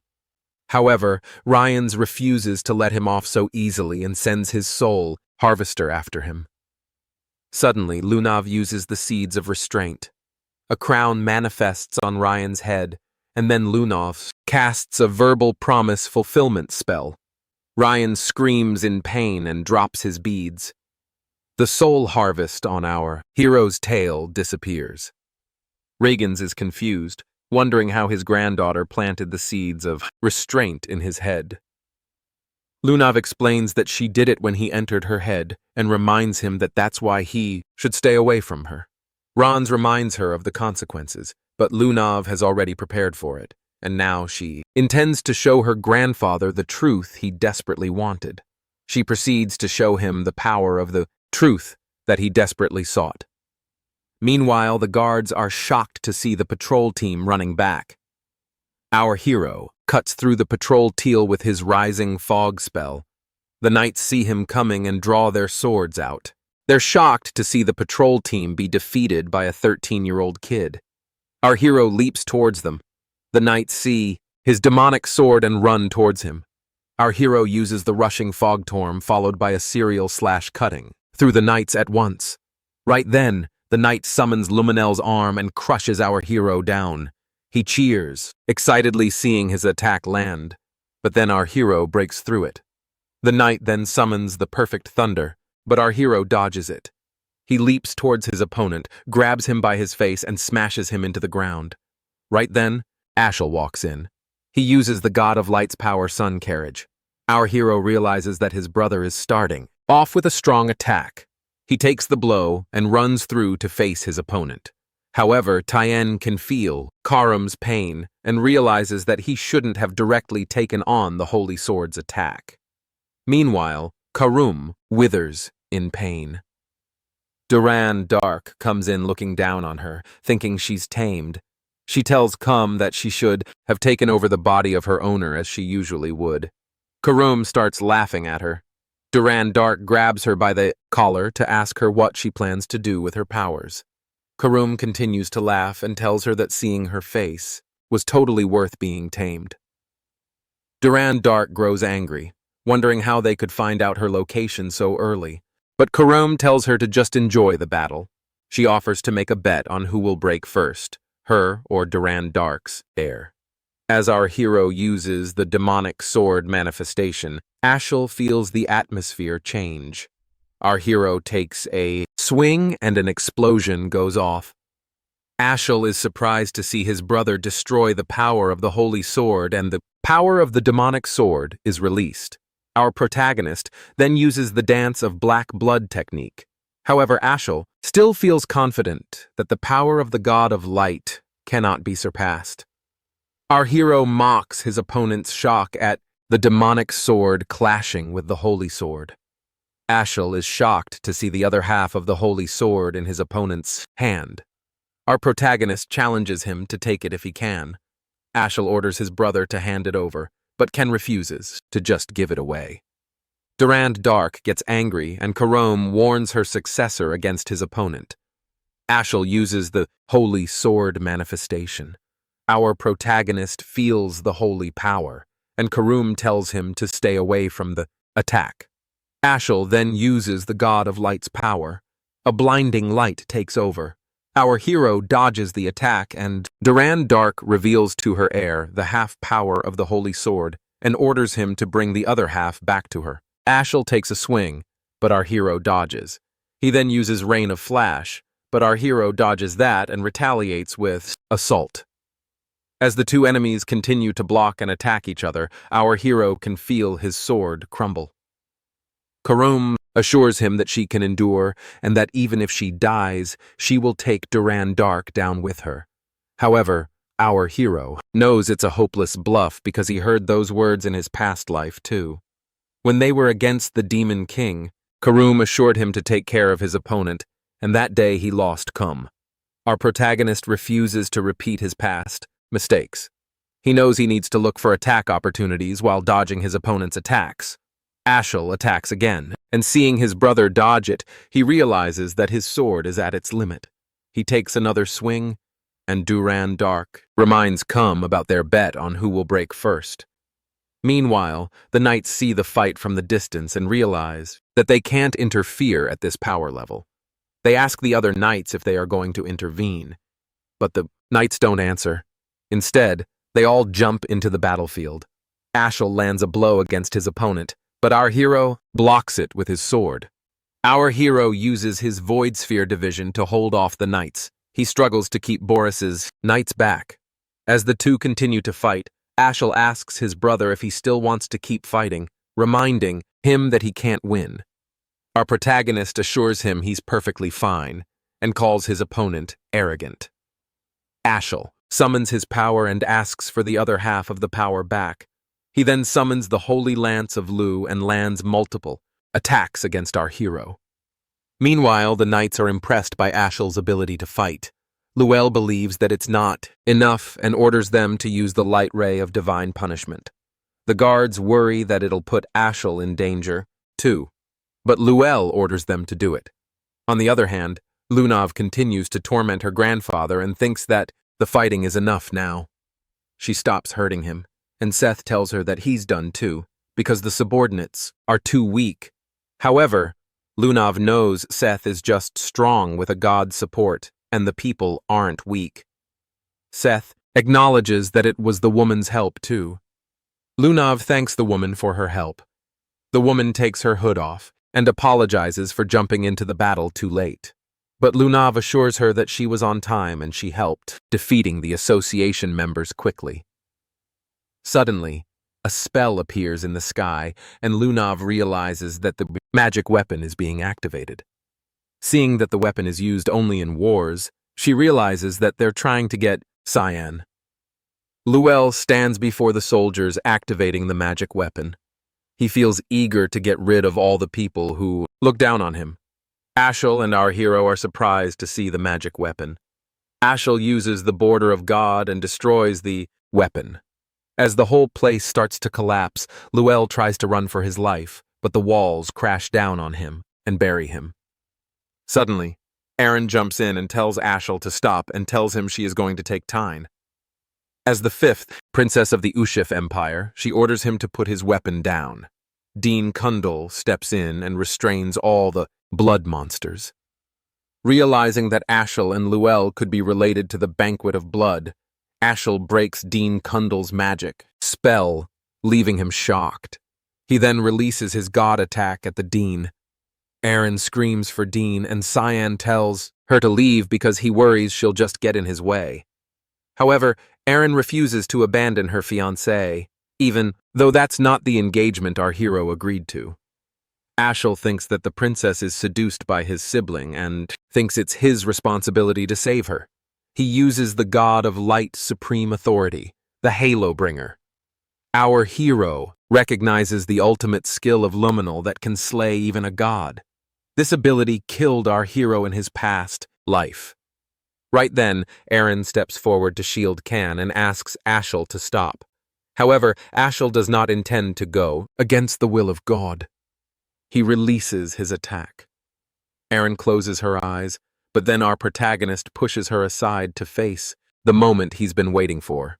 His opponent is surprised to see him smiling. The whole mana energy strikes. Our hero and an explosion goes off. Dean Kundal continues to take down blood monsters, but more just keep coming back, and he knows that's just stalling the worst. Suddenly, Dean notices a chaotic mana, and when he turns around, he sees our protagonist going all out with his power. Ashel is confused, seeing his opponent. Lundell tells him that his opponent is trying to take power.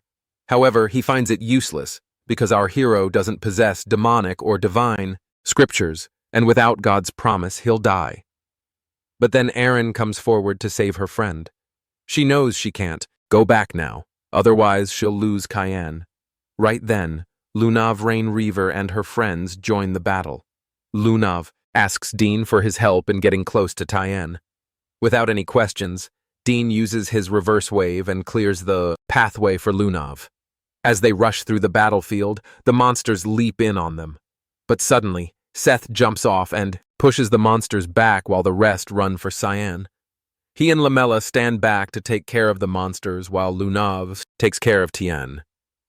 Lunav hurries at Lem as Cayenne's mana continues to weaken. Princess Erin and our hero stand side by side, struggling to hold their ground.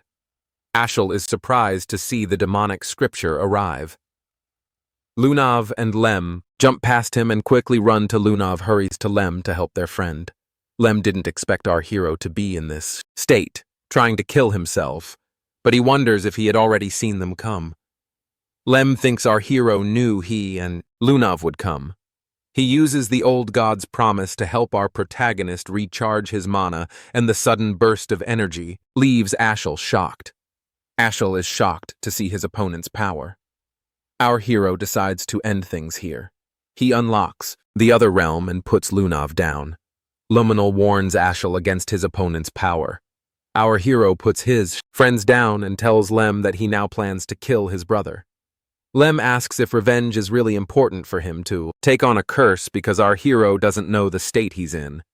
He warns our hero that he'll have to pay a price, worse than death for the seal on his chest. The sword now realizes that this was always our hero's plan. When planning this whole thing, our protagonist wondered if Lunav would appear if he fought. He asked Karum to bring her to him. Karum wondered how our hero is so sure that she will come, and he answers that she'll come because she's a stalker. Our hero leaves the princess and Lunav to the demonic scripters. Lem realizes that the prophecy has come true as he watches the pawns fight each other. As our hero raises his demonic sword, he feels something different about his opponent. He realizes that Ashel's powerful god can no longer protect him. Meanwhile, Lamella uses her glare slash to cut through the demonic monsters. She's surprised to see that the monsters have stopped regenerating, which makes them realize their link has been cut off. Dean Kundal walks in thinking that the monster's power source must have disappeared and feels glad to see his students okay. However, Seth came to help his friend during his exams, and Dean suspended him for 2 months. Lamella sees the portal to the other realm, thinking that it's the cause for the destruction. She wonders if something can be done about it. The Dean takes a closer look and sees Aaron and Lunav passed out. He rushes to them and finds them okay. He heals them with his magic, wondering if they were sent to the other realm on purpose. Dean Kundal realizes that Cyan must have created this realm and wonders what is going on. On the other hand, Ashel is surprised to see himself bleeding. Lundil warns him that his opponent can even devour light now, and he might die for underestimating his opponent. Our hero asks Karum how he feels about this change, and Karum answers that he feels so powerful that he wants to destroy everything. So our hero allows Karum to utilize his power. He uses his Dance of Blood second form harvester. Ashel uses his Halo Bringer. Our protagonist uses his Fog Sword and cuts through the attack. A ray of mana rains down at the darkness. Ashel, still confident that he can defeat his opponent, attacks Cyan. Our protagonist uses his demonic sword manifestation and suddenly teleports behind his opponent. He uses his Fog Sword, Halo, and strikes Ashel from the back. As Ashel withers in, pain on the ground, our hero enjoys his enemy's misery. To end his brother's ill fate, he takes a final swing as the chaotic mana rains down on him. Ashel remembers his mother telling him that he was fated to be the savior. She claimed to receive an oracle from God when birthing him, and said that her son was blessed with so much talent. Ashel's mother was killed in front of him by those who called her a witch. People who were responsible were caught, executed, and that was the only time he had seen his father so mad. His father executed the people himself, but that was still not enough.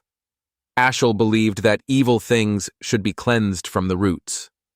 Poor people or people with inferior genes were those who could fall easily to evil because they would threaten those who had everything, like his mother.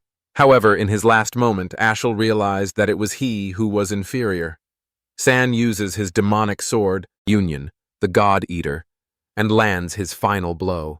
The mana rains down on his enemy, and Ashel screams in pain as the mana decimates him. As he lies defeated, Ashel asks our hero a question. He always saw Cyan act as if he knew the future. He found the holy sword and the demonic sword first and ruined his brother's plans with the banquet of blood.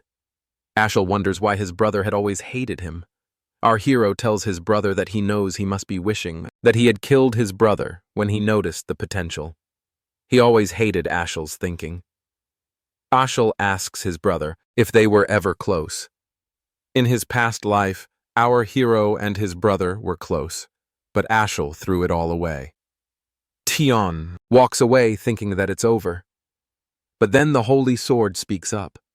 The demonic sword tells our hero that he made a huge mistake by using the demonic scriptures to take the sword's power and warns him that a worse pain will rain down on him. Meanwhile, a man in the hood tells Nana that the dark fog has swallowed the light. Nana tries to fight Brian for her father's safety. The hooded man sees them ignore him like our hero always does. Nana attacks Brian, insisting that she has to go to help her papa.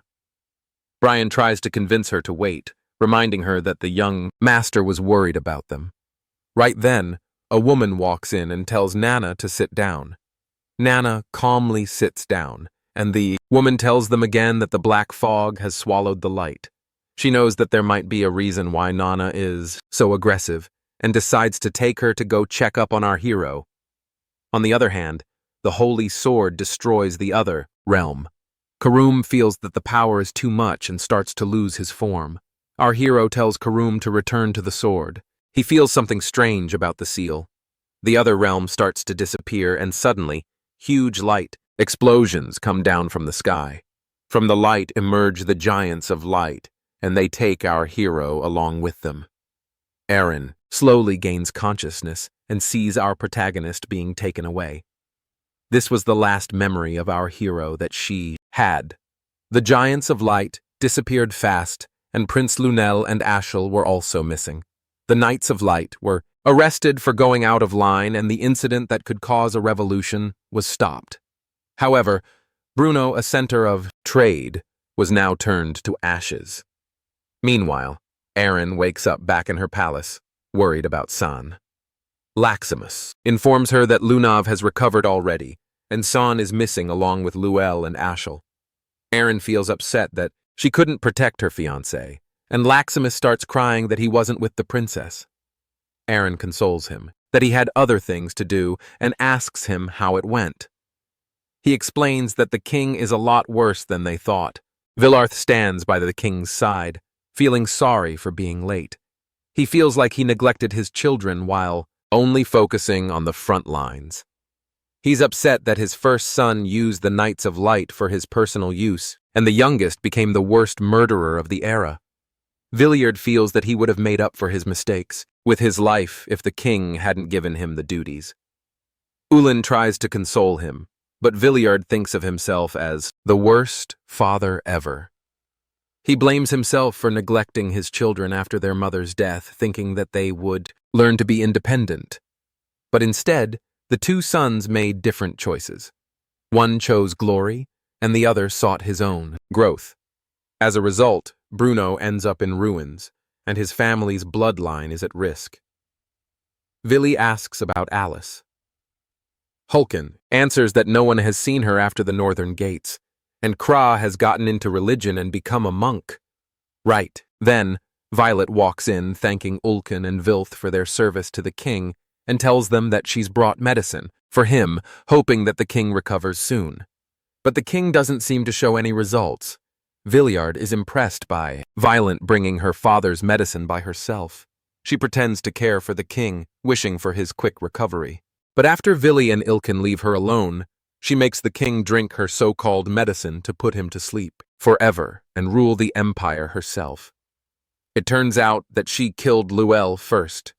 At the battlefield, Luel was heavily injured, feeling humiliated that they couldn't even kill one kid. Violet tells the guards to look for the injured in the area. He sees her and screams for help. Violet walks up to him and tells him that she has to clean up her brother's mess. Luel orders her to take him to the palace to get treatment, but Violet refuses to do that. Instead, she plans to clean up after killing him and just tell everyone she couldn't find his corpse. Luel screams helplessly, but the guards obey her call and kill him on the spot. Back at the palace, Vilth and Ilken are both suspicious of Violet's medicine. Olin finds her medicine's color and the bottle's shape similar to the elixir march sanctification, but he finds the mana very similar to what he felt in the demonic realm. Villiard orders Ulan to keep an eye on Violet and strictly tells him to make reports no matter how busy it gets at the front lines. He refuses to let Eren's security be at risk. After the incident in Bernau that killed so many people, everyone worked together to reconstruct the estate. Prince Luel and Ashel were reported missing, and there were so many rumors of what happened. However, people remember it a bit differently. They believe that Luel and Ashel died trying to stop Cyan, who went crazy from an evil power. The people saw the battle clearly. They saw how pathetic Ashel looked with the heavenly wings and how the demon called Cyan took him down. At the end, Cyan brought down the rage of the heavens and met his death at the hands of the Divine's missionaries. To stabilize the chaos in the empire, Violet took over the throne in her father's place, who had grown too weak. Everyone could agree on that decision thanks to Vior's charity work. Ain knew a different story than that. But she chose to stay quiet because she believed that her silence was the only way to protect our hero, whom she believed was still alive. At the Luon Academy Great Hall, Erin chooses the magical text as her path. Sarah hands over the diploma to Erin and announces her graduation from Luon Academy. Dean Kundal is surprised to see that Erin chose the magical text instead of the sword or wand.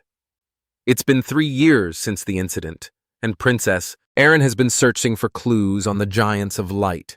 Kundal explains that the Giants of Light are called Nephilim and they are missionaries of light sent by Lumendel. Serka is confused, wondering why Luminel would intervene directly, and Dean has no clue why. There are no records that can tell whether Nephilim are gods or humans. Kundal tells Sarah that Erin has still decided to stay in the academy because of Kion, and asks if he's okay. Meanwhile, Erin visits Lunav. The two catch up, and Lunav informs Erin that President Ranz is doing better, but he still has internal wounds to recover from. Erin thinks she must be worried, but Lunav feels satisfied to have taught Ryans a lesson. Lunav asks about the progress on finding Tyon. Erin explains that he's trying, but she has found nothing except that the Giants of Light are called the Nephilim. The two compete amongst each other to find Sion first. Meanwhile, the Nephilim holdage for crossing a line that no creation of a god is allowed to cross.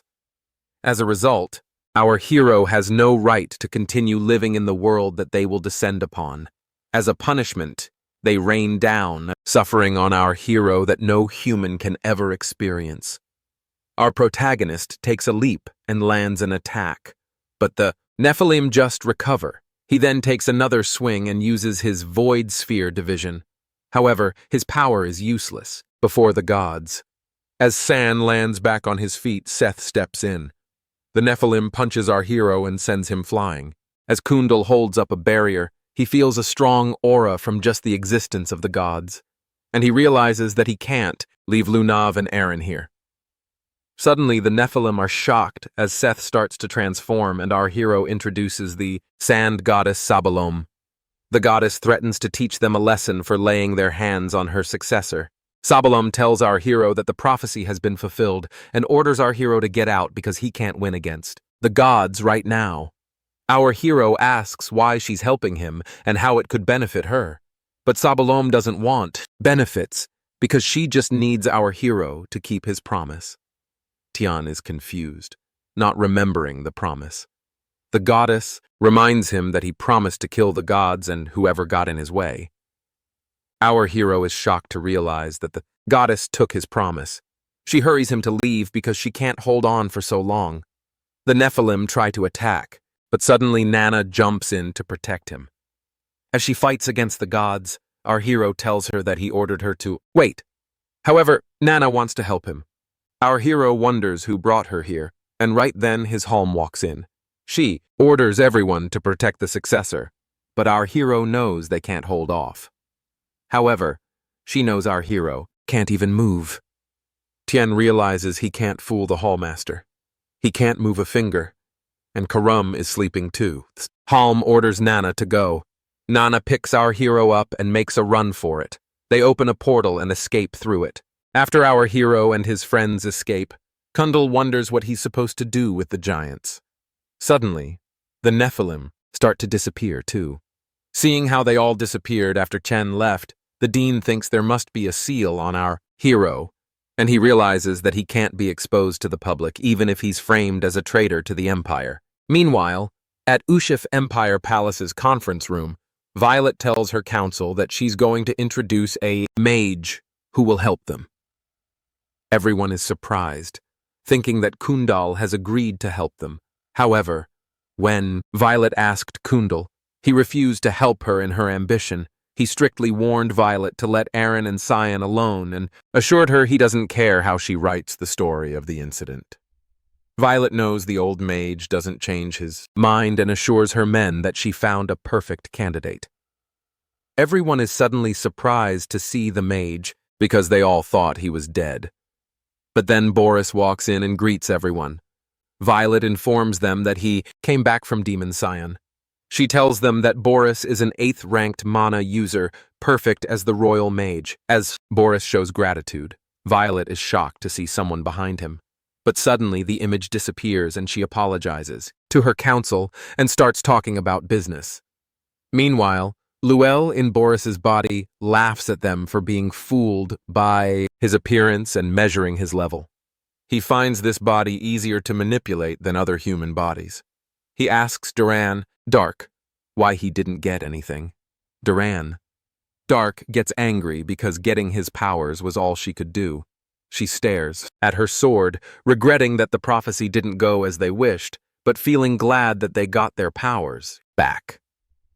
For their next move, they both are still thinking about whether to find a new owner for the holy sword to cut through the fog, covering the light, or to summon.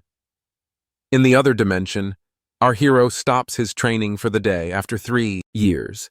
The exiled god's hypnosis on his brand is showing its effect, but once he's out of this dimension, it'll be over in a few days. However, our hero can't stay any longer, otherwise his body will give up. The exiled god asks what he intends to do because if he leaves, the Nephilim will return again. Our protagonist plans to kill the great god Luminel. However, Karum reminds our hero that he should be planning something like that after defeating the god in exile. He agrees that our hero couldn't even defeat the exiled god in 3 years. The beings he fought in the past life were at best superhumans, and what he plans to face are those who can oppose gods. And for that, the powers of an exiled god are not enough to face them all. Our protagonist realizes that the exiled god is giving real advice and asks for suggestions. The exiled god suggests a path using a spell passed down since ancient times. He continues, throwing knives at the map, and after a while finally lands on the right spot. He tells his cheers excitedly and tells his heir to accept the prophecy with gratitude. Meanwhile, Dean Kundal tells Sarah to take care of Aaron because she has been locked up in her room for 3 years and collecting ancient tomes. He worries that she might end up finding Cyan. Sarah knocks at the door. Ain answers the door. Sarah greets her and tells her she assumed Leximus would answer the door. Aaron tells her that Leximus is off to another chore and asks why she's here. Sarah tells her that she's come to offer her help, but Aaron insists on being alone. Sarah tells her that she'll need help to find Cyan. Ain suddenly opens the door and lets her guest in. Sarah notices the symbol on the board. Ain answers that she found it, reading about the continent's forgotten past, and found out that it was always accompanied by the mentions of the Giants of Light. She asks Sarah if she recognizes the symbol. Soraka, remembering it on our hero's chest, lies that she has never seen it. She realizes that the princess has found out more than they expected. Aaron then adds that the Giants of Light and Bernau, called Nephilims, are the children of the great god Luminel, and they are also known as Wardens. She wonders why they would attack our hero simply because of judgment. She wonders if it had something to do with the mist that Tian was involved in. She believes that Iru is involved, which is why Lumendel stepped in, which means Tian wasn't judged. She suspects that he must be hiding in the powers of the mist. Sarah is shocked seeing the princess nearly find the answers. Aaron thinks that Sarah must have something to add because she was close to Cayenne. Sarah sees Aaron's gaze and thinks she's jealous of her. Soraka tells the princess that she wasn't very close to Cayenne and deep down gets angry at our hero. Meanwhile, at Eastern Fuina, the little girl stands under the tree. As she learns that the intense light will remain in the world once the black mist lifts, she wonders if such a world is even possible. After quite some time, our hero visits Lab. He remembers the first time he came to her in this life, and she'd tried to kill him by poisoning his tea. As our hero remembers the good old days, he senses someone sneaking up on him. As the attacker takes a swing at him without being noticed, our hero dodges the attack and realizes that only Sarah can do that. Our hero and his hallmaster give each other a violent greeting, and Sarah decides to test out his improvements during the 3 years he spent away. Our protagonist plays along and uses his void sphere division. The giant spheres destroy everything in the room. Sarah warns him to be careful with his mentor's lab and takes a swing at him. Our hero retaliates, and the two attacks collide. Lunav in her room feels our hero's presence, and Lem confirms her doubt. After 3 years, it is finally time, and Lunav feels eager to meet Kion. However, her excitement makes even the demon scripture scared of her. Kundal feels the disturbance in his office, and he too realizes that our hero has returned. Seeing the mess around her lab makes Sarah realize that her disciple has really improved. She confronts our hero for the destruction of her lab, but he protests that she started it. She then asks if Aru permitted him to come out. Our protagonist answers that he just left because Aru's powers keep the seal hidden for a day. He explains that he's been roaming around all day and tells her that he got tired of hiding. The sky slowly lightens up, and Sarah stares silently at our hero for a moment. She gets angry at him for coming out and forces him to go back and pushes him back into the portal. Sarah gives a beating for leaving the zone while Ao watches. He gets tired of seeing them create a mess and tells them to stop. But Sarah yells at him to shut up too and blames him for not keeping back. Eru feels his authority as God shatter. Our hero speaks up that he now realizes that he can't stay outside for more than a day. Sarah sees the seal heal back up and realizes that it can be covered. However, since it's a powerful God seal, the effect only lasts for a day. Sarah gets close to our hero and tells him that he's almost a man now. Kum gets angry and punches her in the face for flirting with him. Right then, I gives our hero the oracle and tells him to go to the eastern lands, Fuina, to find the prophet who awaits him. Our protagonist ignores his call, remembering the blind darts he kept throwing at the wall. Right then, Eru shoots him, shocking Sarah. Eru tells our hero that he couldn't completely cover the seal as he was 3 years ago. But now he has fulfilled the conditions. Now the cover should last for 2 weeks, which still isn't enough to go to Fuina, but it's better than a day. He reminds Cyan that his death will come again once the 2 weeks are up, and tells him to find the prophet to change his fate. Seeing Aru's authoritative voice, our hero now actually sees him as a god. However, that pisses him off. Meanwhile, in the Luan Eastern region, a guard feels eager to go home, and the other man tells him to not complain so much. He reminds the young guard that it's for the good of the GAM Association. The young guard says that not a soul comes here ever since the incident with President Ryans. But the old man reminds him that they can't ignore the vast magic network system and risk the resources falling into the hands of Ushchief or other forces. Suddenly, they see our hero standing in front of them, asking for the warp gate. The guards realize that their opponent is not an ordinary person and draw their swords out. The guard considers letting his hidden powers out and tells our hero that he's responsible for his fate next. However, a moment later, the guards are knocked out and our protagonist walks in through the gate. The warp gate is an artifact that Ryan's Rain Reaver often used. It will be our hero's first time in this life to see it. It's his only way to go to Fuina and back in just 2 weeks. Karum feels the mana leaking from the artifact. Our protagonist explains that something like this didn't exist 3 centuries ago. If an energy source with concentrated mana provides energy, then the mana paths made with runes complete the spell. Kum is impressed with humans' ability to find shortcuts. Our hero sets his destination to north of Fuina. The warp gate opens the gate, and a gate opens. Our hero opens the door and sees Fuina on the other end of it. Our protagonist walks through the gate and asks Karum if he's ever been to Fuina. Karum explains that he's been here before with her past owner. Suddenly, they both smell blood, and our hero gets ready for action. Meanwhile, the guards report the intruder at the gate and tell their boss that the intruder was covering his face. But an ominous mist covered him all around. The boss asks the guards how the invader smelled, confusing the guards. She then asks where the warp gate was connected to, and the guards answer that it was connected to Eastern Fuina's northern gates. She tells them that she knows who it is and goes to visit the warp gate. However, in Fuina, Our hero sees the dead bodies everywhere, and he wonders why the holy knights and white elves would have fought. Kum accepts that Aru gave them a right oracle, and our hero feels like the cause of the battle is the place in front of him. Our protagonist walks into the cave. Kum warns him to not get lost in the layout.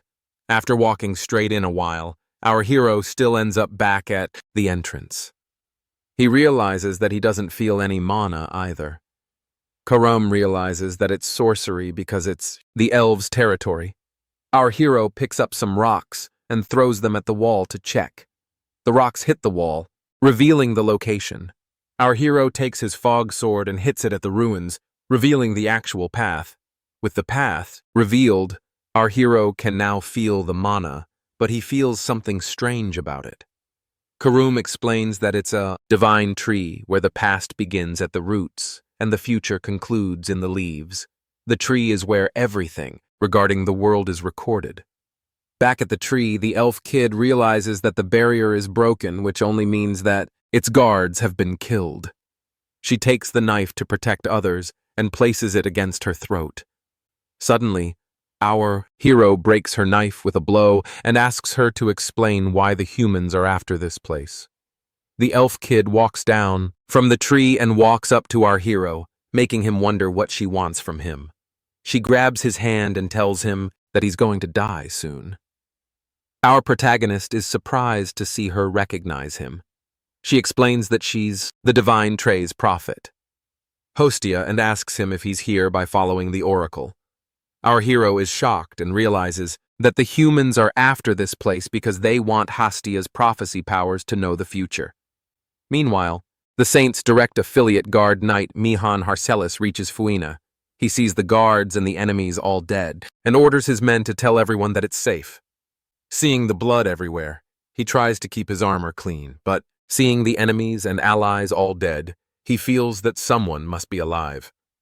Right then, the Saintist walks in and assures him that the divine mission guided by Luminel will end with their victory. Mihan assures the Saintist that he's faithful.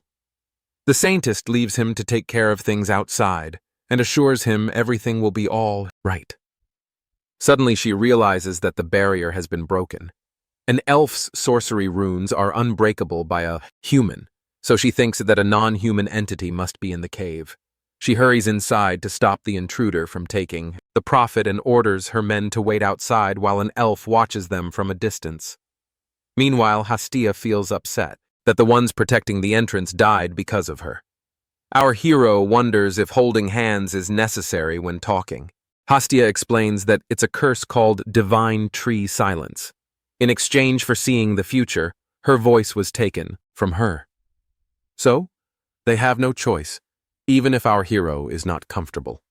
Suddenly, someone walks into the cave, and the prophet recognizes the intruder. She explains that this woman is the one who chased her here and ordered her men to kill all the elves who protected the entrance. The saint apologizes for killing everyone and says that it wouldn't have happened if Hastia had agreed to go with her. She asks the prophet if she wants to go with her now to avoid more casualties. Our hero steps forward, and the saintist introduces herself as Nephrodite Iris, the saintist of Luminal. She feels that it's a day of glory to have met our hero in a place like this. Our protagonist is surprised to see that the saintist knows him and decides to test out her power. As he takes a leap to attack her, Iris extends her hand. Our hero recognizes the symbol on her hand. As he draws out his sword, he's surprised. Karum thinks the seal is activating early, but then he realizes that it's not his seal, but that Iris has the same one on her hand. The Saints summons the emissaries of light to take away the dark fog. The Nephilim attack our hero, and while they fight, the Saint grabs Hastia to take her away. She now realizes that they need to touch in order to talk. Suddenly, Hastia is surprised to see that the Saint is an elf and asks why she's betraying her own kind. Iris tells her that she wants her prophecy powers. Our hero falls to his knees after the battle, and Karum informs him that the Saintist took Hostia. The light emissaries stand above him. Our protagonist gets angry for having his plans ruined. He takes a swing and breaks their shield apart, and instead of dying an easy death, he decides to fight the Nephilim. Meanwhile, Iris walks out with the elf prophet. Hastia asks her if the prophecy power is really worth so much that she's willing to kill her own people and warns her that she'll lose her voice. However, the Saintist remains true to Luminal's mission. Hastia then tells her that she's going to die. The Saintist thinks she's trying to get him scared, but the elf kid explains that it's a prophecy, a future she saw. Suddenly, Iris hears someone scream at the end of the cave. She runs to find Mihan struggling. Mihan tells her to stay back. He uses his Holy Stroke vigilante to attack his opponent, but the intruder pulls a giant boulder before him to block the... This is the elemental test at the Royal Magic Academy, the examination that determines each student's elemental ability and how well they can wield it. The test begins, and the Emperor's daughter herself reveals a light elemental ability of 52%. Next is Seth, one of the Academy's best students. His result shows an elemental control of sand at 71%. But when Cyan's turn comes, everyone freezes in shock. He possesses the rare element of darkness, and at an astonishing 92%. Even the greatest student in the Academy's history only achieved 88% upon graduation. After the test, Cyan quietly returns to his room. But in the hallway, 2 senior students are waiting. They want to test how strong he really is and to bully him. Of course, what they don't know is that Cyan has been expecting them. Before they realize what's happening, it's already too late. With a single kick, Cyan sends one of them crashing into the wall. And you may wonder, what kind of mage has such physical strength and speed? The answer is simple. He was a deadly assassin in his past life.